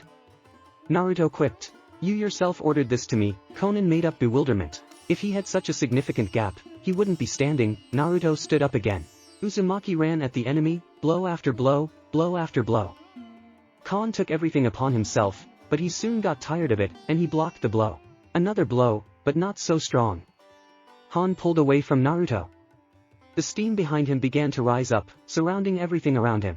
Uzumaki was wary, because he remembered such a mist in the performance of the Mizukage, but he did not feel this effect. Another thing was strange, Kon was moving, but he was not heard. That was the secret of this mist, it completely hid the Jinchuriki. But the question remained, where is he? Suddenly Naruto understood. The devil disappeared in a black flash and appeared near Konan and immediately blocked Kon's fist with his sword. Konan froze and turned around. She did not feel anything, it caused horror on her face, and yet she could die at that moment. Naruto swung his scythe causing a blast of air that knocked Han back, then he began to rotate the weapon, causing the wind, which instantly dispelled this fog. Several clones appeared around Naruto. To one he threw the sword, the second began to exhale a stream of air, and the third, fire. All this fell on Kon. Fire doubled by the wind. The clones slowly approached, just like the original. Sounds began to be heard, sounds of pain, apparently it worked. A few more steps and suddenly a wave of steam appeared, it blew away the fire and the clones, along with the original, all disappeared in a white haze. Naruto flew off again, but now away from Konan. Apparently it worked. A few more steps and suddenly a wave of steam appeared, it blew away the fire and the clones, along with the original, all disappeared in a white haze. Naruto flew off again, but now away from Konan. Apparently it worked. A few more steps and suddenly a wave of steam appeared, it blew away the fire and the clones, along with the original, all disappeared in a white haze. Naruto flew off again, but now away from Konan. When the steam cleared, a new Han appeared in front of Akatsuki, dressed in a bijou cover with two tails. Han rushed with incredible speed, passing Konan, steam and cover gave him great speed. Naruto managed to block his blow, and then another. Han jumped back, and then a stream of steam flew at the devil, somewhat reminiscent of the Gatsugu of the Inuzuka clan. This Naruto could not parry and the impulse threw him back. Before falling to the ground, Kon caught up with the brunette and slammed him into the ground with all his might. The Five Tails Jinchuriki then jumped back, waiting for the result. Naruto started to climb out of the crater. My whole body ached, but there was no time to complain. You know, he began. I, too, was the same as you. The devil did not expect an answer and did not try to achieve something. Then why did you become like this? Kon boomed, slowly starting to move towards the enemy. Look who's talking. The Uzumaki smiled under his mask. Why did I become like this? He repeated. I became like this when the tailed one was taken out of me. I became like this when I was buried. I became like this when I made the decision to leave my village. They took the bijou from you. Why didn't you stay in the village? Kon stopped. The Nine Tails was seized by their own people. If I had stayed, they would certainly have tried to kill me, regardless of anything and no one. Why do I need such an opportunity? But why do you need all this? Akatsuki. To be a Nuknin? Kon continued to stand still. This life has given me much more opportunities. And the path to peace. Naruto raised his head to the sky. Killing people like you won't bring peace. With that, Han walked towards Naruto. Death by a dozen, nothing against saving thousands. Naruto pointed his sword at Han. They rushed out of their seats and collided again. Their eyes met. calmness and balance against bloodlust and hatred. At one point, Naruto released the weapon from his hands with a flash and he appeared behind Han, but already with a Rasengan in his hand. Hit! The Han was slammed into the ground and Naruto finally felt the crack of the armor. Finally, through the veil and armor, he pulled it out. The Uzumaki grabbed his weapon and hurried to step aside. Footsteps were heard.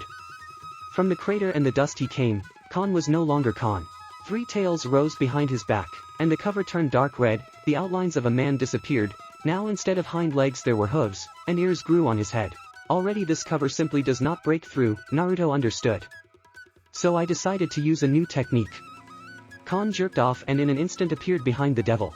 Naruto in the same me teleported to his hammer. He released his sword and scythe, then gripped his hammer tightly. Naruto immediately turned around and did not fail, he hit the Jinchuriki and he flew off to the side. The devil then spun on the spot and launched an electric hammer at Khan. Another hit and the Jinchuriki flew even farther away. This gave me some time. The devil extended his right hand and grabbed it with his left, and then began to create the Rasengan. After a few seconds, small blades began to appear around the Rasengan, expanding and expanding. When Naruto raised his hand up, a huge shuriken towered over him with a Rasengan in the center. The sound coming from the equipment made them afraid. I call it Rasen Shuriken, he said as he watched the Khan walk towards him. The technique is dangerous, both for the enemy and for the owner. Khan for some reason sat down and raised his head up. He began to collect blue and black particles. They formed one huge ball. Bomb! With his left hand, Naruto took out a kunai and threw it at him. The countdown has begun. The kunai reached Khan and flew near him, at which point the Jinchuriki fired. Naruto moved to the kunai and hit the tailed one, but in an instant he realized that Konan was under attack. The Uzumaki quickly turned to his swords. With one hand he grabbed the swords, with the other Konan. The bomb was in front of them. Naruto then used Hirashin once more and now moved on to other weapons, the scythe and sword. There were two explosions. One is a Rasen Shuriken, the other is a bomb. Between them stood Naruto and Konan. Uzumaki pressed his partner to the ground and covered him with his body. When the explosions ended, he got up. She looked at him, his eyes turning red. Why did you save me? Konan looked dumbfounded at the devil. I told you, Nagato won't forgive me if something happens to you. Naruto looked at Han, now he's fully transformed into the Five Tails to avoid being hit, and I myself even more, he added in a whisper. The Five Tails, meanwhile, began to form the bomb. Naruto realized that he would have to protect Konan again, so he put his sword hilts together and prepared himself. The bomb went off but was stopped by Naruto. Symbols rushed from the swords, grabbing the bomb and then swallowing it. At that very moment, there was an explosion behind the Five Tails. The mountains shuddered and in the next moment, landslides occurred behind the tailed one and behind Naruto, which blocked the path to retreat. The battlefield has become even smaller. Konan, go away, Naruto warned, but his partner didn't even flinch. Naruto drove the swords into the ground and repeated. Go away, I said. Well, the girl got up and ran to the blockage, she stopped at the top, from where she decided to watch the battle. Naruto lifted the sleeve of his right arm and then removed the bandage. The hand was burned, a terrible burn, but the outlines of the circles were clearly visible, even to Konan. 6 circles of hell, circle 1, guardian of hell. Naruto, put your hands on the ground, a column of smoke rose, and from it a monster half lion, half tiger, half monkey. Konan was horrified. There was too little room for such huge monsters to fight. The Five Tails was the first to rush into battle, with a powerful jerk and a headbutt, he threw the guard back. The beast crashed into the mountain, causing another rockfall. Naruto quickly teleported away from the beast's back so that the rocks wouldn't crush him. The devil looked at the bijou. Circle 2, Shadows of the Fallen. Naruto's shadow turned black and tentacles began to emanate from it. All as one rushed to the Five Tails and grabbed him. He screamed. Meanwhile, the guardian climbed out of the rubble and immediately pounced on the Five Tails, knocking him to the ground. The beast grabbed with its claws and grabbed the bijou by the neck with its teeth. Everything went according to plan, but Naruto felt the power of the tailed one and understood that the guards and shadows were not enough to keep him, so he needed to be weakened. The guard vanished into the mist, and the third circle on Naruto's hand glowed. Circle 3, Tears of the Dead. Without a cloud, without a thunderstorm, rain began to fall from the sky, and it fell only on the Five Tails. The bijou was weakening, Naruto could feel it, the shadows were holding him back. Along with all this, the pain spread throughout the body. Burning already in the abdomen. It was bad. The pain spread much faster this time. A little more, he said to himself. Circle 4, the flame of the underworld. A huge ring of fire surrounded Naruto, the shadows were gone, but the rain continued to fall, weakening the five tails. Tailed rose, but staggered. Without thinking twice, he rushed at Naruto, ignoring the fire. And I was wrong. As soon as he took the first step into the flames, the fire engulfed the five tails entirely. He fell to the ground, screaming in pain. The cry was like a dolphin and a horse at the same time. Naruto didn't want to hear that, but he had to make the tailed one disappear. Pain consumed Naruto. The right leg already burned completely. The strength was leaving Uzumaki, his whole body ached, but he had to endure. But the Biju did not turn. He burned and burned. Screamed and screamed. This flame was stronger than usual, but weaker than Amaterasu. It cannot be extinguished with water, but it will not burn for a long time either. Finally Naruto saw how the five tails began to shrink, which means he was taking on a human form. Naruto deactivated the technique and the fire disappeared along with the rain. Kon lay before him, his armor turned black, and there was a hole in his back. The Jinchuriki was unconscious, which meant he was ready to be transported. The pain subsided, but the aftermath of Kon's blows remained. Naruto staggered and started to fall, but Konan caught him. "You need to rest and get help," she said. "First I need to collect my weapons and swords." Konan noticed that his eyes had returned to normal. He himself was a little tired, it was even felt in his voice. "Okay." Konan wrapped one arm around Naruto's waist, allowing him to lean on her shoulder.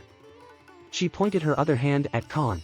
Pieces of paper flew out of her sleeves and stuck around the Jinchuriki's body, immobilizing him and preparing him for transport. "We need to find shelter. I have one thing in mind," Naruto smiled behind his mask. "But first let's collect the weapons." "Revelation. Take it," Konan said and pointed to Kon's body. "Good," the white half of Zetsu said. "How are things?" Konan asked. "We caught the four tails and the three tails, they are being sealed now," the black half replied curtly. "Besides, Haiden and Kakuzu died fighting Konoha." "That's bad," she snapped. "Looks like they screwed up. So should we join the sealing?" "No, Leader Sama doesn't insist," White answered. "But your help would be welcome," Black added. "Okay, you can go." Konan turned around and went to a small house. Zetsu disappeared underground along with the body of the Jinchuriki. Konan went into the house. According to Naruto, his old friend, Emi, lived here. Naruto sat on the bed while the girl treated his wounds. It was strange that he was without a mask and generally naked to the waist. But that meant he trusted her as much as he trusted himself, but that wasn't an accurate guess. Konan walked over and sat down on a bench near the table.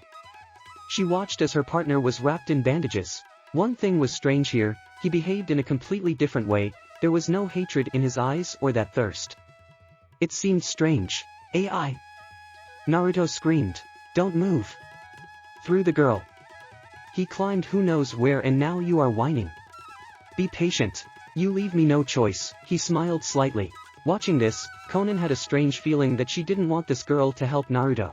At first, she did not understand why it was all of a sudden, but in the end she attributed it to the fact that she would not want strangers to be in their way, because they are a criminal organization.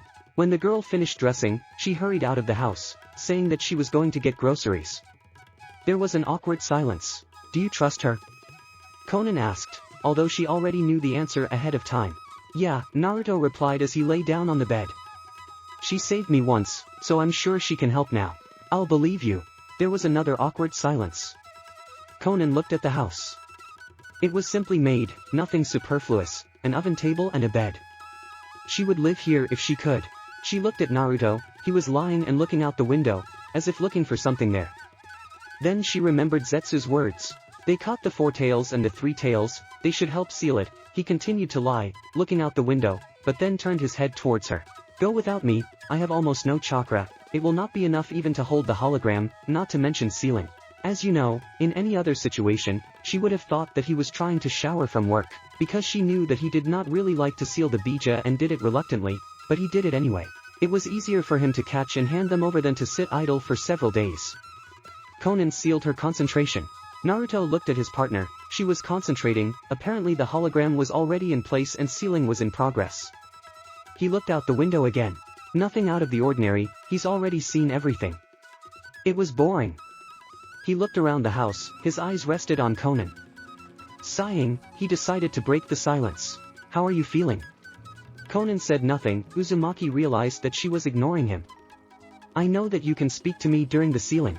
Why don't you go and train somewhere, she said without opening her eyes. Although it was strange, he asked how she was. Nothing like this had ever happened before. He was bored or really cared, but most likely the former. Even though it was strange, it didn't look like him in the slightest. You can't, I have a lot of bruises and burns, he explained. And why do you suddenly have burns? She raised an eyebrow, finally opening her eyes. The techniques I use are very dangerous. Circles of hell, for example, burn the skin when used. Rasen Shuriken destroys chakra channels and creates a huge amount of microtrauma. He clenched his hand into a fist. That's why I don't always fight at full strength. Why are you telling me this? She wondered again. Just so you know, he turned to the window. You are different now, here, she decided to say directly. I don't argue, he agreed. Here I feel calm and balanced. Can't explain it. You're weird, she smiled slightly. Maybe. I haven't always been like this. This came as a surprise, but Konan kept it to herself. Did you become like this after extracting the bijou? About the same time. He turned to her. I was cheerful and a little stupid. One day I was caught by the ANBU and taken to a dungeon. There they seized the Nine Tails. He closed his eyes, goosebumps went through his body. They threw me out, he continued. I should have died, but I survived. I was on the verge and ended up in a cemetery where I saw my grave. So you left because you were buried? You really were stupid. I left because I realized that it would be better. Without the Nine Tails, the village did not need me. I became weak and insignificant. He closed his eyes. Pictures from the past flashed before him. And you decided to leave the village. You are a crazy idiot. How did you even think of that, she wondered. I don't know, although I don't regret it. I robbed the vault and left. He smiled. Then it's another story. You so wanted to become a killer? She continued to ask. I would say that I was swallowed up by this world, full of hatred and pain. I succumbed to it and now I am. But you think soberly and understand then why you can't change. Because, this hatred and thirst, have already become a part of me. He turned to the window again. I'm a different person. You're crazy. Konan closed her eyes and decided to continue sealing. There was that awkward silence between them again. To Konan, he now seemed strange rather than terrible. I didn't have an easy life either, she suddenly began. I was an orphan and had to go through the war. Together with Yahiko and Nagato, we survived as best we could. Yahiko? He asked. Yes. He was killed so that I could live. He committed suicide by throwing himself at the kunai. Konan lowered her head. We'd been through so much together. We were taught by Jiraiya. The familiar name made Naruto shudder, but he decided not to interrupt. Then we created an organization, Akatsuki, and wanted to change this world. She clenched her fists. We made an alliance with Hanzo, but he betrayed us. He kidnapped me and ordered Nagato to kill Yahiko. A tear rolled down her cheek. Nagato froze with a kunai in his hands, and Yahiko rushed at him. Now she burst into tears. It was clear that she was resisting. Naruto looked at her and understood. She was strong, both as a shinobi and as a girl, but a person is not all-powerful. It was her weakness, now and here. The past, the painful past, made her cry. Naruto had never seen this before. She has always been reserved and strong, but not now. Now she was like a small child. She reminded him of Sakura the day he ran after Sasuke. Naruto got up from the bed. He walked over to Konan and squatted down in front of her. He covered her hands with his. She did not expect this and looked at him with tear-stained eyes. You are not the Konan I know. I understand that it hurts you to talk about it. You should not have told me this. Just like you did to me, she snapped. That's right. He let go of her hands and stood up. Dry your tears. He turned and walked over to the bed. Next time you don't stand by, I'll make you fight. He lay down in his place. Konan looked at him in confusion. What he did seemed strange. He surprised her even more, every minute. She remembered that moment again. His hands were the same as Yahiko's, just as soft and just as warm, almost indistinguishable. She looked back at Naruto. He lay humbly and stared up at the ceiling. She smiled. You vaporized your hologram, he snapped. Konan looked down at her hands and instantly closed her seal of concentration. Sometimes you need to remain cool, he was teaching her now, although a minute ago he empathized. But there are moments in which we are powerless, and I don't blame you for that. We are all human beings, not insensitive creatures. Except you, she snapped, but the Uzumaki didn't say anything, just smiled. After all, most of the time he really was a killer, and not a good person. That's how Jiraiya taught you, he remembered her words. Yes, she nodded. We volunteered to be his apprentice, and he taught us. But I was also his student, he decided to say. Really? One raised one eyebrow. Yes. And also a student of Hitaki Kakashi. For some reason this no longer surprised Conan. He was so mysterious that if he said that he created chakra, it would not be surprising. You are an interesting person, but I don't understand why you are telling me all this. Sounded an exciting question. It's just that Emi has gone somewhere, and you're sitting here, you know? He smiled. You're strange today, she repeated again. Perhaps. Naruto closed his eyes. Conan continued to concentrate while Naruto fell asleep. Hours passed, but neither Emi came nor Naruto woke up. The ceiling was slower than usual, due to the shortage of people.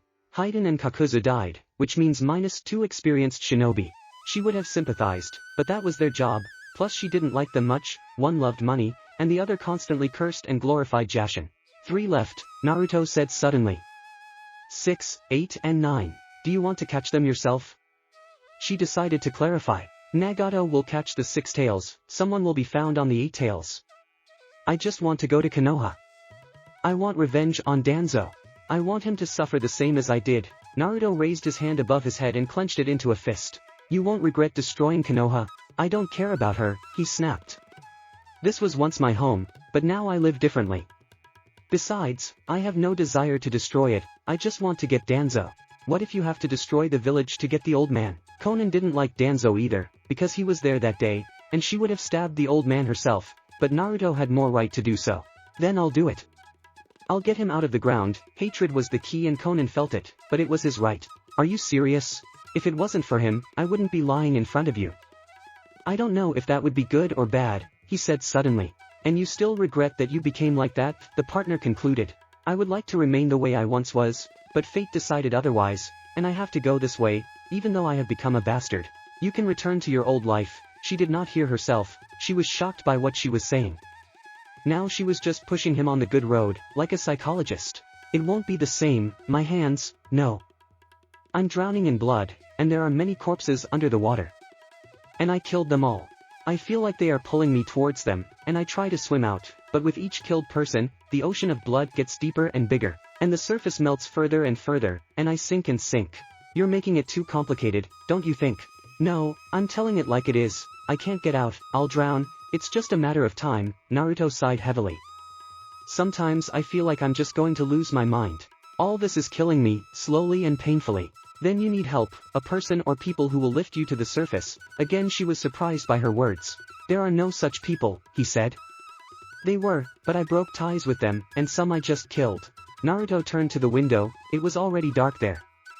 For the first time in a long time, he had a heart-to-heart talk with someone. That's how. This has not happened for a long time.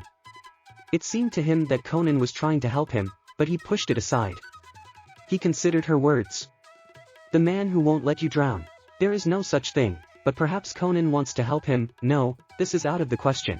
Even so, he does not want her to help him, simply because he does not want her to drown with him in this ocean. So he fell asleep, suddenly, like the first time. Conan continued to concentrate, although now it seemed very difficult. She looked at Naruto's back. He is upset and broken. That's what's up with him. And she would like to help him, but he rejects her. He simply rejects everyone and everything, although he understands that he is only making things worse. She sees how difficult it is for him, sees how he struggles. Why didn't she notice this before? Previously, she thought that he had taken on an evil essence and stopped fighting, but it turns out that he no longer has the strength, he is confused and lost. He needs help, and she must help him, save him. Conan looked at him. He reminded her so much of Yahiko, he looked a lot like him. That's why she's drawn to him and often follows him, and why she wants to help him. Here is the answer. She sees him as Yahiko, her first love, teacher and students. So, when are you going to go to Konoha? A rough voice asked. In a few days, Pain replied. We need to hurry, there are only 2 left, we are very close. The man announced the situation, but Pain already knew this. Do you have a plan? Yes, the redhead nodded. While Conan and I keep distracting Konoha, Naruto will capture Danzo in the meantime. Are you sure about him? To be honest, I can't be trusted, Naruto said as he appeared. There were 2 people in front of him. Tobi knew, but for some reason he spoke in a different voice. And Pain, he was also not in his usual form, but in a body reminiscent of Deidara. I see today as a day of surprises. Toby looked at Pain. He has his own motives, at Danzo's expense, he replied to the earlier question. Still, Toby isn't his real name, Naruto suggested. Yes, my name is Uchiha Madara. This phrase caused surprise on Naruto's face, but he quickly removed his emotions. Now I should probably go. The space around the Uchiha began to distort, and then he was absorbed by the funnel. I don't like him, Naruto said bluntly. Papers flew into the room and began to fold the image of Conan. We have an intruder, she said. I know. Did you find his location? Yes, Conan nodded. Take me to him. After these words, one of the papers began to fold into an airplane. Naruto silently approached her and touched her, leaving a mark. What are you doing? She did not understand her partner's actions. I want to be a part of the hype too, he smiled slightly behind his mask. Catch up, I'll delay him. Conan again shattered into small pieces of paper and flew away. One of the shinobi from the Protectorate of Rain hesitantly walked through the streets. Suddenly pieces of paper flew into him and began to stick to his body, completely immobilizing him. Then Conan appeared and formed a spear out of paper in her hand. At that moment, Jiraiya appeared from the shinobi's shadow and blew fire, destroying the papers. Then he completely crawled out of the shinobi's shadow. Don't lose your grip, sensei, Conan snapped. I wanted to lure Pain, and you appeared. Who would have thought, he smiled. You have become stronger and more beautiful, but I thought you were dead. No, sensei. She looked at the shinobi. Get out of here before you die. Yes. The shinobi quickly ran away. I have a question for you, the Sannin suddenly began. Who is Pain? It does not concern you. Conan began to rise up, forming wings behind his back. So that's why they call you Angel, Jiraiya guessed. Sorry, but you must die. Conan pointed her wings towards Jiraiya and paper flew out of them, straight at Sannin. He blew a fireball, but Conan's technique was more powerful and Sannin had to dodge, but he immediately released oil, which fell on the student, and then grabbed her with his hair. You were always the kindest of those three, and loved to sculpt origami. At that moment, something black flashed and her hair was suddenly cut. Naruto picked up the falling Conan. In order? He asked briefly. Yes. Naruto turned to his sensei. He was surprised, disappointed, angry. Naruto had often seen such a range of emotions, and now he was looking at his sensei, albeit a former one. Hello, Jiraiya sensei. Naruto turned to the Sannin and drew his second sword. Naruto. He whispered. That's who, but I didn't expect to see you here. Mutually, he said. And you decided to kill me too? Jiraiya asked hopefully. I'm just following orders. Naruto jumped down, releasing waves of wind chakra as he went, which the Sannin successfully escaped. Then followed a blow with a sword, and another, but the gray-haired one continued to dodge. In one moment Naruto hit a Sannin, but in another he realized that he had fallen into a trap. The fireball flew at him, but Naruto managed to teleport to Conan. You have mastered Hiraishin very well, remarked the Sannin. Naruto and Conan looked at each other and nodded. The girl fired another volley of papers, but the Sannin simply blew out the flames, when suddenly a series of explosions went off, from which he had to bounce. Jiraiya jumped back, but Naruto with a hammer was already waiting for him. With one wave he sent the Sannin flying and he slammed into the wall. Immediately Conan flew up and tried to grab Sensei with papers, but he blew out a jet of oil, from which the girl flew off. A shadow clone appeared nearby, which blew out a flame. It seemed like the end, but Naruto reappeared just in time and managed to take Conan away from the attack. Naruto then opened his scythe and picked up his hammer and rushed at the Sannin again. Now that Jiraiya had grown his hair out and hid himself in it, the Uzumaki's attack went off without harm. In the next second, the hair began to deform and something like a mouth appeared. It grabbed the brunette and carried it to the wall, imprinting it. The papers quickly stuck to the hair and exploded, causing them to lose touch.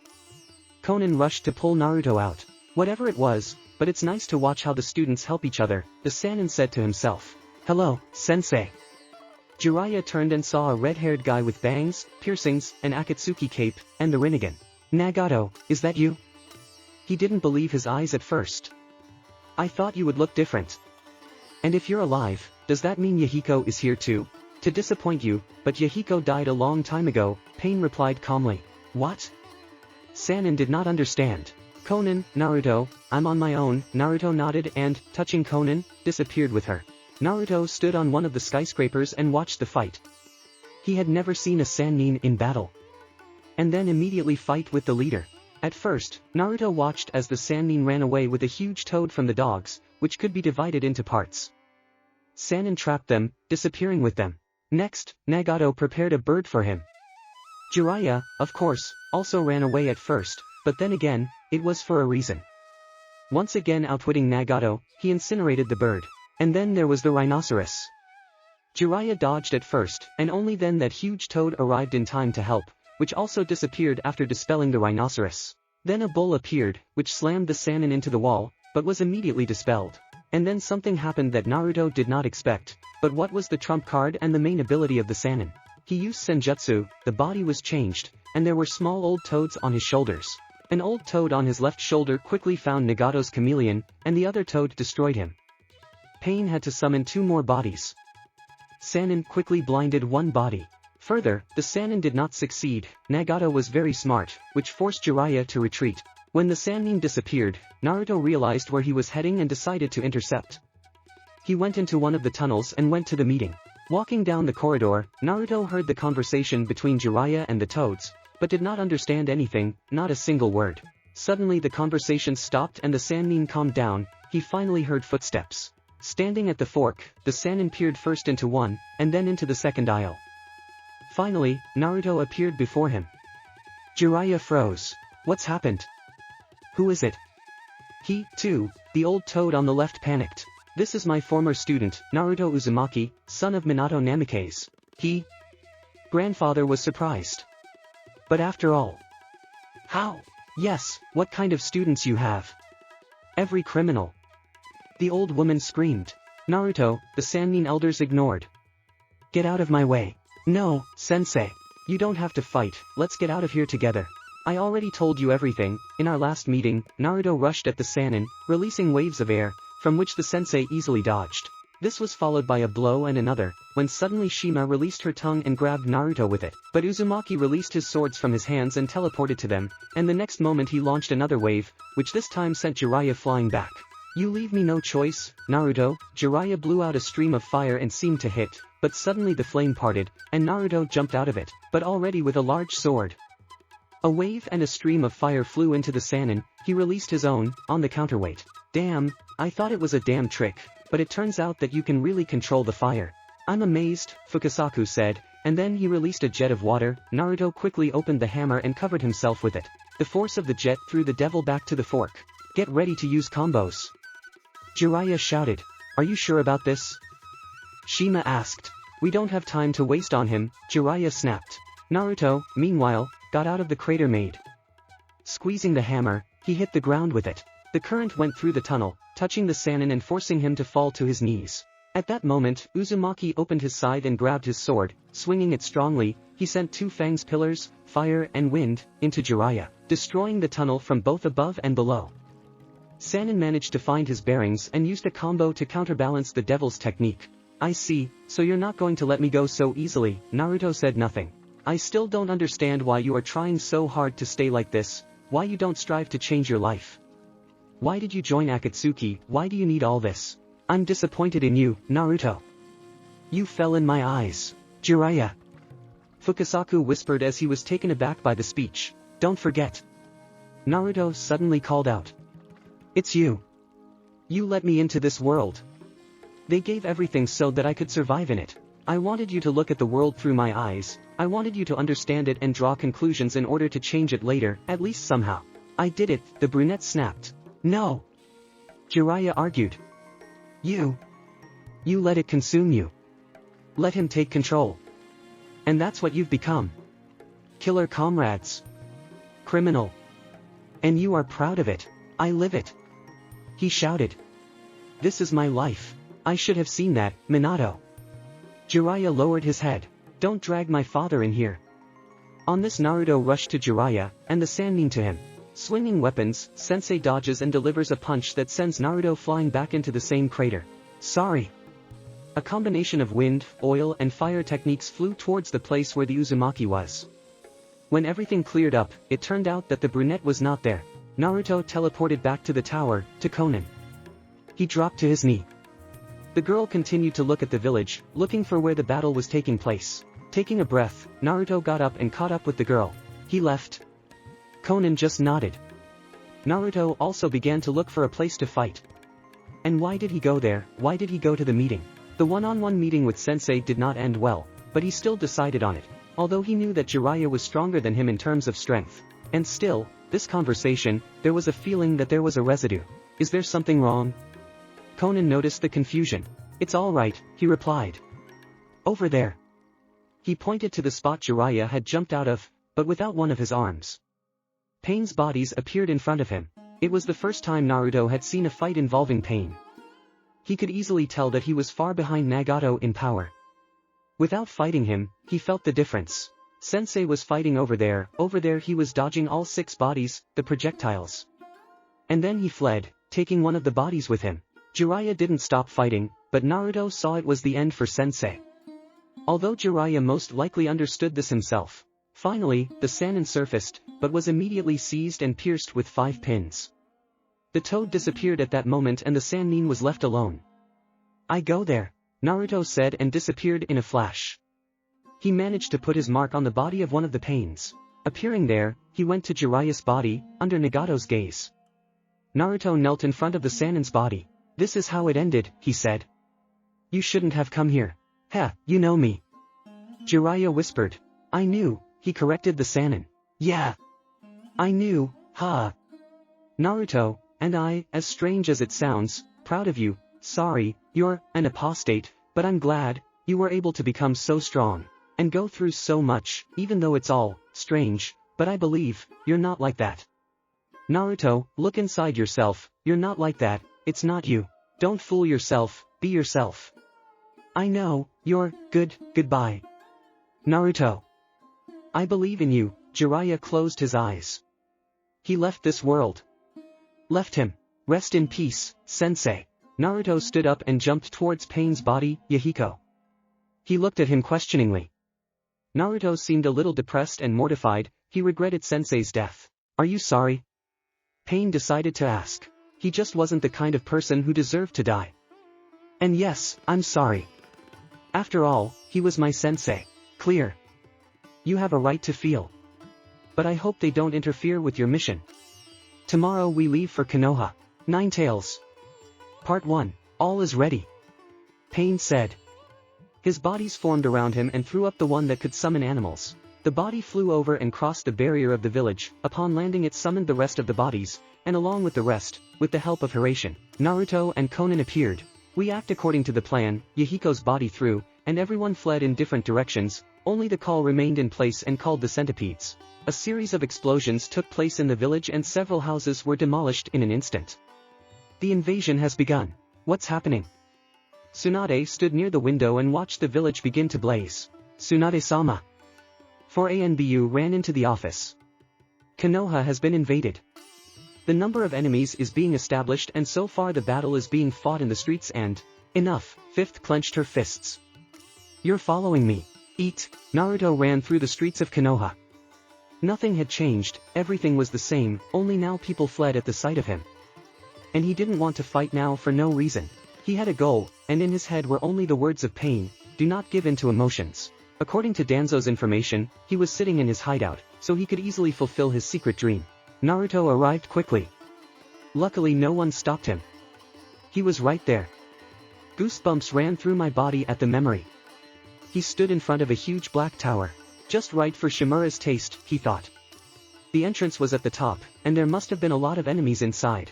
Naruto decided to stretch his neck and the bones of his arms, which made him crunch. Let's go, he said to himself. With a few jumps, he was at the top. The entrance looked like a normal basement entrance. The devil opened it and folded the seals. Danzo sat at the very bottom, on his throne. He already sensed the presence of the enemy and began to remove the locks from his hands. Meanwhile, fog began to appear inside the tower. Root ANBU at various levels prepared. As soon as the visibility was almost completely reduced, Naruto jumped down and cut the skull of the first one who came across. The second near him did not have time to do anything, as his throat was cut. Uzumaki jumped to the stairs below, straight behind one of the ANBU and cut off his head in an instant. Jumping even lower, he met the first resistance, landing straight between two ANBU, but before they even touched him, Uzumaki quickly drove the sword straight into the heart, and cut off the second hand with a kunai, and then pierced through the head. There was no one below the level and Naruto calmly followed to the penultimate one. He was surrounded by four. The first one rushed at him. The brunette ducked, straightened up in one motion, depriving the attacker of his legs, and then threw the sword at the second, driving it to the very hilt in the chest. He then blocked a third and drew his sword, thrusting the sword into the eye socket with a quick movement, and then jumped to the fourth and beheaded. The head fell straight down to the feet of the Anbu guarding Danzo. Danzo slowly removed the locks from his hands. He understood that the battle was inevitable. The two Anbu standing in front of him darted their eyes to the sides. Suddenly something fell on them. Looking down, they found a severed head and a flashed shadow that pierced their bodies with swords. The devil was here. And then jumped to the fourth and beheaded. The head fell straight down to the feet of the Anbu guarding Danzo. Danzo slowly removed the locks from his hands. He understood that the battle was inevitable. The two Anbu standing in front of him darted their eyes to the sides. Suddenly something fell on them. Looking down, they found a severed head and a flashed shadow that pierced their bodies with swords. The devil was here. And then jumped to the fourth and beheaded. The head fell straight down to the feet of the Anbu guarding Danzo. Danzo slowly removed the locks from his hands. He understood that the battle was inevitable. The two Anbu standing in front of him darted their eyes to the sides. Suddenly something fell on them. Looking down, they found a severed head and a flashed shadow that pierced their bodies with swords. The devil was here. Naruto pulled the swords from the corpses and looked at Danzo, who was only removing the second lock. I had to keep calm. Waiting? Asked Uzumaki. For some reason, I thought that it was you who would come. Shimura dropped the second lock. Drawn animals. I heard from behind. Naruto turned around and quickly sliced through the ink thing before fixing his gaze on the pale-skinned brunette. Bad boy. Naruto was in the blink of an eye behind the boy. Goodbye.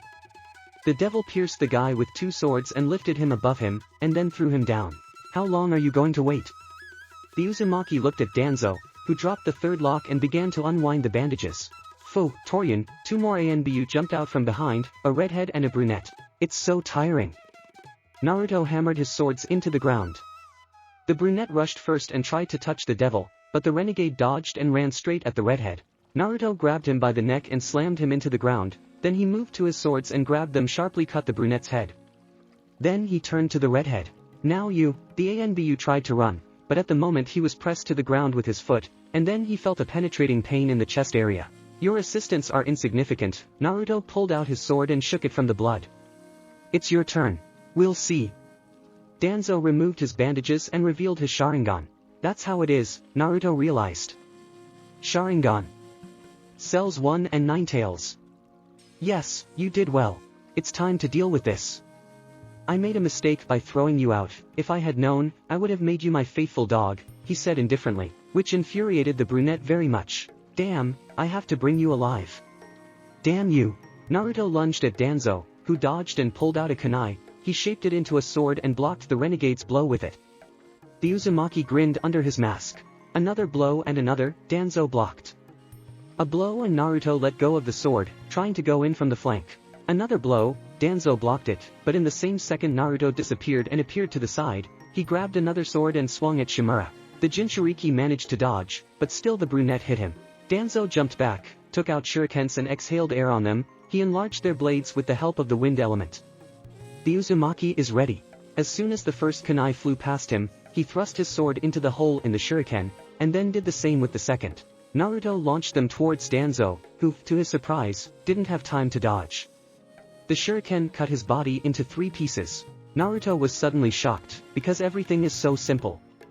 Suddenly, Shimura's body disappeared and appeared to the side. Uzumaki at first did not understand what had happened and tried to dispel a possible illusion, but it turned out that this was not a genjutsu. I don't know what these tricks are, but they won't help you. Naruto hammered the swords into the ground, and then channeling chakra into them abruptly pulled them out of the ground, raising a huge column of wind. He rushed towards Danzo, but the Jinchuriki easily dodged the technique. The structures of the corridors that were at the top and that were hit by the equipment began to fall down. Naruto quickly rushed up the falling plates. Danzo tried to do the same, but he miscalculated a little and fell, and several structures sprinkled him. Standing somewhere on the middle floor, Naruto peered down. Shimura appeared below and immediately fired several rounds of air bullets. The Uzumaki jumped down, dodging the projectiles in mid-flight. At the moment he threw the swords, they flew straight at Shimura, who moved to the side, dodging them. Moment. Naruto was already in front of him and swung his swords, making a cross wound on Shimura's chest. Danzo disappeared again and reappeared behind the brunette. Naruto felt a stabbing pain along his back and knew he had been hurt. The devil jumped away and released a fireball, but Danzo released his own in response. A struggle began, in which youth clearly won over experience. Danzo could not stand the pressure and was consumed by Naruto's fire. But again, he appeared whole and unharmed. It was strange. Naruto counted 4 deaths. But there was something that allowed Shimura to be reborn. It was starting to piss me off, but what if he's immortal like Haiden? Although Haiden was buried. There was something different here. But damn what? Suddenly Naruto's eyes fell on Danzo's hand. She was wearing Sharingans and 4 of them were closed. A theory has emerged. Danzo blew out a stream of air, but Naruto blew his own, summoning 2 clones, causing them to blow more fire. Shimura understood where he was going, abruptly interrupted the technique and ran upstairs, to the entire passages. But the devil released several waves that knocked down several more passes. Those began to fall down, along with Shimura. Naruto slammed his swords into the ground and ran towards the spot where the Jinchuriki was supposed to fall, unsealing the hammer as he went. As soon as Danzo landed, Naruto slammed his hammer on the ground, sending out a bolt of lightning. Shimura jumped up, but immediately a hammer hit him and sent him into the wall. Danzo disappeared again and reappeared in front of Naruto. He bit his finger and used the summoning a strange creature, half tiger and half elephant. The beast began to inhale the air, absorbing all the trash and sucking Naruto himself. But Uzumaki wasn't about to give up so easily. He quickly unsealed his sword and, swinging it, sent a stream of fire into the body of the beast. The fire got inside and made the animal disappear. Uzumaki landed, but was immediately attacked by another shuriken. He dodged the first, the second, but the third hit his left arm. Danzo rushed with his sword at the devil. Naruto quickly opened his scythe and blocked the blow with it. Shimura was so close, it allowed him to examine the arm. Sharingans, they closed when he died. So there were still 5 left. Naruto smirked under his mask. In one move, he pierced Danzo's head. 4, Naruto said to himself. Again Danzo appeared behind Naruto, but this time the devil was ready. 2 movements. The first, he knocked out a kunai with a scythe, the second, he cut his neck with a sword. Again, Shimura appeared behind him like a ghost. This time Naruto teleported to the hammer. There he sealed the sword and drew the hammer. Looking at Danzo, Naruto jumped towards him, swinging his hammer. Shimura jumped back. The devil, along with the hammer, imprinted into the ground. Before the dust settled, Uzumaki jumped out with a Rasengan in his hand and slammed Danzo into the wall. Shimura disappeared again. 2 more murders remained. Danzo appeared to the side and tried to blow out an air current but missed. The devil teleported to his swords and took them out of the ground.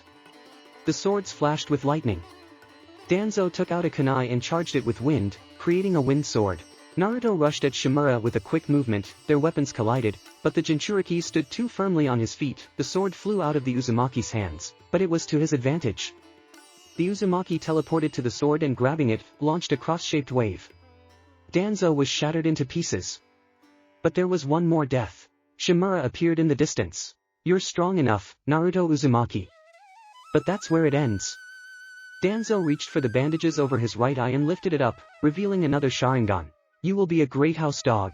But then Naruto disappeared and appeared behind Danzo. He pierced his chest with his swords.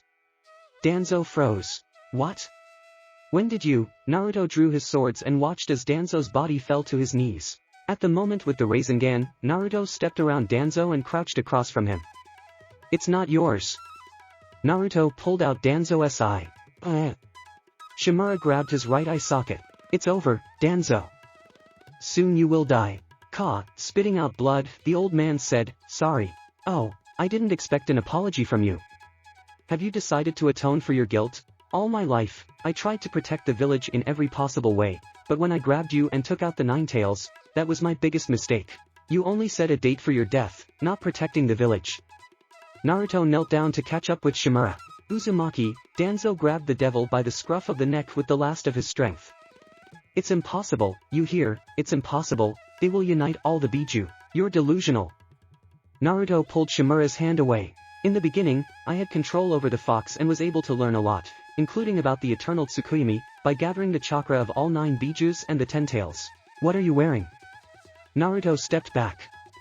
I would cut off my tongue, but I'm afraid you won't survive this. Please, Naruto Uzumaki, protect Konoha. Danzo lowered his head to the ground. Can you even hear yourself? Do you even see me? Crazy old man. Therefore, I beg you, forgive and save the village, Shimura continued, still crouching to the ground. Shut up, the Kyuubi will be taken out of you soon and, too late. Please protect the village.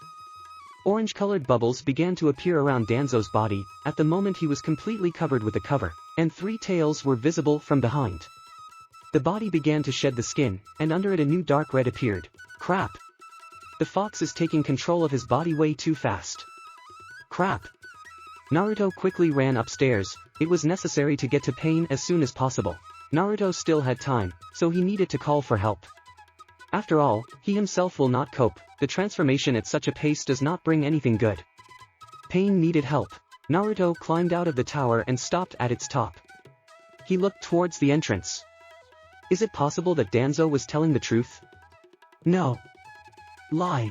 The old man just wants to scold them, but his words are about saving Konoha.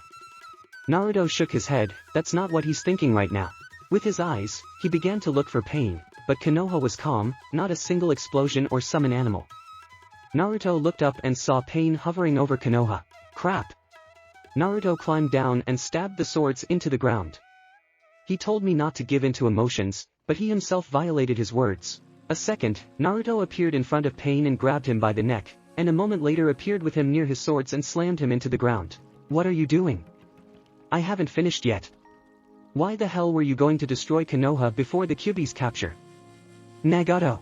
Another body landed behind it, and then it summoned the others. The bodies surrounded the devil. The Uzumaki got up and looked around. We don't have to fight, I just stopped you, Naruto pleaded. Now we have more problems. Besides. He looked at Yahiko. I have questions for you. But all later. Why are you here? Where is Danzo? Pain asked, the answer being the sound of a building collapsing. Arrrr. The building began to fall, a paw appeared, another, tails, muzzle. The fox stepped out of the dust cloud towards Akatsuki. That means what you were talking about, the bodies were in order. Naruto glanced at the fox, then at the village.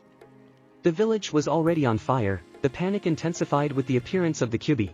Naruto could imagine what it must be like for them. But now he had a different goal and a different life. Tsunade stood on the roof of the residence and did not understand what was happening here. Half the village was on fire. Through Katsuya she knew how many people were injured and killed, the numbers were amazing. How many enemies there were was still unknown, for sure. There were reports of a man with a caul, a woman made of paper, enemies, and their ability to push and pull, also a man weapon. But she was sure there were more. But now she stood and listened to the screams. Far away at the end of the village stood the Nine Tails. Panic was all around, that's the feeling of true fear. The appearance of the Nine Tails meant the appearance of Naruto, and even this sudden disappearance of Pain from heaven. Tsunade should have been embarrassed by the fact that the fox appeared at the place where Root's base was, but somehow she didn't care. Now she was thinking about something completely different. Behind me! She commanded the ANBU guarding her, and rushed straight to the thick of the battle. What's going on here? Konan landed next to Naruto. I think it's all clear. Naruto drew his swords. Meanwhile, Pain summoned a bird that rushed into the Nine Tails, but the fox grabbed it with its tails and squeezed it. Then, with the help of Shinra Tensei, Pain forced the fox to move a few meters away, and then several projectiles hit the Nine Tails, but it did not do any harm. For a long time. Naruto ran to the fox and jumped to the highest place near the beast. To her. Fox face. The Kyuubi looked at the Uzumaki. Do you recognize me? Fox's pupils dilated. So he saw him for the first time. So all this time Danzo suppressed the Kyuubi in himself, but when all the Sharingans were destroyed, Danzo weakened. This is the only logical explanation. The Nine Tails opened its mouth and spewed flames straight at the brunette, but suddenly the flames were literally beaten aside, and when everything cleared up, Naruto stood with a large sword in his hands. Uzumaki ducked straight at the Nine Tails, but the fox hit with his paw. Although Naruto covered himself with his hand, the paw still hit him. The devil flew back, breaking through several walls of houses. Damn! His eyes began to blur. Not now. Cracking concrete and falling ceiling. I can't move. Crap, Naruto! Konan screamed. Konan, quickly get him out of there, we need him now more than ever. Yahiko's body spoke. Yes, wings appeared behind Konan's back. Hold on Naruto, I'm coming. Nine Tails. Part 2. The sound of footsteps on the water resounded throughout the hall, ripples from their feet. Naruto was walking towards nowhere, just straight ahead. It was dark all around and only a faint red light above the water. It was reminiscent of the subconscious, but the light was not the same, and the hall was larger, and there was no cage, even an empty one. Naruto stopped and looked around. Suddenly, 2 fireflies flew at him. Naruto began to wave his hands, but they continued to fly around him. He drew his sword and began to swing it. Only after that the fireflies flew up and disappeared into the darkness. Naruto slid his sword back into its sheath and continued on his way. No matter how much he walked, it seemed that he just stood still. Crap! He could not stand it and waved his foot on the water.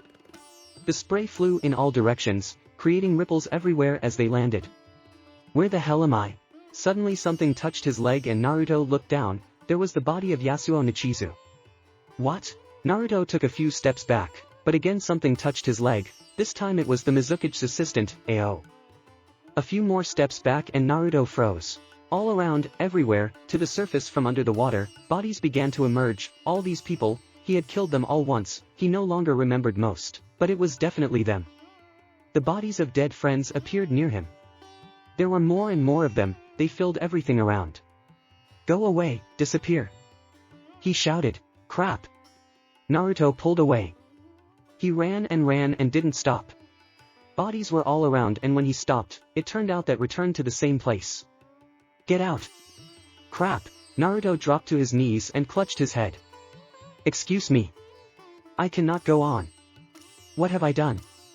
Crap! He held his head. He was afraid of what he saw. All those people, he killed them and didn't even regret it.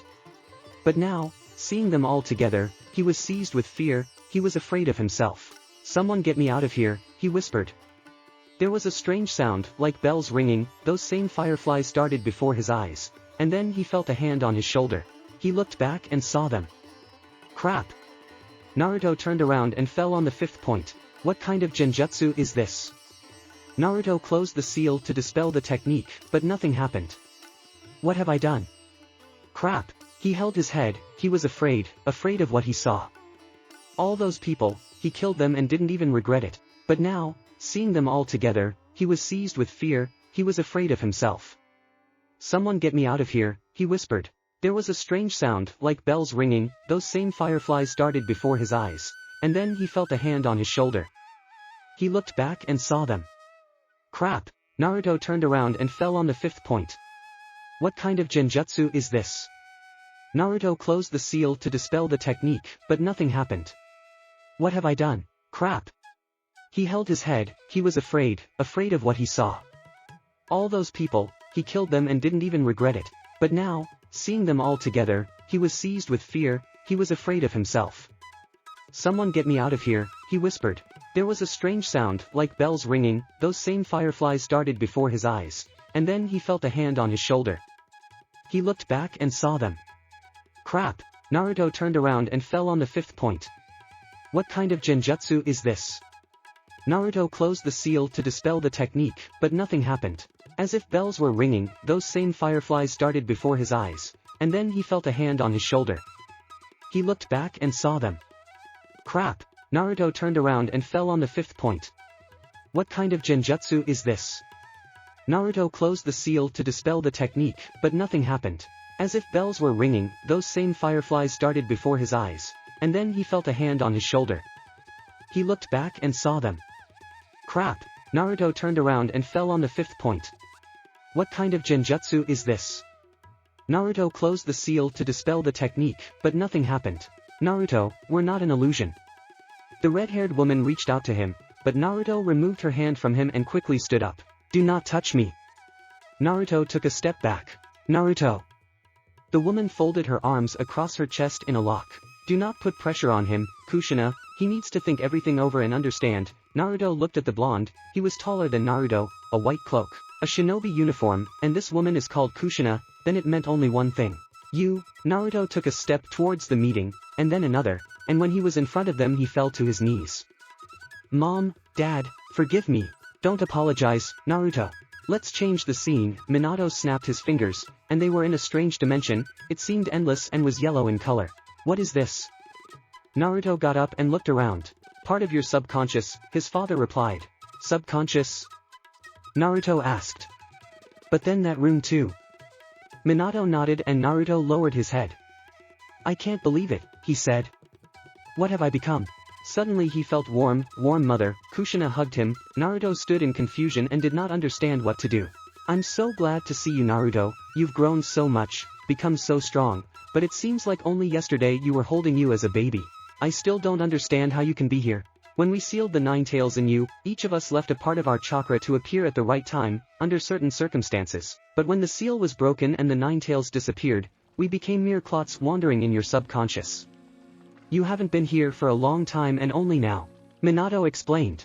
I see. Naruto pulled his mother away from him and approached his father, then punched him in the stomach. How dare you do this to your son? Can you imagine how I suffered? You know what happened to me. Naruto, what are you talking about? Don't, Kushina, I deserve it. Besides, he doesn't know the full story. Stories? Fully. Naruto glanced between Kushina and Minato. On the 10th of October, the day you were born, when the Kyuubi attacked the village, it was all led by one person. Minato began. He somehow figured out that the Biju seal was weakening during childbirth and took advantage of this to extract the Kyuubi from me and force him to attack the village. Who is he? Naruto asked. He called himself Madara Uchiha. Naruto froze. The father noticed this and decided to clarify. This is the masked man you met in Rain Village. He means... Naruto shifted his gaze down. Here it is. Because of this man, a bija was sealed in him, and he survived so much, and now he turns out, he served him. The irony of fate. Danzo's words were starting to make sense, but still, he couldn't jump to conclusions. Fate is evil. Forgive us, Naruto. Tears rolled down Kushina's cheeks. We shouldn't have done this, but, no need to apologize, I still owe a lot to my parents. Naruto pulled off his mask so that his parents could see his smile. You can judge me for my life, but it's not as bad as it seems. I have become a strong shinobi, able to protect myself and loved ones, although I don't have any. A bitter smile appeared on my face. You're too close to yourself. Kushina folded her arms across her chest. You need to become different, get rid of the darkness in yourself. It's not so easy, because it's part of me, suddenly followed by a blow and Naruto fell to his knees. Stop spouting this nonsense. Kushina screamed. Got the same thing. You are deceiving yourself, you are not that gloomy type, you are a cheerful child, you were just alone all this time and closed in on yourself. Plus these murders, and the hatred that remained from the Kyuubi also affected you. Why are you doing this? Get it together. Look around. It's not too late to change everything. We must move on and leave it all behind. Mom's right, Naruto. I see your confusion, I see that you have many questions and they are not for us, but whatever the answer, draw the right conclusions. Remember Naruto, be yourself. I see you are not going to beat me for what I did. Of course I would have hit you so that you wouldn't want to work for Akatsuki anymore, but... She trailed off. You're just confused. Kushina walked over to Naruto and hugged him again. I want to say that I love you. Minato walked over to Naruto and also hugged him along with his wife. We love you, Naruto. And we believe in you. I know that whatever path you choose, it will be the right one. Minato smiled. You have to go, son, you have to protect the village, you are the only one who can do it. I believe in you, we believe in you. Naruto, Kushina's tears flowed again. Remember, we love you. Minato was also in tears. Forgive us, Naruto. Be strong, eat well, find yourself a girl, but only better than me, so that you will have children, and you will give them all the love that we could not give. There's so much more I'd like to say, but the time is running out and we have to go. Minato and Kushina started to glow and will slowly evaporate. How I wish I could spend more time with you. I love you, Naruto. Be strong, son. Smiled Minato in the end. Unable to bear it, Naruto also hugged his parents. Farewell, Naruto. They said in the end and evaporated. At that moment, Naruto found himself in that very cold and damp place around the corpses. He clenched his fists. You all believe in me, but why? I'm just nothing. Naruto, wake up, wake up. Konan punched him in the face several times, but the Uzumaki didn't react. She looked at the battle behind her. Pain was not fighting very well, 2 bodies were destroyed, and one of them was a body capable of resurrecting the rest. The second was capable of absorbing souls. Crap. Wake up. Another blow, but again no effect. What to do with you? Konan again raised her hand to strike, but suddenly something grabbed her. Hiroshi hit me, okay, he said almost in a whisper. Help me get up. Yes, Conan put his hand on her shoulder and the other wrapped around his waist. She picked him up and then he simply removed his hand from her shoulder. Conan looked at him, he staggered, but stood. You can't keep fighting, she said, looking at the fox. I must, he said, and raised his swords. I can handle Nagato, she assured him, but he just looked over his shoulder. I suddenly have things to do, he looked at the fox. Conan stood in a stupor. What are the things? He was passed out, it sounded very incomprehensible, but knowing him, Conan was wary. Affairs? You can't even stand, what's the deal? A few ribs, and possibly a right forearm. But you can't underestimate me, and again this tone, Conan recognized, he said that then before he massacred the whole village, and if he says that now, what did you think? But there was no answer, although she guessed that he bared his teeth in an insane smile, and at the same moment she was amazed that she understood and knew him so well. There was turmoil all around, but still they could hear the footsteps that were approaching them. It was 5 people, the Hokage and 4 Anbu, they stopped in front of Conan and Naruto, they froze. I had no doubt that you would be here. Tsunade snapped. It's good that you're here and I don't have to look for you. Tsunade raised an eyebrow in bewilderment. I don't know what will happen next, but be reasonable and do what I tell you. Evacuate civilians. He looked at the fox, he was preparing a bomb and pain could not stop him. And yourself move to a safe distance, mentally he searched for the kunai. Or it will be hard.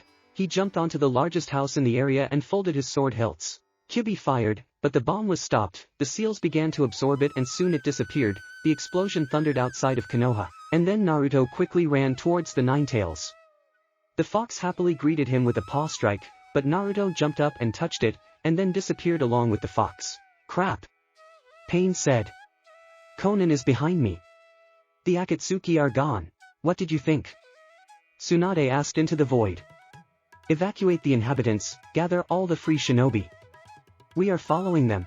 Once again, Naruto was glad he had placed some kunai around the village. He dropped to one knee and leaned on his swords. Breathing quickened, and the body ached terribly, first the projectile, and then the biju itself. Hiration has always been a difficult technique for him to perform. Due to his chakra reserve, he could use it often, but the cost was more than normal. If he made small jumps, it was imperceptible, but when he carried huge objects, a lot of chakra flowed. And now he needed her. He got up and turned around. The fox stood and looked at him, but did not attack. And you've grown up, sounded in Naruto's head. We still have a mental connection, the fox's voice sounded in his head again. And only at close range, he added. I see you've grown wiser, Fox grimaced a smile. I'm sorry I didn't see you become like this. If you had stayed with me, this wouldn't have happened. More likely. I have a question for you. Naruto suddenly said. 2 questions before we fight. I already know what you want to ask. Danzo? Yes. Lee stated. Right, Naruto remarked. This old man underestimated my power. He thought he could control me, but he was old and weak. The power of the Uchiha and the Senju that were in him couldn't control me, but they were able to keep me in it. And I kept waiting and feeding on his strength, increasing my power, and now you appeared and Danzo weakened without Sharingan. I'm not interested in your story, I want to know the answer. Will Bijou uniting really lead to disaster? The conclusion of the Bijou in the statue will make it possible to revive the Ten-Tails, and with it the power that can enslave all people on Earth, plunging them into the eternal Tsukiyami. I see. Forgive me Nagato. He said. This is your last battle, Kyubi. Naruto swung his swords, sending a wave of air at the fox, but it didn't work. Kyubi raised his paw and waved it, he smashed everything in front of him, creating a moat. Naruto didn't have time to escape and got hit. He flew back and crashed into a tree. Before the brunette had time to get up, the fox launched several projectiles that looked like bombs. Naruto rushed to the side. One after another, explosions were heard behind him, and then flames flashed in front of him. The Uzumaki stopped abruptly and quickly jumped back. Where he stood, a huge paw landed. Naruto's swords flashed like lightning as he slammed them into the ground and then abruptly pulled them out. 2 fangs of lightning rushed into the Kyubi, but did not harm, just added fuel to the fire. The fox opened its mouth and started to form a bomb, but it wasn't big, only 3 times the size of Naruto. Volley! The devil quickly left the side. An explosion sounded from behind, not inferior to the original bomb. Then more and more. Naruto got away from one, but the second threw him back in a wave, breaking through several trees. Naruto stopped and quickly shoved his swords into their sheaths. He had no choice. He rolled up his right sleeve and at the same moment summoned the Guardian of Hell. First round. The beast pounced on the Kyuubi and grabbed it with claws and teeth, and the bijou did the same.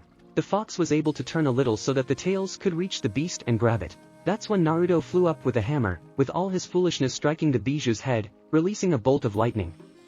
The fox roared and let go of its fangs. Everything had to be done quickly.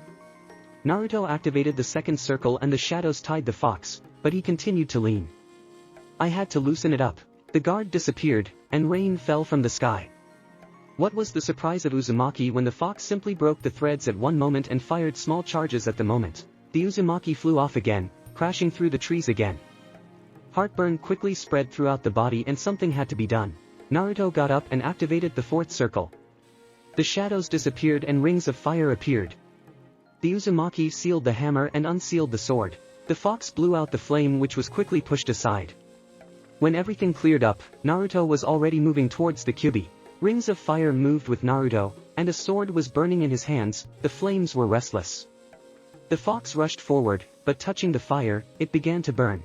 If Naruto had time, he would have continued to torment the Kyuubi, but his body was almost on fire and it was necessary to deactivate the technique. The stinging pain receded as the rain and flames were gone. The fox looked angrily at the Uzumaki, the paws were burned, and all around the neck. The fox growled. When the rain and flames are gone. The fox looked angrily at the Uzumaki, the paws were burned, and all around the neck. The fox growled. When the rain and flames are gone. The fox looked angrily at the Uzumaki, the paws were burned, and all around the neck. The fox growled. Let me show you. Naruto grabbed the sword with both hands and it flared up with renewed vigor. The flames split into 9 parts, the fire itself towered above Naruto. I called it Kyuubi fire. Naruto shouted and ran straight for the bijou. Snot! Sounded in my head. The fox swung his paw, but Naruto dodged and jumped on her. He swung his sword and a huge wave of fire slammed into the Kyuubi's muzzle. He fell on his back. The fox did not understand what was happening, but when he saw Naruto falling on him, he understood everything. That damn kid was trying to kill him now. Second. 2. Closer. Small projectile. And he is right on target. There was a small explosion above the Kyuubi. The sword flew to the side, and Naruto to the other. Heavy landings. The fox started to rise. Not bad. But you haven't reached my level yet. It sounded in his head, but Naruto didn't hear it. His eyes looked up at the clouds that floated above. They seemed so calm, he himself wanted to become a cloud for a moment. The fox growled. But it was even hard for Naruto to move a finger. Will it all end like this? He couldn't handle it himself. Kyuubi was too strong. Too much. Naruto sighed heavily. Today he wanted to find out everything, but apparently not fate. He meekly closed his eyes. But then he felt someone's presence. He opened his eyes again. Shadows flickered over him as Konan landed beside him. Konan. He whispered her name. Everything will be okay. My sword. He hissed. How his body ached, how it hurt. Now. She directed her hand and sheets of paper flew behind the sword. Help me. I must fight. I have to save them. What? Whom? Lie down and don't move, you're too badly hurt. Again he sent her into a stupor with his words. You don't dare tell me. He hissed again. Damn it, help me up. Yes, what about you? As much as she did not want to, but she did it, she helped to get up. Meanwhile, the sword flew up and Naruto grabbed it with his hand and used it as a prop. Pain's bodies landed near them. What are we going to do, Nagato? She asked. Distract him and I'll do the rest, Naruto hissed. You can't. Pain noted. No time to think about me. Let's act. Everything inside him clenched, but he had to fight. Konan looked at them, as if in the old days, their team was finally assembled. And again she thinks about it, but why? It's all because of the devil. The memories tormented her every time, and why he reminded her so much of it, especially of Yahiko. The call ran first, calling for the rhinoceros and the bull. The animals ran to the fox, but he stood on his hind legs, and grabbed the animals with his front legs, and then hit them. They disappeared. Konan hovered above, she spread her arms to the sides and a lot of papers flew out of her sleeves, which began to stick to the body of the fox, and then at one moment exploded. Then one of the bodies fired projectiles from their fingers and they finally knocked Fox off his feet. The Kyuubi tried to get up, but Yahiko's body used the Shinra Tensei. The fox rode through the forest, making several somersaults, but still did not give up, and spewed out a flame that devoured one of the bodies. Naruto watched this. Together they were strong. Only in this way, they could resist the fox. The forces were few, but he had to use them. The sword burst into flames, it disappeared and appeared near Konan, who was hovering right above the fox. He began to fall, raising his sword to strike. And he succeeded. He pierced the fox with a sword, straight into the neck. He fell, and then slowly slid down and ended up near the head of the fox. The Kyuubi was still breathing, but it didn't take long. "I'm sorry, but I have to do this," Naruto whispered. "I see," the fox's voice sounded in his head. "What's your name, Kyuubi?" Fox was surprised, but then he smiled. "Kurama. Kurama, I'm sorry, but I have to do this." Naruto grabbed the sword with both hands and stabbed the fox's neck once more. Surprisingly, the blood did not go. After all, they are simply created from the chakra. "I'm sorry," he said in his head. Fox's eyes slowly closed. Naruto slowly got up, using his sword. Pain stood a few meters away from him and looked in bewilderment. Naruto went to him. "What did you do?" Leader asked. "You know, I always despised one thing and killed people without hesitation. That thing was betrayal. But now I understand one thing, I killed traitors, although in fact I was the real traitor. I betrayed myself." "Why are you saying this, Nagato?" Naruto found the last strength within himself to teleport to Yahiko's body and plunge his fiery sword into it. "Why did not you tell me?" He pulled the sword from the body, but the rest of the bodies immediately arrived and pierced the stomach and shoulders with pins. Naruto dropped to his knees and then leaned on his hands. The sword became heavy and he released it. The mask made it difficult to breathe, and he pulled it off his face, and then spat blood. "Nagato!" Konan landed. "What's happening? I want to find out," the body of the call spoke. "Damn, why didn't you tell me?" "Why?" Naruto asked. "Didn't say what?" "I let you in on our plans from day one, and you agreed to help me." "Crap. You talked about the power of Bijou. Create the world. But in fact, you wanted to enslave everyone into the eternal genjutsu. This isn't the world I thought it was." Naruto spat blood again. "What does genjutsu mean? What are you talking about?" "The power of all 9 Bijus will revive the 10 tails, which will create a genjutsu. That's why I killed the Kyuubi, that's why." "What did you do?" One of the bodies crashed into Naruto's face. "You ruined all our plans. Do you understand what you did? Damn it." Naruto spat blood again. "So you still wanted it? Genjutsu. I do not understand what you mean," said Pain, and then Naruto lit up. The mosaic formed into a whole. He was used. He was just a tool, and in fact, Madara thought it all out. "Huh." Naruto laughed. "We were all used. Damn it. Huh." Naruto laughed hysterically. He didn't understand what was happening to him. He was tired, it had to happen sometime. Konan stood aside and watched in horror. Naruto laughed hysterically, his words about going insane becoming true. Madara used everyone. "Huh. Crap. Nagato. You here? Used. What happened to you? Open your eyes. You are not stupid. Look from a different angle. It is he. He set everything up. I'm willing to bet that Yahiko died because of him. He wanted to use you from the start." "Huh, you're lying," shouted one of the bodies. "Open your Rinnegan. You were used because of your eyes. It turns out you are easy to manipulate." "Huh, it can't be," Nagato said. "Nagato." Konan called. "I think he's telling the truth. We've been used." No. Yes. Damn it. It's finally here. You were blind, like all of us. But I ended it by killing the Kyuubi." "Huh." Naruto spat blood again. "We will leave, we need to collect all the living and..." "You are still blind. Only the faithful dogs remained. Akatsuki. Your Akatsuki is no more. It's over, Nagato." Naruto sighed heavily. "Get out of here. Konoha is coming here now. You need to back off.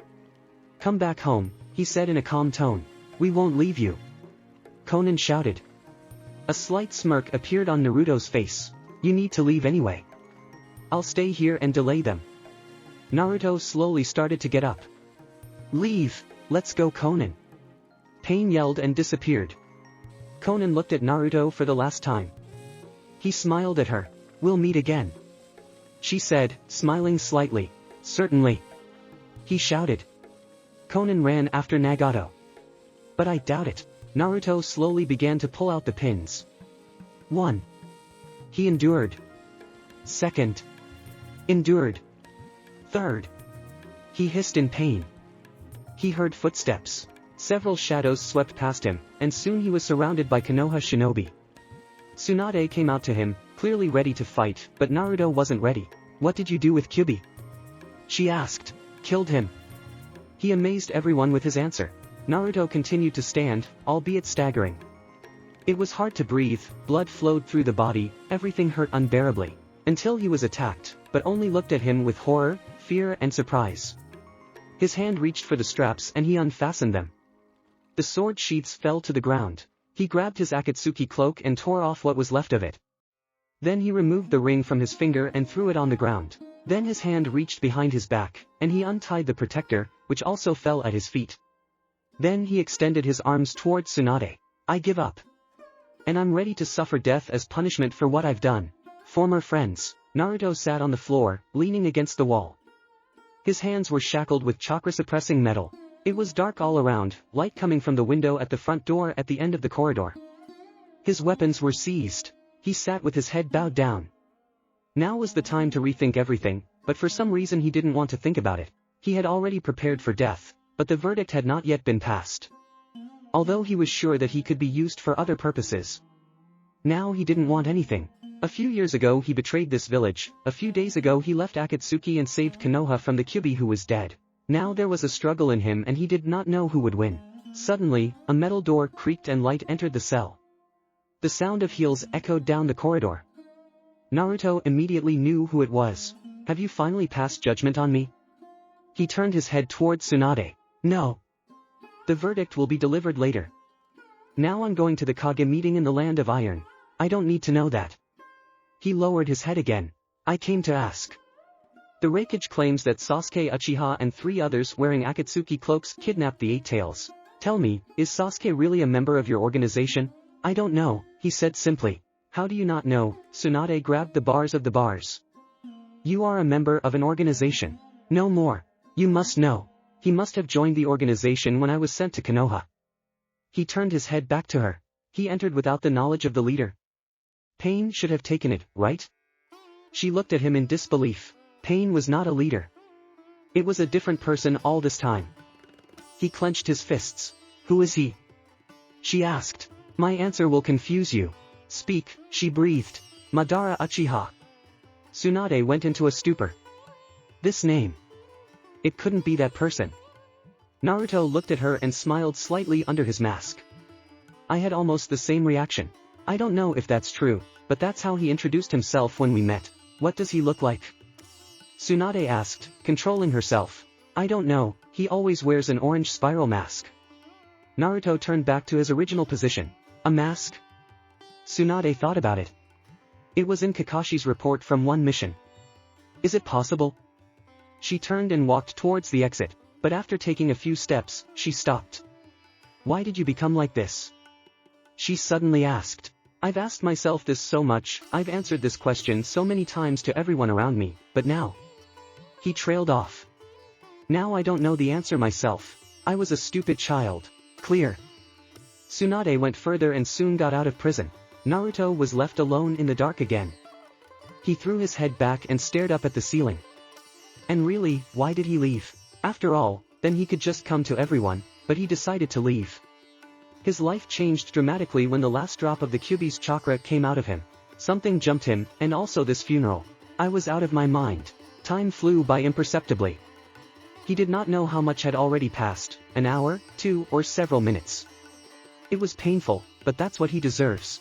Suddenly the door creaked, light entered, and 2 figures appeared in the opening. They approached the camera. Naruto just looked at them. I didn't think you'd come, the brunette said bluntly. He looked at Hinata, then his gaze moved to Shino. I'm glad to see you in good health. Are you kidding me? Hinata shouted. Calm down, Shino touched his partner's shoulder. Why did you come? Naruto asked. Look at you, how you rot here, the girl replied aggressively, which surprised the Uzumaki. Do you want to kill me? Naruto got up and walked over to the gate. I can see it in your eyes. And when did you become so perceptive, huh? Hinata continued. I've always been like that, he replied. No, you were different, and now you have become garbage. You killed your comrades, though former ones, now you must rot in the ground, buried alive. And even this is not enough. Hinata. Shino looked at his partner. Now she was ready to explode again. The devil was the catalyst. We'd better get out of here. Shino tried to pull Hinata away, but she only yanked his hand away. Don't touch me. She looked at Naruto with a hateful look. If you want to do it, you just have to come in here and do it. Continued the devil. Bastard. Hinata wanted to pounce on him, but suddenly bugs flew in front of her and headed for Naruto, sending him flying into the wall. The bugs returned to Shino. Damn you. Naruto got up. They are all dead. They would have died one way or another, even if not by my hand. I just sped up the process. Calm down, hysterical. You? Tears appeared in Hinata's eyes. Burn in hell. She turned around and ran towards the exit. I'm already in it. Naruto called after her. Why did you bring her here? I can see that she is on the edge. She brought me here. He replied. You continue to talk strangely, but now it's not about that. Why did she come? If she wanted to punch me in the face, why didn't she? You don't see the whole picture, Shino replied. She used to love you. When you died, Kiba took care of her and helped her through her grief, but then, I deprived her of a loved one and a brother.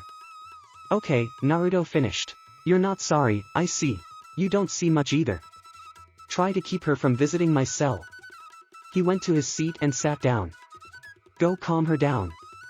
Shino turned and walked towards the exit. Give her mine, Aburain looked over his shoulder. Just calm down. Shino left and Naruto was alone again. He looked at the floor. What did he just do? What did he say? What is happening to him? Naruto grabbed his head. He felt so bad, so bad. Crap. What is happening to me? Ah! Naruto got up and slammed his fist against the wall, no matter how uncomfortable the shackles were. Another blow, another. Crap, who am I? Why am I here? Damn conscience. Damn life. Kill me, I'm going crazy. Naruto sat down and grabbed his head again. What have I done? What have I become? Kill me and end this. Don't say that, said a familiar voice. Naruto turned to the bars and saw Sakura. He didn't even hear her come here. I deserve it. You were wrong, she said. I killed many. You can save as much. Why are you taking my side? You're madder than me.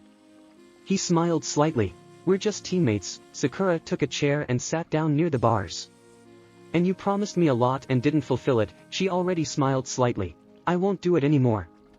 Too late, Naruto sighed. It doesn't matter anymore, the main thing is that you're back. I didn't come back, Sakura, he corrected her. You don't want to come back? I don't belong here, he lowered his head. Why do you think so? Why are you making a fool out of yourself? He answered a question with a question. Hinata came to see me, he translated the topic. And, she ran out in tears. I ruined her life completely, Sakura sadly looked at him. I killed many of the village. I have killed many people. Even children, Sakura. I have no forgiveness. You're just confused. Don't console me. I don't look for excuses for my actions. I did what I did. I became a monster and a killer. You're too critical of yourself. There was a silence between them, which was broken by Naruto. Why aren't you angry with me? He suddenly asked. I almost killed you. Killed friends. Notes. When you kind of died, she interrupted him. I couldn't find a place for myself. I was constantly crying, I even tried to commit suicide, but, I was able to get up, studied with Tsunade-sama. And then our paths crossed again. I always felt that the night devil is someone close. You know, I always believed that you are alive and will return, and here you are, a few drops fell from her cheeks. And you? Why are you constantly apologizing? He thought for a second. It's all because of the past. I liked you then, but, after that incident, my whole life went awry.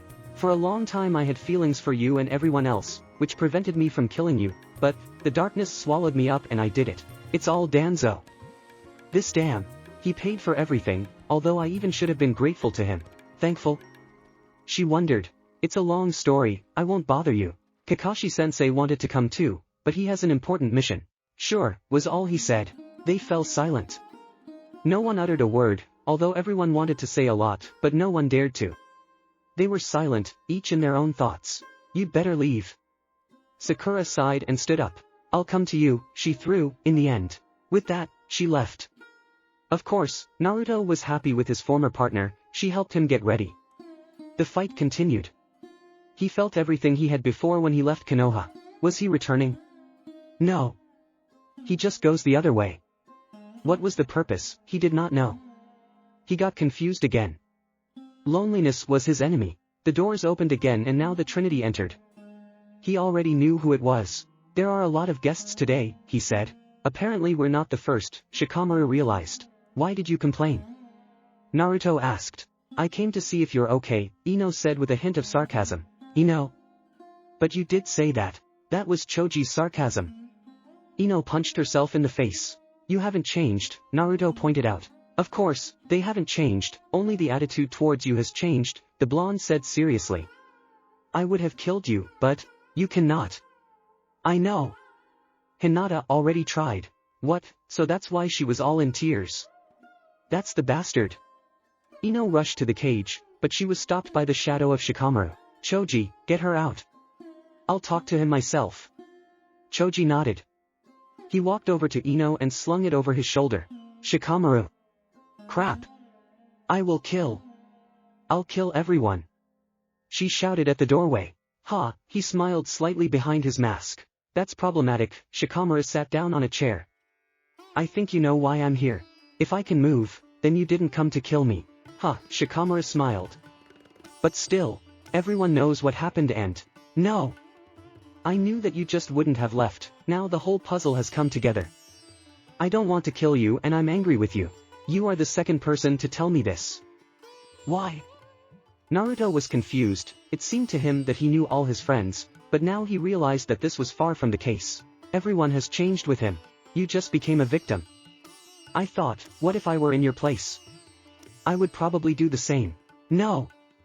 You should have weighed everything well first, Naruto added, which brought a smile to Nara's face. But it does not change the essence. We're all just very unlucky. Many of us broke after your death, we stopped being friends, in every sense of the word. Only the mission to capture the devil has brought us together.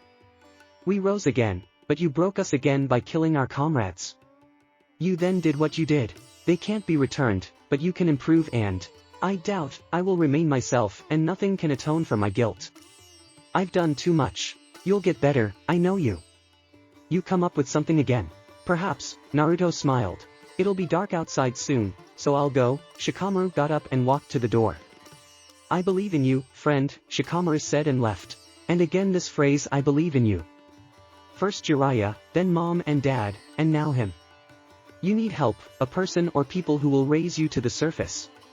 Konin. The words of a partner sounded. I wonder how she is there. Naruto sat like that for a while longer, until sleep overtook him. He did not remember how he fell asleep, but quickly realized when the cell doors opened and someone entered. Come on, he said. She froze. Squeeze the kunai, bring it up to strike and kill, Naruto explained. The girl squeezed the kunai, raised it, but didn't hit it. Instead, it fell to the ground. She sat down next to Naruto and started crying. 10-10, he began. I'm sorry, and I have no forgiveness, she continued to cry.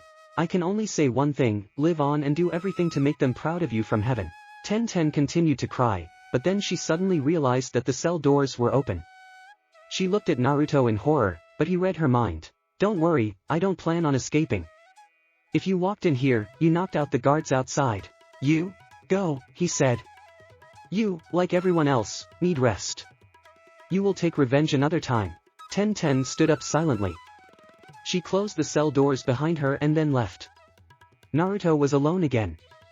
This day brought him a lot of new things. He needed to digest all this, but now he really wanted to sleep. Everyone is mad, and I am the source of all this. The world is indeed very complex. Who knew that I would change them like this? Who knew that I would rot in a cell? Nobody. The further, the more difficult. I'm getting more and more confused, I stop understanding what is happening. He threw back his head. Conan was right. He sighed. I need a helping hand to get out of my ocean. Two renegades. You know, you shouldn't come here every day and disappear for half a day, Naruto said, sitting near the bars. This is my choice, and I do what I want. She handed him a peeled apple. Thanks, he said, and took off his mask to take a bite. If it wasn't for you, I would have starved to death, he said with his mouth full. Always happy to help, she smiled. Every day she came here and brought food, because no one fed him, although he did not complain. Does anyone else visit you? Yeah, Naruto drawled. Shikamaru sometimes. We are talking under the shogi. Can you play shogi? She wondered. Now yes. Besides, you have nothing to be surprised at, I've been through a lot, he smiled bitterly. Well, everything will be fine now, she smiled again. Not with me. What time is it now? Somewhere, noon, Sakura replied. You have to go, you've been here since morning. But, go. You are more needed now. Sakura sighed and stood up. She went to the exit. I'll be back. He was left alone again. 3 days have passed. Tsunade hasn't returned yet. All this time, Shikamaru and Sakura visited him. These two did not let him be alone with his thoughts, which made him go crazy. But he never wanted them to be with him for long, he knew that Konoha needed them there, now. But he was grateful nonetheless. Sakura! The pink-haired woman turned around. Hello, Hinata. Sakura greeted. Hi, and you, Hinata looked at the basket. Did you visit him again? The Hyuga glared angrily. Yes, Haruno answered uncertainly. Why do you go to this killer? He's the monster Sakura. Hinata. What's Hinata, what?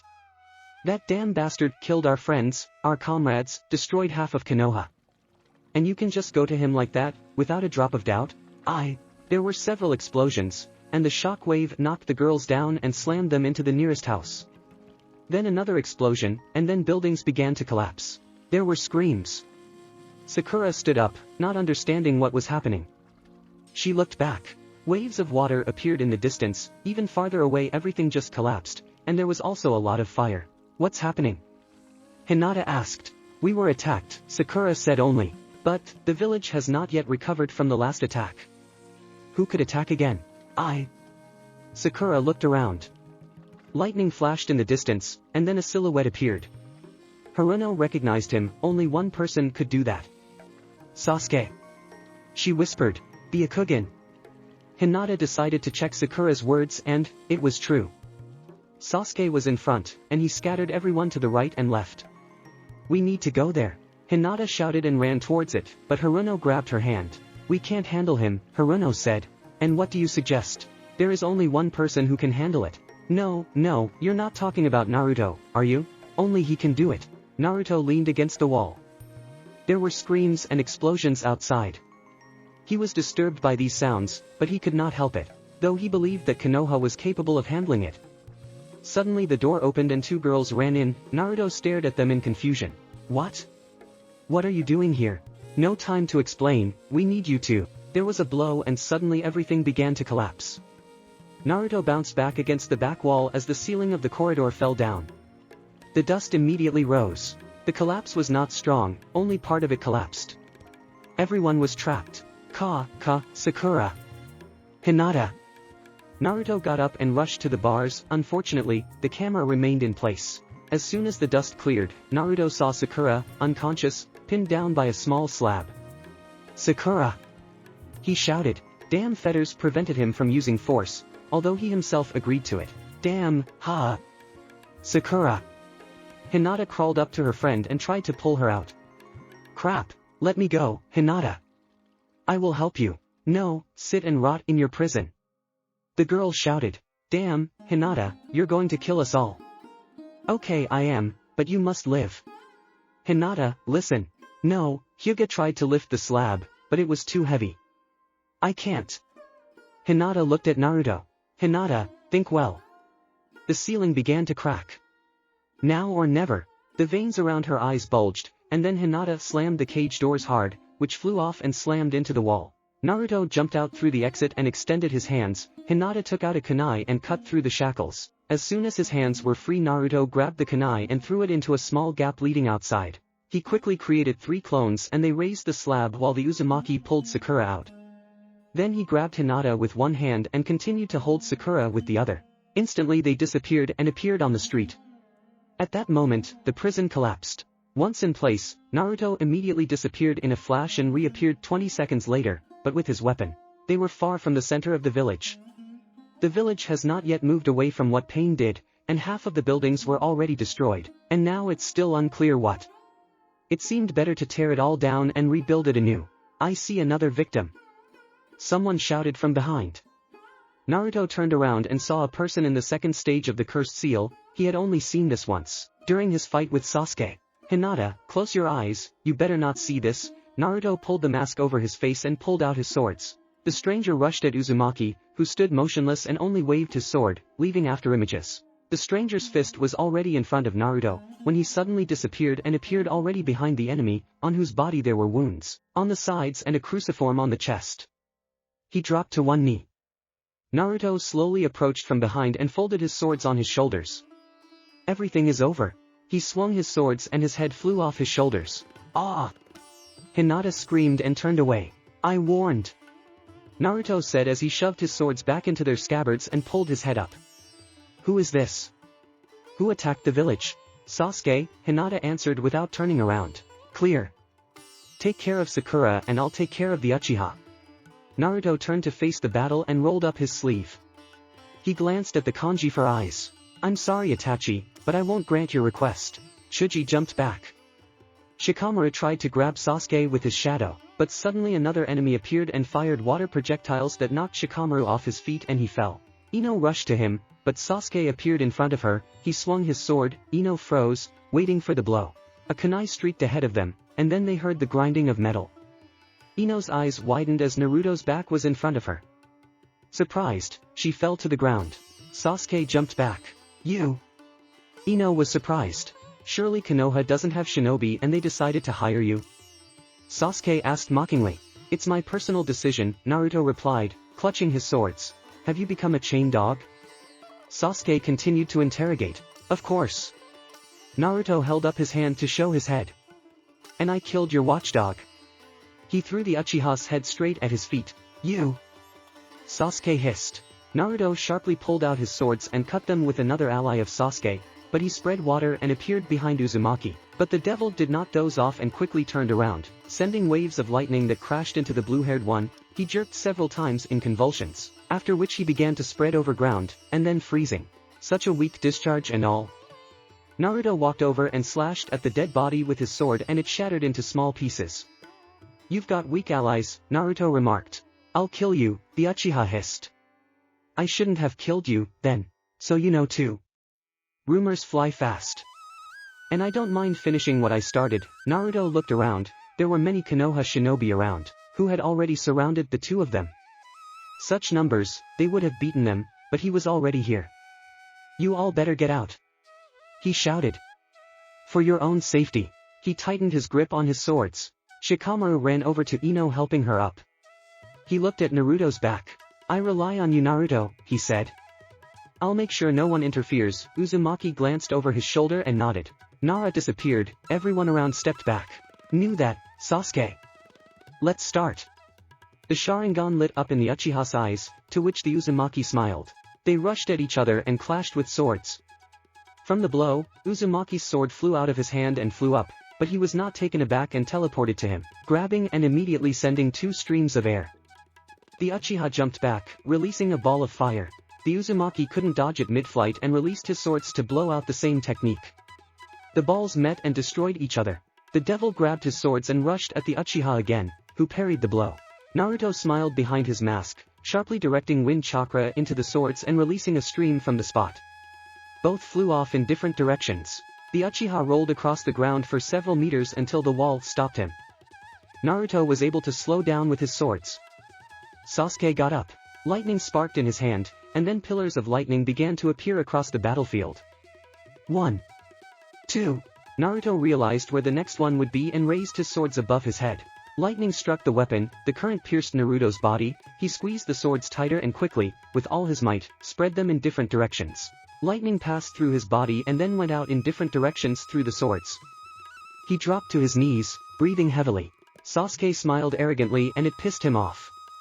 Naruto rammed his swords into the ground and stood up abruptly, sending lightning through them, then abruptly pulled out, sending fang-like pillars at the Uchiha. Sasuke charged his hand with Chidori and ran towards them. He slipped between them before they connected and unleashed a huge explosion of lightning behind him. The Uchiha ran up to Naruto and swung his hand, but the devil abruptly ducked and slashed. But Sasuke managed to drive the sword into the ground to use it as a support and strike with his foot. Naruto blocked the blow. The Uchiha quickly landed, drew his sword and quickly attacked Naruto with it. But the devil charged the swords with wind chakra and this time, when the swords clashed, Orochimaru's student's weapon broke. Sasuke tried to back away quickly, but a cross-shaped wind wave sent him into the wall of a nearby house, punching through the wall. A few seconds later, a Chidori beam appeared from there, but Naruto went to the side, and the next moment, he was pierced by the same technique, but only from behind. The Uzumaki looked over his shoulder. Sasuke was standing there. The devil looked at the first ray of Chidori and smiled. He squeezed the Kusanagi and cut his leg in a quick motion. Everything cleared up and he ended up in the same place. The beam of Chidori passed near him, and there was no one behind him. Your genjutsu skills are nothing compared to Itachi. Naruto snapped as he watched the brunette leave the house, Manjikyu burning in his eyes. We have learned new things. Naruto slammed his swords into the ground and rolled up the sleeve of his left arm. Sasuke charged up his Chidori arm again and ran towards Naruto. The Uzumaki opened his hammer and braced himself as Sasuke got close enough. He jumped up, but the Uchiha blew the dragon and Naruto teleported to his swords facing the enemy. He swung his hammer, but Orochimaru's student dodged and fired a Chidori beam that pierced his left shoulder. The Uzumaki grimaced in pain and released the hammer from his hands and quickly opened the scythe. Seeing the new weapon, the Uchiha hurried to jump back. As soon as the beam was gone, the devil grabbed the hammer and ran at Sasuke, who got ready. A wave of the scythe, the black-eyed one ducked, a blow with a hammer and to the point, but then Naruto realized one thing and retreated. Sasuke was covered in purple ribs, which was bad. Susanoo. He tightened his grip on the weapon and ran towards the enemy. Naruto looked at Sasuke, he concentrated his gaze, his gut told him to move aside, which he did. A black flame flared up next to him, and then another and another. Naruto zigzagged as flames lit up behind him. Sasuke's eye bled and he covered it for a second. Uzumaki ran up and, gathering all the power of lightning and wind in his weapon, struck. A large wave came from the junction, which spread in all directions, but Susanoo was powerful and only made a crater under him, not a single scratch. The Uzumaki jumped back and sealed the weapon back. He quickly unsealed his fiery sword and it burst into flames with 9 tongues. Naruto rushed towards the Uchiha, but quickly stopped. Susanoo began to transform. First a skeleton appeared, and then flesh and armor, as well as a bow. There was no time to wait and Uzumaki ran. Sasuke fired the first arrow, but it flew over Naruto. The second is near Naruto. Third, the devil stopped and jumped back as an arrow pierced the ground in front of him. The Uzumaki quickly ran up it, using it as a springboard. Get it! Naruto shouted and put everything he could into his sword.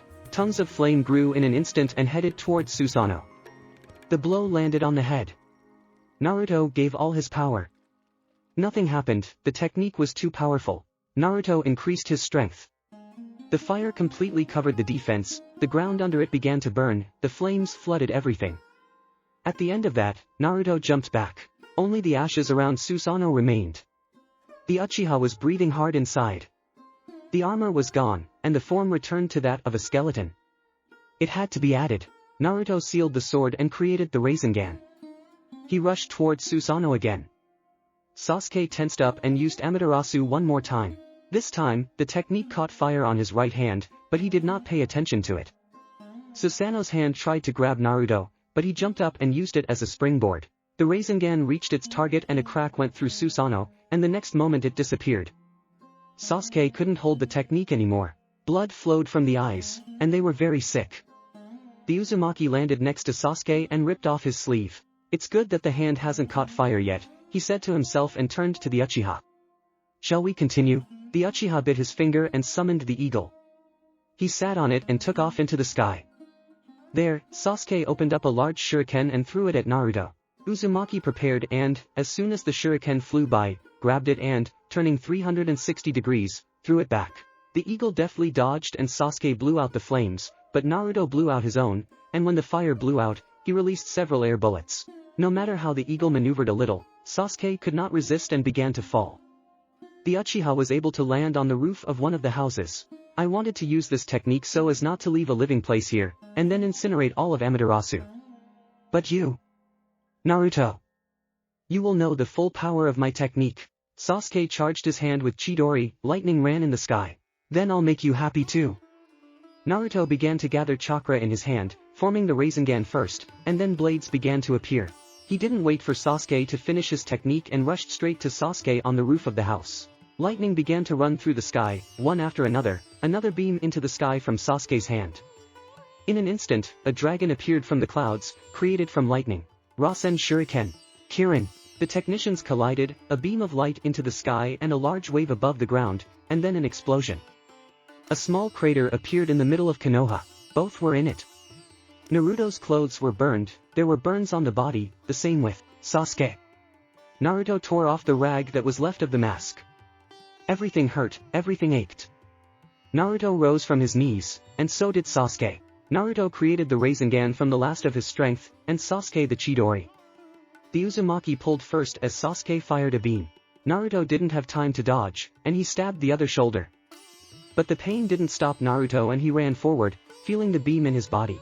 The Uchiha froze, not knowing what to do. It was the end. Along the way, Naruto began to form a Rasen Shuriken, but there was not enough chakra and a miniature appearance was obtained. Impact, Sasuke flew back and flew out from behind the crater, slamming into the house. Naruto was breathing heavily, but still went to Sasuke. Somehow getting out of the crater, he saw an Uchiha lying near the wall. On his stomach was a bleeding wound from a mini Rasen Shuriken. He walked over to him and sat down next to him. Here's the heat we gave, Naruto smiled. Yes. Sasuke said heavily. You won this time. You know, Itachi asked me to stop you and use one technique, but I immediately knew that you would either change your mind or I would kill you. The correct answer was the second, he smiled. I was wrong, I guess. We were both wrong. Well, let it be, it's too late to change, well, I'm sure. What are you talking about? Naruto was surprised. You will live a long life. Please don't repeat my mistakes. You must change your life. Sasuke, do not interrupt. I feel like I'm dying. Please take my eyes and live this life for two. Uchiha turned to Naruto. Forgive me, I was a goddamn selfish person, he smiled again. I've never been angry with you. And I always considered you a non-entity, but you are no longer that stupid friend. We've both become bloody apostates.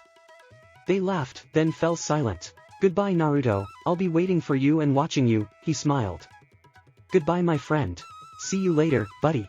Sasuke's eyes closed, and a smile froze on his face. Naruto looked at Sasuke and remembered. He remembered the days at the academy, their sparring sessions, their fights, their missions, their battles. It seemed as if the soul was empty again. While no one was around, he took the Uchiha's eyes and placed eyes in the seal. He continued to sit because he was bleeding, everything hurt, and he could not walk. After a while they were surrounded. Naruto. Sakura ran towards him. Your body is. Help me up, was all Naruto could say. Sakura took him on her shoulder, Shikamaru ran up to her and helped her. Naruto looked at everyone around, they were grateful, yes.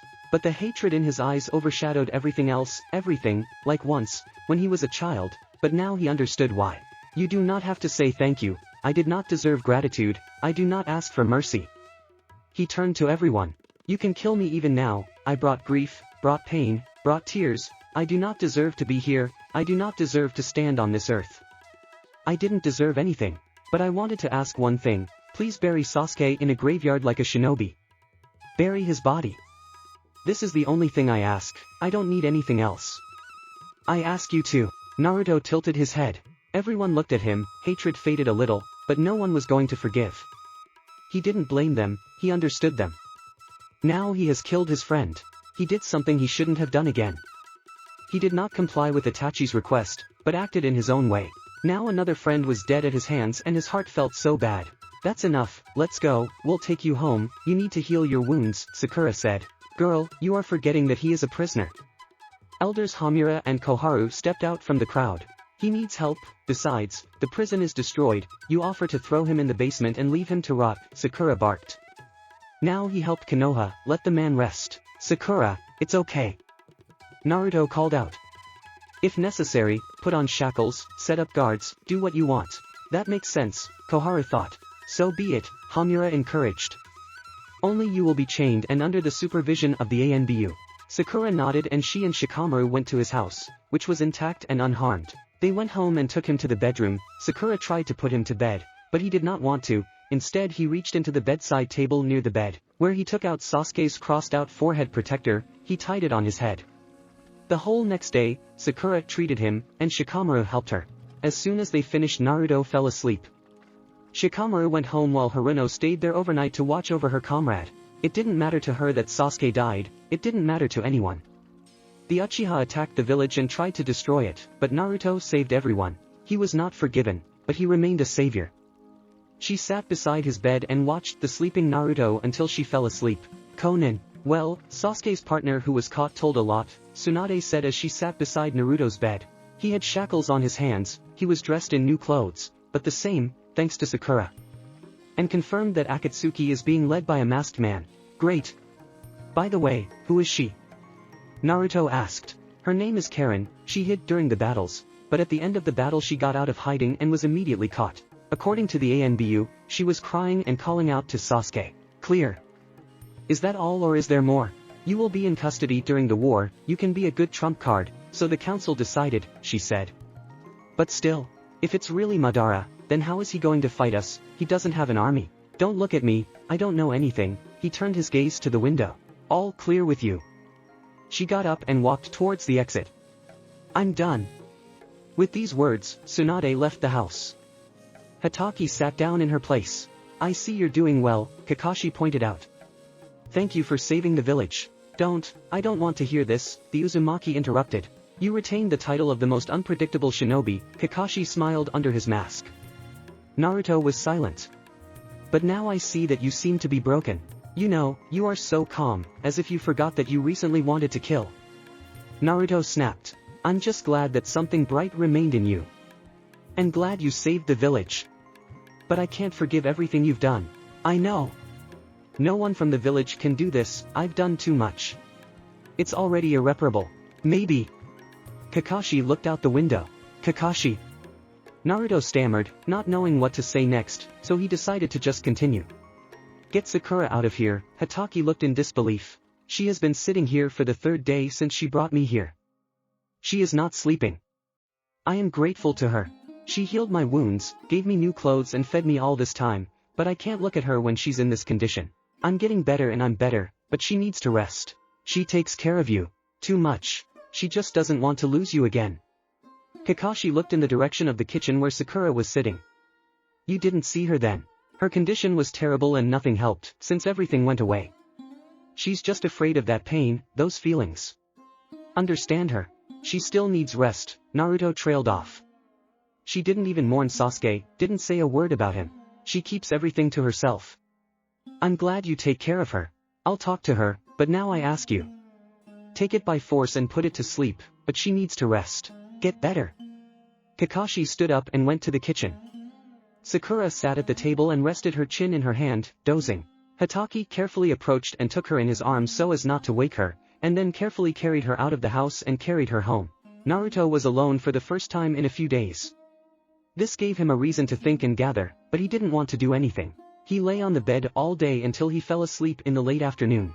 Naruto stood in a black clearing, the sky was red, and in front of him were steps, at the top of which stood Konan with wings. Naruto moved forward in bewilderment, climbing higher and higher.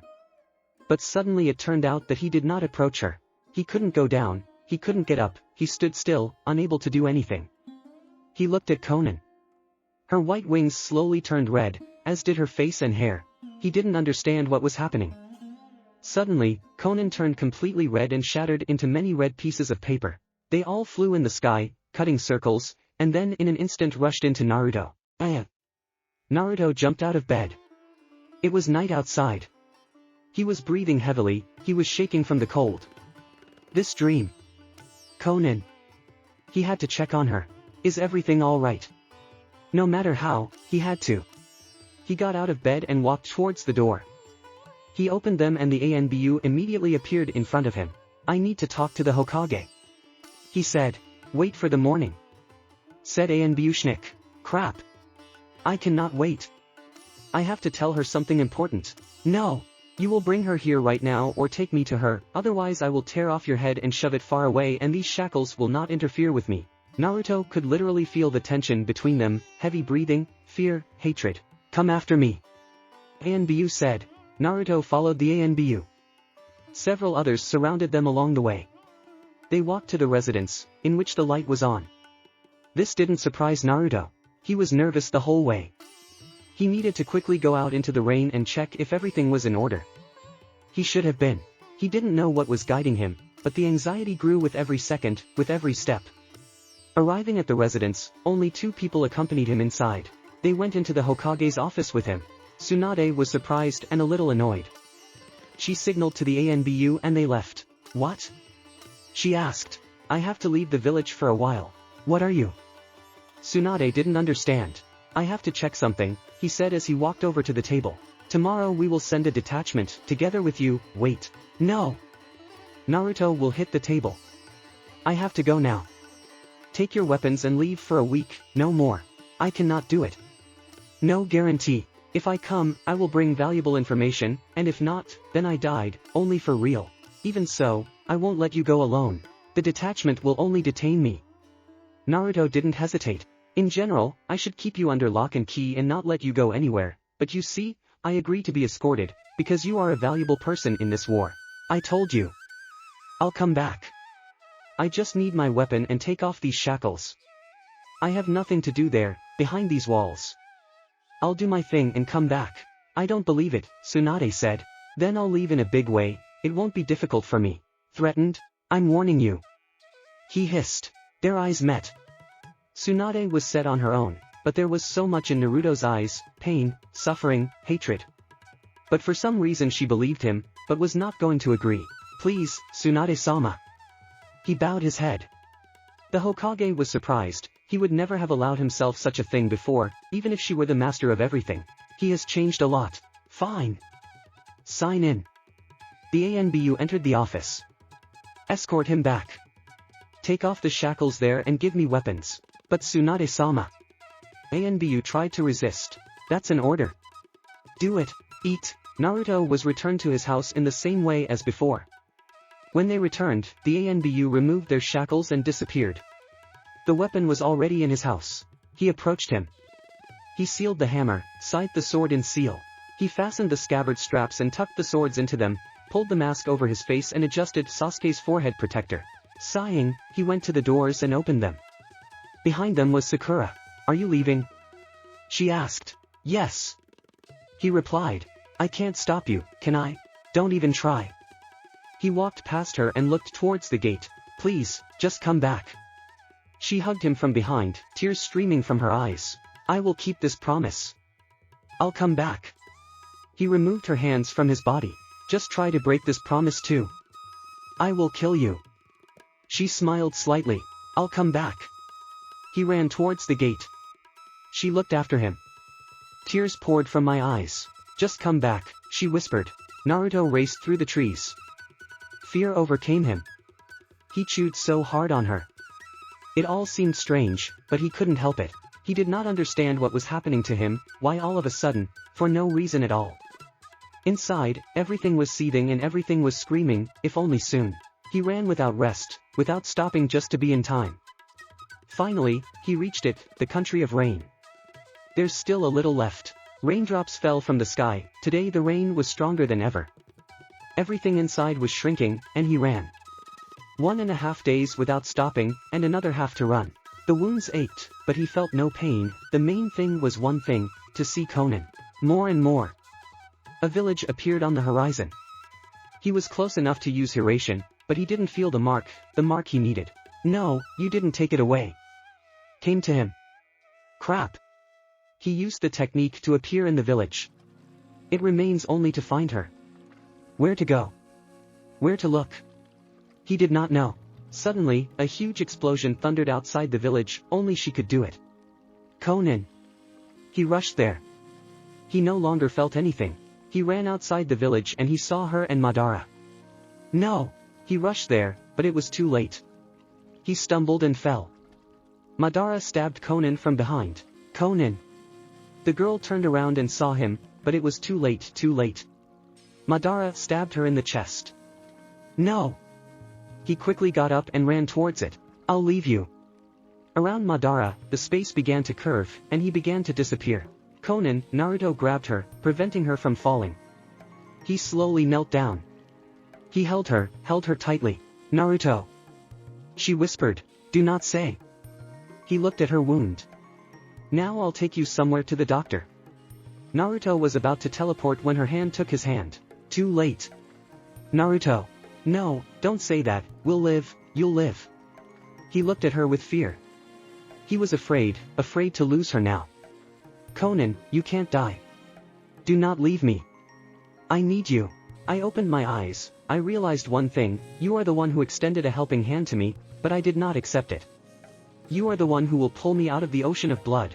Conan. Naruto, you know, she smiled slightly. You reminded me a lot of Yahiko, although you don't look like him at all. Conan. He repeated her name.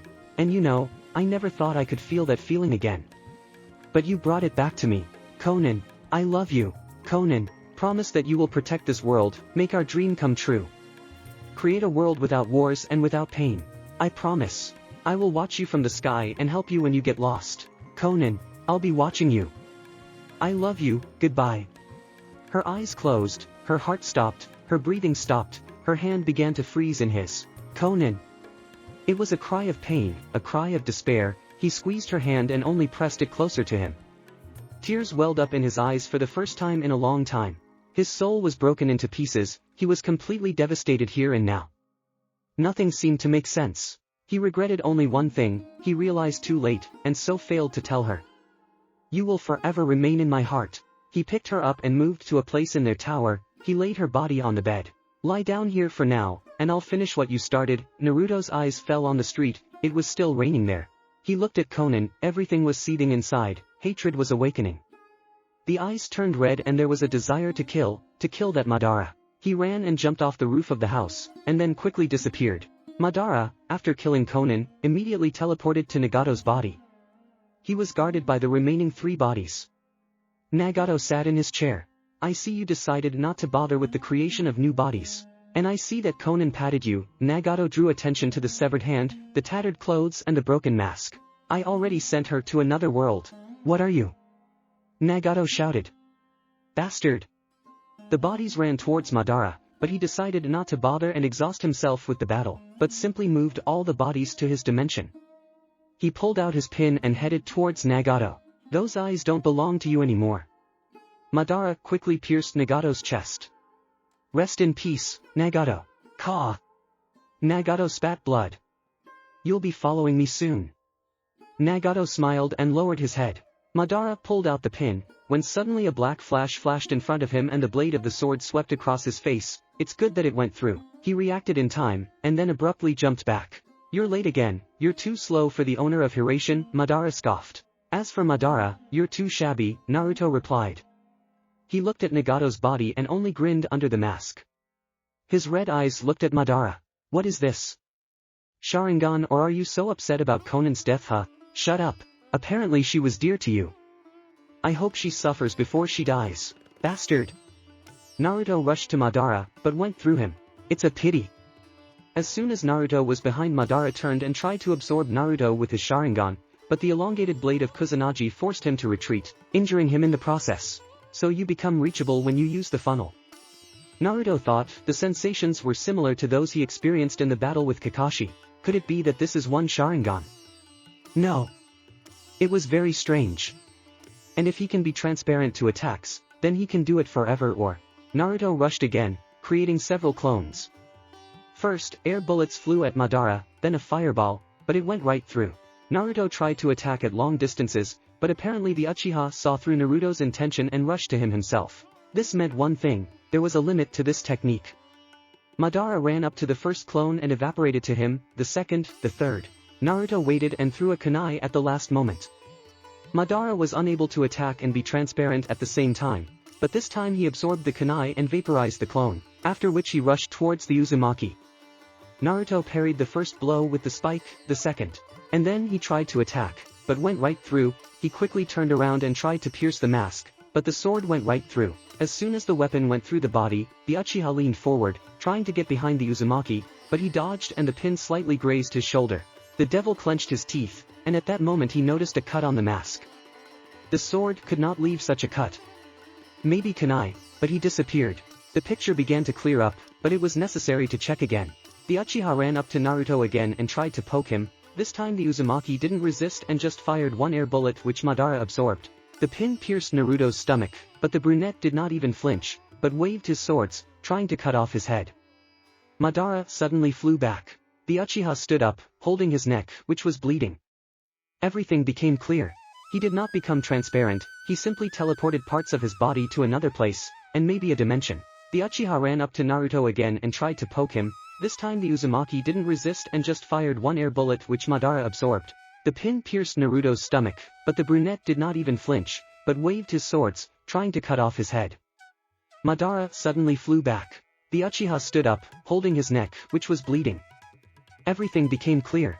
He did not become transparent, he simply teleported parts of his body to another place, and maybe a dimension. The Uchiha ran up to Naruto again and tried to poke him. This time the Uzumaki didn't resist and just fired one air bullet which Madara absorbed. The pin pierced Naruto's stomach, but the brunette did not even flinch, but waved his swords, trying to cut off his head.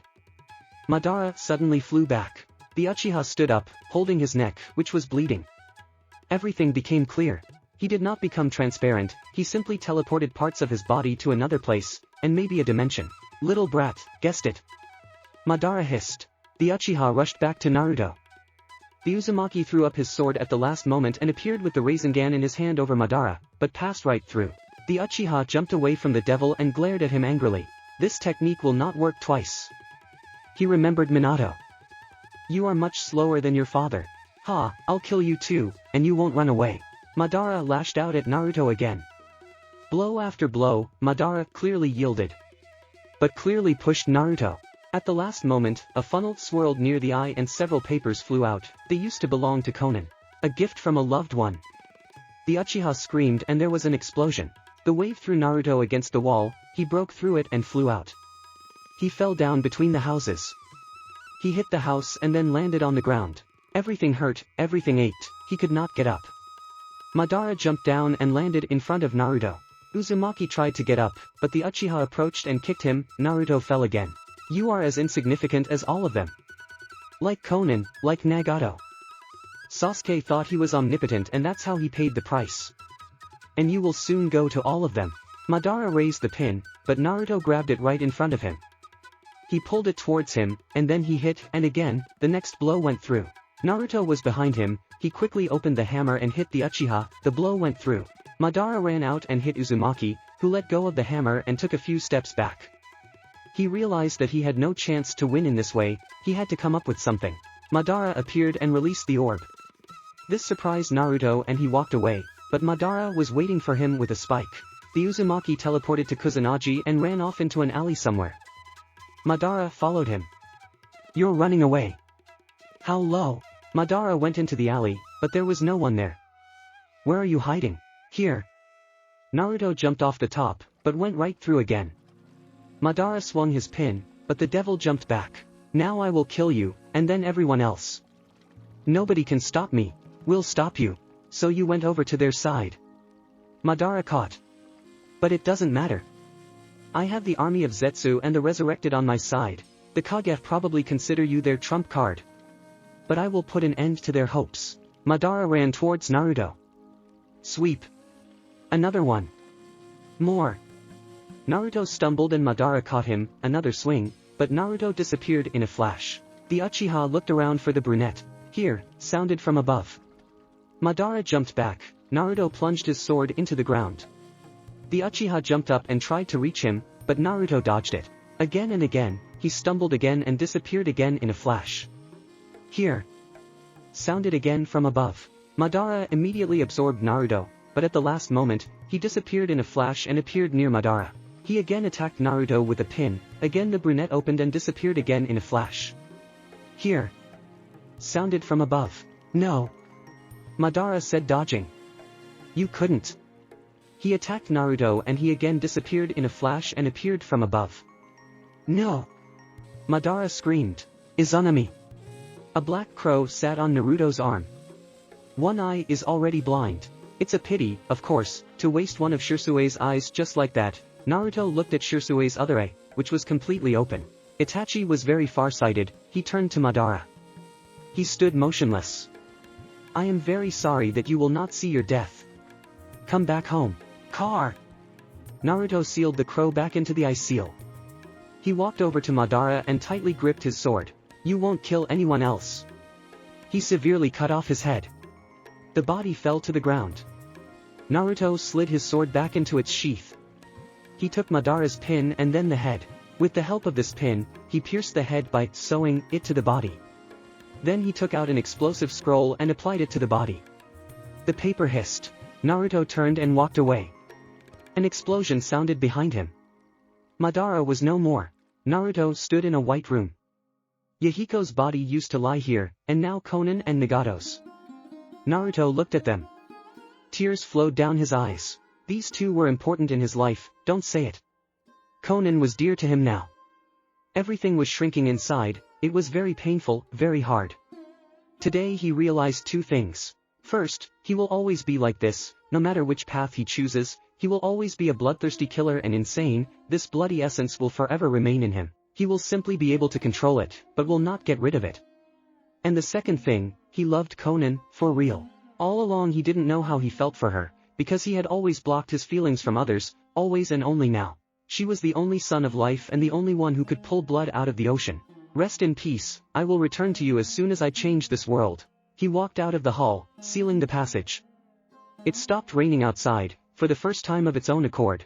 It was the first time he had seen the rays of the sun so bright. He wanted Konan to see this, but... He clenched his fists, he had to return to Konoha. Sakura came to the gate every day expecting to see Naruto. But he never was. The sun has almost gone below the horizon. But she was waiting.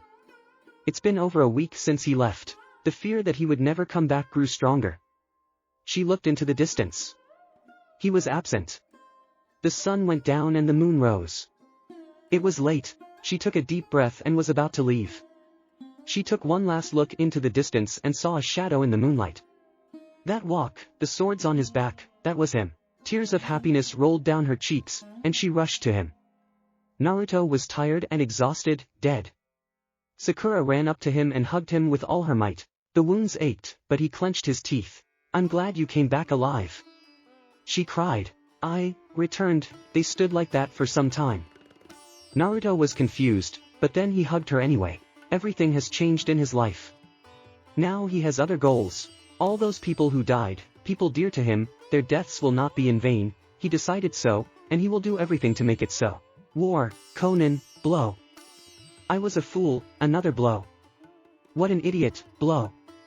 Who asked me to stay in Konoha? More. Damn conscience. Damn guilt. 2 hits. If only I had gone with them. Hit. But no. I stayed in Konoha. Hit. Saved her from Sasuke. Hit. Although I did it because of Itachi's request. Hit. Why did I listen to him then? He pressed his head against the wall. If only I hadn't stayed. He turned towards the grate. His body slowly sank down to the floor. Hands grabbed the head. Idiot. He shouted. Everything was set inside, my heart sank. He looked at his bleeding hand and clenched it into a fist. He hit his head against the wall. Doubts. Nothing but doubt. With every second, he doubted his decision, about what he had done, and about what he should do. Now he had to fulfill the dream of Konan, which she took in Nagato and Yahiko. He was such a fool. If only I could understand my feelings. But no. I'm back on track. Ah! He grabbed his head. I will go crazy. Why is it so hard? He lowered his head. There was only emptiness inside.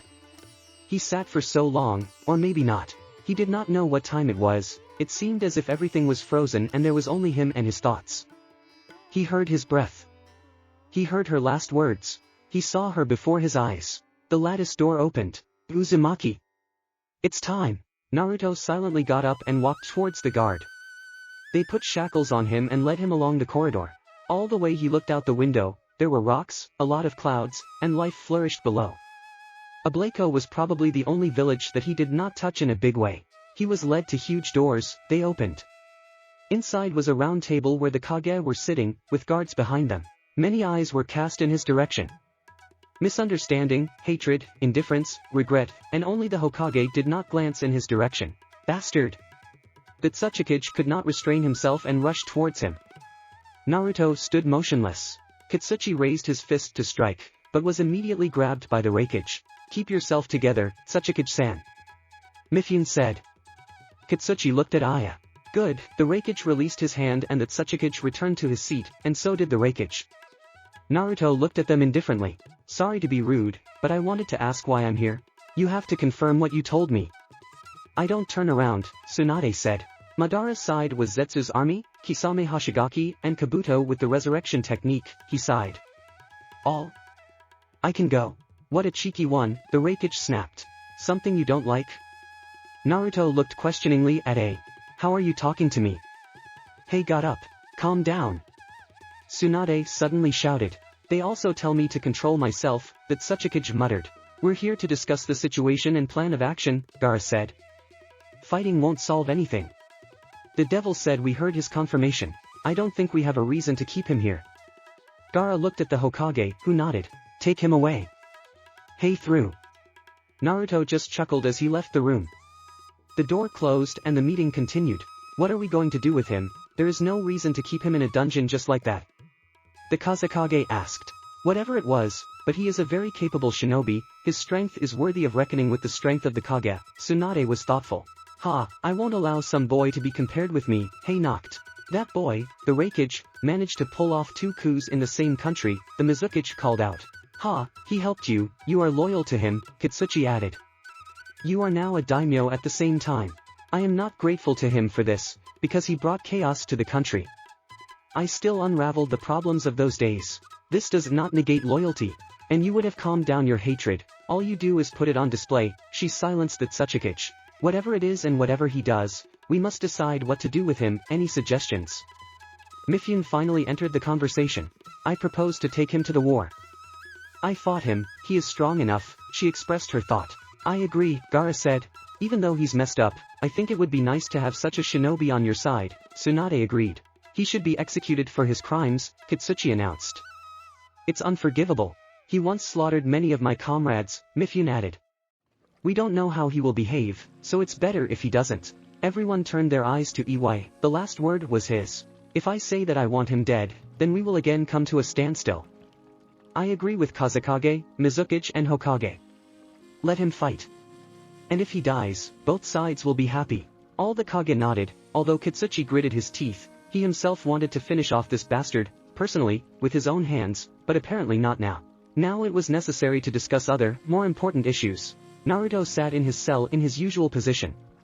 He was dragged through many corridors, through so many kilometers, so that he would say one word. It infuriated him. Everything around him pissed him off. I wanted to run away and disappear forever. Forget all this and remember nothing. But it was stupid. He ran away from problems then, at the very beginning, and now he wants to do the same. Konan, she did not give him rest. I wanted to look at the sky and see the star from which she was looking at him, and then join her. But now, he had a goal, it was necessary to put an end to this lawlessness, and then it will be seen what and how. The doors opened and a man walked up to the bars. Somehow this didn't surprise him. She stood there and looked at him with her eyes. He felt her gaze. What you owe, Mizukage Daimyo-sama? Naruto was the first to break the silence. Funny, she smiled slightly.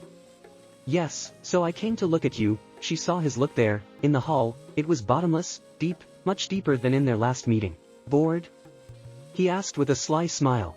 No, I just decided to see how you are here. As you can see, I'm not complaining. Still, they didn't put shackles on you. They're overconfident, he smiled. I don't have to run away from here.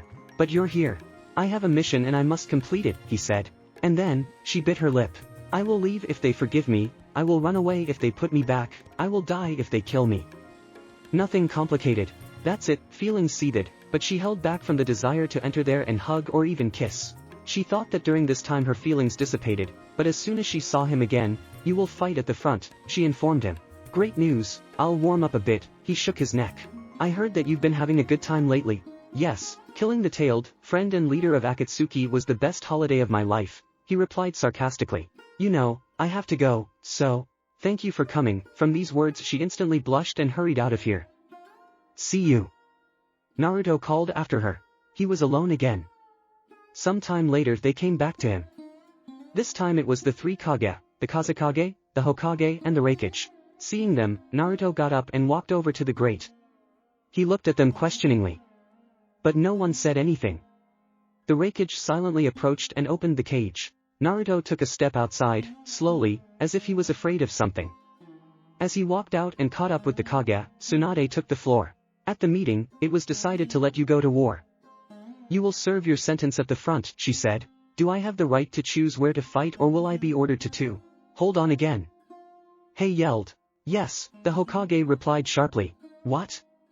Tsunade, we didn't agree. The Raikage was outraged. Trust me, it's better to give him freedom of action. It's nice to be understood, he smiled. Do not rejoice. The Raikage removed the smile from Naruto's face. I won't. I can go. Tsunade nodded and Naruto went outside for some freedom. A few days later, 5 people stood on a large building, thousands of shinobi were located below, ready to fight the enemy, but not everyone was happy. Constant insulting comments towards each other. Naruto was sitting on the other side of the building away from everyone. Gaara suddenly began to speak, which brought a smile to Naruto's face, but it quickly disappeared. He considered. Madara, or whoever it was, is killed. The plan was supposed to fail, but why would the war begin? There is no leader like Madara. So why? Kabuto. Could he just take advantage of this whole situation to achieve his goals? Could he be more ambitious than Orochimaru? Get power over the world, but he wouldn't know how. Or Madara left a backup plan for Kisame and Zetsu, they were very loyal dogs if that's the case. Or Madara had an ace up his sleeve. So many versions and not a single answer. There was only one thing left, to find out everything at the front. Naruto got up and turned to the army commanders, Mifune, Katsuchi, Darui, Kakashi, Gaara. 5 divisions, 5 commanders. So let's go and defeat the enemy so that we can finally live in peace and harmony. Gaara screamed his last words. Encouraged cries were heard from below, and the Kazekage sighed. Good speech. Naruto walked over and touched his shoulder. Gaara looked at Naruto's arm and saw a mark appear there. Don't be afraid, this is just Hirashin's mark so that I can be near your division if anything happens. Naruto walked over and touched everyone, though some gave him a hateful look but didn't resist. When he was done, he walked over to Kakashi and stood slightly behind him. If you don't mind, I'll go with you, he said, to which Kakashi just nodded. Let's go. Gaara commanded. Everyone immediately jumped down. The armies moved on. Naruto ran towards Kakashi. Sakura ran behind. One after another, Naruto heard disgruntled whispers, but it only brought a smile to his face. The armies split up and their division ran in their own direction. Sensing that it was about to begin, Naruto put on his mask. Their place was the forest. There they were to meet the enemy. Naruto took a deep breath. It was time to get ready. He let go of all thoughts for a while, now there was only him and the battle. They arrived quickly and began to wait for the enemy.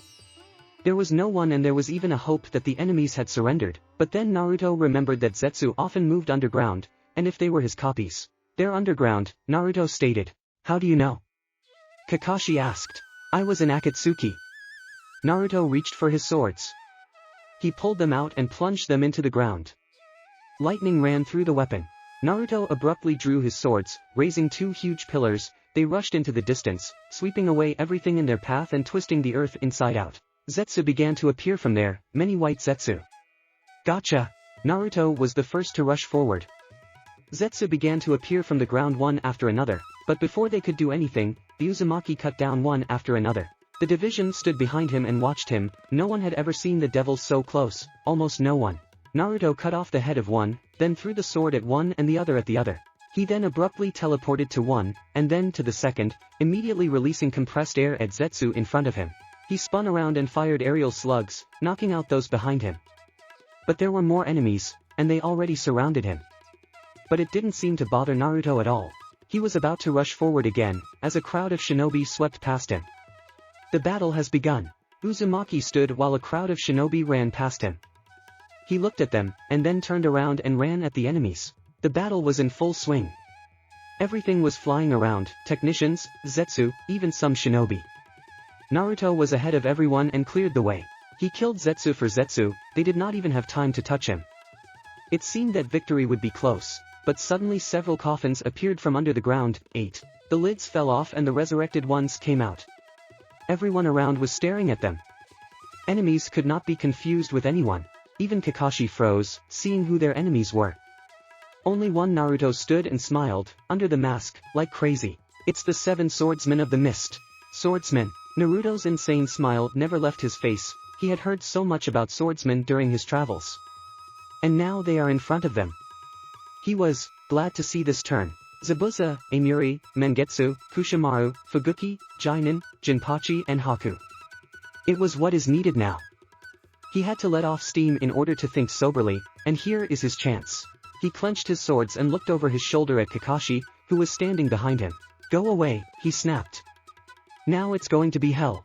I can't leave you against so many. This is my battle, leave a sealing party nearby, give them the order to wait for my signal. Naruto. Go, otherwise. Naruto turned to the swordsman. Drown in blood, he added in a whisper. Move away. Kakashi commanded and the shinobi stepped back, clearing the battlefield. We will deal with Zetsu and possibly other resurrected if we find it, and you can rely on me. Hatake nodded and left the battlefield. Naruto looked at the swordsman, the squad was nearby, too close, and it was infuriating. He took a few steps forward. The swordsmen looked at him, they were dead, but it was obvious that they were surprised. What a self-confident boy. Amiri smiled. Did you decide to die? If you can, try to kill me, Naruto said, which made Ringo's smile even wider. Who are you? Zabuza asked. We didn't recognize, it's a pity. Naruto reached for the edge of the mask and took it off. And like this? He smiled. You? Zabuza was surprised. You know him, Amiri asked. Yes, he nodded, looking at the crossed-out tread. I never thought you'd be like this. Naruto just shrugged. And I didn't think that I would fight the 7 swordsmen, and even all of them at once, but if so, he pulled the mask back. I don't want to fight you, but I guess I have to. Just tell me, do you like the life of a nuke-nin? I didn't think that I would ever become a nuke-nin, but there are pros and cons, so I won't give you an exact answer, for now. Clear. Mangetsu behind Zabuza took out a scroll and unsealed the swords. The swordsmen grabbed their weapons and prepared for battle. Naruto grinned again as he looked at the whole crowd. Let the battle begin. Zabuza yelled and was the first to rush at Naruto. The Uzumaki blocked Momochi's punch and quickly pushed him away. He then crouched to dodge Jinin's sword and then rolled again to avoid Kushimaru's attack. The devil quickly got up and blocked Amiri's blow. She fired lightning, but Naruto did not lag behind and did the same. She smiled and jumped back. He was immediately attacked by Jinpachi and Naruto threw his sword to the side and teleported to him. There was an explosion. The Uzumaki was immediately shot down by a water bullet and then several more. He fell, but he had to get up quickly, it was too late. Ice release, demonic mirrors. Around Naruto appeared many mirrors, all the same as on the bridge. He just smiled. Haku, it's just useless this time. Naruto hammered his swords into the ground and took out some kunai, he threw them into the gaps between the mirrors. Goodbye. Haku didn't even have time to do anything before Naruto disappeared in a flash. He appeared outside the cage and was immediately attacked by Zabuza. Not bad, Mastered Hiraition. You have become very strong. You haven't seen half of my power yet. Out of the corner of his eye, Naruto saw Kushimaru and Jinpachi trying to get past him from behind. Naruto tightened his grip on the swords and let the wind chakra into them, then spun around in place, raising a large wave of air that threw the swordsman back. He immediately beat off the needles of ice, and then rushed to Haku. After locating the location of the sealing squad, he ran up to Hack, and as soon as he touched him, they disappeared and appeared near the squad. Naruto tossed his swords around and created a Rasengan in his hand. Get it!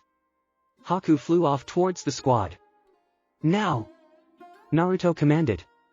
Haku's body was quickly sealed while it was recovering. Sorry Haku, but I'm fighting swordsmen. He took his swords and turned towards the swordsman. His leg was immediately stabbed by Nuabara and, screaming, he fell to one knee. Amiri quickly attacked him, but Naruto blocked her blows. Jinpachi came in from behind and was ready to strike. Naruto quickly moved to another kunai, but was immediately met by Zabuza. Uzumaki blocked the blow, but fell on his back. With his good leg, he knocked Momochi down and quickly got up to strike, but he was immediately knocked down by water projectiles. Mangetsu ran up and swung Hiramakari into a hammer, but Naruto blocked the blow by making a crater with his body. Hozuki jumped back, splitting his sword into two smaller swords.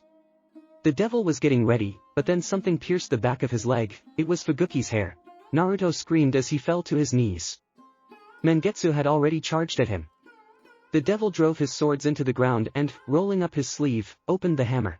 He used it to block an attack. Gathering all his strength, he began to rise, suppressing the pressure of Hiramakari Hozuki. He got up and Hozuki jumped back. The hammer flashed with lightning and, turning sharply, Naruto launched it at Fuguki. He took a stand and grabbed the sword with his hands, driving a few meters. But then a black flash flashed and Naruto appeared in front of him with a scythe. He swung it, cutting Fuguki into pieces. Then the scrolls appeared, which Fuguki began to seal. Naruto looked towards the group. Then the scrolls appeared, which Fuguki began to seal. Naruto looked towards the group. Then the scrolls appeared, which Fuguki began to seal. Naruto looked towards the group. Idiots, he hissed. These are your buddies. All the swordsmen stood in front of Naruto, except for one. A moment was enough to understand, but it was too late. There was an explosion from the side of the squad and Jinpachi stepped out of the haze. Now no one will stop us, she smiled. There were 6 swordsmen in front of him. The detachment was no longer there, he was all wounded, or rather, his legs and ribs hurt. Now rushing to the battlefield to look for a sealing detachment means exposing a division to attack. It remains only to hope that someone survived that explosion, but it was necessary to check. Zabuza closed his seal and the battlefield began to fog up. What you need? As soon as the fog tightened everything around, he rushed to the place of the explosion. The swordsmen were around here somewhere, but they didn't attack him. Naruto ran to the explosion site. 4 bodies, burnt and the 5th, breathed. Naruto rushed towards him. It was the girl from the sand. He rolled her onto her back. Hey, you're alive. He punched her in the face several times. Ha, yes. You can use the technique, he asked. A scroll. She glanced at the scroll beside her. Naruto took it and helped her up. Stay behind me and, Naruto looked into the eyes of the girl, there was a shadow that was behind him. Naruto quickly grabbed it and teleported to one kunai. Crap, he realized that he had left his weapon there. What's your name? He turned to her. Matsuri. Okay, Matsuri, stay behind me and shout if anything. Naruto looked around. The fog was thick and the swordsmen could be anywhere. They did not attack and it was alarming. He looked at the girl, who looked at him fearfully. Do not look at me so. He shut her up. Listen carefully, I won't have time to explain twice. Now the lights will go out for a few moments, and then you will have to quickly seal the enemy. But where? She did not have time to finish, as Naruto interrupted her. Now! He quickly closed the seal of concentration and everything around him was plunged into darkness. The uzumaki opened the sword and it flashed with a small fire. The devil quickly found his target and rushed towards it. The swords collided and there was an explosion. The light returned and she saw Naruto and Jinpachi in front of her. Uzumaki was lying on the ground, and the swordsman raised his sword to strike, but at the same moment several bullets pierced him, and then the fiery sword from the bottom up cut the swordsman. Now! Naruto commanded and Matsuri immediately began sealing. While this lasted, Naruto tried to get up, which came out, but with difficulty. Jinpachi managed to activate his weapon and Naruto was hit by an explosion, though not a powerful one. There were still 5 swordsmen left, and he was worse than ever. The sealing has been completed. Naruto quickly teleported to his weapon and returned to the kunai near Matsuri. He grabbed the scythe with both hands and started twisting it in his hand, dispelling Zabuza's mist. With a lot of effort, he did it. And when the fog cleared, he was surprised. The swordsmen were sitting near the kunai and his weapons, waiting for him. Apparently he's not as weak as he seems, said Imuri, passing lightning through the swords. Now the real battle will begin. Matsuri, hide, act, in my opinion, a signal and only on it. Be careful. She nodded. Naruto only tightened his hold on the scythe. They rushed at each other. Naruto grabbed the hammer and ran at them. He swung his scythe to send a blast of air, but the swordsman dodged it easily. Naruto jumped up and swung his hammer, then slammed the ground with all his might. The electric wave went in all directions.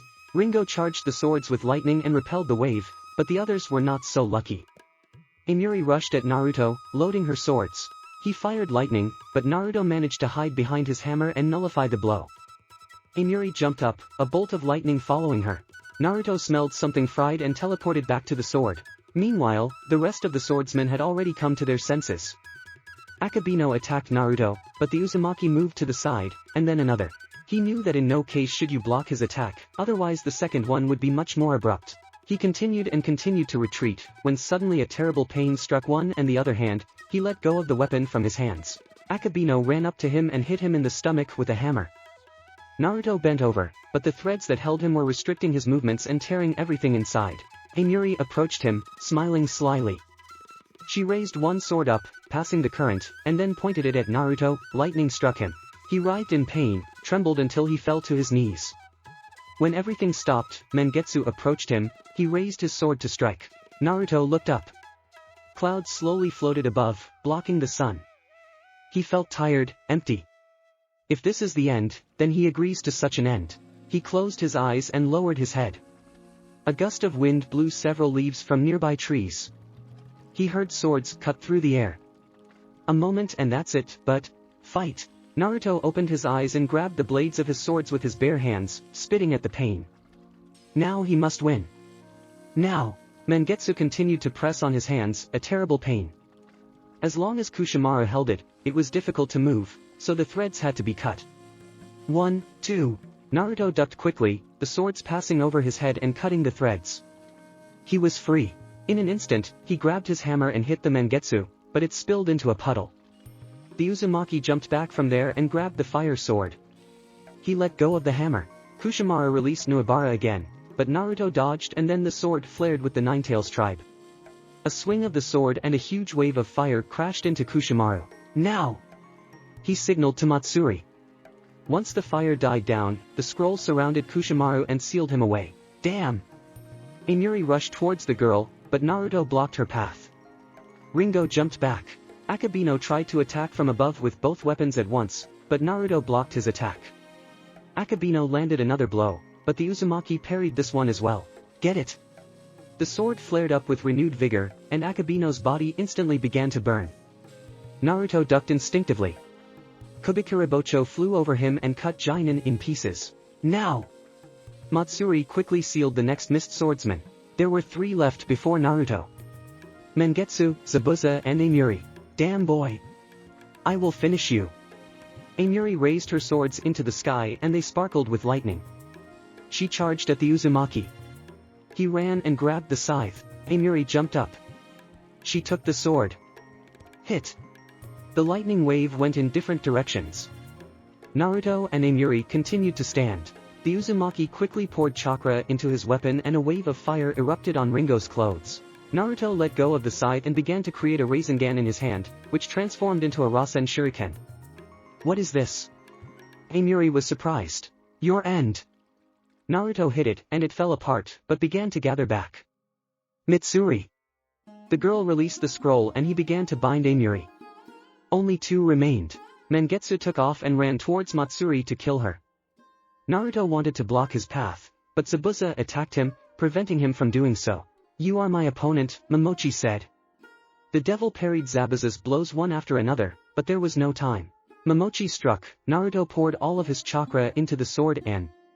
From the impact, the Kubikiribocho shattered into 2 pieces. Zabuza froze, and Naruto quickly moved to Matsuri, at the last moment and blocked the girl with him. Hiramakarei slammed into his stomach. The Mangetsu froze and Naruto took advantage of this by cutting it in 2 with his sword. Matsuri, he hissed. The girl quickly sealed the swordsman as Naruto pulled the sword out of his body. Momochi, meanwhile, walked in Naruto's direction, carrying the stump of the Kubikiribocho in his hand. Seeing Zabuza, Naruto prepared to fight. Although his body no longer allowed him to do so, he stood on his feet and staggered. Then, on the bridge, I could not even think that I would meet you again, and besides, you would be so strong. I don't want to fight you, but I've been called and I must. I'm ready. Zabuza charged at Naruto. Uzumaki parried the first blow, the second, the third, the 4th missed, the 5th. 2 wounds and he fell to his knees. Zabuza raised his stump and swung it, but the devil blocked it. They began to fight who will overpower whom. Naruto was clearly inferior, obviously losing, but he didn't give up. Out of the corner of his eye, he spotted a kunai behind Zabuza. It was the last chance.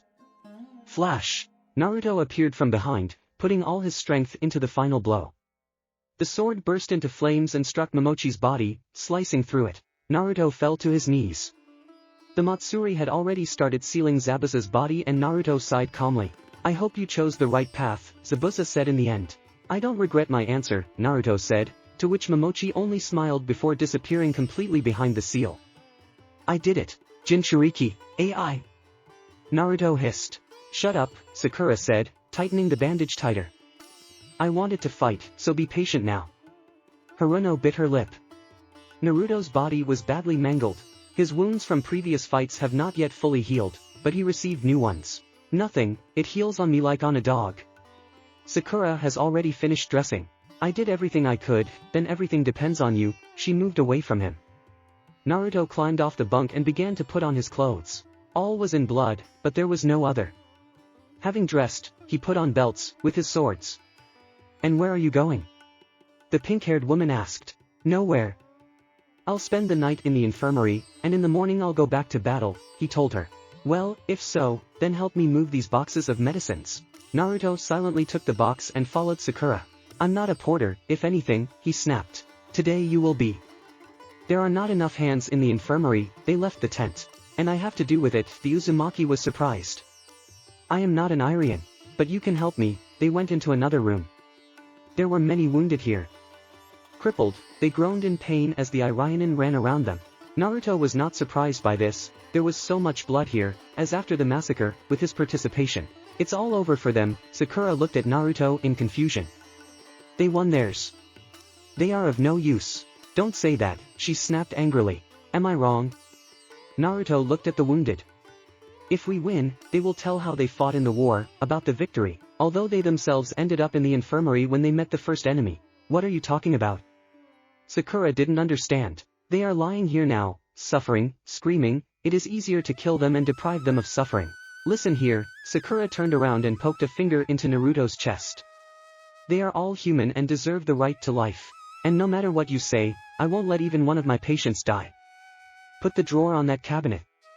She glared at Naruto angrily. The Uzumaki put down the box. Sakura had already taken care of one of the patients. He just smiled. He was glad that his teammate finally had such a goal in life. He stepped out of the tent and breathed in some of the night air. Dark. The first day was over. Naruto decided to find a contact, because he had to know everything that was happening at the front. He just wandered around the camp, looking for a man with a walkie-talkie, but he only came across that girl, Matsuri. She, seeing him, hastened to approach and bowed her head in front of him. Naruto looked at her in disbelief. Devil-san, I wanted to thank you for saving me, you saved my life and... Don't thank me, he said, moving towards her. I had more personal reasons than saving your life. He walked past her as if ignoring her. Matsuri stood with her head bowed. She heard the words, but they did not hurt her at all, she was just grateful to him. Naruto continued to look for the contact and almost walked around the entire camp, but found him nowhere. Suddenly, he noticed a shinobi with a Konoha forehead protector and a large metal box on his back. He sat under the tent and looked at the stars. Naruto walked over to him and sat down next to him. Seeing the guest, the shinobi was a little scared. Naruto just sat beside him and looked at the stars. Do you like to watch the stars? Asked Naruto. Why yes, he answered hesitantly. Do not be afraid, I do not touch the allies. From these words the messenger did not feel any better. I came to ask how things are going on the fronts. Quite calmly, we are taking losses, but so are the enemies. Many of the resurrected have been sealed away, and so far such a powerful threat is not foreshadowed. Kisame Hoshigaki was also caught on Turtle Island, he committed suicide without letting the information get out of himself. I see, thanks. Naruto stood up. Good luck, boy. After hearing all that was needed, Naruto walked back to Sakura's tent. Haruno was not there, and he moved to the tent where he was given help. Going inside, he saw Shikamaru. Sakura treated his wounds. To her. Shikamaru smiled when he saw his friend. Finished. Shikamaru got up and started getting dressed. What are you doing here? Naruto asked. Isn't it obvious? He smiled. Absolutely not. Naruto's hand slid to the hilt of his sword. He was quickly at Shikamaru's side, chopping off his head. Naruto. Sakura froze as she stared at the Nara's falling body. The Uzumaki sheathed his sword. Zetsu. Was all he said, looking at Shikamaru's changed body. Sakura shifted her gaze to the body and breathed a sigh of relief. What was it? She asked, sitting down on the bed. Probably one of Zetsu's abilities. Crap. This is bad. But how did you know that? You yourself communicated with Ino, he said, heading for the street. Where are you going? Report to headquarters. Naruto went to the place where the contact used to be. He still sat there, looking up at the stars. The Uzumaki approached him. Is there anyone at the headquarters? Yes, the messenger quickly got up. Contact them, I have a message. The first rays of the sun fell on the sky. This marked the beginning of a new day, the continuation of the war. Naruto stood near the tent, preparing to leave for the front. Today, he was planning to help Kakashi's division again if something didn't happen. Here comes the sun. Naruto breathed in fresh air, he already wanted to take a step. Are you leaving? A voice asked from behind. Yes, he replied without turning around. Be careful. Zetsu can be anyone here. Devil-san. A messenger ran towards them. Report from headquarters. The messenger stopped, breathing heavily. What's happened? Naruto asked. Are resurrected, they're coming here, he continued to breathe heavily. Who? Naruto was surprised. I don't know, but there are 6 of them, he called the number. Is there anything important here? The Uzumaki turned to Sakura. Here's a scroll of sealed dead shinobi bodies, Sakura said thoughtfully. So they're following him. Sakura. We need to gather shinobi capable of fighting. But, she wanted to resist. If it's the high-class shinobi of the past, I'll need all the help. Haruno nodded and ran somewhere. Naruto looked at the entrance to the camp, he took a deep breath. It was the second day. 10 minutes later, about a dozen shinobi were assembled, including Sakura and Matsuri, as well as Naruto himself. The situation was not encouraging. Reinforcements were to come from the front, but it was impossible to know how soon they would arrive. Shadows flickered ahead and 6 resurrected landed in front of the group. Crap! Everyone was horrified, including Naruto. In front of him were the former Jinchuriki, Ni Yujito, Yagura, Rashi, Kon, Yudakata, Fu. They stood before him. Naruto's only concern was whether they could use the Biju's chakra. If so, then he simply has no chance. Cover me from behind. Wait for the commands. Naruto drew his swords. Naruto. Uzumaki looked at Sakura over his shoulder. This applies to you too. The devil took a few steps forward. The Jinchuriki stood motionless, as if numb. Long time no see, Yudakata, Kon. Naruto smiled as he pulled the mask over his face. It's been almost a year, Yudakata said. I never caught you, Naruto said, turning his gaze to Han. Are you going to keep silent or take revenge? The answer was silence. They stood like that for a while, and then Naruto pulled first. Bubbles flew at him, Naruto went to the side, away from the explosion. In front of him was Ni Yujito with claws, Uzumaki ducked and made a hook. He got up and walked away from the stream of water, but then Kon's fist crashed into him. Naruto instantly remembered all the moments from their battle and hurried to jump back. Shaking began underground and he retreated again, and a small column of lava rose from the ground. Naruto managed to leave, but bubbles flew near him and exploded. The Uzumaki was thrown into a tree by a wave. Kon loomed over him, raising his fist. The devil raised his swords, blocking his fist. The ground beneath him began to go down, and then he heard the heat. Naruto let the chakra into the swords and released a wave of air. Han flew off, and then Naruto bounced back. The lava column rose again. Suddenly, someone crashed into him, and he flew off, again slamming into a tree. Yagura immediately hovered over him. Get it? Hit. Yagura flew off after being hit by Sakura. Lie down. Naruto knocked Haruno to the ground in one motion, and a ball of lava flew over them. Don't get in the way. They got up and Uzumaki decided to assess the situation. Looking around at all the enemies, he put together a rough plan of action. It was necessary to take out Yudakata first so that his bubbles would not interfere with him. Next, it was necessary to remove the Jinchuriki of the stone and Yaguru, as they are one of the most dangerous here. He decided to leave the girls for last. Sakura. The girl turned to him. Take that group and create a distraction, but just remember, keep Matsuri intact, she's the only one who can seal enemies. Sakura nodded and rushed over to the others. Yujito tried to stop her, but Naruto blocked her path. A battle began between them. Yujito's claws were as strong as the sword's metal. A grin appeared on Naruto's face. Bubbles flew around him again. Kon tried to go around from behind, shaking was heard underground. Instant miscalculation. With one sword, Naruto blocked Yujito's blow, and with the other he launched at Han. He then moved to Han, grabbed him and moved back to the sword that was left beside Yujito. Then he grabbed his sword and teleported back to the one he threw at Khan. The bubbles exploded, and then the lava also rose. Sakura's squad attacked Yagura, and Han and Yujito got hurt, so he had time. There was little time. The Uzumaki rushed forward. He was blocked by Rashi and Fu, Utakata standing behind. Rashi released a lava ball, Fupalin. Uzumaki threw the swords up and then teleported to them, and then threw them at Utakata and teleported again. In an instant, he loaded his swords, wind and lightning, and cut the Six Tails' former Jinchuriki with them. Rashi and Fu came in from behind. Uzumaki quickly threw his swords at Utakata, impaling him, then he rolled up his sleeve and unsealed his sword of fire and abruptly released a wave of fire before they could dodge it, and Naruto teleported to Utakata's body to take him to Matsuri the next moment. Seal it! Naruto drove his sword of fire into the ground and quickly drew his swords. Matsuri quickly sealed Utakata. The Uzumaki quickly began to look for Sakura with his eyes. Yagura has already managed to kill Sakura's squad. She lay on the ground, and Yagura raised his staff to strike. Swing, and the blow is blocked by Naruto's swords. The Uzumaki fired several air bullets and they pushed Yagura away. Naruto drove the swords into the ground and pulled them out. Two lightning fangs headed towards the former Mizukage, but he used a mirror and released the same technique. Suddenly, Naruto felt a sharp pain on his back. Han appeared in front of him and punched him in the stomach. Naruto! Sakura screamed. Yagura appeared in front of Naruto and hit his chest with his staff. Haruno rushed towards him. The Uzumaki fell to his knees. Han rushed to Haruno and hit her, sending her into a tree. It was getting hard to breathe. He dropped his swords from his hands. Darkness in the eyes. He fell into his arms. The eyes began to slowly close.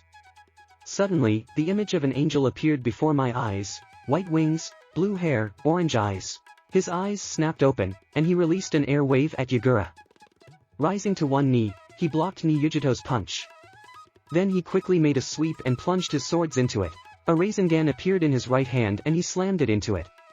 The devil drew his swords and grabbed the body. Quickly teleporting to Matsuri, he sheathed his swords and picked up his fire sword. Matsuri sealed the Two Tails Jinchuriki. Sakura missed another hit. Khan slammed it into the ground and again raised his fist to strike, but his fist was blocked by the devil in an instant. The sword flared with 9 tails and a sharp burst of flame made Khan ride back a few meters. Rasen Shuriken. Naruto quickly created a modified Rasengan in his hand and struck Han with it. He released his sword and grabbed the 5 tails Jinchuriki and teleported to Matsuri. The next moment, he returned to Sakura and, grabbing the sword, teleported to Matsuri. He fell to his knees and took off his mask, then spat out a few clots of blood. Naruto! Sakura tried to get up. Don't worry about me. He started to get up. His wounds throbbed, he could feel the blood coming out of them. The bones ached. It seemed that this was the end. 3 more enemies. A former Mizukage, a shinobi with the lava genome and a former Jinchuriki of the 7 tails. But you, she looked at his wounds. But he rose through pain and suffering. I can handle. Stay here and watch. Naruto smiled slightly. He grabbed his sword and glanced at his enemies.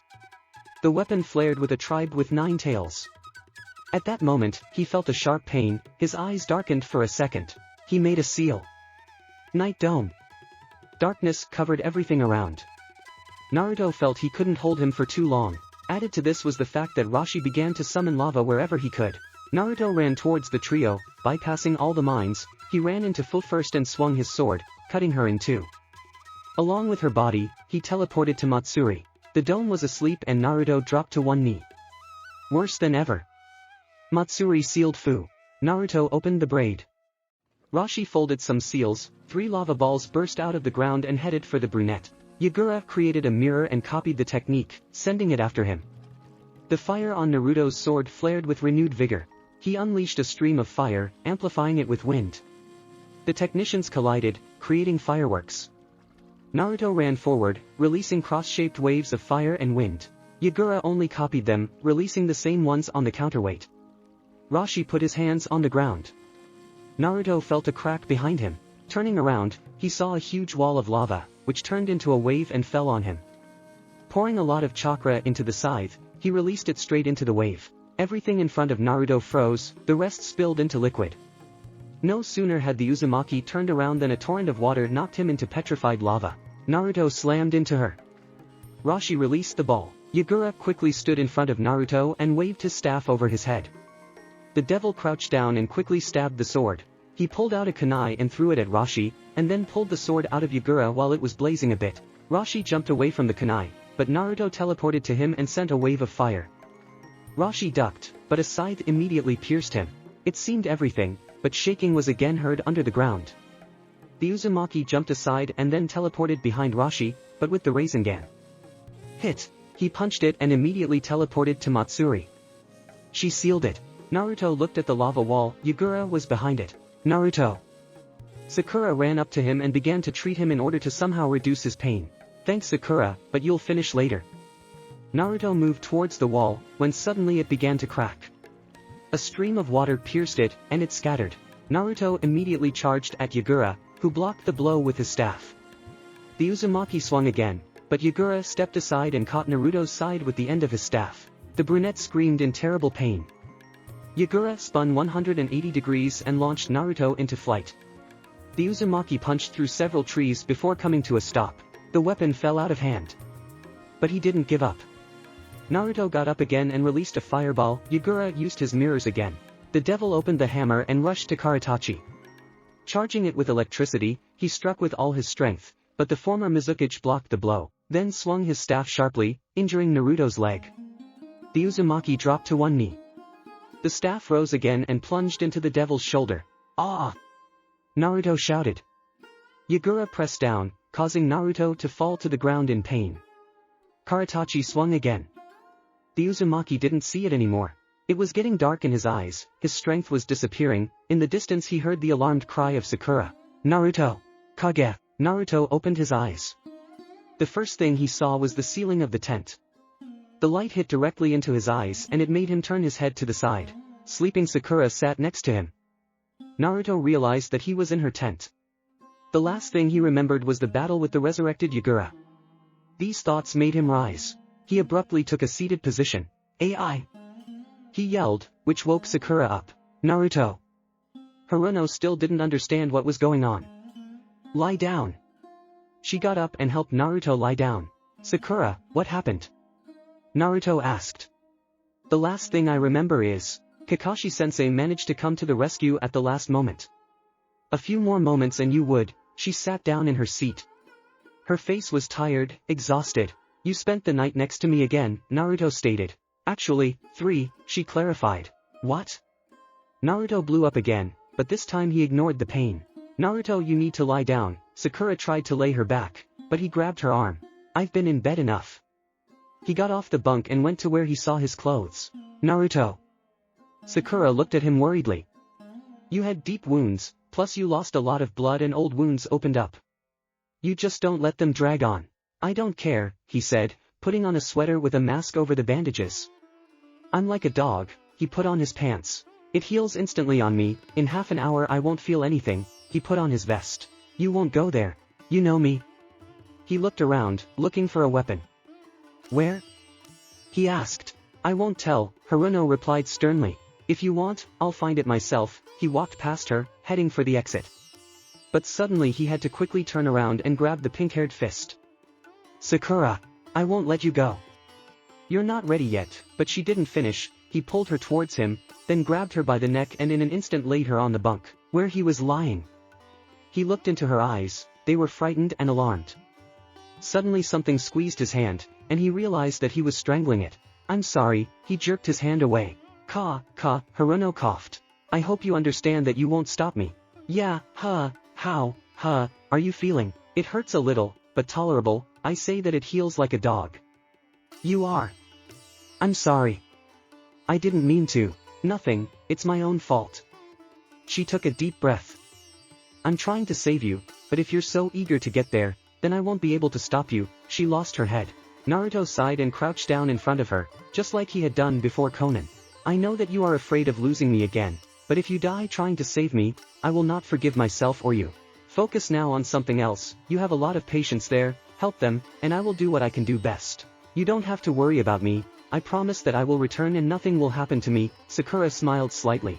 Do you promise? I'll do it. He got up. You won't have time to blink before it's all over, but be careful, please. Your wounds, they can play a bad joke on you. I'll be careful. He turned and walked to the exit. So where is my weapon? He asked, standing at the entrance. Stock. That's what I thought. And one more thing, if you meet Kakashi before me, you will convey my thanks to him. Fine. Naruto left, and Sakura was left alone again. But everything was seething inside. She was very worried about him and was again afraid to lose, only now for real. Naruto visited the warehouse and retrieved his weapons. The wounds still hurt, and he did not know what his limit was now. Then he went to look for a contact. He found it in the same place as then. How are you? Naruto sat down next to him. If it weren't for the war, it would be great, he said. Right. How is it at the front? Everything is in our favor. Darui-san sealed Ginkaku and Kinkaku. On all fronts, many resurrected were sealed and there were almost none left, but, Gaara's division encountered the resurrected Kage. No one has entered the battle yet, but, thanks for the info. Send a message to headquarters that I'm going there. Naruto pulled out of the camp. He decided to slightly reduce the distance between him and Gaara. He knew the location of each division, knew where they would be. Therefore, there were almost no difficulties. Plus, he decided to test himself and see what he is capable of now. Naruto. Tsunade's voice echoed in his head. Listen, he said. We received a message. Fine. So you know I'm heading there. You can't do it at this rate, she said. I try to reduce the distance so that the load on the body has less effect. Fine. There is only Gaara. We'll all be heading there soon, me, the Raikage, the Mizukage, and the Tsuchikage. The latter are already on their way. The Raikage and I will leave now. Who are our enemies? Second Mizukage and Tsuchikage, third Raikage and fourth Kazekage. Nice, Naruto stated. Gaara and I will hold them until you arrive at the scene. Fine. Good luck. The connection was lost. Thanks, Naruto vanished in a black flash. Gaara stood in front of his division and looked into the distance. Enemy silhouettes blurred ahead. The four walked slowly towards them. He felt the tension, both his own and the others. The immortal Kage would be hard to deal with, help would be far off, so until then, he had to hold off the enemies. Suddenly, something black flashed near him and Naruto fell onto the sand, kneeling on one knee and holding his ribs. I'm not ready for such a leap yet, he said to himself. It would be necessary to slightly reduce the amount of use of Hiraishin. Naruto. Gaara was surprised. Yes, I've come to help you. That's great, but I'm not sure we can handle 4 Kage together, Gaara said desperately. And we won't be just the two of us, Naruto smiled slyly. You take one and I take the other. The division will take care of the rest. And then we'll help them if the Kage don't come. Not bad, but we will lose a lot of people. It's inevitable anyway. So you agree? Gaara looked at the approaching enemies. I have no other choice, no other plan. That's good. I'll take over the Raikage. Naruto stood up and drew his swords. Then I'm my father. Temari. He looked over his shoulder at his sister. You take care of the Mizukage and the Tsuchikage with the division. Okay, she answered uncertainly. Now let's have fun, Naruto confidently sent forward, gradually picking up speed. Suddenly, a wall of golden sand rose in front of Naruto, which was quickly grabbed by the normal sand. Naruto smiled and pulled on his mask. He grabbed his black sword and threw it at the 4, right at eye. The Raikage moved aside as Naruto appeared beside him in an instant. Quickly created a cover and avoided the blow and tried to attack, but the Uzumaki blocked the blow with swords. The Raikage jumped back and Naruto ran straight at him. The second Mizukage looked at all of this with incomprehension. While the Raikage was fighting some boy, even though the fourth Kazekage was doing the same. What do you want me to do? He asked sarcastically, looking at the division. The answer is obvious, Mew replied. Damn, ruined the moment, the Mizukage swore. But if that's the case, then we'll have to make do with a couple of dregs. The fun begins. Naruto dodged A's finger and immediately tried to attack him, but the Raikage was very fast and managed to dodge. Quick, Naruto again had to dodge, and again. The last blow hit the face, hurting a little, leaving a small scar. Damn, Naruto threw his swords in different directions and quickly teleported to one of them, dodging another attack from the Raikage. Once near the sword, Naruto landed, and a slight pain shot through his body. Reached in front of the Uzumaki, raising his hand to strike, but the brunette managed to open the hammer and block the blow. Circled around him and attacked again, but Naruto blocked. Until now, he had time to react to the speed, but the rakeage began to increase it. The Uzumaki quickly teleported to another sword. There he printed a braid. EY was already near him, but again he hit the hammer. The rakeage jumped back and stuck out 2 fingers. Rushed forward again, Naruto released a wave, but he dodged it and went from the side. Again a wave of air, but again by. The blow fell on the hammer, but it was very strong and Naruto flew off into the nearest rock. Pain shot through his body instantly and apparently all the wounds opened up. Damn, he cursed. Not now, he looked at the rakeage in front of him. Nothing will be left of me at this rate. He is too fast and very strong. I can't read his movements. And if I use Hiration often. Damn. Uzumaki got out of the rock, he was immediately attacked by Hei. The brunette again covered himself with his hammer. The blow was powerful, but not so. If it were any other weapon, it would fall apart, but not this one.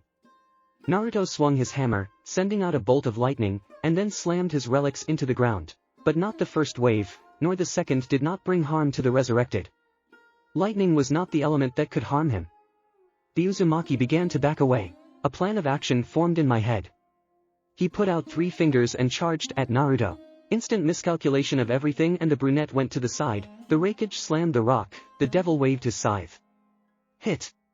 Lightning armor paid off. Uzumaki realized that he would not have time to dodge, waved, but there was a flash and Naruto teleported to another sword.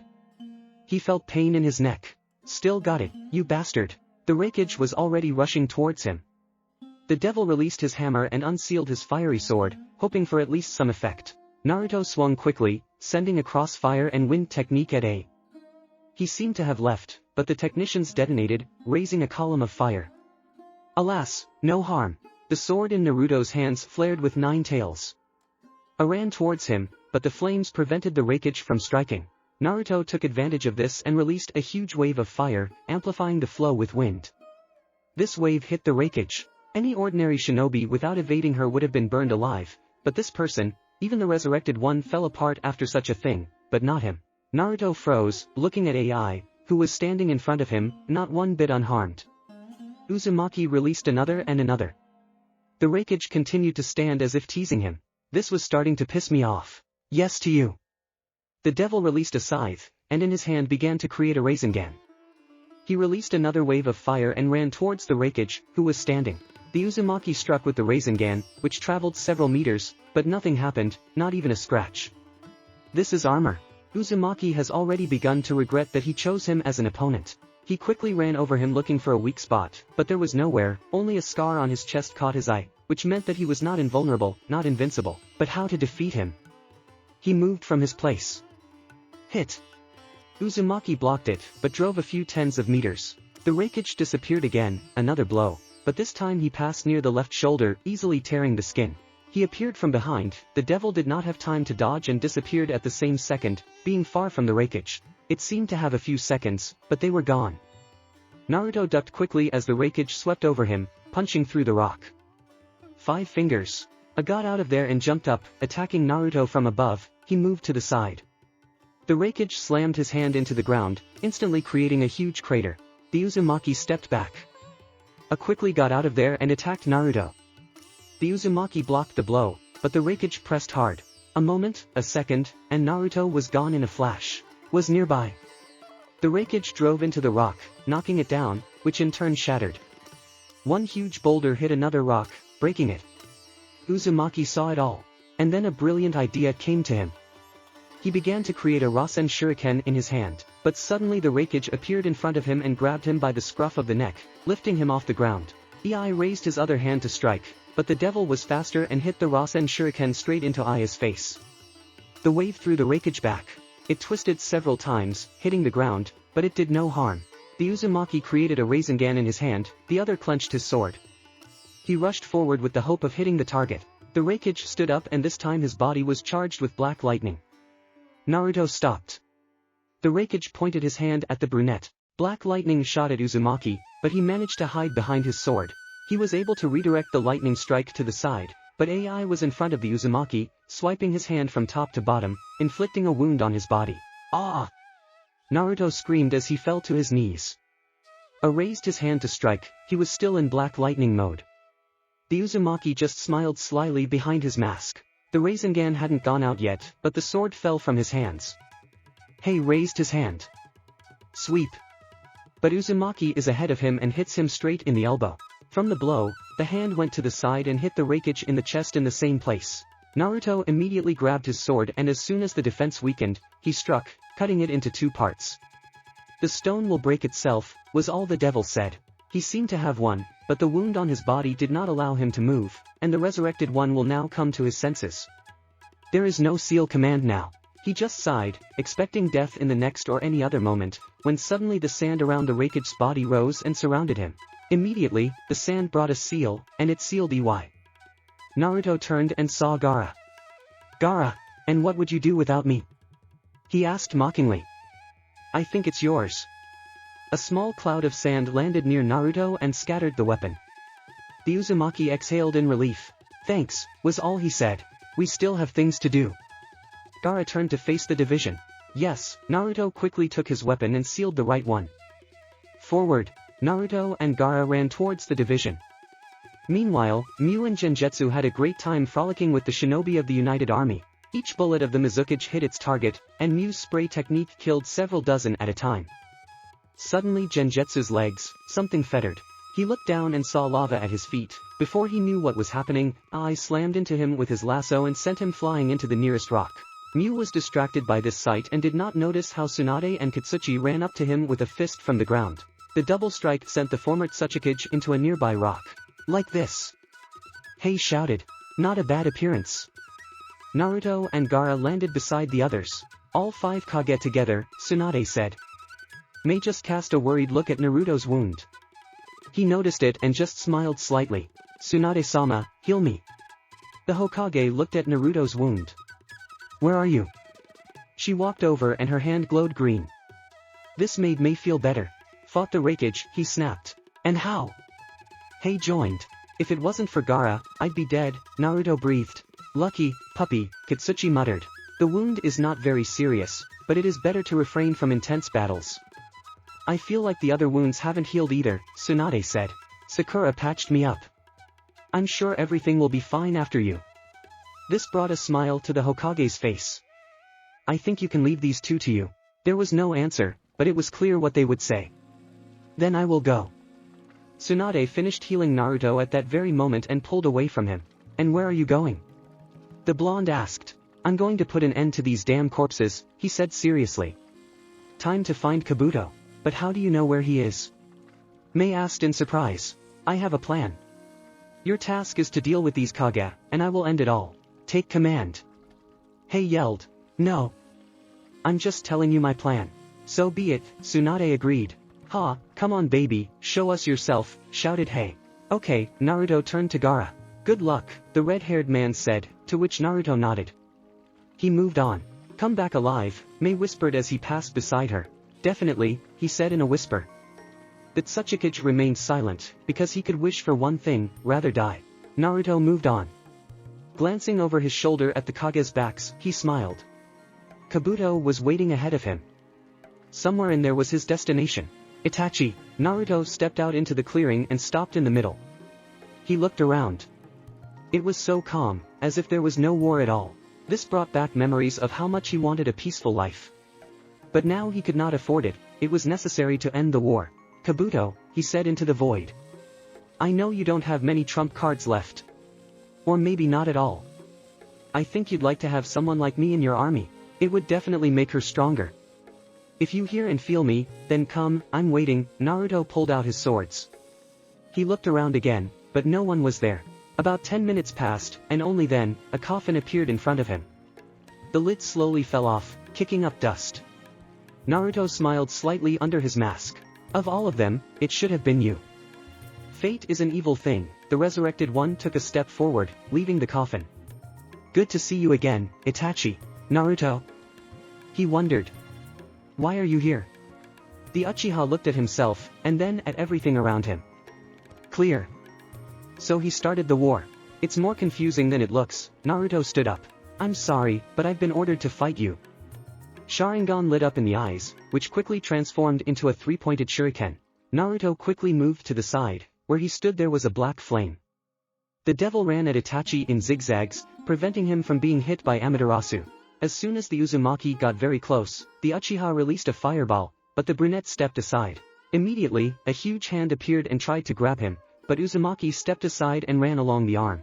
The other hand also tried to grab the devil, but he jumped up and ended up on it. Itachi was in Susanoo, but that shouldn't have been a problem. Naruto released his swords from his hands and opened a seal with the kanji for eyes. A black crow flew out of there, and Naruto himself teleported to the swords, dodging another attack. The raven rushed towards Itachi. Flying by, Itachi looked at the eye that the raven had. Sharingan met. It seemed as if nothing was happening, but suddenly Susanoo Itachi was gone, and the raven himself sat on the Uchiha's shoulder. Who knew that this technique would be used on me? He looked at the raven. This eye is useless now. The raven was instantly dispelled, along with the eye. I wanted to thank you, Naruto said as he stood up. Thanks to your teachings, I have saved my own skin more than once. I didn't teach you, I just taught you how to use crows, Itachi corrected the brunette. And if that eye was used on me, then, I know what you asked me for. Naruto stepped closer. You can kill me right here and now. But I thought that such an ability should not be wasted on such meaningless things. Senseless. Itachi was surprised. You think it's pointless? If a person has chosen such a path for himself, then this means that he must leave it himself or listen to someone else, but not like that. So he did come to Konoha, Itachi realized. Yes. Naruto nodded. To be honest, I did not try to convince him, he had to change his mind. His mind was clouded and he didn't see the whole picture. What did you do? Itachi asked, but he already knew the answer, but there was still hope for something else. I'm sorry. Naruto lowered his head. He died by my hand. Stupid little brother, Itachi raised his head to the sky. At that moment, a warm wind blew and blew the leaves from the trees. They swirled around the Uchiha, rose up, and then flew away in an unknown direction. The Uchiha turned his gaze to Naruto. You know, Uzumaki, I respect you. These words sent Naruto into a stupor. You know how to choose the right words, you weigh everything well, and carefully build your every step. I'm just very lucky, Naruto said calmly. And yes, I want to soak you, but... I understand that you are here for a reason. I wanted to stop Kabuto before he made trouble. Itachi thought. And what did you come up with? While everything goes according to plan, I thought that he would send a resurrected one or come himself. But as you can see, and... I figured the puppet would have to know the location of that bastard. He tightened his swords. Well, then follow me, Itachi rushed off in an unknown direction. Naruto shoved his swords into their sheaths and followed him. Itachi and Naruto stopped in front of some kind of cave. They peered into the entrance. Naruto looked at Itachi, who took a step forward, and another, and then with slow but sure steps, he headed there. I can see the barrier, the Uchiha said. Now! Bones appeared around him, and he rushed forward. The Uzumaki wanted to follow him, but Shikaka's voice from headquarters stopped him. Are you still alive, Naruto? Shikaku asked in Naruto's head. Stupid question, said the Uzumaki. Right. But I wanted to ask you, how are the searches? Already found, said the brunette. Happy news. That's good, of course, I'm not pushing you, but, he held his breath. The resurrected Madara appeared on the battlefield. What? Naruto was surprised. Naruto, you need to hurry, otherwise, things are really bad there. Damn, that's the same. Well, I'll instantly, just tell me to hold out. End of communication. He drew his swords and ran after Itachi. Naruto ran into the cave and then through the passage that Itachi had made. He stopped next to the Uchiha. His eyes were fixed on Kabuto. He didn't look like himself at all, but like some kind of snake. Here's my prize, Kabuto smiled. Alas, this prize will not remain for you, Naruto snapped. What have you become since our last meeting, Naruto wondered. Before, you were more like a person, or something. You have amazing humor, Kabuto smiled again. Naruto, be careful, I don't like him, Itachi warned. You know, Kabuto, I would never have thought that you would become like this. You see, Naruto, I was just in Orochimaru's shadow the whole time, but when he died, I was finally able to become something new. And you know, I surpassed him. Kabuto pulled his hood over himself to hide his face. Snakes appeared from behind. 4. Get ready, Itachi called out. The snakes suddenly began to increase, and then rushed at the former members of Akatsuki. Itachi flushed Susanoo and grabbed the snakes with his 4 hands. The Uzumaki sliced their heads off with a quick slash, and then threw one sword at Kabuto, piercing him while moving towards him and swinging the other sword across his hood. Naruto, be careful, you can't kill him. Itachi shouted. Why? Naruto turned to Itachi as Kabuto swelled up like some kind of liquid. If you kill him, then Edo Tensei cannot be cancelled. Damn, that's a creeping bastard. Ha, Kabuto laughed out of nowhere. Subtly noted. Naruto looked around, as did Itachi. Kabuto was nowhere to be found and the Uchiha couldn't find him with his Sharingan. It felt like he was everywhere. You know, Orochimaru really liked the Yugo clan because of their abilities. He was the man who found Ryukido, one of the legendary places. And now I have found this place and learned the art of the hermit there. Kabuto walked out to them. Hermit art, White Fury. The red dragon with the sphere rushed towards them. He stopped and began to rotate around the sphere, creating vibrations and a lot of noise. Naruto and Itachi grabbed their ears. Everything was deplorable, especially for Naruto. From the vibrations, the wounds began to hurt and some opened. Pain shot through his body. He fell to his knees. Yakushi noticed his weakness and rushed towards him, but Naruto surrounded Susanoo's arms, preventing him from approaching. Itachi released Amaterasu, causing that dragon to burn and end the agony with the vibration. Naruto quickly got up and opened his fire sword. It burst into flames and Naruto rushed towards Yakushi, but he only smiled. From his belly emerged the fat man that Naruto met while chasing Sasuke. Suddenly, a huge wall rose in front of him, but Itachi Susanoo's fist immediately slammed into it and Naruto rushed forward. Further, Kadamaru appeared from Kabuto's belly and Yakushi released a web, but Naruto set it on fire with his fire. He was immediately attacked by Kabuto with Kimimaro in his belly and a drill with a similar bone weapon. Naruto blocked the blow, but Yakushi's strength was greater and Naruto fell to the ground. The drill was raised to strike, but then Itachi arrived in time to block the blow and immediately release. Weak, Naruto. I know, but the wounds take their toll. Uzumaki got up, but in an instant he became numb and found himself wrapped in snakes in some place. Tayuya. The flute played. Itachi also succumbed to the technique's influence. The genjutsu was very powerful. Naruto, look me in the eyes. Naruto turned to Itachi. You will have one chance. He warned him. In that dimension, Itachi was next to Naruto and immediately cut the snakes. Feeling free, the Uzumaki took out a kunai with one hand and threw it at Kabuto. Then he moved and cut off part of Tayuya. The flute stopped playing. Sage art, inorganic rebirth. Itachi instantly pierced all the spikes, top and bottom. Naruto turned away for a moment to look at the Uchiha, who shattered into many crows. Suddenly, something wrapped around Naruto and squeezed him. A huge snake, squeezing its coils. All the crows flew towards him in an instant and surrounded Kabuto. Uzumaki heard a cutting sound, and then another, after which he felt free. Naruto fell to his knees and began to breathe heavily. Itachi landed next to him. The spikes from above and below attacked them again, but this time the Uchiha used his Susanoo to hold them back. Naruto. It's time to end this. Naruto took his sword and ran towards Kabuto. He dodged then, from Itachi's blow, but lost one horn. Uzumaki waved, sending a wave, but a wall of earth again rose in front of her, preventing the technique from reaching Yakushi. In one hand, the devil created a Rasengan and shattered it, then blocked Kabuto's drill with his sword. Two snakes appeared out of nowhere and wrapped around Naruto's legs. Yakushi pressed down with his strength as Naruto slowly arched downwards. And then he realized that he was weak, that he had weakened, and if it were not for Itachi, he would have died long ago. But he couldn't give up so easily. He blew out several air bullets, which knocked Kabuto back, enough to cut the snakes and summon a scythe. Sweep. A stream of air rushed towards Kabuto, but he was able to dodge, but was hit by a fire technique. This caused a smile, but what was the surprise when a huge snake flew out of the fire, with a face like Orochimaru, and she herself is made of many small snakes. The devil crossed his weapons in front of him, blocking the teeth of the snake, but at some point Kabuto appeared from the mouth, which Itachi pierced, picking up one of the Uzumaki swords. But this body also opened its mouth, from where Kabuto quickly jumped out and ended up behind the brunettes. The Uzumaki arrived first. Sweep. A cross-shaped stream of air and fire rushed at Kabuto, but he slipped between his blades. But Itachi was on top and instantly pierced Yakushi, pinning him to the ground. He opened his mouth and crawled out of himself. The Uchiha created Susanoo, and Kabuto's hand threw him against the wall. He slammed into her.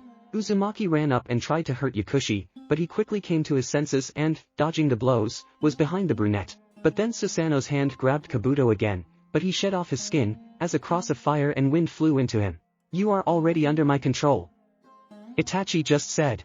Naruto and Itachi stood in front of Yakushi's frozen body. The Uchiha kept his hand on Kabuto's head as he folded the seals. They're done.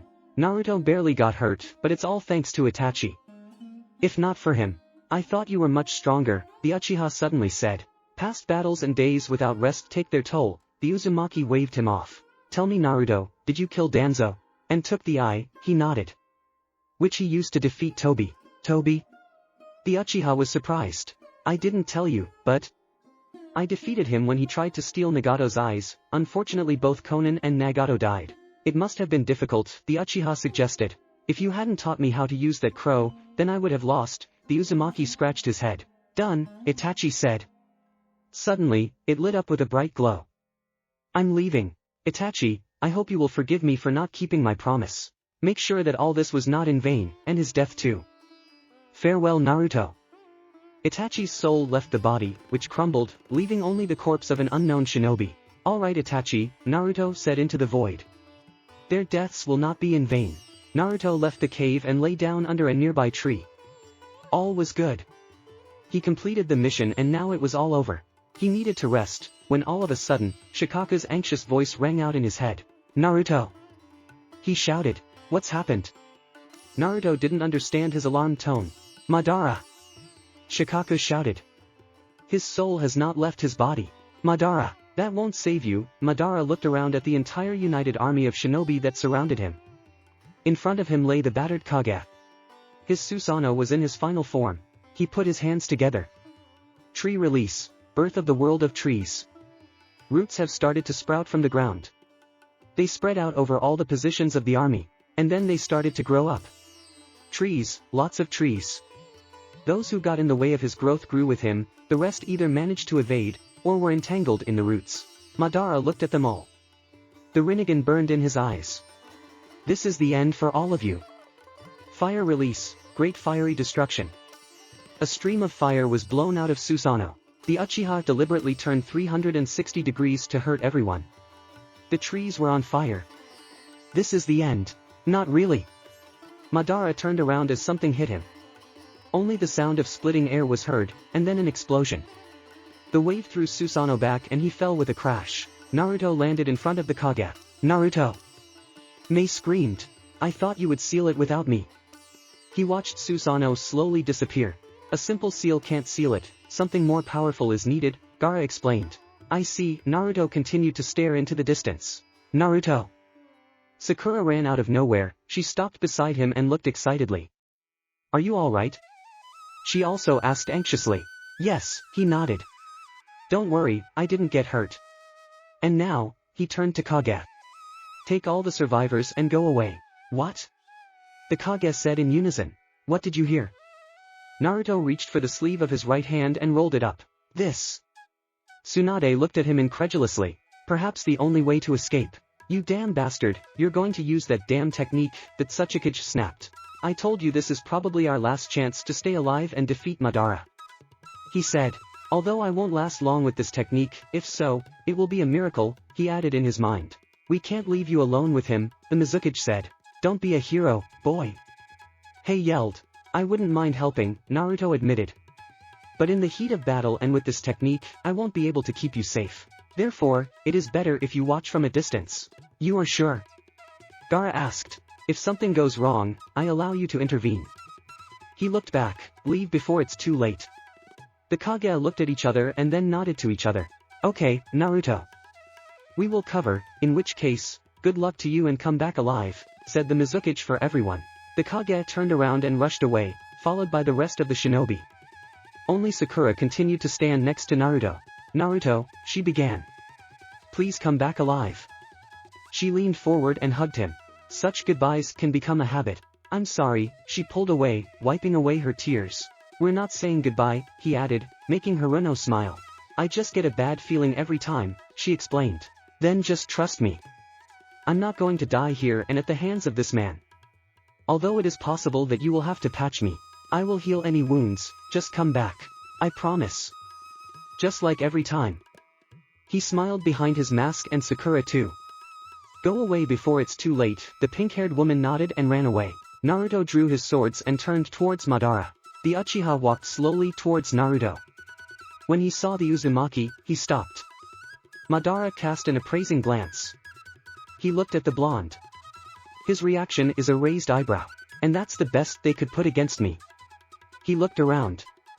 They left with their tails between their legs. They're either stupid or you're really worth something. And I see that you're a big talker. Naruto pointed his sword at Madara. Daring, Uchiha smiled.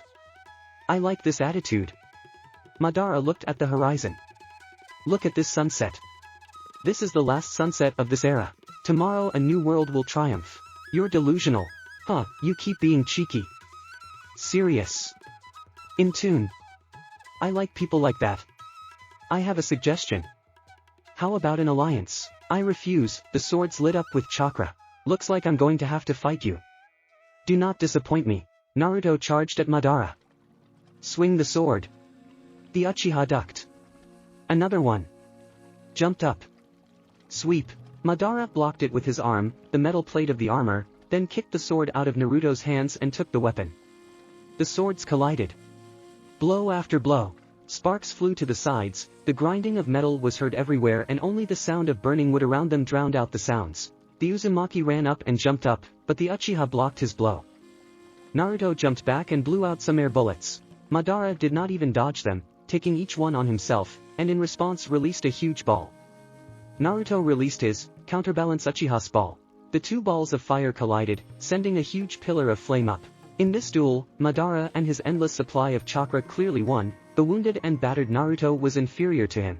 When the pressure of Madara's fire got close enough to Naruto, the devil teleported to Madara and with a sword charged with wind chakra slashed at the Uchiha, releasing an air wave that sent him flying backwards. The Uchiha flew a little before hitting a tree. Tobirama's technique. Madara stood up. What is your name? Naruto Uzumaki. I have to hand it to you, Naruto Uzumaki, I underestimated you. As such, I will deal with you quickly. Bones appeared around Madara, and then two Susanos, waist deep, merged into one, weapons in hand. Naruto looked at his hand. The time has come. It was risky, but it was the only way. The first circle lit up and a large column of white smoke rose, from which a huge monster ran out, with the head of a lion, the body of a tiger and the tail of a snake. Susanoo swung his sword, but the beast dodged, another swing, the beast dodged again, and then jumped and clung to Susanoo. Surprisingly, his claws and teeth still managed to catch on. Susanoo could still move with one arm. The Uchiha wanted to take advantage of this, but suddenly shadows surrounded Susanoo, completely restricting movement. They entwined themselves around the skeleton. A scythe flew from afar. The blade almost reached Madara's technique when Uzumaki appeared with a hammer in his hands and hit the scythe, increasing its chances of breaking through the armor. Weak, but the blade stuck. Meanwhile, the burning sensation spread throughout the body, baking the wounds in one go, doing at least some benefit. Naruto had to endure. He hit the scythe with a hammer, driving it more and more. Cracks slowly began to appear. Susanoo was completely immobilized, but not the Uchiha. He put his hands together. A dragon burst out of the ground and rushed towards Naruto. He realized too late what was happening, as the monster had already grabbed him and carried him down. But the devil managed to teleport in time to the hammer that fell from his hands. The dragon crashed into the ground, but then turned around and rushed at the Uzumaki again. Naruto gripped his hammer and braced himself, the weapon flashing like lightning. The dragon got up and the devil hit him with all his might, breaking him into pieces. But before Naruto could turn around, trees began to break out of the ground, surrounding him and locking him in a cage. Madara watched as Naruto disappeared behind the trees, and when he disappeared, he gave Susanoo power, raising him to his feet. The shadows broke in an instant, and the monster was thrown aside. Suddenly the prison burst into flames. Trees fell to the ground, and in the next moment another blow was heard at Susanoo. The crack instantly became larger, from which part began to fall off, and fire instantly flew into the breach. Madara immediately deactivated the technique and began to fall down until the flames disappeared in the air above his head. The Uchiha landed, but the Uzumaki was nowhere to be found. There was a pop, and the beast disappeared.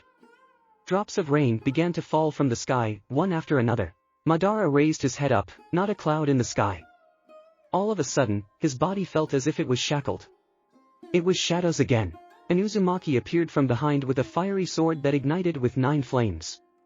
He ran up and hit, but only drove over the blue ribs. He jumped back. The burning pain took its toll. Madara quickly formed Susanoo's full form and then jumped to the highest point and folded the seals. Would release, the emergence of the world of flowering trees. On top of the newly grown forest, a new one began to grow, only now it was huge roots with flowers. They entangled everything and everyone around. Naruto was already out of Madara's sight, but Madara released several fire dragons at the place where Naruto was standing for insurance. The technicians struck, raising a pillar of fire, igniting the roots. The flowers have already started releasing pollen. There was no chance that Naruto would survive. Suddenly, in the place where the brunette stood, a huge circle of fire formed, destroying everything around, turning into ashes, even pollen in the air. Naruto was standing in the center and breathing heavily, the right side of the clothes was burned, only rags remained on him. The Uchiha's gaze revealed the same consequence. I can see this technique hurting you. He looked into Naruto's eyes. But you stubbornly ignore it and go to your goal. Fool. But still, you deserve praise. Rescuing those scum, Naruto remained silent. Madara glanced at the burning forest around him. Since you were able to survive this, then how about this? The Uchiha sealed the seal. 3 tree clones appeared from his body. They jumped off Susanoo and flew down, creating their own as they went. At the end, 3 large Susanos landed in front of Naruto. Crap, what's there? The Mizukage asked. Madara imprisoned him in a prison of trees, but Naruto was able to escape. Okay, Mei breathed. But now he's fighting against 3 Susanos at the same time. What?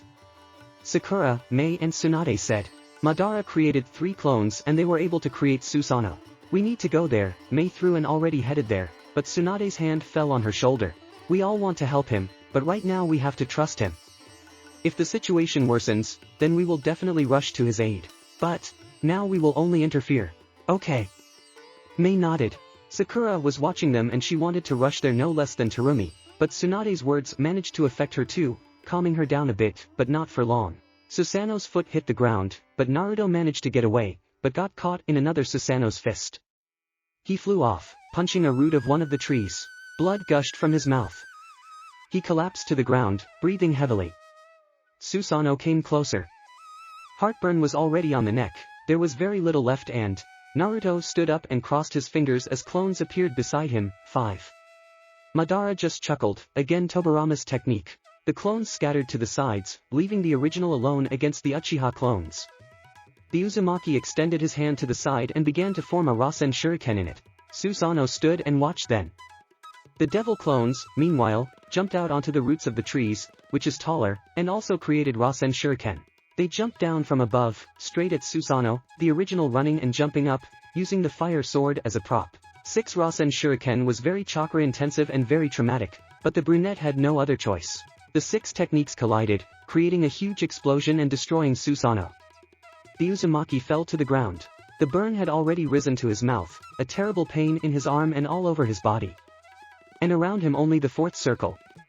It was risky, but he quickly moved to the 5th. And you're not a mistake, Madara's Susanoo jumped down, growing wings and covered with armor, a sheath with a sword appeared on his belt. And here in front of Naruto landed the final, fully completed Susanoo. Can you stand it? Heartburn came to the eyes, they began to turn black, and the pupils turned yellow, closer to orange. Susanoo Uchiha drew his sword and swung it, sending a huge wave at the Uzumaki, who only put out a fiery sword. Explosion. Susanoo thrust her sword back. This is the end. Madara said. Suddenly a black shadow rushed towards Susanoo and jumped up. The Uchiha forced him to draw his sword and parry the attack.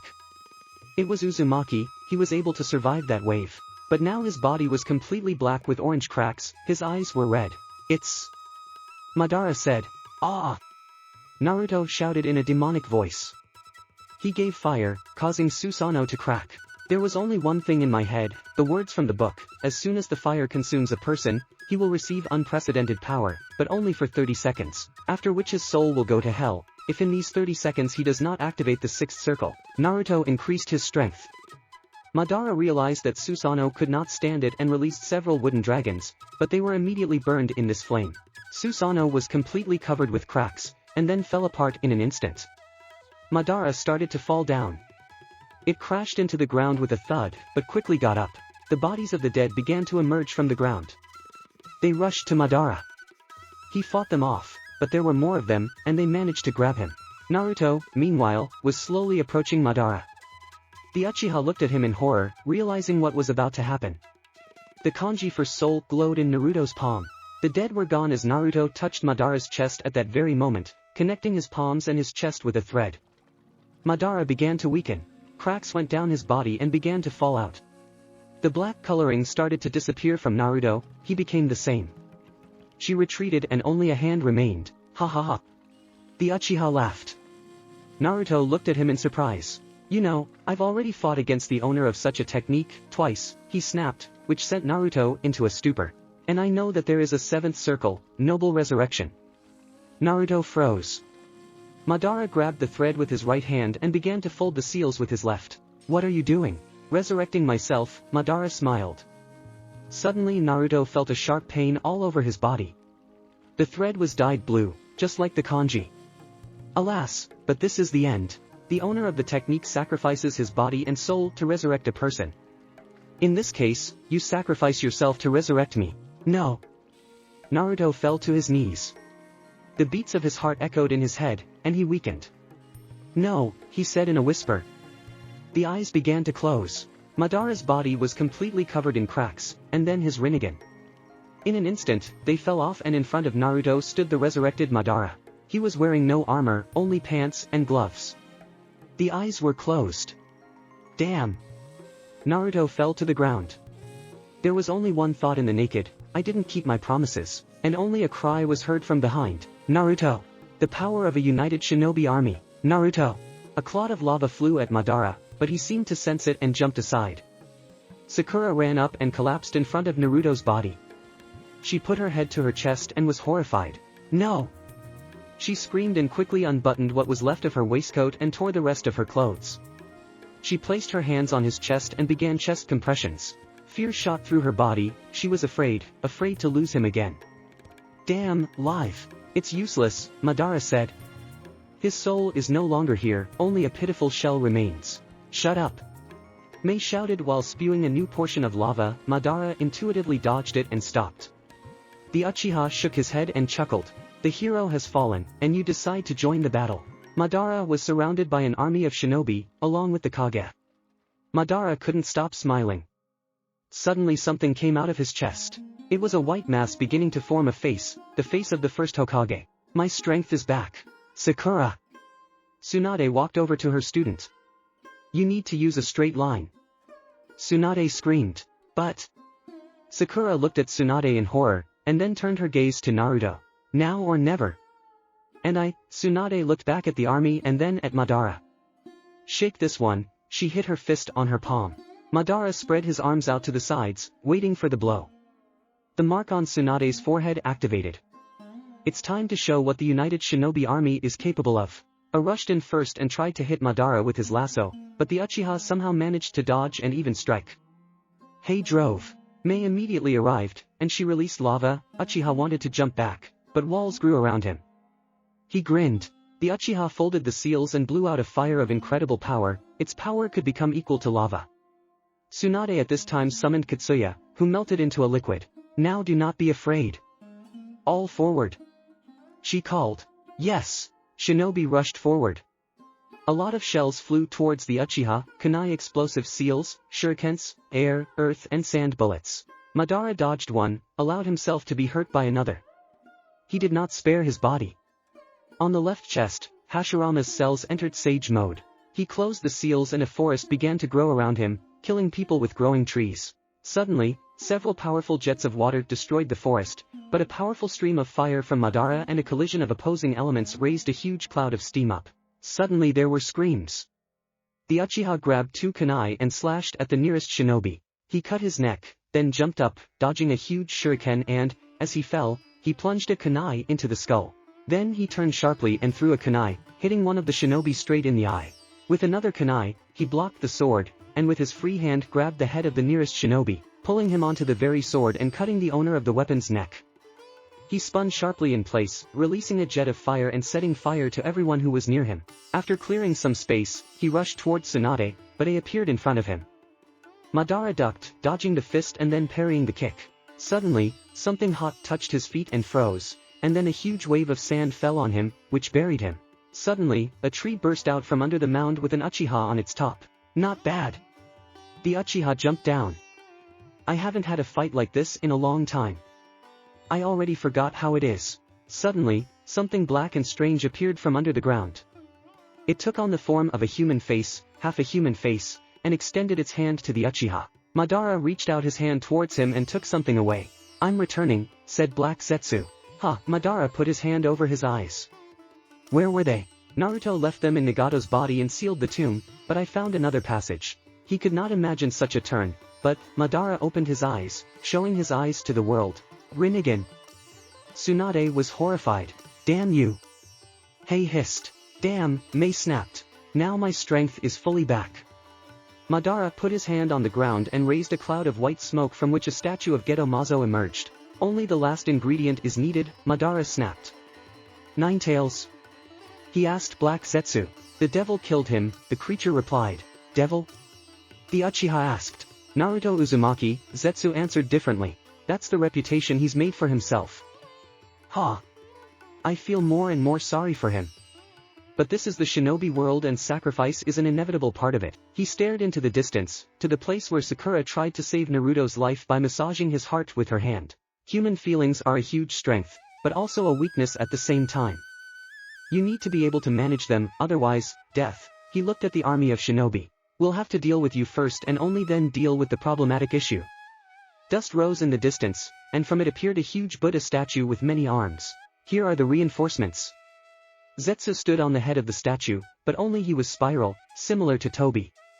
The Buddha extended her hands. A volley of blows and shinobi scattered in different directions. "Let's go!" Tobi screamed. "Here are the bastards!" Hei shouted. "I'll take care of the statue. I will help!" shouted the Tsuchikage. Gaara launched a huge amount of sand at Madara, which covered him, but then a blue hand came out. From there, Susanoo burst out, formed to the waist. Then a huge stream of steam hit him and Susanoo began to melt. Madara just chuckled at that. The shinobi blew out a combined stream of fire and wind, while Madara blew out only fire. The technicians pushed and raised more steam. He swept into the statue with a flourish, but did not break through it, it only shook a little. Tobi staggered. The next blows were directed towards Aya, but Kitsuchi managed to raise the dome and protect the wreckage from the blow. Spiral Zetsu said. And if so?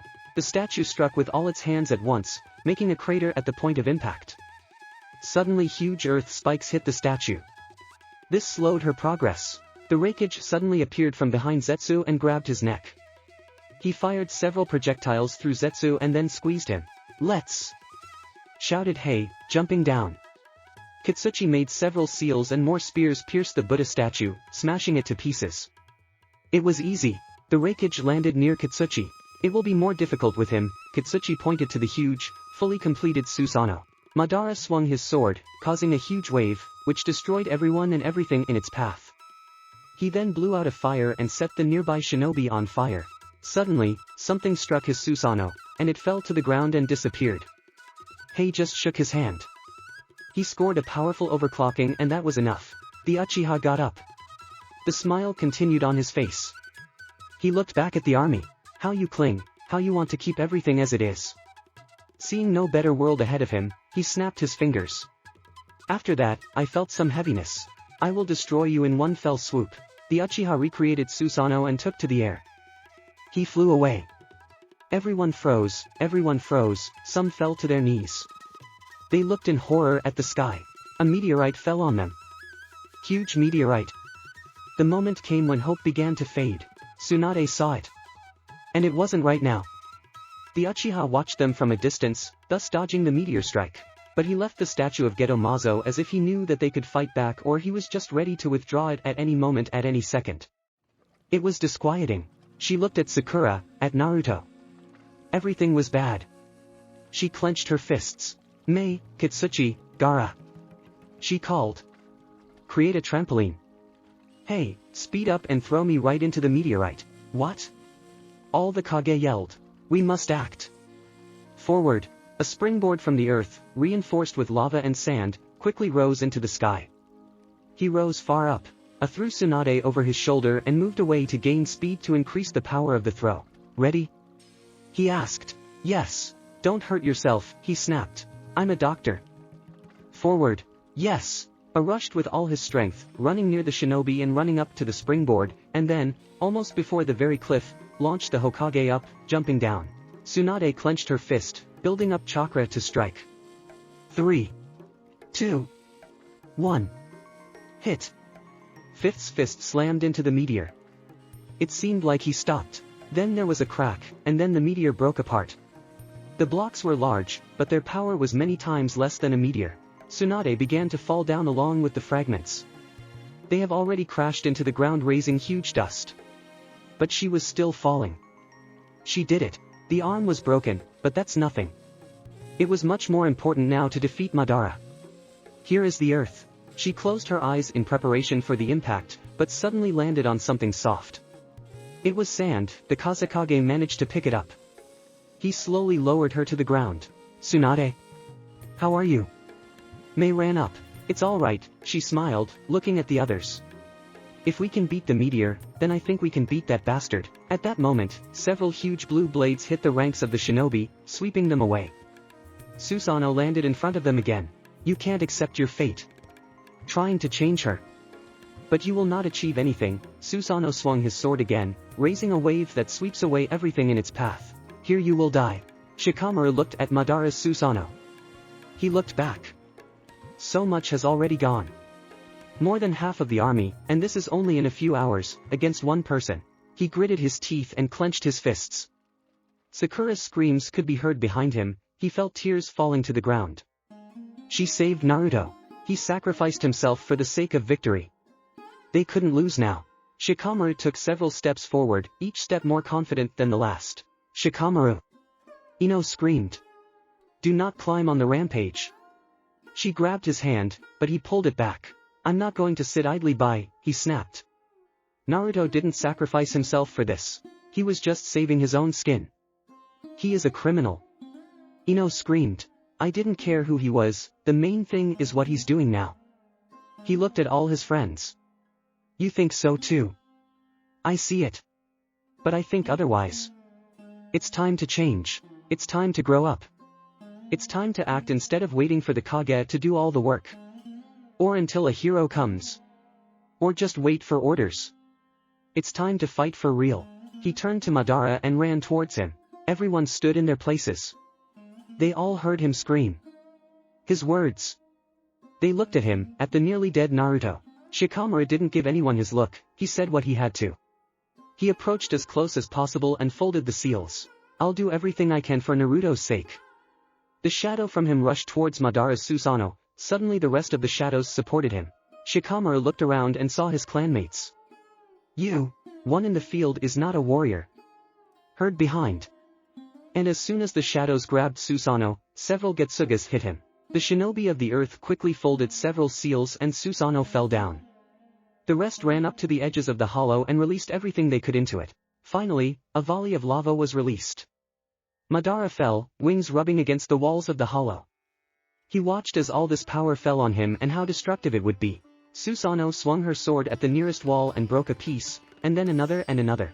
Susanoo fell, and from above he was crushed by blocks, into which all the technicians crashed. Finally, Gaara sent all the sand there, and the rest wetted it to give it weight. The Kazekage buried Madara. But then the shaking began and in an instant Susanoo escaped from his grave. Immediately, several bolts of lightning were launched, followed by spikes that stopped Madara. They immobilized Susanoo. Mei let off steam and all the shinobi hit the uchiha again at once. But then Susanoo disappeared, and an earth dragon appeared from the ground. He grabbed Madara with his mouth and fled underground. The technicians collided, causing a huge explosion. Those who stood closer were thrown back by the wave. The dragon immediately appeared from the ground, and Madara jumped out of its mouth. The beast was thrown at the shinobi, but in an instant was destroyed by jets of water, which cut it into several parts. The uchiha raised a sword from the ground. Let's remember the not-so-good old days, he smiled. Crap. Sakura continued to massage her heart. Live for you. She screamed, tears falling on Naruto's body. She knew that this was the end. The heart stopped beating a long time ago, but continued to do so. With every second, she realized that he could no longer be saved, more and more. The battle had moved a little further, and now she was alone here. With Naruto. Crap. She lifted her head up. Tears rolled in a new wave, and she fell on his chest. I couldn't. I couldn't. I couldn't. I couldn't. Where I am. Naruto looked around. There were red and black tones all around, water on the ground.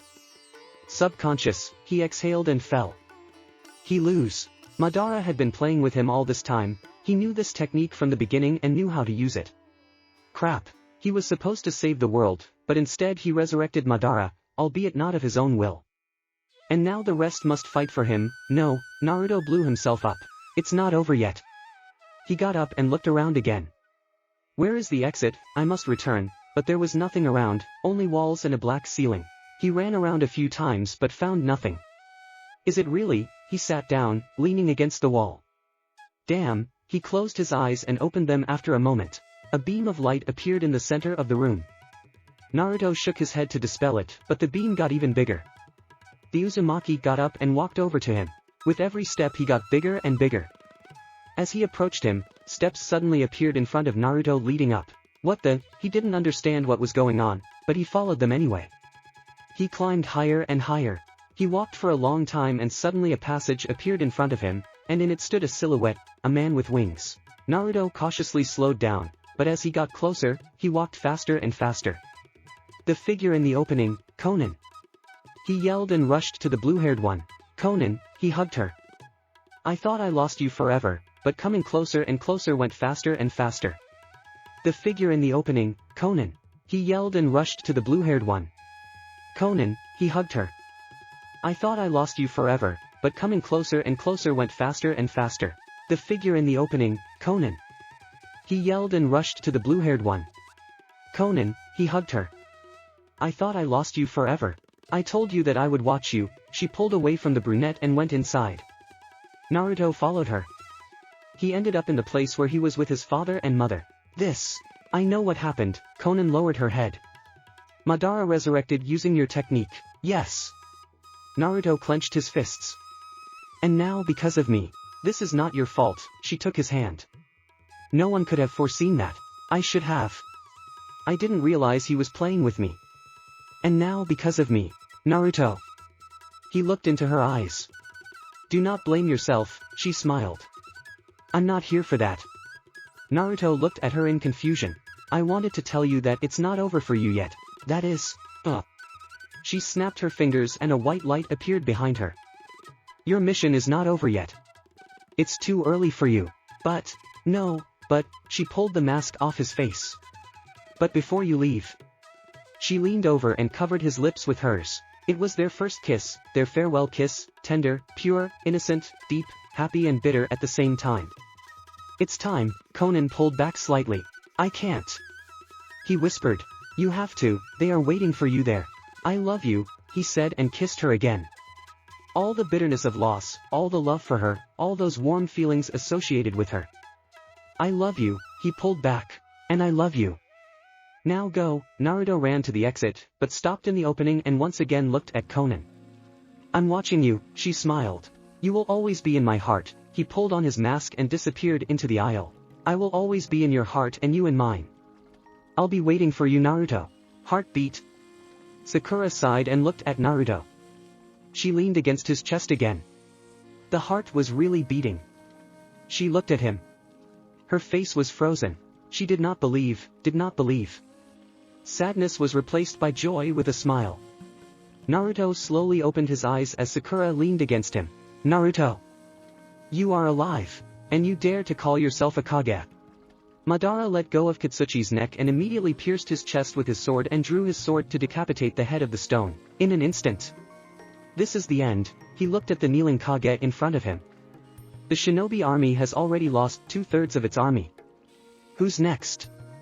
Madara suddenly froze. He turned his head to the side. It cannot be. Uchiha pulled off somewhere. To the place where Naruto and Sakura were, slashing at the shinobi along the way. Nobody could stop him. The Uchiha was approaching his goal. He did not believe that Naruto could survive after this. Uzumaki was still lying, until the end, without regaining consciousness. Haruno was healing his wounds, when she suddenly heard screams, steps that were getting closer and closer. She raised her head and saw him. Madara rushed towards them and it was clear why. The Uchiha approached them and brandished his sword. Sakura just managed to cover Naruto's body with hers. Uzumaki felt only how Haruno fell on him. The Uchiha let go of the hilt of his sword and stepped back. Sakura continued to lay on Naruto. The Uzumaki was finding it hard to breathe. "Sakura," he called to Haruno. "What are you doing?" Naruto turned his head to the side and saw Madara. "Sakura." He looked at his teammate in horror. Haruno got up from him and Uzumaki's face was frozen in horror. The sword was thrust into Sakura, it went through her chest, through her heart, the blade came out of her body, but she managed to wrap her bare hands around it so that it would not hurt Naruto. A small trickle of blood flowed from his mouth. "Sakura?" he asked again, looking at her wound. "I'm sorry," she smiled slightly. Her eyes slowly closed and her body began to fall, but Naruto got up and grabbed her. "Sakura, hero, no." He pulled the sword out of her body. "Sakura." He held her in his arms, kneeling. She has already closed her eyes, she is no longer here. "Sakura," a tear ran down her cheek and fell on her wound. "Sakura." Madara looked at him. He didn't attack, he didn't advance, he just watched. He understood what was happening now, he knew that he would pay if he did not attack. He knew these feelings, knew what they led to, knew what was about to happen. "Sakura. I'm sorry, it's me. If I hadn't been so stupid, if I hadn't been so stupid all this time. I made you suffer, you suffered all this only because of me. Forgive me." He pressed her to yourself. Tears flowed like a stream. He slowly laid her on the ground. Her hands were covered in her blood, they were shaking with horror. He squeezed them and clung to her chest. He lost another dear person. Sorry, he stopped crying. He raised his head. His eyes were dark, homeless, deep, like he had no soul, just a shell. He slowly got up, Madara prepared himself. Naruto tore off the rest of his clothes, leaving only his pants and a protector. Uchiha smiled. The Uzumaki raised his sword. "You will pay for this." He threw it at Madara. It spun in the air, but the Uchiha caught it. Naruto vanished in a flash and had already appeared in front of Madara with his two swords. He made several jumps in an instant. A blow, but the Uchiha parried. The swords flew up, the devil disappeared again and this time appeared with a hammer. He hit the Uchiha, sending him flying. He crashed into something. Naruto turned to the army. "Whoever intervenes in the fight, I will cut down personally." He turned back to Madara. Terrible imagines himself. Uchiha got up. "Now you understand? You understand how cruel this world is, you understand. That's why I aspire to Tsukuyomi, where there is no pain, there." "Shut up." Naruto interrupted. "This world is ours, and we will decide what to do with it. We will bring him to the world ourselves, and not as slaves in your hands. So you will resist. I beat you once, and this one will be no exception. You don't have that technique now." Naruto looked down at his hand. "The rings are gone. How will you fight?" Furious. Madara put his hands together. A dragon burst out from under the ground, it rushed at Naruto. The devil disappeared and appeared with a fiery sword. He lit it and cut the dragon in two in one fell swoop. He swung his weapon, sending a huge stream of fire at the Uchiha. Madara sent his flames, it overpowered the brunette's fire and headed for the devil. Naruto rushed straight into the front, the sword caught fire with 9 tails. The fires collided and spread out in all directions. The Uzumaki swung his sword and cut the fire. He vanished into thin air. The Uzumaki tightened his grip on the sword and threw it at Madara. Around the Uchiha appeared ribs and one hand that grabbed the sword, as the devil appeared with a scythe and swung it. The air wave sent the Uchiha flying, but Susanoo's ribs cushioned the fall. The wielder of the Rinnegan summoned Susanoo, a human form. Suddenly, a hammer flew into Susanoo's chest, causing it to stagger. Naruto was already running downstairs with his sword and scythe. From all places, wooden dragons began to appear. They all rushed towards Naruto. Uzumaki stopped, he drove his weapon into the ground, and then abruptly pulled it out, raising huge pillars of fire and wind. They crashed into dragons on their way and only charred wood flew to Naruto's feet. The Uzumaki walked slowly towards Susanoo, it raised its fist to strike. Sweep. Naruto jumped on his hand and rushed along it, the other hand tried to stop him, but Naruto jumped on it and continued to rush upwards. He released a cross combination of fire and wind, and released weapons from his hands. The wave hit Susanoo's head, then reeled. Naruto created a clone and began to create Rasen Shuriken, the clone spun up and launched the original. The devil hit the Rasen Shuriken on Susanoo's head and it started to fall. The brunette jumped to the side. Susanoo crashed to the ground. It's great you patted me, dispelled Uchiha Susanoo. My turn. Madara folded the seals and a forest began to grow around Naruto. The Uzumaki disappeared in a flash. Air bullets flew into the Uchiha, but he only covered himself with his hands. Naruto ran towards the Uchiha with a hammer in his hand. Hit. Madara dodged and stabbed Naruto's arms, who released the hammer. Another blow. Naruto fell. The Uchiha grabbed the hammer.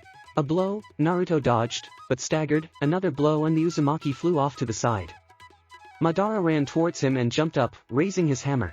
Naruto created a Rasengan in his hand and hit the hammer. The shockwave knocked them both back. The Uchiha got up first and released a fireball. Naruto disappeared and appeared behind Madara. He grabbed the sword of fire and released a fiery wave. A dragon burst out of the ground and took the blow. No sooner had the flame and smoke disappeared than a huge wooden giant ran out of there. The Uzumaki grabbed the scythe and unleashed a combination of fire and wind at the giant. But the same giant ran out of the flames, dressed in the blue armor of a samurai and with a sword in his hands. Hit. Naruto parried him. Another blow. Naruto crouched as the sword swept over his head. Another wave, near the nose. Here the earth shook. A dragon appeared from under the ground. He enclosed Naruto in his mouth and was about to go underground, but then a flash of flame appeared and he shattered into pieces. Just then, the giant arrived and grabbed Naruto with his free hand. In an instant the devil was gone. The giant turned around and then a hammer flew into him, a bolt of lightning spread in all directions, followed by Naruto with Rasen Shuriken. The most powerful explosion. Naruto flew back, and the giant fell, but received no harm. Uzumaki fell. He breathed heavily and looked up. Dark night. The giant began to rise, but Naruto was in no hurry. He lay quietly, inactive. The giant closed the seals, a tree began to appear from his body, which formed two more, and they were also covered with Susanoo. Rubbish. The Uzumaki finally got up. He looked at his enemies and smiled. Well, let's remember the old days. He crossed his fingers. A large haze rose, and 50 clones emerged from it. Each clone began to create a Rasengan. The giants ran, the clones rushed towards them, they jumped. Explosion.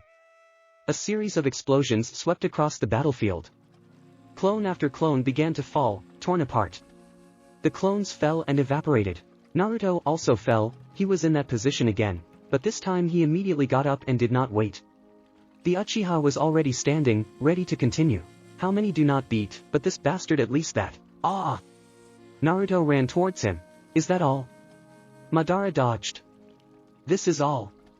He dodged again. Your hatred is so weak. He intercepted his fist and struck himself. Uzumaki fell. You shouldn't have come back. Naruto started to get up. My strength. Not hatred. He got up. So what is your strength? Madara asked. In faith. In the faith in me of people for whom I am dear. And in my zeal to protect them. Naruto was in front of the Uchiha and punched him. Madara noticed a seal appear on his stomach. No, Naruto just smiled at that. The Uzumaki disappeared and reappeared with his swords. Swing, more. Madara dodged and slammed into Naruto's arm, knocking out the sword and intercepting it to parry the next blow. Blow after blow, blow after blow, spark after spark, screech after screech. Again a collision. Their eyes met. Everyone has a thirst for victory, everyone fights for his own. Naruto jumped back and attacked again, but Madara parried. Another blow and the sword flew to the side. The Uchiha blew out the orb and the Uzumaki ducked as the fire swept over him. The ball has flown. The devil got up and rushed forward, he jumped, raising his sword, but Madara intercepted it with his bare hand, and then punched Naruto in the stomach, and then in the face, throwing the weapon to the side. The Uchiha wanted one more time, but Naruto disappeared and the next moment reappeared with a scythe. Swinging, Madara dodged the wave, but Naruto followed. Missed, but made a scar along the abdomen. The devil turned around and threw the scythe, the Uchiha jumped up dodging her as Naruto appeared underneath him, grabbed the scythe and slashed, but no. The blade cut into the ribs. Madara jumped back. Susanoo began to grow until it took on a complete form. It pulled out the sword, which immediately caused a big wave. The Uzumaki disappeared right in front of her and reappeared in front of Madara. A blow, but Susanoo's defense is solid. The Uchiha closed the seals, roots burst out of the ground, they grabbed Naruto and all his weapons. They raised everything so that it was on par with the Uchiha. Susanoo raised her sword. Now you can't run away, he smiled. The sword headed towards Naruto, but suddenly stopped. It was sand. Naruto looked down, but did not have time to see anything, as he began to fall, but he was immediately picked up from the same sand. He slowly lowered him to the ground. Naruto quickly dismounted from the sand and turned to Ai and Gaara.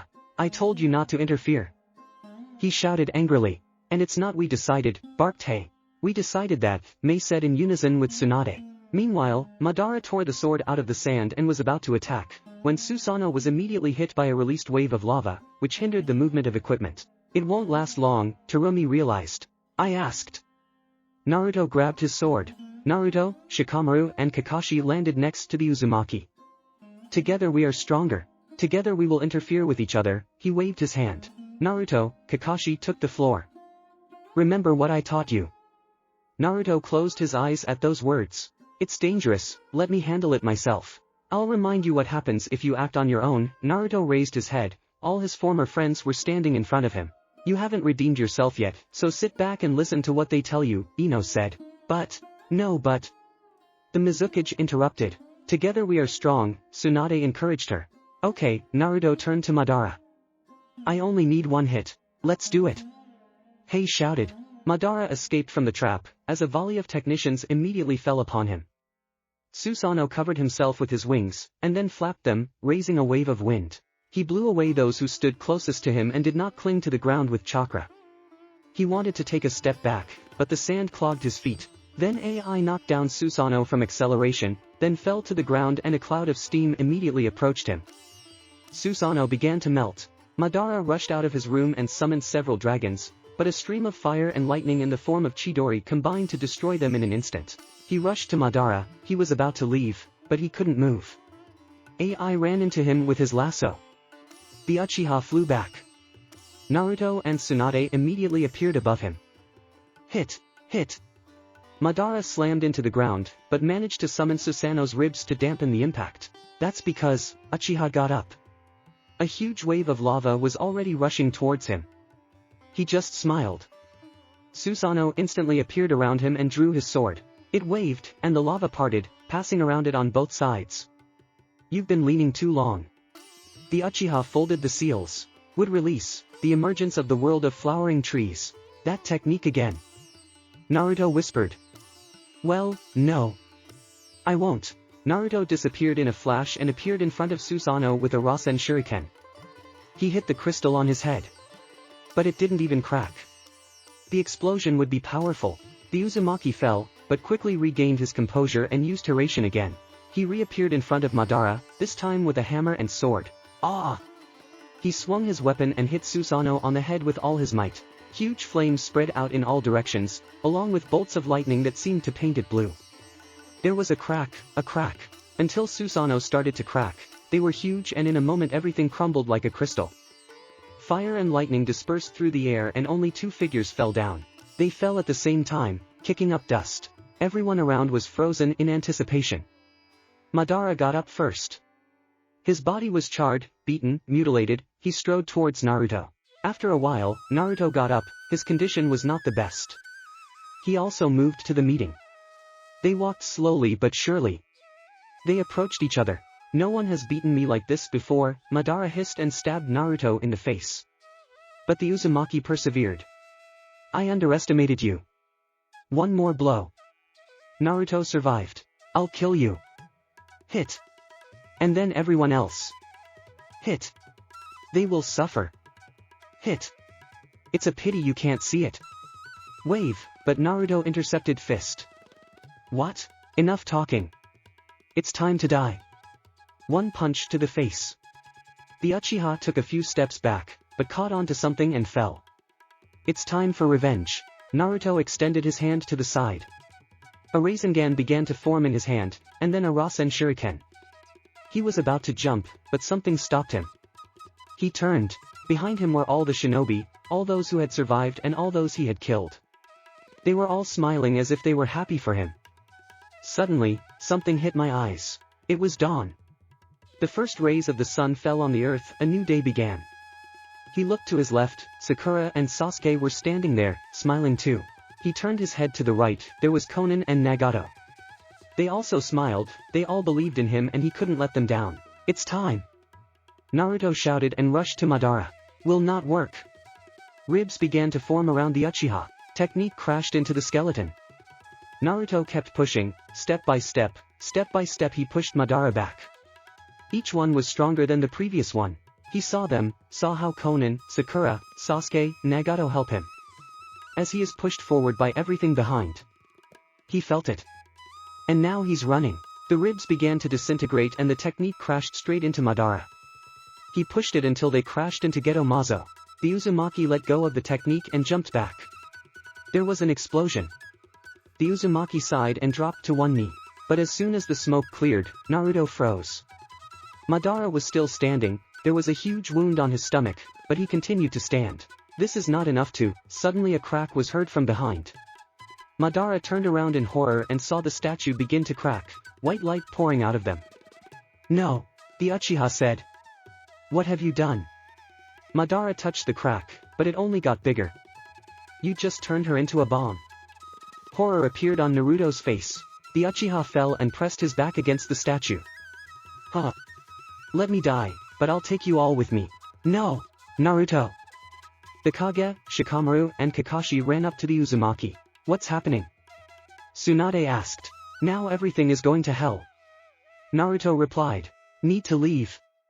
Shikamaru called out. We won't make it. Naruto stood up slowly.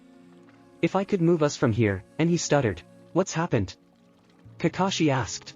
I can't move you all from here, but I can take this statue. Naruto. Mei grabbed his arm. It's all right, he smiled. Don't do this, Tsunade warned him. We need you now. Shikamaru supported. I'm sorry, but this is the only way out. I must save you. Naruto. Kakashi said. I will not abandon my comrades, the Uzumaki smiled. The statue is almost all covered with cracks. Promise that you will return. Mei did not let go of his hand. She asked him, although she already knew that he would not return. I promise, he smiled. She let go of his hand. I'm proud of you Naruto, Kakashi said. You're a friend you can only dream of, Shikamaru added. You just leave like you always do. Tsunade couldn't hold back her tears. I underestimated you, kid, I snapped. All I have to say is thank you, Gaara said. Mei continued to stand, tears streaming down her cheeks. She walked over to Naruto and hugged him. He hugged her back. I love you. She said it. Naruto just smiled and pulled away. I know, he replied, turning to the statue. I'll come back.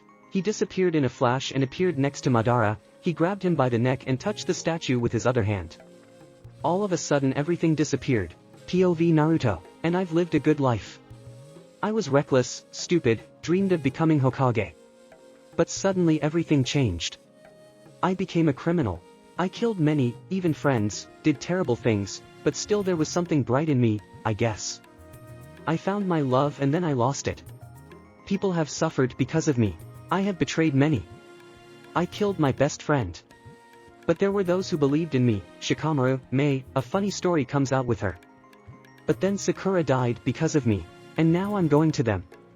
To all of them. Team 7 will reunite. I will see my friends again. Oh, and there will be something to tell them. And Konan, she must have been waiting for me. Further only better. Let's see. But first, let's stop this explosion and then to rest. End POV Naruto. The white light began to expand, more and more, but in an instant it stopped and shrunk to the original size of the statue, and then shot up a huge white column. He shone for a minute, 2, 5, 10, until he completely disappeared into the sky. Mei, Tsunade, Kakashi, Shikamaru, Hei, Gaara, Ino, Ten, Hinata, Shino, Chuji stood at the scene of the explosion. A huge crater formed here, with a radius of a kilometer. They stood and looked at this place, no sign of life. Nobody felt anything. Neither Madara nor Naruto. Mei closed her eyes sadly and fell to her knees. Tears flowed from my eyes again. Shikamaru just rubbed his forehead, tears dripping from his cheeks. Tsunade couldn't hold back her tears either.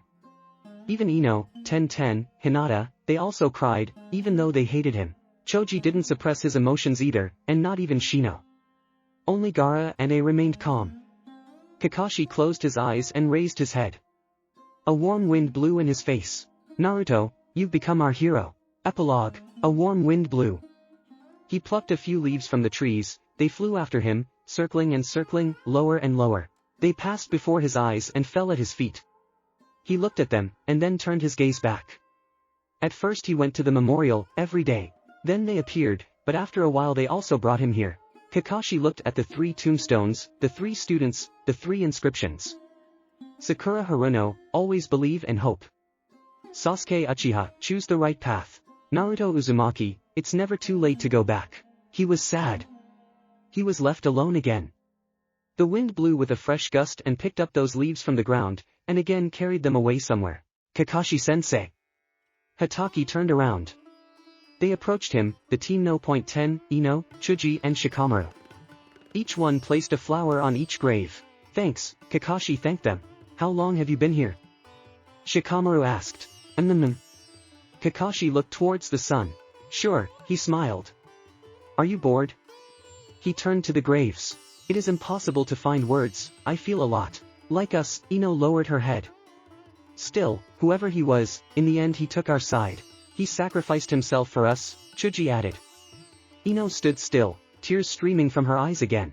Ino, Nara looked at her with concern. Nothing. I just miss them. For Sakura. For Sasuke. And even for Naruto, she wiped away her tears. I already forgave him for everything. Emi hung out the freshly laundered linen. She had already heard rumors from the war. Who would have thought that the boy who lay in her house on the bed, dying, would sacrifice himself in order to save this world? This brought a smile to her face. She would have thanked him, but he was dead. A gust of wind suddenly tore off her sweater. She put the rest of her linen aside. I just washed it. She got up and already wanted to hang it back, but froze. He stood before her. She let go of the sweater. Her face was frozen. You. The beam from the explosion swept through space, through worlds, one after another, until it hit one of them. He crashed into the ground and disappeared in a second, leaving only a huge crater. All this was observed by one person. He approached the crater. He looked at him and then smiled. We found you, Kagaya.